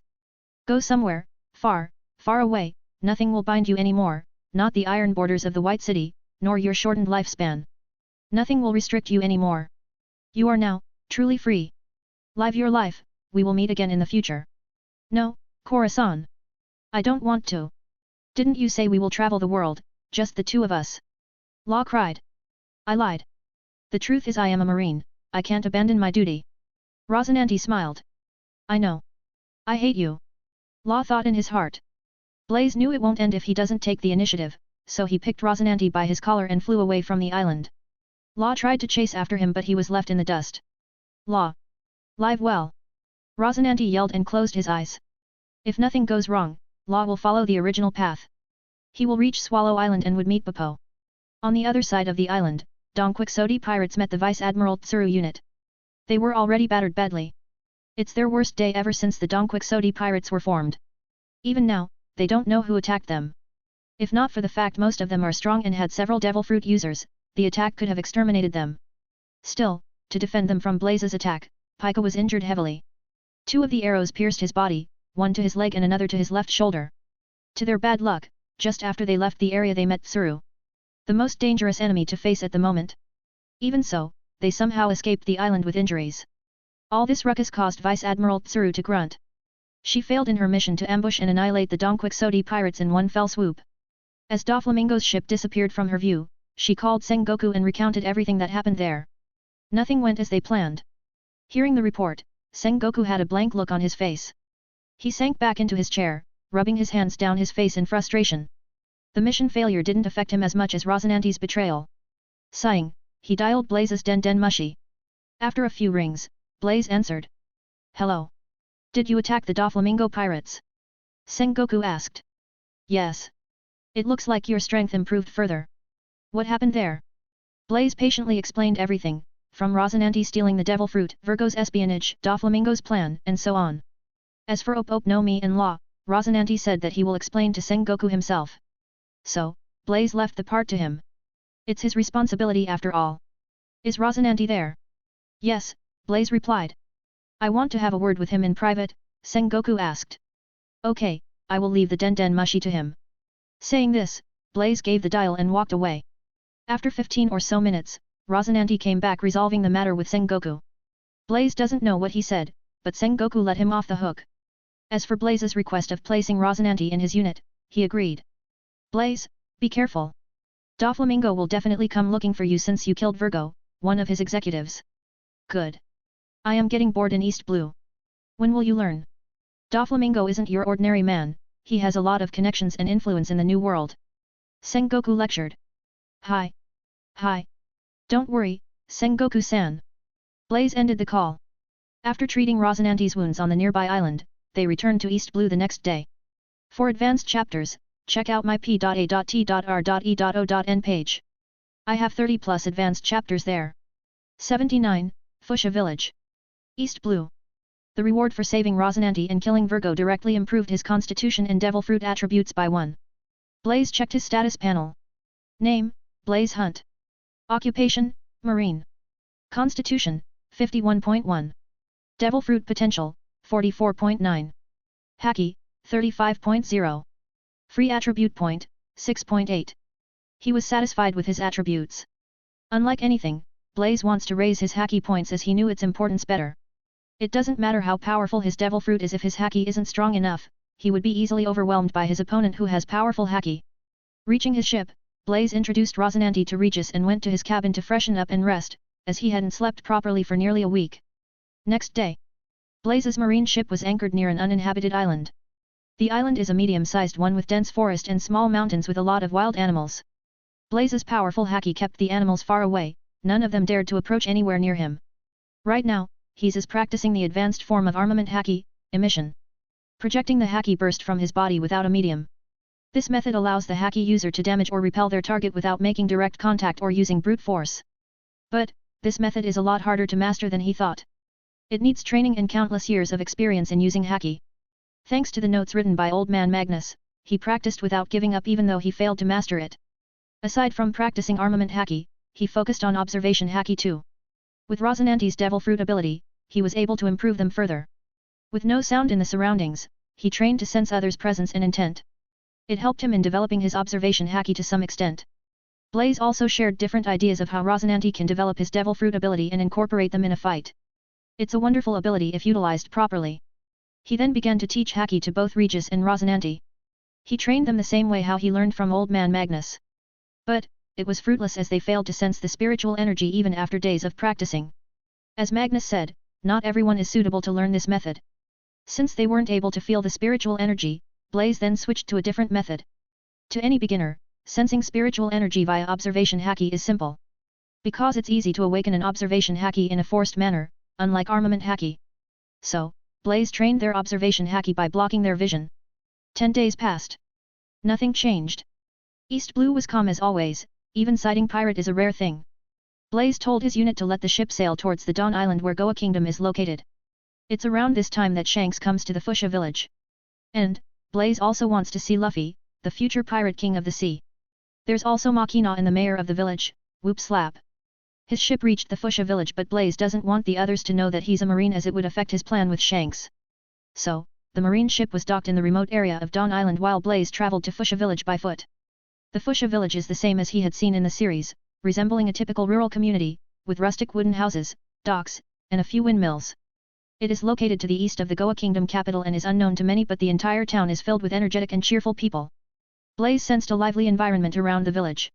Just as he walked into the village, he noticed a bar, Party's Bar. A smile surfaced on his face seeing the bar. In the entire One Piece world, this place is a little special. Because in a way it's where the series starts. As he was decked in ordinary clothes, no one noticed his presence. Blaze then casually strolled into the bar and looked around for a seat. Since it was noon, the bar was half occupied and the smell of wine permeated the entire place. It was noisy as most of the customers are local residents. Occupying a seat, Blaze waited. Within a minute of his arrival, Makina came to ask for an order. Like in the series, Makina seemed very kind. Since it's only 1511, he looked young with brown eyes and dark green hair that goes up to just above her shoulders. Mister, I haven't seen you here before? Are you new to our village? Makina asked with a smile. The youngster before her looked the same age or even younger than her but his temperament is vastly different from anyone she had ever met. He looked positive and trusting with a smile at the corner of his lips. And, the way that he looked at her was as if he was familiar with her. Why is that so? Yes, I will be around here for a while. Blaze replied. What do you want to have? We have. Makina listed the items available in the bar. Ordering a bottle of wine and a meat dish, Blaze looked around. He didn't see Luffy's figure anywhere in the bar. So, he's not here, hey. After finishing the drink, Blaze left the bar after saying goodbye to Makina. I will see you tomorrow, Lady Makina. As soon as he came out of the bar, he heard a voice. Oi Luffy, don't run around. You are going to fall. A little figure ran towards the bar while an old figure chased after him. It was Child Luffy and the mayor of the village, Whoop Slap. Without minding his presence, Luffy got past him and entered the bar while the mayor noticed his figure. You are? My name's Blaze. I am new to this village. Blaze smiled. Oh. Mayor then suddenly frowned, you aren't a pirate, right? As a mayor of the town, he needs to be wary of strangers. Even though Fuchsia village is a remote town, some pirates and bandits will come here occasionally. Haha, I am not a pirate. You can consider me as a bounty hunter. If you spot any pirates, just notify me I will take care of them. See you, Mayor Whoop Slap. Blaze laughingly replied and walked away. 80. Red-haired Shanks. A week passed since Blaze arrived at Fuchsia village. He stays in the village most of the time but at night he would return to his marine ship to rest. In the daytime, his unit roams the sea around Dawn Island under his orders. He wants to know the next minute Shanks enters the territory of Dawn Island. He can simply wait in Fuchsia village for him to arrive but he can't fight Shanks here, it will only lead to destruction. In this 1 week, he befriended the people in the village like Mayor Whoop Slap, Makina, Luffy, and others. Especially Luffy, the kid is too naughty, rebellious, and had no respect for others. Mostly, it's Makina and Whoop Slap taking care of him. Both Blaze and Luffy sat in Makina's bar chatting. Makina gave Luffy milk while Blaze enjoyed his wine. The 6-year-old Luffy asked. Blaze you said you are a bounty hunter, right? You can think so, Blaze responded. I am going to become a pirate in the future. If you try to catch me, I will defeat you with my punch that's as fast as a pistol. Luffy balled his tiny fist and showed a punching action. Oh. Blaze looked at Luffy and simply flicked his forehead with Haki, causing him to groan in pain. Ah. It hurts.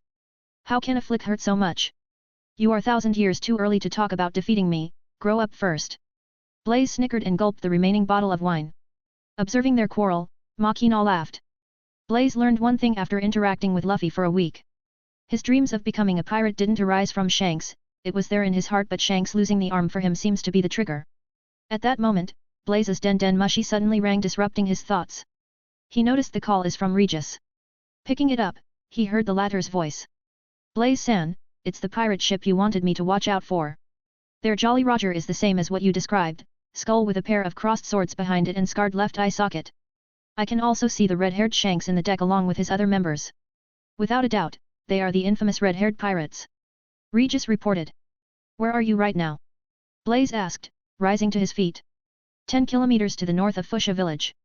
I am coming, don't engage them, Blaze said and ended the call. On the other side. Regis smiled bitterly. I won't dare to attack them. He knew very well about the red-haired pirates, even though they are mostly low-key, there are times their names also resound throughout the world. At the same time, red-haired pirates also noticed the marine ship in the distance. Boss, should I take care of them? Lucky Roo asked, biting a large chunk of meat. Leave them. They are just ordinary marines, they pose no threat to us. Besides, they aren't even attacking us after seeing the pirate flag. Shanks responded, waving his hands. It seems like someone on the ship recognizes our Jolly Roger. Ben Beckman spoke, inhaling his cigarette. Ha ha ha. Our name reached even to the East Blue, the peaceful of the four seas. Yasop laughed. Fusha village. I will see you later, saying this, Blaze's body flickered as he utilized his Soru. The next moment, his figure disappeared and reappeared outside of Makina's bar. Makina and Luffy couldn't even react before Blaze disappeared again. Luffy's eye shone awed by Blaze's speed. Oh. So cool. Makina, did you see? Blaze just vanished. Yes. Blaze zoomed through the air towards the location with incredible speed. He was excited just thinking of meeting Shanks while his fighting intent soared to the sky. The Shanks of now shouldn't be as strong as he was when he becomes an emperor. He only becomes a Yonko around 1518. Right now, his strength should be between the level of Yonko Commander and Admiral. It may also be the reason why he decided to take a break and made East Blue his base for over a year. He needs time to train and improve his Haki level. But, all of these are just Blaze's guess. Shanks and Dracula Mihawk duels were said to echo through the whole Grand Line, even before he came to East Blue. Meaning, he was already very strong. How strong is Shanks now really? Blaze doesn't know. He can only tell after fighting him personally. It didn't take long for Blaze to cover the 10 kilometers distance, in a matter of seconds he arrived at the location. As soon as he spotted the red-haired pirate ship, his Haki burst out. On the ship, Shanks' crew immediately went into full alert sensing the powerful Haki. Shanks stepped in front of his crew and waved his hand, you guys, get back. He's strong. Shanks looked the same as he was shown during the start of the series, tall as Blaze standing close to 2 meters, with distinct red hair, tan complexion and a secondary trademark, scar mark over his left eye. He wore Roger's straw hat and decked in a simple white shirt and blue shorts while his orange waist sash held a green hilted saber. Sensing Blaze's fighting spirit and Haki, his hands rested on the tilt of his sword. Ready to unsheath at any moment. Shanks. Blaze's eyes shone. Torrents of air gusted out in every direction as Blaze's conqueror's Haki exploded. It was like his willpower triggers with his fighting spirit. A new discovery. It can be used to control his conqueror's Haki. Blaze didn't waste his time trying to strike a conversation, he simply clenched his fist and punched. It was a sheer punch made of physical strength and nothing more. But it had to be noted Blaze's constitution broke past the 50-bar limit. So, his punch caused the air around him to shatter and boomed towards the red-haired pirate ship. Shanks unsheathed his sword and slashed at the incoming attack. His blade shot a half-moon-shaped arc made of sharp wind current. Boom! At the moment both the forces collided, the space around them began to tremble while the sea below them parted by the sheer force of the impact. The attacks did not immediately dissipate as both their conqueror's Haki took charge and clashed in mid-air, trying to win over the other. The Clash of Kings. The resulting force altered the shape of the surrounding area as visible cracks appeared in the air. Blaze's willpower took the form of golden sparks while Shanks' Haki looked fiery red. Regis and Rosinante observing the fight from a fair distance were pushed back while other marine soldiers on board were completely knocked unconscious. On Shanks' side, his crew was able to hold the ground unaffected by the willpower as if they experienced the House Hoku Haki countless times before. 81. The Clash of Two Kings. The Clash of Conquerors Haki, he too has it just like our chief. A disbelief expression surfaced on the faces of red-haired pirates. When did the weakest of the four blues produce such an expert? Their House Hoku Haki was still locked in battle, it knocked everyone within a certain range aside from the strong-willed ones. Only the strongest fighters in Shanks' crew withstood the clash. Which of the two possessed the superior willpower? The one with the unwavering conviction will win. But in Blaze and Shanks' case, both of them are strong, so their clash ended with neither winning over the other. Shanks stared directly at Blaze's eyes. He sensed the intent behind them, a pure eagerness to fight. He was surprised to find such an interesting person in East Blue. "You are strong," Shanks casually commented. "Your haki is stronger than mine." Blaze didn't accept the praise. He could tell Shanks is stronger than him when it comes to haki and sword mastery. But in terms of physical strength, he's superior. Shanks' strength should be at the level of Admiral while Blaze is slightly weaker. The find only further intensified his spirit to fight Shanks. Only by fighting a stronger opponent, he can become stronger. "What's your name?" Shanks asked. He wondered why he hadn't heard of such a strong person before in Grand Line. "Blaze. Why did you attack us?" "To fight, of course. It's pretty boring in East Blue, you came at the right time. I was missing a sparring partner," Blaze said. His statement is an open challenge. "True, I was also feeling the same." Shanks was also getting excited. It's also the reason why he came here, to train and push his haki to the next level. Though the opponent before him looked weak, his spirit is strong. Looking at Blaze, Shanks released a dangerous momentum, "But, are you strong enough to face me? Why don't we find it out?" Blaze smirked. As soon as he answered, Shanks' aura flared while his blade turned pitch black from his arms to the tip of the blade. Jumping from the ship, he slashed at Blaze. The sheer strength of his swing split the air, stirred the wind around him, propelling a vacuum blade towards Blaze. The attack had a certain beauty and rhythm to it. Unfazed by the attack, Blaze coated his arms with haki and punched the space before him. The raw strength coupled with haki quaked the surrounding, creating an air pressure that crashed towards Shanks' attack. Boom! As both the ranged attacks collided, a resounding thunderous sound echoed out through the area, followed by two quick flashes of blue lightning which signaled the clash of two haki users. Shanks' blade slashed through the air pressure released by Blaze's attack and stormed forward. Blaze lost in the direct confrontation. Blaze didn't back down as the blade of air came at him. Shrouding his hands with armament haki, he tried to block the attack by crossing his arms over his chest. Only when he came in contact with the blade, Blaze understood he miscalculated. The force contained in the strike is far greater than he anticipated. And, the result. Blood splattered. The wind blade pierced his haki coating and cut both his hands, causing a skin-deep wound. This level of injury is nothing but a scratch to Blaze. He used twice as much haki than Shanks in the attack, but he still lost. Though his haki attribute reached 35, he was only able to bring out half of its power. His use of haki is too shallow as he lacks experience and practice. Looking at Shanks, Blaze clenched his fist and spoke, "You are good. That's how it should be, otherwise, it would be too boring." Just as Blaze and Shanks faced in mid-air, the red-haired pirates watched the confrontation from their ship that kept some distance from the battle. At the same time, Rosinante and Regis observed the battle from the distance while the other marine soldiers on board were knocked out by the earlier clash of Conqueror's haki. Suddenly, Blaze's wounds gave off white steam, and to everyone's astonishment, the cut inflicted by Shanks healed at a pace visible to the naked eye. In no time, his injuries healed completely while there wasn't even a scar left. "Our battle is just starting." Saying this, Blaze dashed forward and punched both his hands repeatedly. His punches were so fast and strong that caused friction in the air and sparked flames. A barrage of flaming balls of air pressure the size of Blaze's fist rained upon Shanks. At the same time, Blaze concentrated his strength on the right leg and lanced Rankyaku. His leg beamed a razor-sharp projectile towards Shanks. Unlike regular Rankyaku, Blaze blended a huge amount of haki into the strike, making it more powerful. The air blade is as strong as Shanks' earlier attack. Blaze didn't stop after the series of attacks, as he accelerated towards Shanks for close combat. Undeterred by the barrage of Blaze's flashy attacks, Shanks simply muttered a single word, "Interesting," and launched his own attack.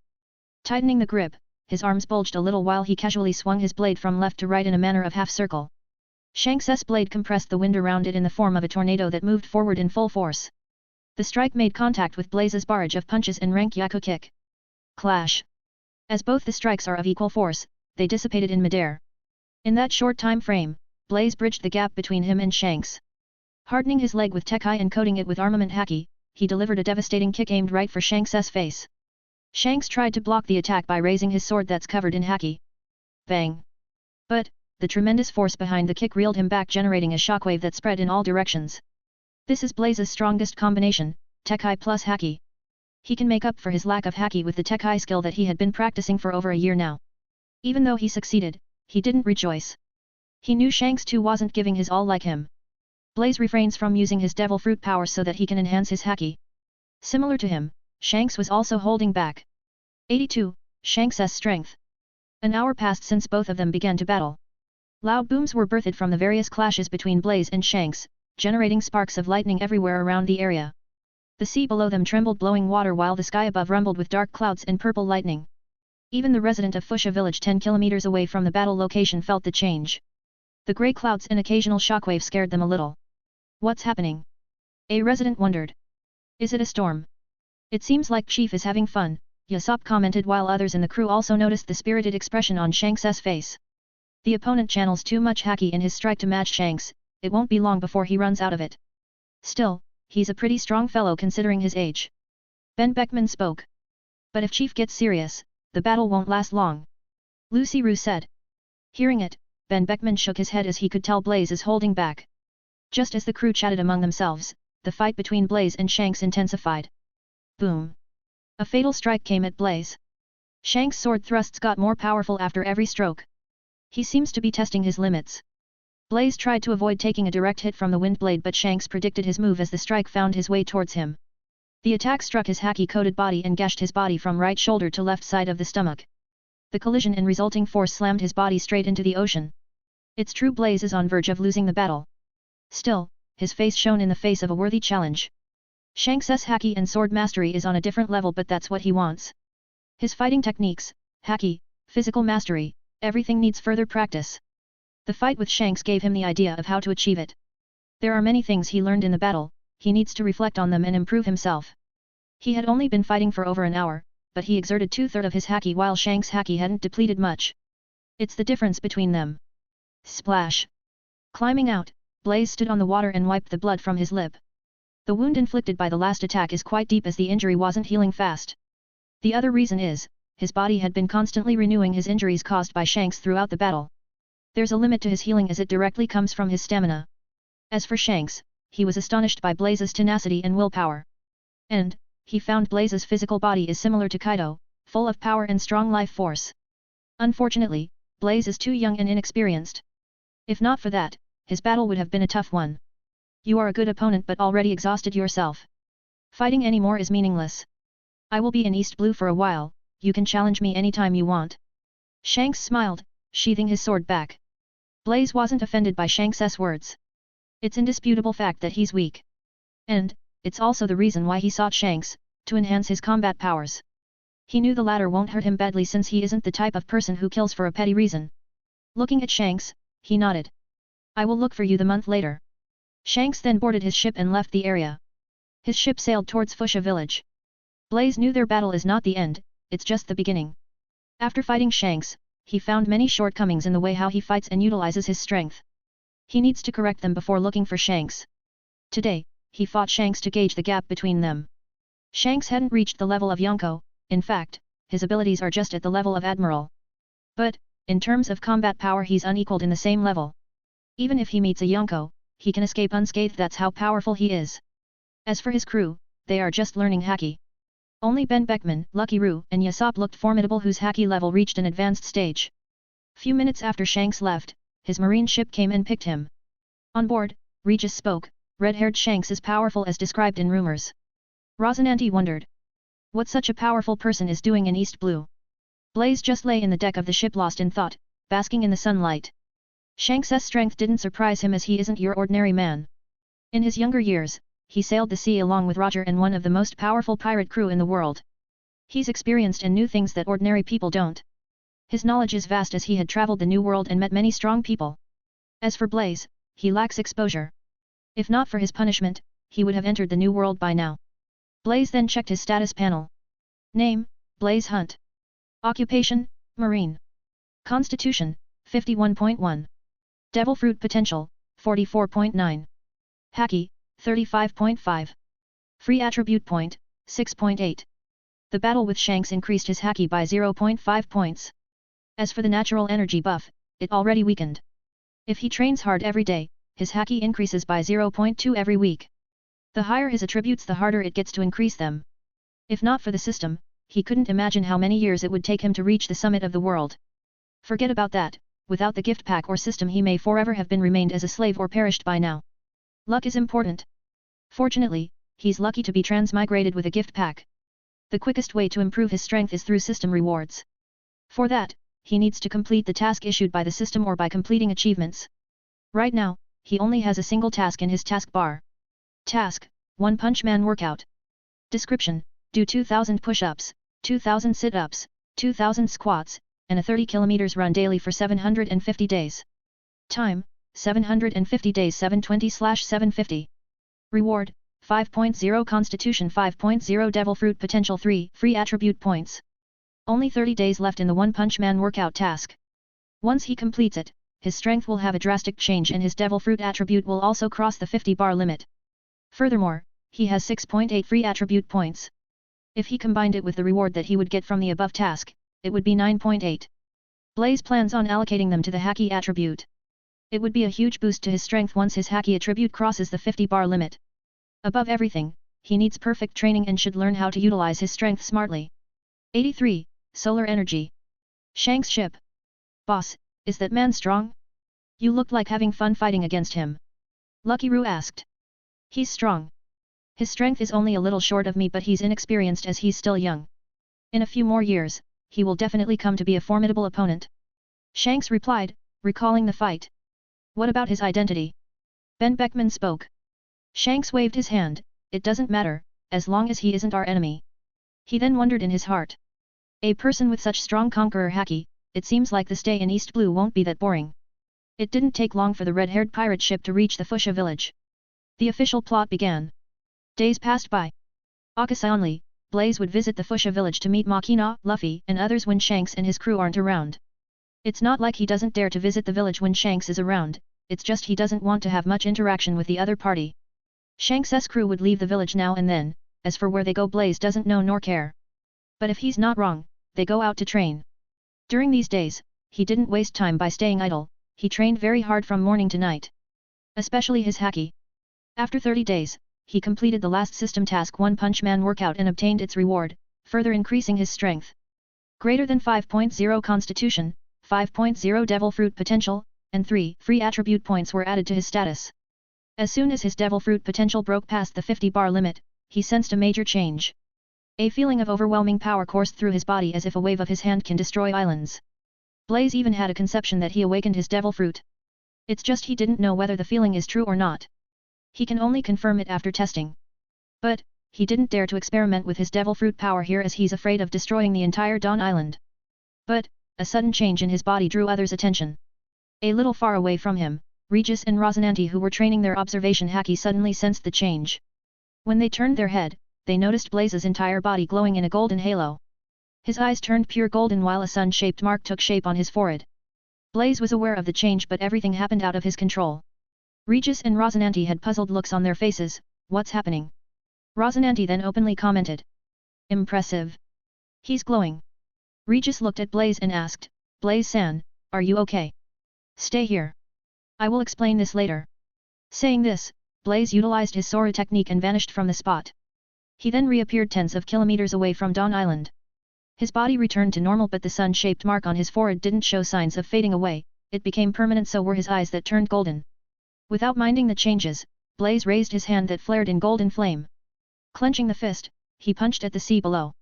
Unlike every other time, his fist didn't release a stream of fire but a blow of air.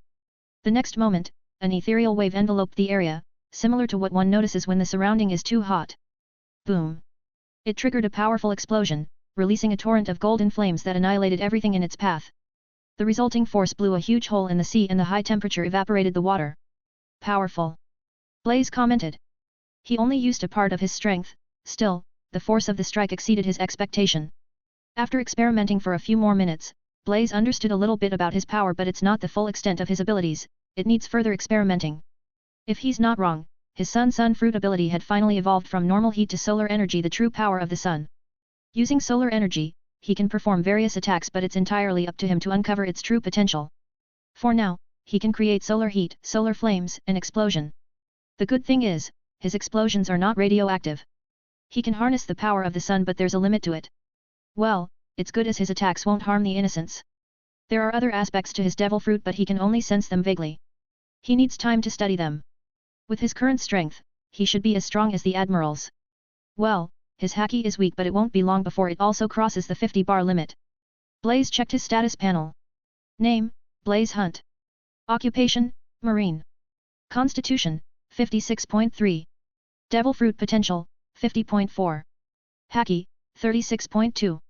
Free Attribute Point, 9.8. Today was the first time after coming to this world that he felt truly free. It doesn't matter what kind of world one is in, power gives freedom. Another 10 days passed. Blaze once again challenged Shanks.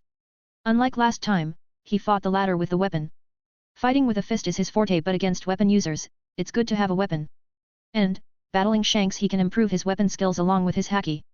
Both of them fought for an hour before Blaze lost once again. There's not much difference. The only change is his use of Haki, which is much refined than the last time. Even Shanks was astonished by his development. 10 months passed, Blaze would train hard and challenge Shanks with an interval of 20-30 days. It became a routine for both Shanks and Blaze. Without a doubt, they both enjoy the battle. At first, Shanks simply fought him out of boredom and curiosity, but as time passed, Blaze's strength made him serious. He had a premonition that it won't be long before he was forced to use his entire strength. It was a strange feeling that excited Shanks. After 10 months of hard training and battles with Shanks, Blaze's strength had a huge improvement. Even so, he's slightly weaker than the latter. Because Shanks' strength also improved during his stay at the Fuchsia village. Each fight with Shanks increased Blaze's attribute by 0.5. At the same time, his training isn't for naught as it raised his Haki attribute by 0.4 every month. After 10 months, his Haki attribute rose to 45.3, a little short of crossing the 50-bar limit. But, in Blaze's eye, his improvement seemed slow since he expected his Haki to reach around 50 points. From the look of things, he can only advance them with the help of his free attribute points. If possible, he wants to save them since he began to feel their importance. Lately, all his attributes have stopped growing. He had to train for weeks just to improve them by 0.1 or 0.2. 84. System upgrade and new function. It won't be long before Shanks leaves the East Blue. Blaze wants to have one last battle with him before he loses his left arm. And, this time he's going to fight him after letting his Haki attribute cross the 50-bar limit. In these 10 months, he didn't reveal his Devil Fruit power to Shanks as utilizing it will hinder his Haki training. He will use it after entering the new world. After thinking through, Blaze added 5 free attribute points to his Haki attribute, directly raising them to 50.3. Closing his eyes, he felt the change. It was addictive, the feeling of power. The major change came from his Haki reserve, they doubled. The next thing he noted is the quality of his spiritual energy. They were more refined and clear, which increased his Haki control. His entire presence changed as his Haki metamorphosed to a whole new level. For the first time, he felt close to his spiritual energy and had perfect control over it. The transformation evolved his armament, observation, and conqueror's Haki. Before he could check the changes, a notification rang in his mind. Alert, the host's strength reached the standard for the system upgrade. The upgrade is in progress, please wait. Blaze was surprised as he didn't expect his system to upgrade suddenly. Is it because all my attributes crossed the 50-bar limit? His support system didn't take a lot of time. After what seemed like 5 minutes, it was fully upgraded. A new interface surfaced in his mind. Name, Blaze Hunt. Occupation, Marine. Constitution, 57.1. Devil Fruit Potential, 51.2. Haki, 50.3. Free Attribute Point, 4.8. Nothing changed in the status panel. His taskbar is empty as there are no tasks, while there are some changes in the Achievement tab. Usually, Blaze won't check the Achievement tab as most of the achievements mentioned are not something that he can complete now. But now, he noticed some adjustments as he clicked the Achievement tab.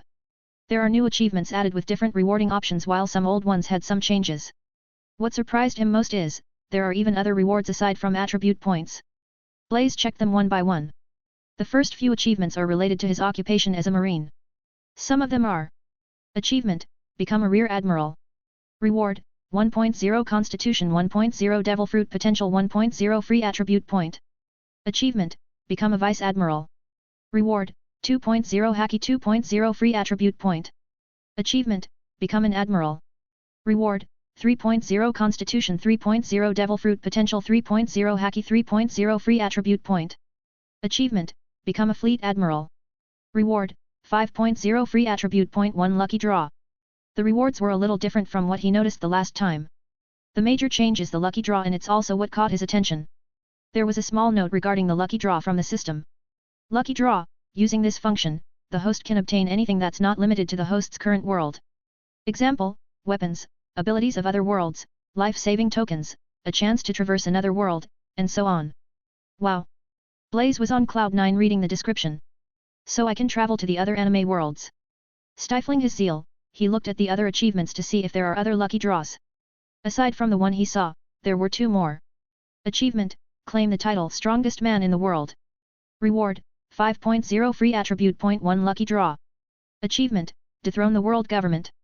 Reward, 10.0 free attribute. 1 lucky draw. Seeing the achievements, Blaze knew he won't be able to obtain the lucky draw anytime soon. Whether it's dethroning world government, becoming fleet admiral, or defeating Whitebeard, none of them are easy to accomplish. He wasn't too concerned about this as he will eventually become stronger, so he looked at other achievements with untroubled expression.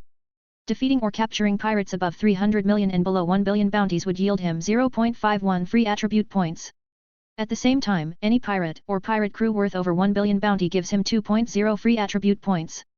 The rewards are different for defeating Yonko. Achievement, challenge and defeat Sakazuki Akainu. Reward, 3.0 Devil Fruit Potential. 2.0 free attribute point.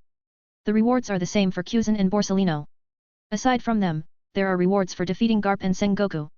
There are also other achievements, but we will talk about them later. Blaze closed the achievement tab and sighed. The attribute points were reduced in most cases, it would be hard to earn them from now on. Even so, with his current strength, it won't be a problem for him to complete some of them. Next day. Blaze is going to challenge Shanks today. He didn't know when the latter will lose his arm and leave East Blue, but it will happen within 1 month. Current year, 5th month of 1512.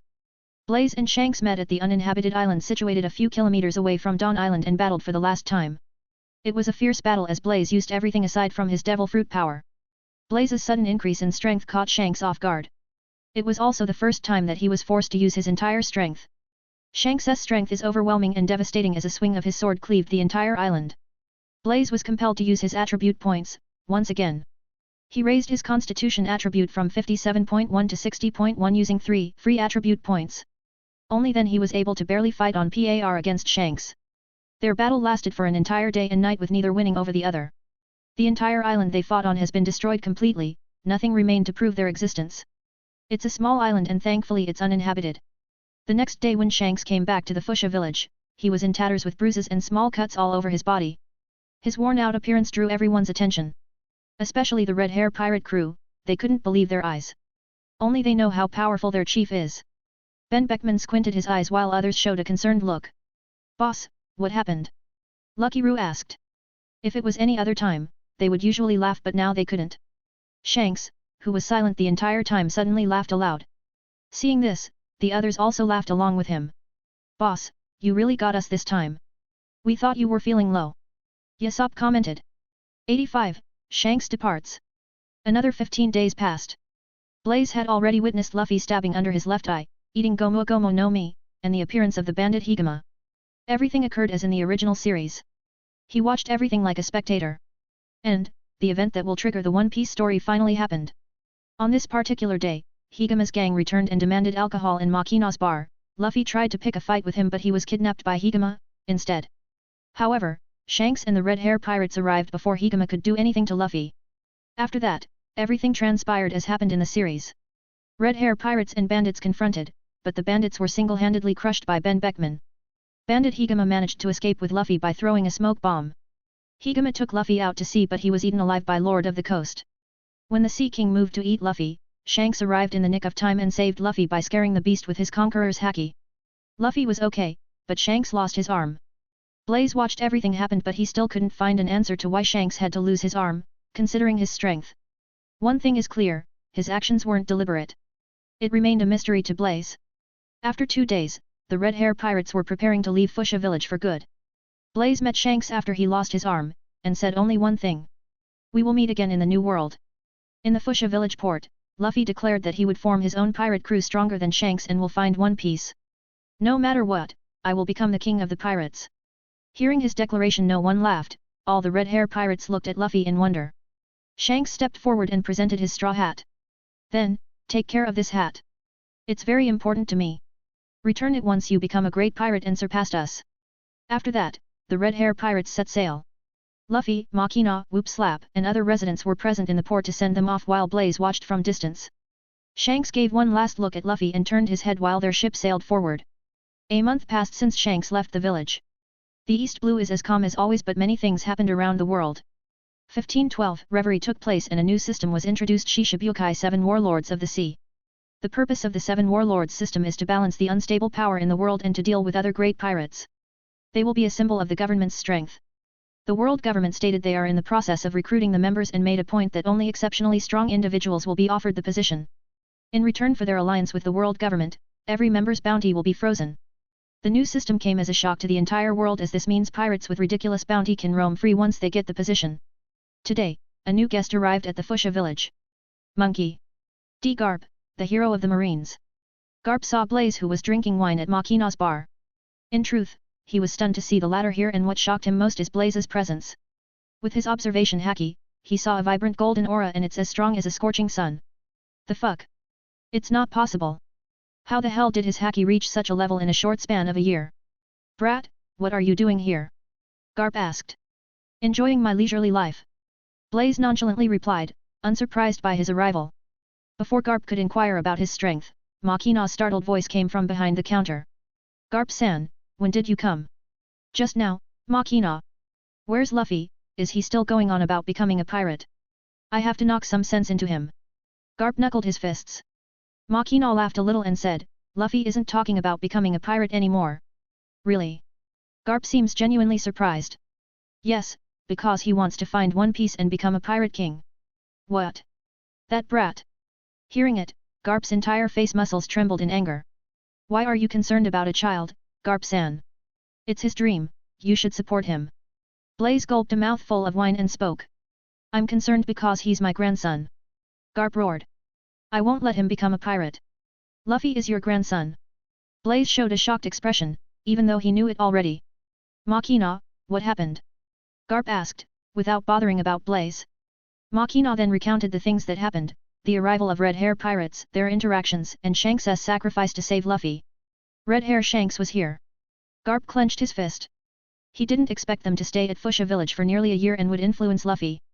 If I had known it beforehand. He thought and sighed. Is it fate? Garp then glanced at Blaze and asked, who taught you Haki? Don't tell me it's the Red Hair pirates. Not them. And, it's my secret. Blaze replied cheekily. On the side, Makina was astonished to see their casual chat. She asked, you two know each other? Yes, Sister Makina. I am not a bounty hunter as you think, I am a marine commander. It's just I am not as strong as Vice Admiral Garp. Blaze replied. As for Garp, he just shook his head. Only he knew how strong Blaze is. No wonder, it's why you didn't visit when Shanks and his crew were here, Makina mumbled. Yes. Blaze didn't say much while Garp had a thoughtful expression. No one knows what he was thinking. At that moment, Luffy's voice came from the outside. Makina-ne-san, I am here. But the next second, Luffy was surprised to see Garp inside the bar. He straightforwardly asked, Grandpa, why did you come back?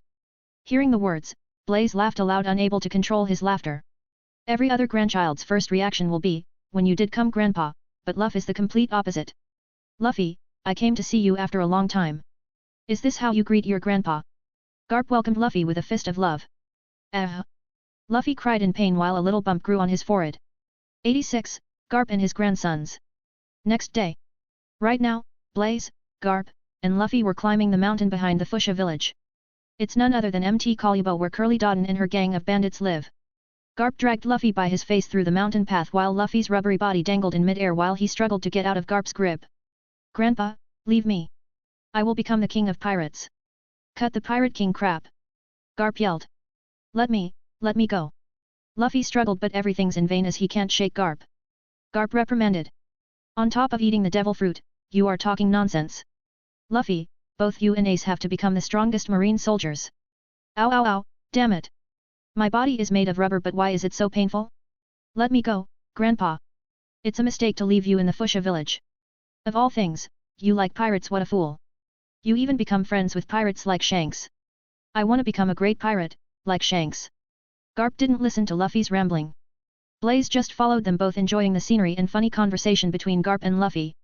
Besides, he's going to meet Ace too. It didn't take long for them to reach the peak of the mountain where Curly Dodden's home is located. Garp went and knocked on their door.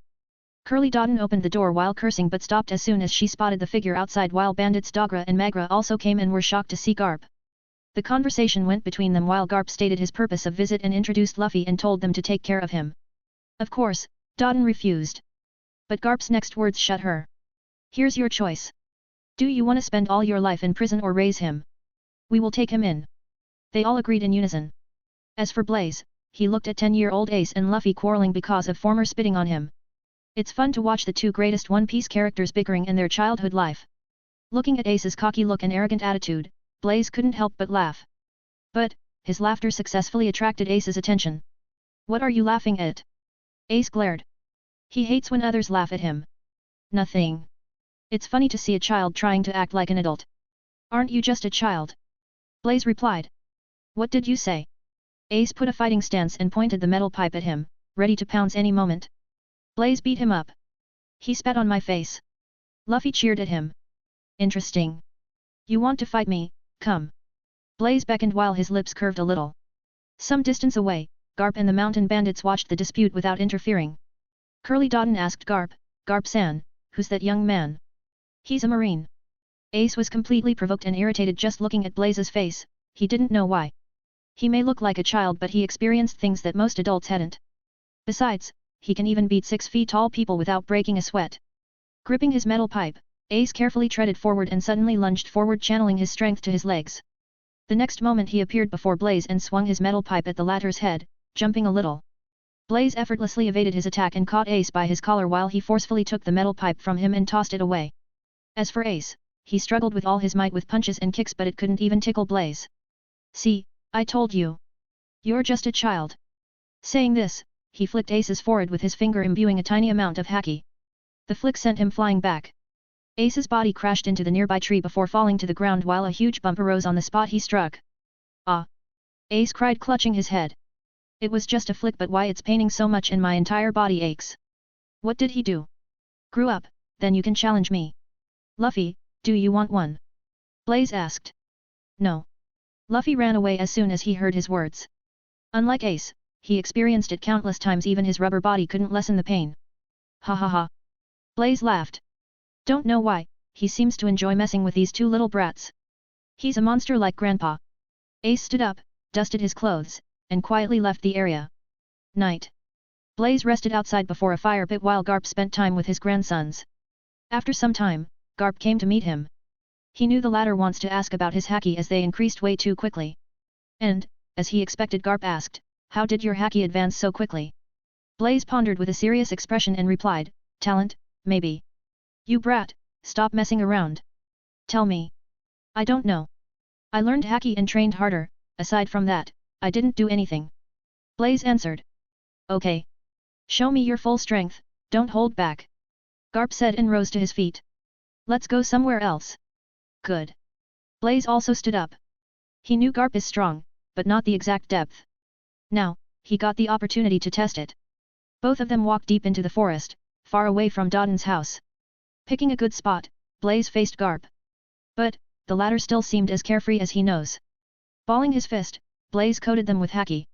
He didn't hold back, he punched at Garp with his complete strength. Boom!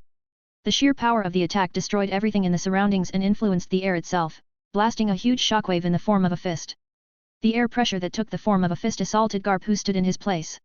Finally, Garp made his move. Coating his arms with Haki, he threw a punch of his own. Clash! The two fists collided in mid-air creating a booming sound that shook the entire Dawn Island. Dark clouds appeared over their location while lightning flashed around, the result of the clash between two Haki users.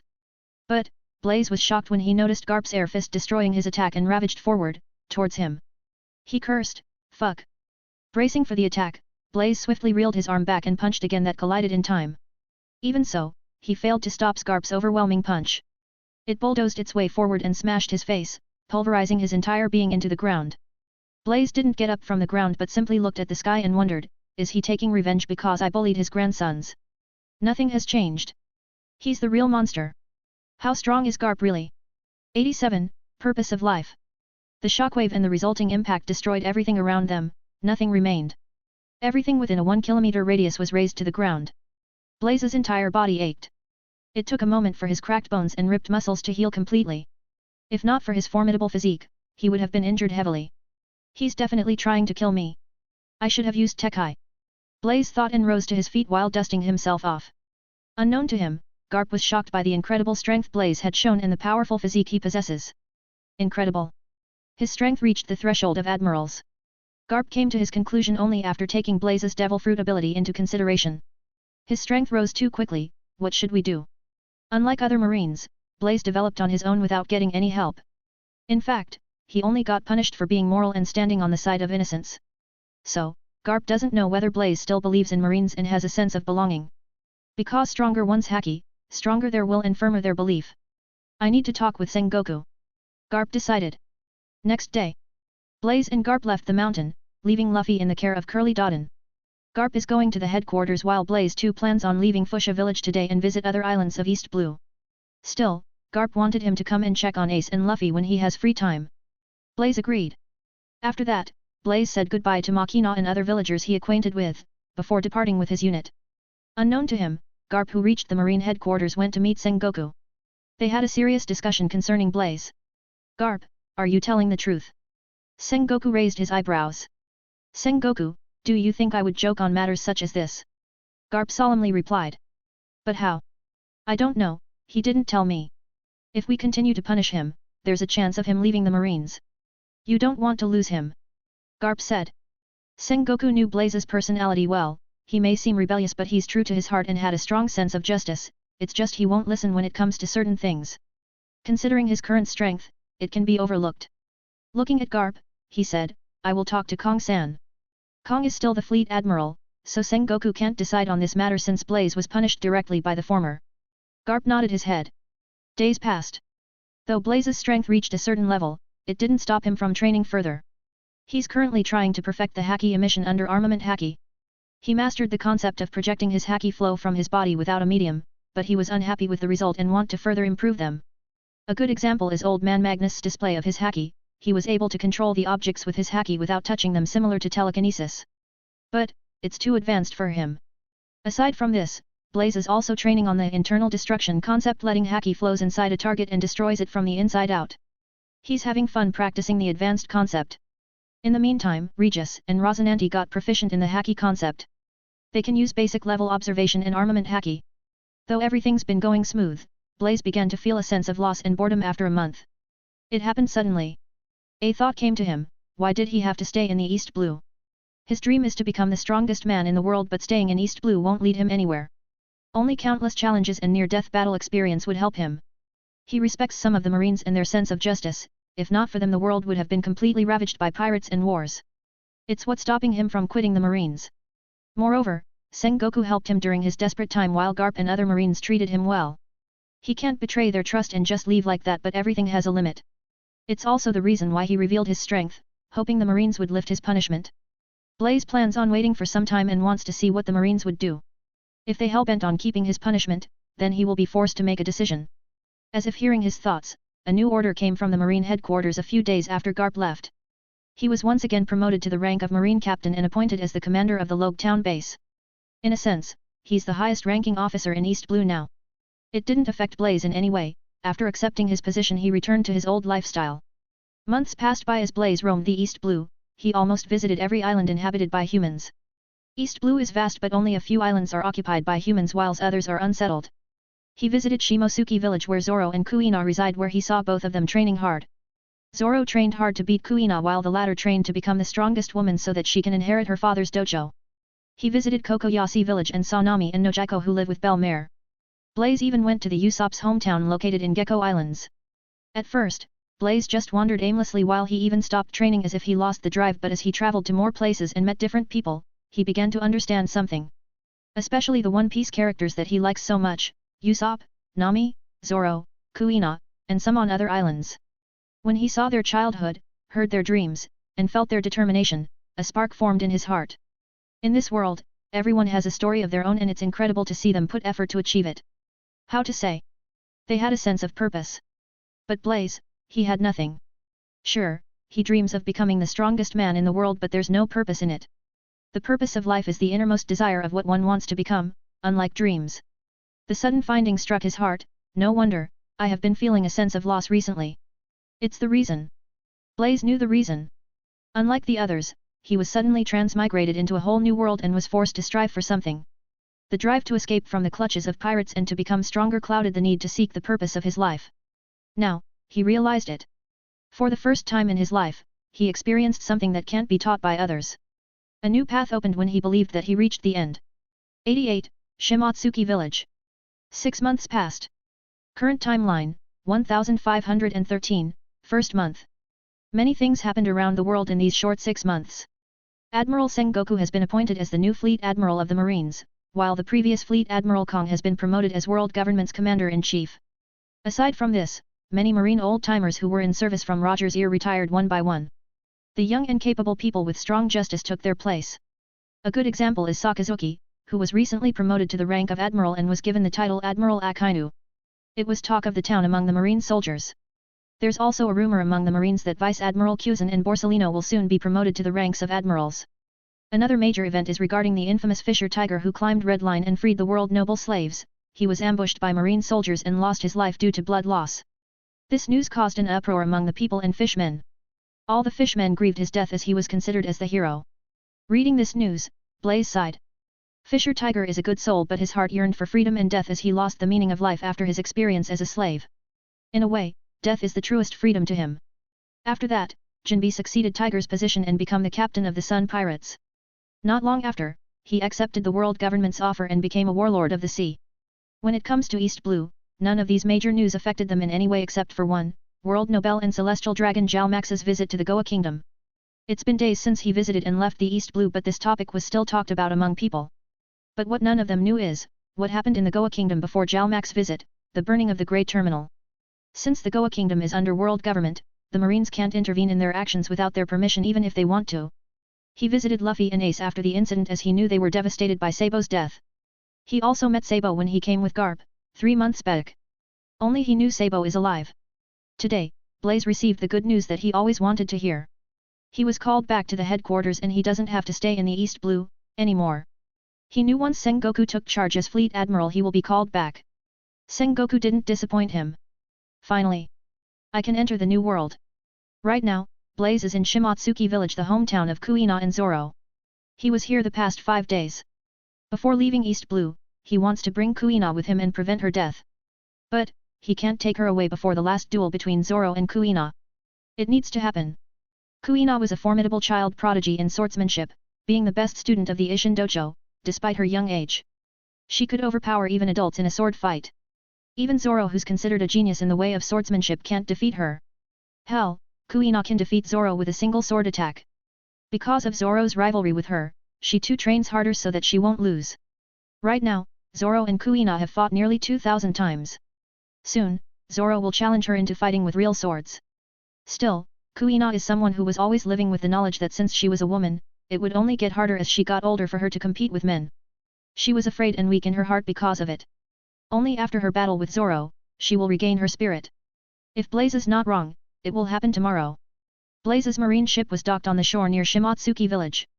He got acquainted with Kuina and Zoro when he first visited them 6 months back. Both of them know that he's a marine captain.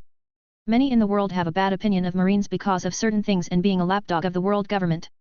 So, both of them won't interact much with him. But, his 6 days stay here increased the communication between them. All he did was, he showed them swordplay. He's not a swordsman but he at least knows some simple sword techniques that he observed of Shanks. Kuina was aloof and exudes an arrogant demeanor but on the inside, she's soft.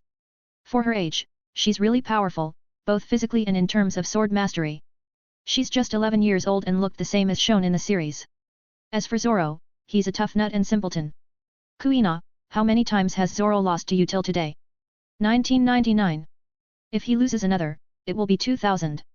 When she said it, there's a smile at the corner of her lips. Zoro, who was training his body a little away from them, replied immediately after hearing her words.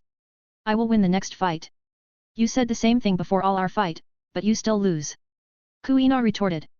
Come on, Kuina. You have to praise Zoro for his strong heart. He has never beaten you but he still says that he will win, you have to learn from him. Kuina just turned her head. She thought of something and asked Blaze, Blaze-san, can women truly become powerful as you said? Yes. Can you tell me about the Big Mom that you mentioned before and how powerful she is? Kuina asked with interest. Blaze sighed hearing her question. Kuina asked this question more than 100 times and he answered her every time. It's just she didn't believe it and thinks he was just bluffing her.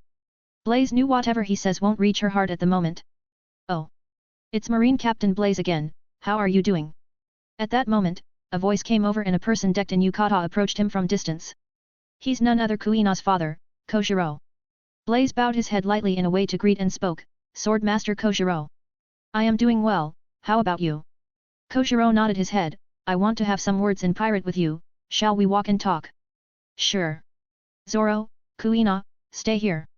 Then, Blaze and Kojiro walked along the shoreline. Kojiro initiated the conversation, Mr. Blaze, can I ask why do you approach Kuina and your purpose of stay here? 89, Kuina. Blaze smiled at Kojiro's straightforward question, it didn't come as a surprise. He knew his movements were constantly monitored after his arrival at the Shimatsuki village. He also sensed a powerful presence in the village. It's not Kojiro, if Blaze isn't wrong it should be Shimatsuki Kozaburo, Kuina's grandfather. Kuina is a determined girl with a strong heart. She's someone who was born for greatness, I can't bear to see her talent getting destroyed. Blaze answered. Hearing Blaze's words Kojiro surprised for a moment and asked, Kuina's doing great, why do you think like that? Mr. Kojiro, I don't know whether you realized it or not but Kuina's going through a tough time as she already began to doubt herself. If no one guides her even now, she will end up in a worse state. I don't understand. Kojiro looked at Blaze. He didn't doubt his words as his father informed him that Blaze isn't a simple person. Let me explain in simple words. I have observed Kuina for a few days and knew about the rivalry between her and Zoro. But, we both know it won't be long before Zoro overwhelms her in terms of strength. Kojiro interrupted. Kuina knew it too. She's a sensible girl. That's the problem. The day she loses to Zoro, is the day her heart dies. A person's strength comes from one's spirit, not by their body. But, you taught her saying that women can't defeat grown men, it was deeply engraved in her heart. So, if she ever gets defeated in the future she would always think it's because she's a woman. Eventually, she will lose her drive to train and get stronger. Blaze shook his head. Kojiro stopped in his tracks as if he was struck by lightning. He mumbled to himself. Am I the reason? Seeing his reaction, Blaze quickly spoke. Please don't take my words to heart. You were raised in such a way that men are superior to women. And, it's not too late. Kuina's heart needs training. Only by traveling and seeing the vast world that she can break the shackles that bind her existence. I don't know Kuina's going through such pain. Kuina said that her dream is to become the world's strongest swordsman and inherit the Ishin Dojo. It's not going to be easy. I admire her passion. I want to accept her as a marine apprentice but if she rejects my proposal I won't force her. Blaze expressed his thoughts. I sincerely thank you from the bottom of my heart. If Kuina agrees to leave with you, I won't stop her. Kojiro slightly bowed his head. The next day, the fateful event happened. In the training dojo, Zoro challenged Kuina for the 2000th time but he still lost to Kuina in one move. You are still weak, Zoro. Later that night, a frustrated Zoro challenged Kuina to fight him with a real sword and said it will be their last fight. Kuina accepted his challenge. Blaze watched everything from a distance. Zoro used two swords while Kuina used a single sword, Wado Ikimonji. They fought but Zoro once again lost while Kuina claimed her 2001st victory against him. After the duel was over, Kuina broke down in tears. She had concluded that Zoro would soon pass her in skill and strength. He had already caught up to her current skills, it further confirmed her belief that boys grow up to be stronger than girls. My father told me that a girl can never become the world's strongest, Kuina spoke, looking at the sky. Hearing her words, Zoro got angry. You can't say that after beating me, it's not fair. If I ever beat you in the future, it's because of my skills not because I am a boy. Promise me, someday, one of us will be the world's strongest swordsman. We will compete to see who gets there. Wiping her tears away, Kuina accepted Zoro's challenge. Blaze smiled watching their interaction. Finally, the vow has been made. After the promise, Zoro left while Kuina sat alone thinking something, looking at the star-filled sky. But, the sudden voice startled her. It was a good fight. Blaze appeared before her. Seeing it's Blaze, Kuina relaxed. Blaze-san, you were watching the fight? Yes. Do you know why you have the feeling that Zoro's getting stronger while you remain the same? It's because I am a girl. No. It's because you already started thinking in your heart that you will eventually lose to Zoro. You can't hope to get stronger without putting any effort. Blaze told. But... Kuina once again cried. You don't have to say anything. Let me ask you, do you want to become the strongest swordsman? Yes, Kuina answered firmly. Then, You have to leave this place and enter Grand Line. Leave the village. Kuina hesitated. She can't bear to leave her parents and friends. Kuina, you are caught in the shadow of Zoro, it's not good for you to stay here. If you don't want to be defeated by Zoro, you have to make this choice. No one can force you on this. It's up to you to decide. Blaze's words struck Kuina's heart. It's what she's afraid of the most, losing to Zoro. What should I do? What I suggest you is, join the Marines under my command and travel the world. There, you can face countless swordsmen better than you. And, I already talked to your father. Whatever your decision is, he will respect it. If you feel confused, you can talk with him. Blaze explained. Kuina thought for a moment and said, I will talk to father. Good. I will be leaving tomorrow, so make the decision quicker. Blaze nodded his head. After that, Kuina left and walked towards the dojo. Blaze followed without altering her.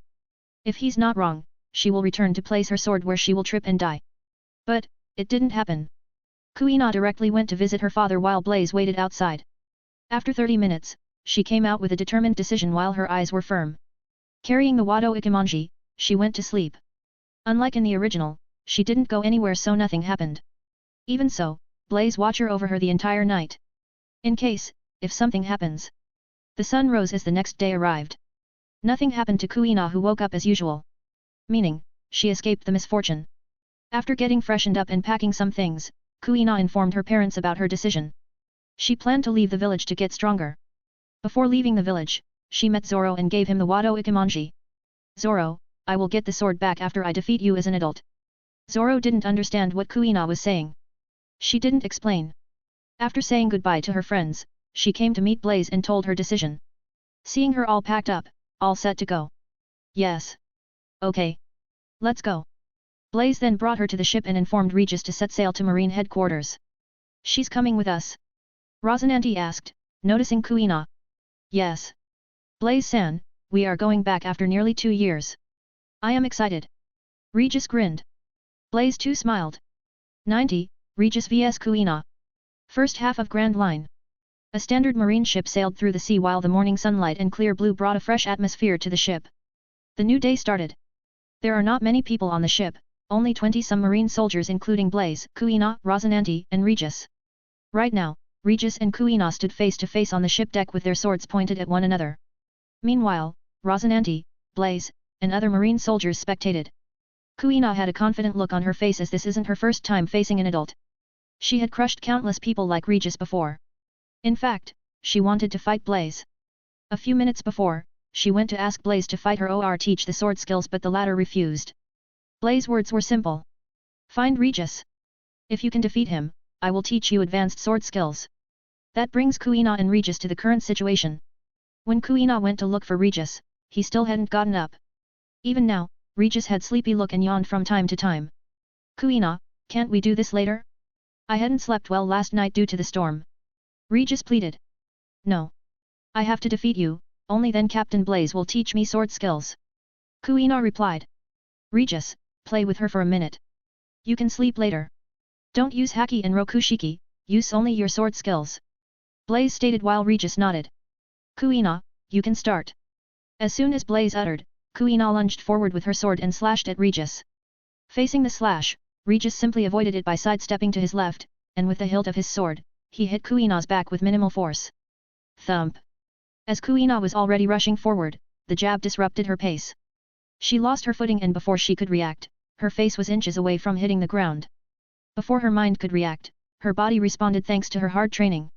She skillfully rotated her body and with a thrust of her left hand, she sprang back to her feet. Kuina perspired. They only exchanged one blow but she was already forced to her limit. Holding the hilt of the sword with both her hands, Kuina once again rushed at Regis and slashed horizontally. Unlike last time, the force behind her attack doubled as he used both hands. An impressive way to increase the power of the strike. It's just it won't work against Regis, who's an experienced fighter and master swordsman. In a swift motion, Regis lifted his sword and slashed with the rotation of his wrist. The slash gathered the wind around his blade and created a pressurized air. Instead of the sharp side of the blade, Regis used the blunt side so that Kuina won't be hurt by the sharpness. In short, the slash only had the power, not sharpness. The violent gust of wind knocked the sword away from Kuina and struck her stomach. The force behind the attack threw her back as she crashed into the ship's side. Kuina coughed violently as she struggled to breathe and it took a few seconds for her to calm down. The wind slash completely crushed her. And, that wind blade created from a sword completely awed her. It's the first time for her to witness something like that. Kuina clutched her stomach in pain and rose to her feet. She looked at Regis in surprise, she didn't expect Regis to be this powerful. She knew there may be a gap between her and skilled swordsmen but not this much. She began to understand the meaning behind Blaze's words. At that moment, Blaze spoke. Kuina, learn to accept the truth before your eyes. In this vast sea, you are just another being with a sword. At your current strength, any random pirate with a sword can kill you in a single strike. He then looked at Regis. Regis, from today onwards you are responsible for her training. I want to see her defeat you in pure sword skills in a short time. Regis was blanked for a moment. Captain, are you asking me to teach her so that she can defeat me sooner? Yes. Is there any problem? Blaze nonchalantly asked. Blaze's acceptance hurt Regis further. He didn't know whether to laugh or cry. Blaze-san, I am not talented but you can't embarrass me in front of a child. I'm sorry Regis, since your strength shows no sign of improvement I thought Kuina will soon surpass you. If you want to refute my claim, improve your strength. Otherwise, you will definitely be overtaken by Kuina. Hearing his words, Kuina smiled while a proud look surfaced on her face. On the other hand, Regis looked like a deflated balloon. Blaze then called Rosinante and walked towards his cabin. Since they are entering the Grand Line, he wants to discuss some things regarding Doflamingo. Doflamingo will come looking for him once he comes to know about Rosinante and his location. The only reason why he hadn't attacked him till now, is because of constant pursuit by the Marines. Of course, even if he comes looking for Blaze he can't do much and may get beaten instead. As Blaze left with Rosinante, Kuina went to talk with Regis. She wants to know more about the outside world and how strong the people are. Regis didn't hold back in his information as he's considered her teacher. He described the outline of the world, various powers, and the current pirate era. East Blue is fairly a peaceful sea so there's not much you may have seen. But, in Grand Line battle happens all the time while countless people lose their lives every minute. Since the number of pirates is overwhelming, the Marines are finding it hard to stop them. Regis reminisced his past while a sad look flashed past his eyes. Before I joined Blaze Captain, I was in a different unit. But, suddenly one day our unit was slaughtered as we encountered a strong pirate crew. Only a few survived and I escaped because my friend sacrificed his life to save me. I haven't told many people about this, so don't share it with others. Kuina had a hard time accepting the cruel facts and she didn't know how to react, whether to comfort Regis or say something. Moreover, she couldn't accept the fact that even someone as strong as Regis was beaten by a pirate. Seeing her look, Regis laughed. Don't worry about it, Kuina. The current me is different from the past. After coming under Blaze-san, I improved while my strength rose to a whole new level. The current me can single-handedly defeat the entire pirate crew. It's my luck to be placed under the Blaze-san's unit. Only then it dawned on Kuina that she didn't know much about Blaze. She curiously asked, how strong is Captain Blaze then? 91, visiting old man Magnus. How strong is Blaze-san? Regis pondered. Recently, he hadn't witnessed Blaze display his strength so he wasn't sure of it. Still, what he knew for sure is, Blaze is countless times more powerful than him as he heard from Rosinante about what happened in the North Blue. I don't know how strong Blaze-san is exactly, but I am sure he can crush me with a single punch, Regis answered Kuina. Hearing it, Kuina's worldview collapsed. She thought Regis is powerful but it seems like Blaze is the true monster. Without her knowing, her mindset began to change, in a good direction. Next day. Blaze's marine ship is just a few hours away from reaching the marine headquarters. But before going there, he wants to visit old man Magnus once again. Blaze learned many things from Magnus, not just Haki. In the One Piece world, he has no family or relatives but Magnus is one of the very few he holds important in his heart. Getting out of his cabin, he saw Regis and Kuina practicing. Regis had a sleepy look while Kuina had an eager expression. As he expected, Kuina is the same as Zoro, determined and extremely hard-working. As for Rosinante, he's very lazy and carefree so he should be sleeping right now. Regis, I will be back in an hour. Saying this, Blaze leaped from the ship. Regis didn't question where he was going as he knew some things shouldn't be asked. Hovering in mid-air, Blaze utilized his devil fruit ability under the watchful eyes of Regis and Kuina. Golden energy erupted from his body, transforming into a monstrous creature. Regis and Kuina stood shocked staring at the incredible display of power. What stood before their eyes is none other than the mystical existence, dragon. Unlike Kaido's serpent-like and wingless dragon form, what Blaze actualized is different and looked a little threatening. It was huge, translucent, bat-winged and had a scaly lizard form. Gulping a little, Regis and Kuina gaped at the golden dragon and at Blaze who stood on the dragon's back. Waving his hand, Blaze patted the dragon that took off under his command. Unlike the real one, his dragon is formed of solar energy and runs under his command. Blaze just wants to show off his power to Kuina and motivate her further. From the looks of it, he achieved it. In no time, Blaze disappeared from Regis and Kuina's line of sight. They still stood like statues, unable to digest what they just saw. Well, Kuina, yesterday you asked how strong Blaze-san is, right? There you go. Regis spoke.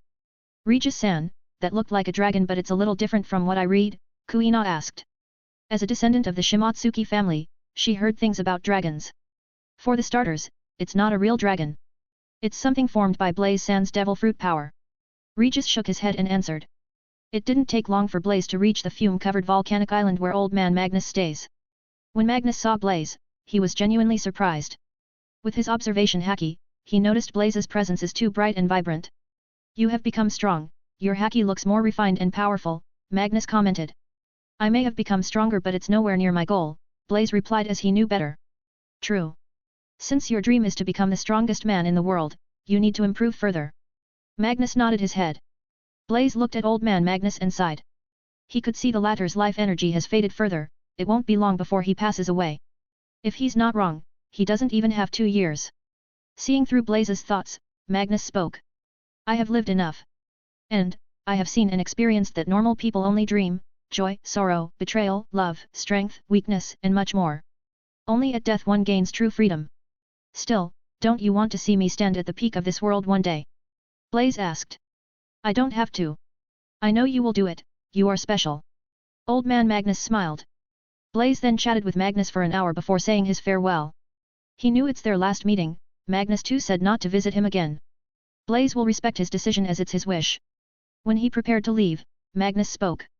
Blaze, don't become proud or arrogant, even if you become stronger there are still people in the world who can kill you. You are still young, so take your time and raise your influence. It won't be easy to break away the Marines from world government control. Once they know your intention, they will come for you. Be careful. I will. Acknowledging his words, Blaze left the island without saying goodbye. He didn't want to. Old man Magnus looked at Blaze's disappearing back with slightly moist eyes. Live well. Don't die sooner. Blaze reached his ship that's just an hour away from arriving at the headquarters. After a long time, he's going back. Many things have changed. Sengoku succeeded in the position of Fleet Admiral of the Marines while Sakazuki, Kuzan, and Borsellino have become the admirals. The entire top order of the Marine Order has changed. Exceptional Marine soldiers have been promoted to the ranks of commodores and captain while some rear admirals raised to the ranks of vice admirals. It may be the reason why the entire Marine headquarters is overflowing with positive energy and numerous Marine soldiers packed the shore, waiting to be dispatched. Blaze just smiled at the scene while Regis is surprised at change but Kuina was entirely stunned viewing the thousands of Marines. She was sure that any one of them here can take her out effortlessly. Kuina at this moment knows it's the best decision that she had ever made in her life, to leave the Shimatsuki village. Zoro, I promise, I won't ever let you surpass me. Regis, take Kuina and register her as a Marine trainee under my command. If anyone asks, you can use my special code. Once I finish my business, I will call you. Blaze then went to meet the new Fleet Admiral of the Marines. 92, back to Marine Headquarters. Fleet Admiral Office. Not anyone can meet Fleet Admiral of the Marines but Blaze has this privilege. Walking into the office, he saw Sengoku. To his surprise, there was another person inside the office, newly promoted Admiral, Kuzan. Seeing him, Sengoku squinted his eyes a little and nodded. As soon as he saw Blaze, he knew Garp didn't exaggerate. His strength really reached the threshold of admirals. The most shocked one is Kuzan. He could feel a sense of danger radiating from Blaze and it means, the latter's strength is close to his. It's not even 2 years, how did he develop his Haki to such extent? Should I wait outside, Sengoku-san? Blaze asked. No, come and have a seat. You came at the right time, we were discussing important. Sengoku gestured for him to sit. Seating next to Kuzan, he spoke. I'm feeling nervous sitting next to an admiral. Hearing his words, Kuzan didn't show any reaction while Sengoku reprimanded him. You brat, drop the act as we both knew how strong you have become. Considering your strength, you may have been promoted to the ranks of Vice Admiral if not for your stubbornness. It's in my nature. Blaze shrugged. Sengoku waved his hand and spoke, let's get back to the topic. Blaze, we were discussing the speed pirates, have you heard of them before? Blaze turned serious and replied, I know about them but not in detail, just their bounties and names. Speed pirates were not in the original timeline but in the current timeline, they are considered as one of the great pirates of the sea. And, they have a territory of their own in the New World. The Speed pirates originated from Grand Line and were led by their captain, Speed, whom the pirate crew is named after. As for why the captain is called Speed, is because he's a devil fruit user who ate Soku Soku no Mi Speed fruit. Aside from him, there's another man in Speed Pirates who's as strong as Speed, his brother, Luke. He's also a devil fruit user who ate Kilo fruit. Both of them are very dangerous as they had a bounty of over 1 billion, individually. With over 300 pirates under their command, they are really one of the great pirates of the New World. A pirate crew is called a great pirate when their captain or someone in their crew's bounty crosses the 1 billion bounty mark. Unlike in the original timeline, the concept of Yonko hasn't been introduced yet. All the strong pirates have now called the great pirates. If Blaze isn't wrong, in another 1 or 2 years the world government will introduce the concept. Blaze knew why the world government has to grant the Yonko title. It is to create chaos and at the same time, balance the power structure of the New World. The Yonko concept will definitely create friction among the pirates as none of these great pirates want to be treated inferior to others. The result will be, they will fight among themselves and destroy each other. A great plan from world government to contain the pirates growing in the New World. It's just Blaze doesn't know when it will happen. Right now, the New World is extremely chaotic with dangerous pirates roaming them with no rules. Musing, Blaze looked at Sengoku. There should be a reason why the latter wants to talk about them. Sengoku spoke. A month ago speed pirates attacked a kingdom affiliated under world government and killed many nobles along with the countless citizens. Though the kingdom nobles aren't celestial dragons, they have high status. So, we sent an admiral at that time. But what we didn't expect is total defeat. The speed pirates sunk 3 marine battleships and even heavily injured the former admiral who's forced to retire from the marines. Anger could be seen on Sengoku's face. After the battle, the speed pirates were staying low so we couldn't find their location. Just yesterday, we confirmed their location. According to the intelligence, their ships were spotted near Greenhill Island. I want them apprehended or killed, I don't care about the process. I am appointing you both for this task. Blaze, listen to Kyuzen's orders on this one. Since Sengoku finished his speech, it's time for him and Kyuzen to leave the office and plan the next course of action. At that moment, Sengoku spoke again. Blaze, tell Rosinante to come and meet me. Sure. Coming out of the office, Blaze spoke. I thought I could laze around for a few more days before visiting the New World, it's not possible anymore. Kyuzen-san, congratulations on becoming an admiral. When are you going to give me the treat? Kyuzen still has a lazy attitude, he looked weirdly at Blaze and spoke. First, remove the honorifics. Just Kyuzen will do as you are as strong as me. Blaze didn't dare to take the compliment, there's still a gap between us. Without minding his words, Kyuzen spoke again. As for the treat, I don't remember us being too familiar. Let's talk about the speed pirates, I am planning on confronting them in 2 days. I will inform you once the preparations are complete. Be ready. Yawning a little, Kyuzen walked away while waving his hands at him. 93. Visiting Zephyr. Blaze returned to his ship as he doesn't have an office of his own in Marine headquarters. Only Rosinante and other soldiers were on board while Regis and Kuina haven't returned yet. He wanted to meet Garp but heard the latter is on leave. Reaching the ship, Blaze informed Rosinante that Sengoku wants to meet him. Hearing it, Rosinante grew nervous. After all, he did betray Sengoku and stole the Op no Mi. Though he talked to Sengoku after that incident, it was through Den Mushi, but meeting face to face is different. Walking next to him, Blaze patted his shoulder understanding his thoughts. What are you being afraid of? He's not going to bite you. You made a mistake and it's time for you to face it. Yes, Rosinante agreed and went to meet Sengoku. Unlike in the original series, Rosinante disregarded his usual makeup. Now, he was clothed in a standard marine uniform and looked a little handsome with golden hair. He's totally changed both in terms of appearance and strength. There's a 2-day gap before they set out for the New World to catch the speed pirates.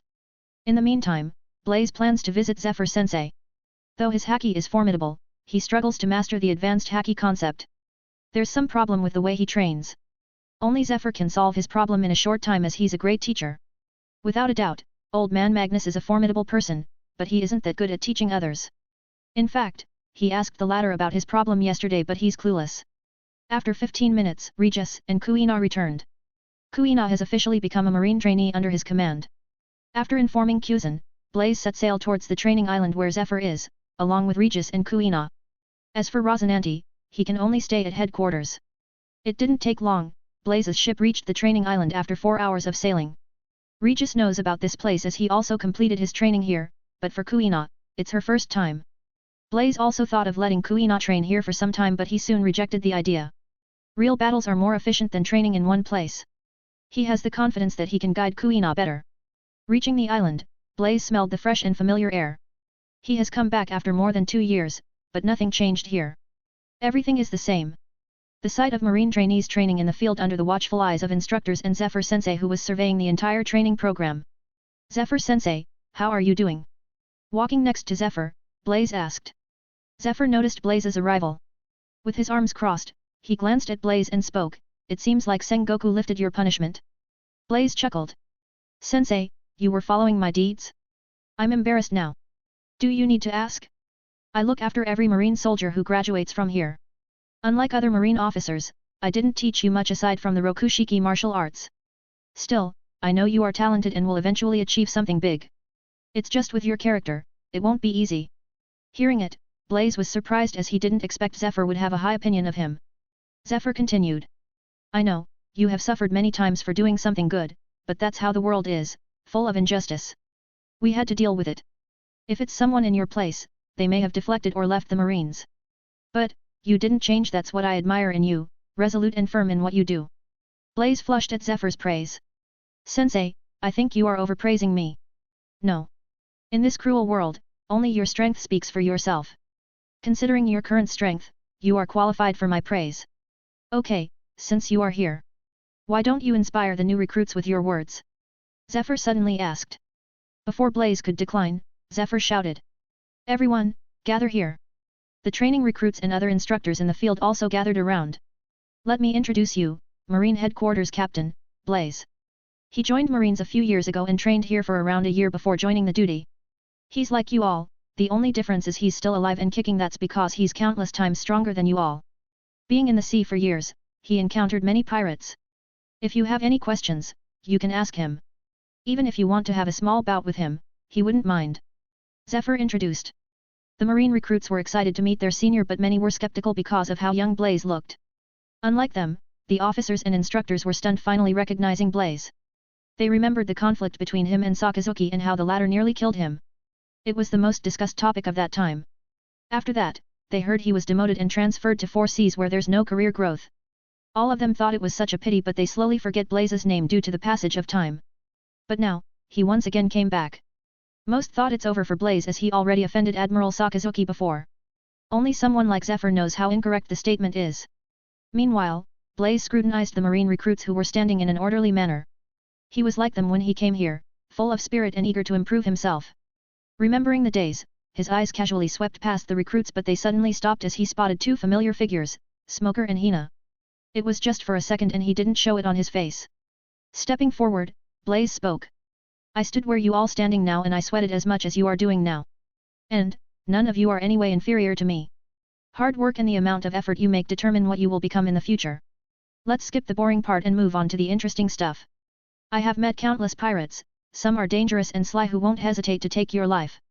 What to do when you confront one?"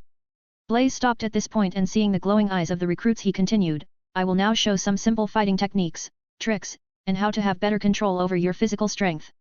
I need a volunteer, who's willing?" 94, Smoker and Haki Nature. When Blaze asked who's willing, Smoker responded first, followed by Hina and other Marine recruits. Blaze smiled observing Smoker and gestured with his hand. "You, one with the cigar in your mouth. Come forward." Smoker looked the same as shown in the series, serious and gruff but just a little younger. He should be around 22 or 23. The funny thing is, he's even older than Blaze in terms of age. Blaze saw the arrogance in his eyes. It's engraved in his bones because of his inherent strength and power granted by his smoke devil fruit power. Smoker is someone with a rebellious attitude and does as he please just like him, so Blaze didn't mind his attitude. He asked, "What's your name?" "Smoker." "Fitting name.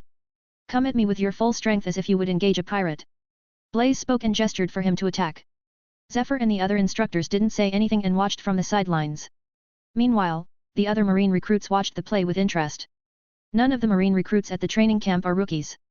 Most of them are drafted into camp after much consideration, their strength, performance, and other factors were taken into account. Among them, Smoker is the best. He is a formidable combatant who fought pirates before, coupled with physical strength and devil fruit ability. None of the recruits is his match. So, they want to see how the Marine captain who was younger than them will fare against him. Some even thought Blaze isn't Smoker's match. As soon as Blaze gestured, Smoker attacked. White spark. Transforming his whole body into a cloud of dense smoke, he charged at Blaze. As he neared, he balled his right arm and fired it forward as a punch. Blaze didn't expect Smoker would directly attack him with his strongest attack, and he even utilized his Devil Fruit ability. It seems like he neither respects me nor my rank. Should I teach him some manners? Well, I did say to him to attack with his full strength. Blaze pondered as he welcomed the attack. He didn't try to evade, just used his Tech-High skill. The strike rammed at his chest, the smoke behind the attack tried to push him back, but none of it worked as the attack is very weak. Blaze stood like a mountain without any change. Moku Moku no Mi is a formidable Logia devil fruit, but it's wasted on someone as weak as you. His words riled Smoker up, who grew angry and rained punches on him. Of course, none of it affected Blaze in any way. He simply stood with his arms crossed while shaking his head. It's what happens when you charge at a pirate without knowing what your opponent is capable of. My lesson is simple, don't ever think that you are strong and others are weak. It will lead to your doom. When encountering pirates, I'll always remain cautious and hide your true strength. Finishing his lecture, Blaze caught Smoker's arm with his Haki-coated arm and simply yanked. Under the force of his pull, the latter's body gravitated at him. Imbuing his right arm with Haki, Blaze punched at the latter's abdomen. Just as Smoker thought the attack would pass through his body, an extreme force struck him. Bang! Pain. He doesn't know how many years it has been since he felt pain. He struggled to breathe while his knees hit the floor with strength drained from his body. Single strike. He was defeated. Smoker looked at Blaze with questionable eyes. He didn't understand what happened and why the punch injured him. Struggling, he uttered. How? You just need to know, you are not invisible just because you ate Logia devil fruit. Saying this, Blaze helped Smoker to his feet and patted his back hardly. That eased his breathing difficulty. You previously said the devil fruit is wasted on me, what do you mean by that? Smoker asked. I can see you can change the density of the smoke, but it's not enough.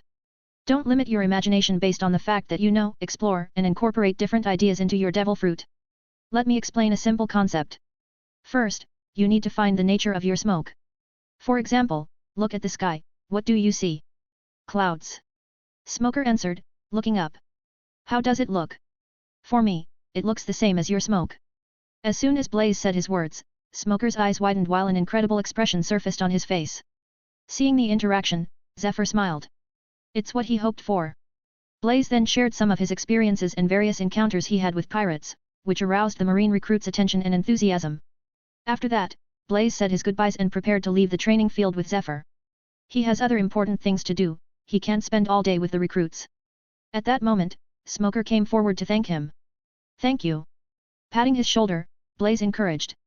Train well, and left with Zephyr. So, what brought you here? Zephyr asked as they walked along the shoreline. Sensei, I am having trouble trying to master the various Haki concepts. I train and work harder than others, but I couldn't find the reason. Is it because I lack the talent in comprehending advanced level Haki? Blaze asked. Hearing his question, Zephyr laughed, aloud. This is Blaze's first time seeing the latter laugh, unrestrained. Zephyr didn't expect that Blaze, who's as strong as him, would be troubled over by such a flimsy matter. The funny thing is, he even thinks it's because he lacks talent. It made him laugh. Shaking his head, Zephyr spoke, your talent isn't the reason for this problem. Don't doubt yourself. Since you learned Haki yourself, I don't have to explain the spiritual power concept. I don't know who taught you Haki, but they failed to guide you properly. At least, they taught the basics well. To better understand your problem, let's test it. Show me your Haki.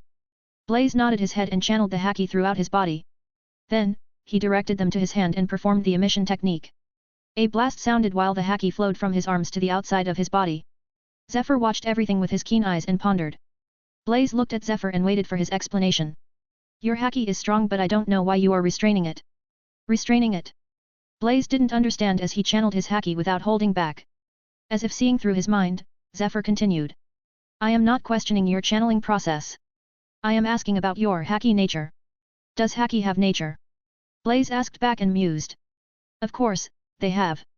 Haki is the embodiment of oneself, so they will naturally have the same characteristics as you. Let me explain in simple terms, the term Haki is the same to everyone, but the nature of Haki varies from person to person.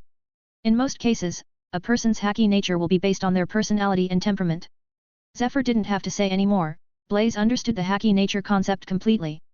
But it doesn't mean his troubles are solved. Zephyr answered his question, now it's up to him to understand why this answer to this question. Thank you, Sensei. My mind is somewhat clear now. 95. Speed Pirates. Blaze stayed for a night and decided to leave the next morning. He also introduced Kuina to Zephyr. It surprised the latter when he said he took her as a marine trainee under his command. Meaning, he's going to train her. But, Zephyr couldn't find anything special in her. As for Regis, he needs no introduction as he's Zephyr Sensei's old student. Blaze pondered over the Haki concept. Haki nature theory that Zephyr spoke gave him a new outlook. It will be a big breakthrough in his strength if he comprehends the concept correctly. Blaze didn't sleep for the entire night, he just relaxed on the ship deck and enjoyed the star-filled sky while looking through the files of Speed Pirates. After informing Zephyr, Blaze left the training camp early morning. He needs to prepare for the upcoming battle against Speed Pirates. After reading their file, he got a general idea of their strength and what they are good at. Without a doubt, they are strong as the crew's combined bounty is nearly 3 billion. What surprised Blaze is their battle records. They even had an encounter with beast pirates but they were able to escape unscathed. The captain of the Speed Pirates has a staggering bounty of 1.48 billion berries while his brother has a bounty of 1.2 billion. Aside from them, there are other strong pirates among their crew. But, the core fighting strength of the crew is both Speed and Luke. If they want to bring down the Speed Pirates, the only option is to take down Speed and Luke. Otherwise, it's no use. Meaning, he and Kuzan have to defeat one each. Just thinking about fighting such a strong pirate crew excited Blaze very much. Only by fighting someone stronger than him, he can enjoy the battle and at the same time, improve himself. It's been so long since he met a worthy opponent where he can fight by putting his life on the line. Before Blaze's ship could reach the headquarters, Kuzan contacted him via the Den Mushi and explained the strategy.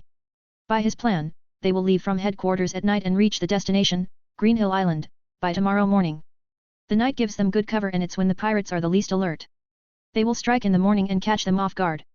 Kuzan continued. It won't be easy to bring them down. One of us had to fight Speed or Luke. Did you read their files? Yes, Blaze answered.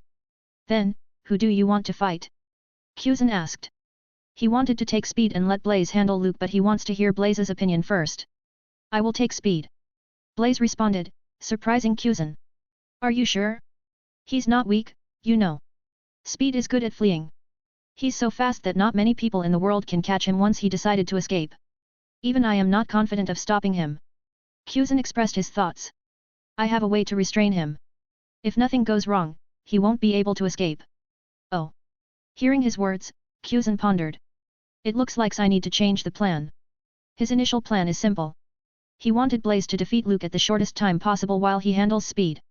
During the fight, Blaze will get all the help from the other marine officers. As soon as they take down Luke, using numbers to their advantage they will try to stop Speed.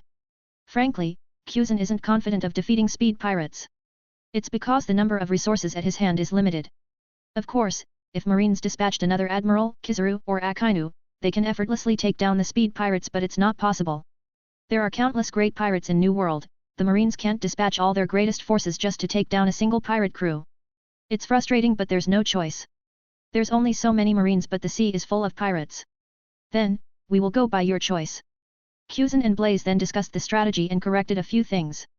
In no time, Blaze also reached the headquarters. He went to meet Kuzan and other marine soldiers and officers who are going to partake in the operation. Green Hill Island, New World. Just as Blaze and Kuzan were having a meeting with the officers under their command, the Speed Pirates were relaxing on the island without any care in the world. The pirates were enjoying the wine and meat prepared by the chefs while Speed, Luke and the other two people sat some distance away from the rest of the crew. Captain, is it okay for us to remain here for such a long time? A woman in her 30s asked. Suddenly, anger surfaced on her face. We even lost our territory to that beast pirates, just thinking of it makes me furious. Cool down, Jasper. Did you forget what happened that day?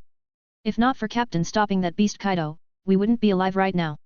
A scar-faced man named Fukin commented. Hearing it, Jasper grunted and smashed the huge boulder behind her. At that moment, Luke, who had a muscular physique, spoke. Jasper, first increase your strength then we will speak about reclaiming our territory. You are too weak. Luke gulped the wine from his bottle and asked Speed, who rested on the ground with his right arm as support while gazing at the endless sea before him. Speed, why are we staying here? He knew his brother isn't like him, he's an extremely intelligent, cunning and clever person. In their younger days, their village was destroyed and their parents were killed.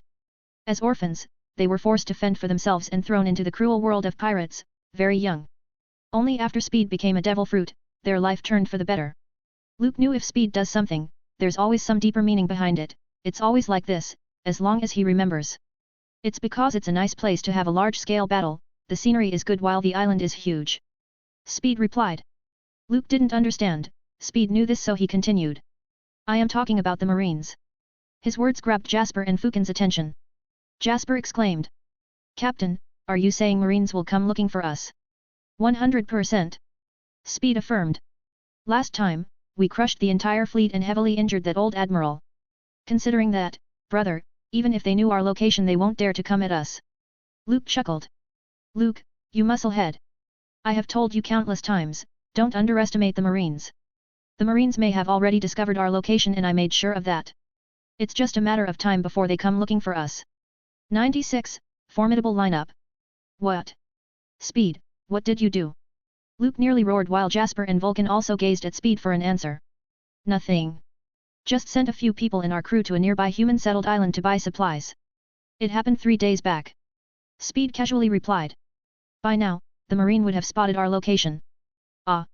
Luke groaned hearing it while Jasper and Fukin remained silent looking at their captain, waiting for his explanation. Speed continued, recently, there are many changes happened in the higher-level Marine command. Marine admirals have changed as the old-timers have retired, while new and strong ones took their place. All 3 of them possess formidable strength and devil fruit abilities, none of them are weak.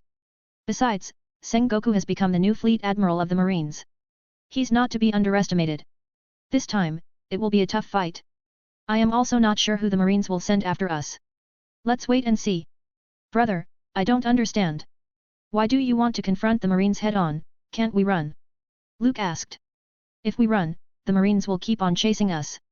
Only after they understand our true power, they will stop bothering us. A good example is Whitebeard pirates. We were in the New World for many years, but have you ever seen or heard Marines pursuing them? The answer is no.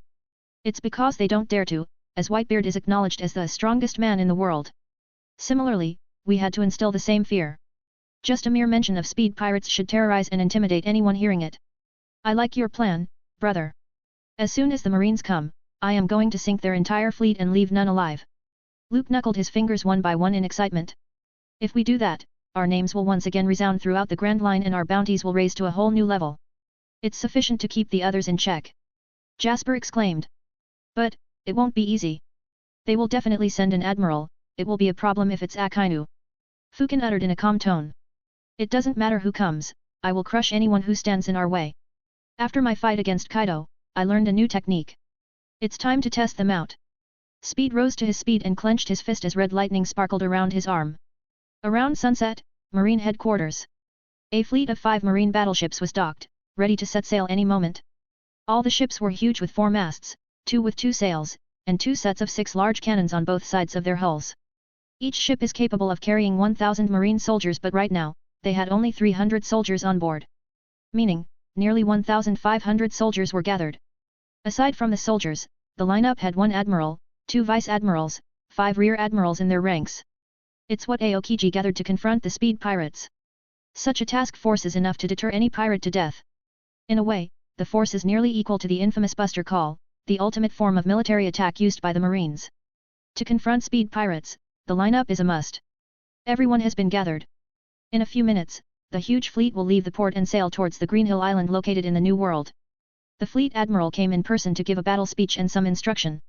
What made most of the officers feel weird is Blaze, a captain-ranked fellow standing next to Admiral Aokiji and marine hero Garp as his equal. The funny thing is, no one pointed it out as if he's qualified to stand next to them. As for Blaze, without minding the weird stares he chatted with Kuzan and Garp who just came back this afternoon, finishing his short vacation. You brats, don't get beaten up. I have heard about the speed pirates, they rose after Roger's era and become great pirates in a short period. If you are not careful, they will crush you. Garp told both Blaze and Kuzan to be careful. Only recently Blaze learned, Sengoku wanted Garp to leave with Kuzan but Garp rejected his request and suggested Blaze in his place. Blaze is grateful for that, otherwise, he would have missed the opportunity to fight such a strong pirate crew. Once Sengoku finished his speech, he said some words to Kuzan. He then came to Blaze, Blaze, be careful and don't let them get away. After that, the marine officers boarded the respective ship while Blaze and Kuzan climbed onto the headship. Soon after, the entire fleet left the port and sailed towards the New World. Only Kuina and Regis boarded along with Blaze since he has no other soldiers under his command. Sengoku said that a new unit will be assigned under him after this mission. As the entire fleet disappeared under the setting sun, Sengoku spoke, Garp, is it okay to send Blaze to such a dangerous mission? He's young, talented, and if given enough time he will definitely become a mighty figure. What do you know? Only when facing death, a person's true potential erupt. Blaze doesn't need time, he lacks strong adversaries. Wait and see, his powers will soon bloom and may even surpass us in a few years. Garp grinned. He's hopeful about Blaze. Sengoku shook his head hearing the reason. Both him and Garp's way of thinking is different, while he wants to give Blaze time, Garp wants to send him to death. Let's hope nothing happens. Sengoku sighed. I think you lost the drive after becoming the fleet admiral. Did you forget our journey?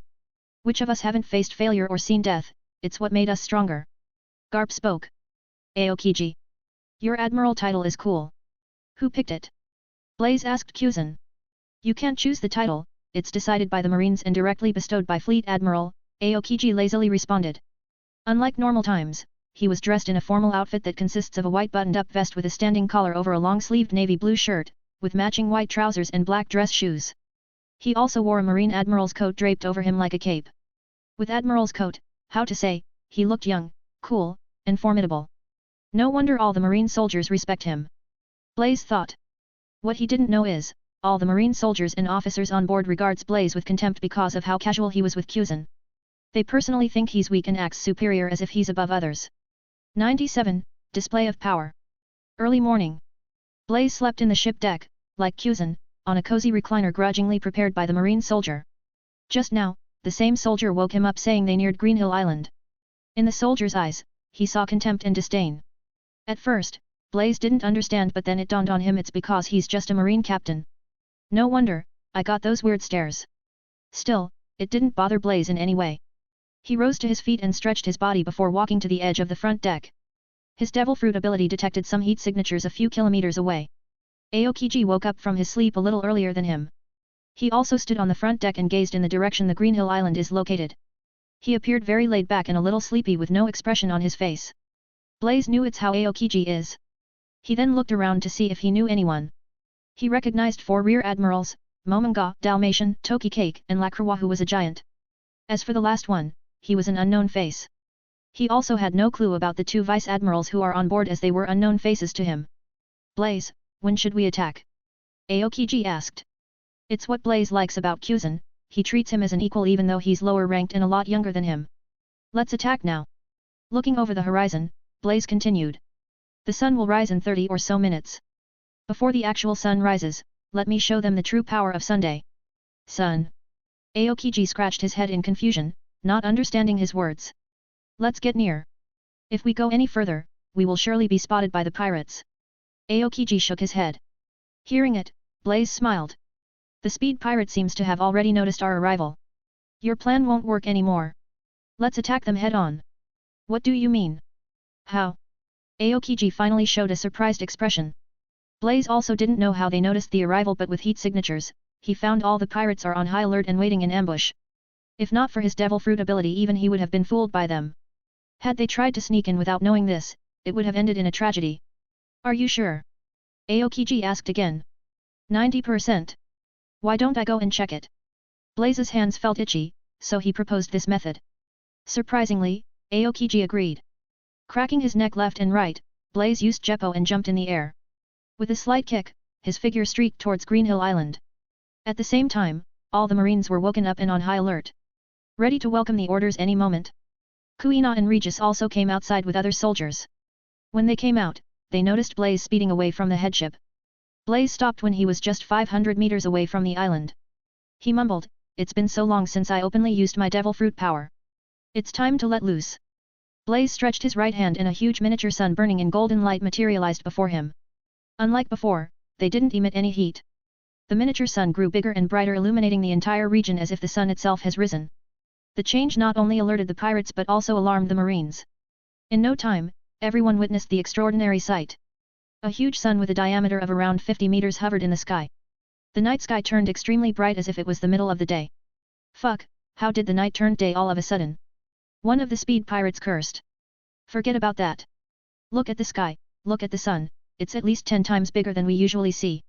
The huge commotion woke all the speed pirates. Even the deep sleeper Luke was roused from his dreams. If not for the abnormally big sun, he would have slapped his underlings for the racket. In fact, the Speed pirates didn't know about the Marines' arrival.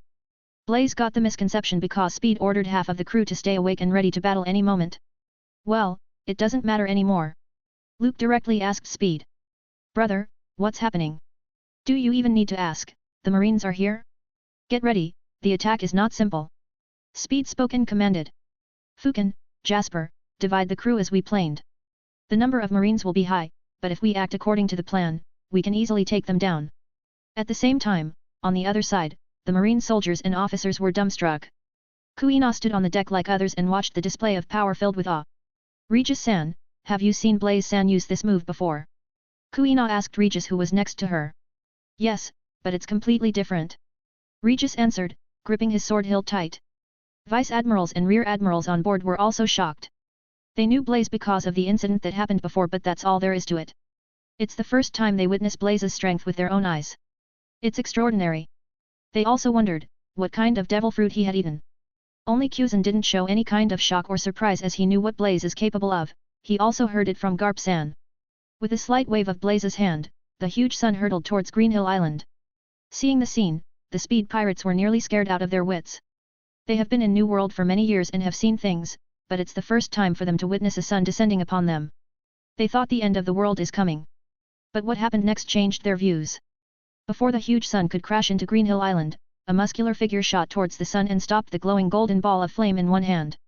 Since there's no force behind the throw, Luke was able to stop it with the palm of his hand. Seeing it, Blaze smirked and snapped his finger. Boom. 98, Smasher Luke. Boom. A deafening and huge explosion occurred. Everything happened in an instant. Luke, who was near to the huge sun thrown by Blaze, got the full brunt of it. Flames and shock waves grew, engulfing and obliterating everything they touch. It was overwhelming as the sea below directly evaporated into mist. Every living creature within a few mile radius felt the sudden increase in temperature. But, before the sea of flames could touch the Green Hill Island, a figure proudly stood before the attack. Speed waved his hand. It looked simple and slow, but his hand motion produced a mirage effect of countless hands. And the next moment, a huge air wave burst and confronted the Blaze's explosion. Bang! As the wind collided with the shockwave from the explosion, it created a thunderous sound. The impact cancelled the shockwave and diminished the intensity of the flames by 90%. What remained of Blaze's attack is a hot breeze that passed through Green Hill Island, just leveling some trees and charring a few Speed pirates' skins. Everything happened in an instant. Even so, Speed was able to react and nullify the attack in that fraction of a second. It's only possible because he's Speed with inhuman reflex. In the meantime, the Marines were awed by the display of power. As soon as the explosion went off, they saw the huge golden mushroom cloud. It was the biggest explosion they have seen in their life. The next moment, the sky was blanketed in thick, red clouds. As for what happened after, they couldn't see clearly from the distance. Still, respect rose in their hearts while the image of Blaze flashed before their eyes. Now they understood why Admiral Aokiji treated him as his equal. He's strong. Unlike others who watched the attack in wonder, Aokiji quickly snapped out of it and ordered the vice admirals to advance according to the plan and rushed towards Blaze to support him. Blaze squinted his eyes a little, seeing how well Speed reacted and handled the attack. Besides, he found Speed utilizing his devil fruit ability in an innovative manner. Another thing that surprised him is, Luke. Even though he was at the center of the explosion and hit first, he looked perfectly alright aside from few injuries. Noticing this, Blaze's expression turned serious. Both Speed and Luke are different from what was written in the intelligence report. They are far stronger. Fuck. Thought I was gonna die. Luke roared. Standing at a solid 8 feet, Luke is tall while his body is extremely muscular and fit that oozed confidence. His black coat was turned to ashes under the explosion while his shirt and pants are burned to some degree, showing his toned body. His black eyes exuded the spirit of a beast ready to pounce, but now, there's a tinge of fear in them. In fact, as soon as Luke went to stop the attack and touched the huge sun, he knew the power contained within it vastly surpassed his imagination. Smelling the danger, his brain that normally works at a snail's pace performed well at that moment. Listening to them, he drained his Haki reserve and channeled them throughout his body. The second before the explosion went off, he coated his entire body with Haki. Thanks to that, he's still alive. Still, the high temperature, flames, and shockwave impacted his internal organs. It's been some time since Luke tasted his own blood. Spitting the blood, he glared at Blaze, who stood just tens of meters away from him. I am going to kill you. Saying this, he exploded with strength and rushed at Blaze. As he neared, his arms turned pitch black. But, Blaze sensed danger. Coating his own arms with Haki, he faced Luke, who stormed at him like a beast with a ferocious expression, radiating murderous intent. Die! Roaring, Luke punched, aiming his opponent's head while Blaze threw a punch of his own to resist the attack. Boom! The strikes collided, the force from each fist exerted into one another and ousted into a loud, powerful shockwave that dispersed around. The sea below them rocked back and forth by the power shown by the two fighters. Blaze didn't know about Luke, but he felt as if he was challenging a mountain. Unbelievable. He developed the kilo fruit to such degree. He could tell there's an immense increase in Luke's physical abilities, which results in him having unimaginable strength and sturdiness. The sheer destructive power granted by the devil fruit is simply indescribable. The weight increased by the devil fruit is way above the 10,000 kilogram. Blaze got the wrong idea of the devil fruit with his limited knowledge. On the other hand, Luke was stupefied by the result. Forget about his attack failing to injure his opponent. If not for his devil fruit ability increasing weight, he would have blasted far away by the opponent's strike. But Blaze didn't know about this. He thought Luke is very strong, being able to face his punch head-on. No wonder he got the title, Smasher Luke. In truth, Luke's Haki mastery and control over his devil fruit abilities took Blaze by surprise. It's in a class of its own. Watching the confrontation between Luke and Blaze, Speed frowned. He failed to recognize Blaze and the ability he showed. None of this matched with the powerful Marines he knows of. If not for Blaze wearing the Marine coat, he would have thought it's a false alarm. But now he knew, it's the Marines who had come. And, some unknown and capable one shown to apprehend them. Interesting. Speed muttered and stretched his legs. But that's all there to it. He didn't take Blaze seriously. What he desires to know is, which admiral the Marines have sent. His goal is to terrorize the world and Marines with single shocking feat that will go down in the annals of history. So, it doesn't matter who comes after them. It's all the same in his eyes. He may seem arrogant, but it's backed by his strength and fearless attitude. The next moment, his figure turned illusory and slowly faded away as if he was not here in the first place. Speed's form reappeared next to Luke while his right arm was towards Blaze's chest. 99, Battle of Greenhill. Blaze was shocked and astonished, noticing a gaping hole between his chest area. Had he hadn't shifted his body at the last moment, his heart may have been pierced by Speed, as well. His heart pounded, gushing more blood from the wound. Is it due to excitement, fear, or nervousness? Blaze doesn't know. His brain processed the attack and played it in his mind. It gave him a clear idea of what happened. In fact, Blaze's observation Haki discerned Speed's attack before it happened, but he couldn't react. There's no time. Even so, his brain acted instinctively and coded the area the attack's going to hit with Haki. But, nothing stopped Speed's hand from piercing his body. It's not because Speed is stronger than him, but the way he used his devil fruit ability is extraordinary. Blaze felt it. Before striking, Speed vibrated his hand with speed fruit. He cursed, fuck, his abilities are similar to a Flash. Of course, Speed's abilities are not as ridiculous as Flash, but it's enough to trouble Blaze to large extent. On the other hand, Speed was astonished to see Blaze still standing even with the hole between his chest. Only then he noticed blood stopped flowing from the opponent's wounds while his heart thumping normally. I missed his heart. When did he dodge my blow? Speed wondered as he didn't see his opponent move during the strike. He stared deeply at Blaze as if he's trying to see through. Just as he planned to strike again and kill the Marine in one blow, Speed's eyes flashed red. His observation Haki sensed an incoming presence. The next moment, a massive wave of ice in the shape of a pheasant blasted towards them from the distance. But the ice pheasant hit nothing but a mirage left behind by Speed. He's too fast. He disappeared with Luke. Their figure reappeared at the shore of Greenhill Island. Though it may seem like a lengthy play, all of this happened in an instant. From the time Blaze and Luke exchanged a move, barely a second has passed. Just as Speed retreated, Aokiji appeared next to Blaze. Seeing him, Blaze chuckled. Kyuzan, perfect timing. If you were late by a second, Speed would have heavily injured me. Would have. Aren't you already heavily injured? Aokiji marveled, gazing at the see-through hole in Blaze. I didn't expect to be injured at the start of the battle. It's my mistake, I was careless. Blaze mumbled and looked at his wound. With a little concentration, his Senju Constitution activated and began to heal his wounds. It was a weird sight. Muscles grew on their own and patched themselves, closing the gaping hole. Within a minute, the wound disappeared, not even a scar remained. The level of healing amazed Speed, Luke, and even Kyuzan, as he too didn't know. Crackling his knuckles, Blaze shouted, Oi, Speed! Since you tried to kill me, you can't blame me for showing any mercy. Even though he healed himself, it consumed nearly 50% of his physical force. Well, he can recover it once the sun rises, so it didn't affect Blaze in any way. On the other hand, Speed gazed at Kizaru without minding Blaze. So they sent Aokiji. If they had taken me seriously, they would have sent Akainu or that light ability user Kizaru. Still, he wasn't going to underestimate Aokiji just because he looks young and has an indifferent air around him. He knew none of the marine admirals are weak as they are considered as the strongest marine officers. Aokiji looked at Speed and Luke. His gaze then shifted to the Speed pirates who were rushing towards the east side of the Green Hill Island where their ships are docked. At that moment, the marine fleet of 5 battleships appeared on the horizon and sailed towards where the Speed pirates are heading. None of the ships stopped to assist Blaze or Aokiji. Their target is Speed pirates, and they were ordered not to interfere in the battle as they can't do anything here. On board, Vice Admirals and Rear Admirals stood on the ship's front deck and commanded the soldiers to ready the cannon. Kuina and Regis gazed at the silhouette of Blaze standing far away from them. Kuina had a worried look on her face. Seeing this, Regis spoke. Don't worry. Blaze-san is strong. You should worry about your upcoming fight. On the other side, 1/3 of Speed pirates boarded the ships docked at the coast under the leadership of Fukin. They had 2 huge ships and 1 medium-sized ship under their command.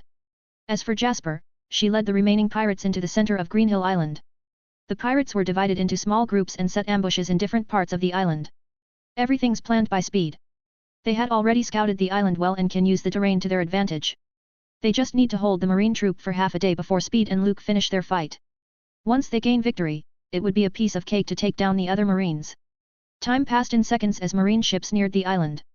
When they are in range, the officers ordered to fire. The same happened on the pirates' side. Boom! Both sides fired the cannons. None of them hit any target as they are still far. Still, the atmosphere was so tense as it nearly choked the inexperienced Kuina. If not for Regis standing beside her and his reassuring words, she may have collapsed already. For Kuina who comes from East Blue, this level of battle is beyond her imagination, but Blaze wants her to participate in it. She needs to temper her heart before improving her strength. Blaze thinks this battle is a valuable opportunity for Kuina to accumulate experience and understand herself. As cannons fired the shots, the soldiers and pirates fired their rifles at each other. Blood spilled as some cannonballs found the target while some bullets pierced the flesh. It was a messy and bloody situation. And, the Battle of Green Hill has finally started between the Marines and Speed pirates. 100, Battle of Green Hill 2. Marines had around 1,500 soldiers on their side, while there were nearly 300 pirates on the Speed pirate crew. Marine has number advantage, still, it's the pirates' side that has a high chance of winning. Because, compared to Marine soldiers, all the pirates possess vast combat experience and faces a lot of life and death battles frequently. They strike to kill. The Marine battleships neared the Speed pirates' ships that were docked some meters away from the shore. In no time, both sides crashed and the 3 Marines attacked the pirate ship with their numbers. A veteran Vice Admiral and Rear Admiral Tokikake confronted Fukin as he's the most dangerous and powerful among them. The Marines knew if they took out Fukin and Jasper, they win half the battle. As for the remaining ships, they anchored and the unit containing other Vice Admiral and 4 Rear Admirals led a portion of the soldiers towards Jasper. Before the confrontation, the Marines divided their force into 3 groups of 500 Marine soldiers. One group will remain on the ship, while the other 2 are responsible for facing Fukin and Jasper. Everything went according to the plan. Now, they had to bring down Vulcan and Jasper. If they managed it, apprehending other pirates will be simple. Fukin is a sword master and at the same time, the Vice Admiral who planned to confront him is also good at swords. And, Tokiake is a formidable Haki user. On the other side, Jasper is a powerful woman and also a devil fruit user. She ate Nico Nico no Mi, model cheetah. Her fruit is similar to the leopard model eaten by Rob Lucci. So, both Fukin and Jasper had high bounties, 280 million and 200 million bounties respectively. And, their level of Haki is around the intermittent or advanced level. At that moment, Regis brought Kuina and followed the marine group that pursued Jasper. It's Kuina's first time to participate in a battle of such level. She's scared. She gripped the sword with both hands, still, it was shaking due to her being too nervous while sweat drenched her face completely. On the way, the marine group was ambushed by the pirates 2 or 3 times. They utilized the terrain perfectly. It forced the marine group to split into 4 groups. They had no choice and it's what the pirates want. They achieved it. It's too dangerous for Kuina to participate in such a battle. But, Regis was looking after her, so it won't be a problem. Blaze left the task of protecting Kuina to him because he's reliable and his Haki level is just short of touching the intermediate stage. To be safer, Regis followed the Vice Admiral group when the Marines split into groups. Maybe it's their bad luck, just after a few minutes of marching, they were ambushed by the Jasper group. As sun hasn't risen yet, the visibility is low since the entire Green Hill Island is spread with dense vegetation. Of course, Haki users can react instantly and evade the attacks directed at them, but most of the Marines are ordinary soldiers. The pirates used it to their advantage and employed a hit-and-run strategy. The vice-admiral that Regis followed is called Brigham, who's an old veteran and looked as old as Garp. Without a doubt, he's experienced and strong. But, facing a young pirate who's full of vitality and energy, Regis isn't sure who will come out as a victor. Of course, if they had Rear Admiral's support, it's a different story. Jasper faced Vice-Admiral Brigham with a smirk on her face. Nevertheless, she wasn't one to underestimate her opponents, and Speed too warned her about it. So, she decided to strike with her full strength. Utilizing her devil fruit power, she transformed into the full beast form of the cheetah. Her physical features changed as her height reached 7 feet while light-colored fur covered her body and she had oval-shaped spots all over her. She looked intimidating, presenting a wild look. Regis pushed Kuina behind him as he felt a huge threat from her. But, Jasper didn't even give them any look as she focused her entire attention on Brigham. Just as she confronted him, a pirate suddenly pounced from the shadow of a nearby tree. His target is Kuina, a weak-looking little girl holding a sword. With a cruel smile, he aimed his knife at her throat. Kuina noticed the attack but instead of dodging she froze in her tracks. A single thought ran in her mind, I am going to die. Of course, it didn't happen as Regis is beside her. He sent a powerful kick to the pirate's cheek and sent him flying back. The pirate didn't charge but fled in opposite direction. Regis gestured to Kuina to follow the pirate. Kuina, as a sword master you should be ashamed of failing to lift your sword even if your opponent is strong. Go and take him down. Calming her heart, Kuina steeled herself and rushed in the direction the pirate escaped while Regis followed behind. On the other side, Blaze and Kuzan faced Speed and Luke. Luke, can you handle that unknown marine? Speed asked. Though he has complete faith in his brother, Blaze's unusualness tingled his senses. And, he knew Luke exerted a large portion of his Haki to protect himself when the explosion happened. Hearing Speed's words, Luke laughed wildly and stomped the ground that cracked the earth below them. With a huge leap, he bolted towards Blaze. Reckless, as always.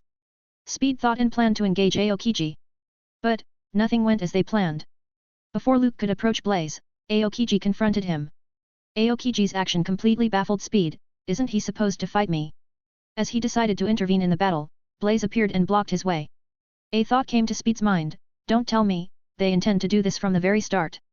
The speed fruit is a good one and you developed it well, Speed. I too developed an ability that enhanced my speed, but it's still in learning pace. Why don't we test it out? Blaze said, striking his muscles. You are too arrogant, nameless marine. Who do you think I am? Speed's voice rose and reverberated throughout Greenhill Island. The next moment, his form turned blurry and before it could fade, his figure appeared before Blaze and punched. His fist vibrated so fast that the air churned around his fist, while the wind danced according to his will. When he punched, the surrounding itself cracked while a blast of pressure escaped. But before they could gain momentum and assault his opponent, Blaze enveloped his arm with multiple layers of solar energy and further coated it with Haki before delivering a punch of his own.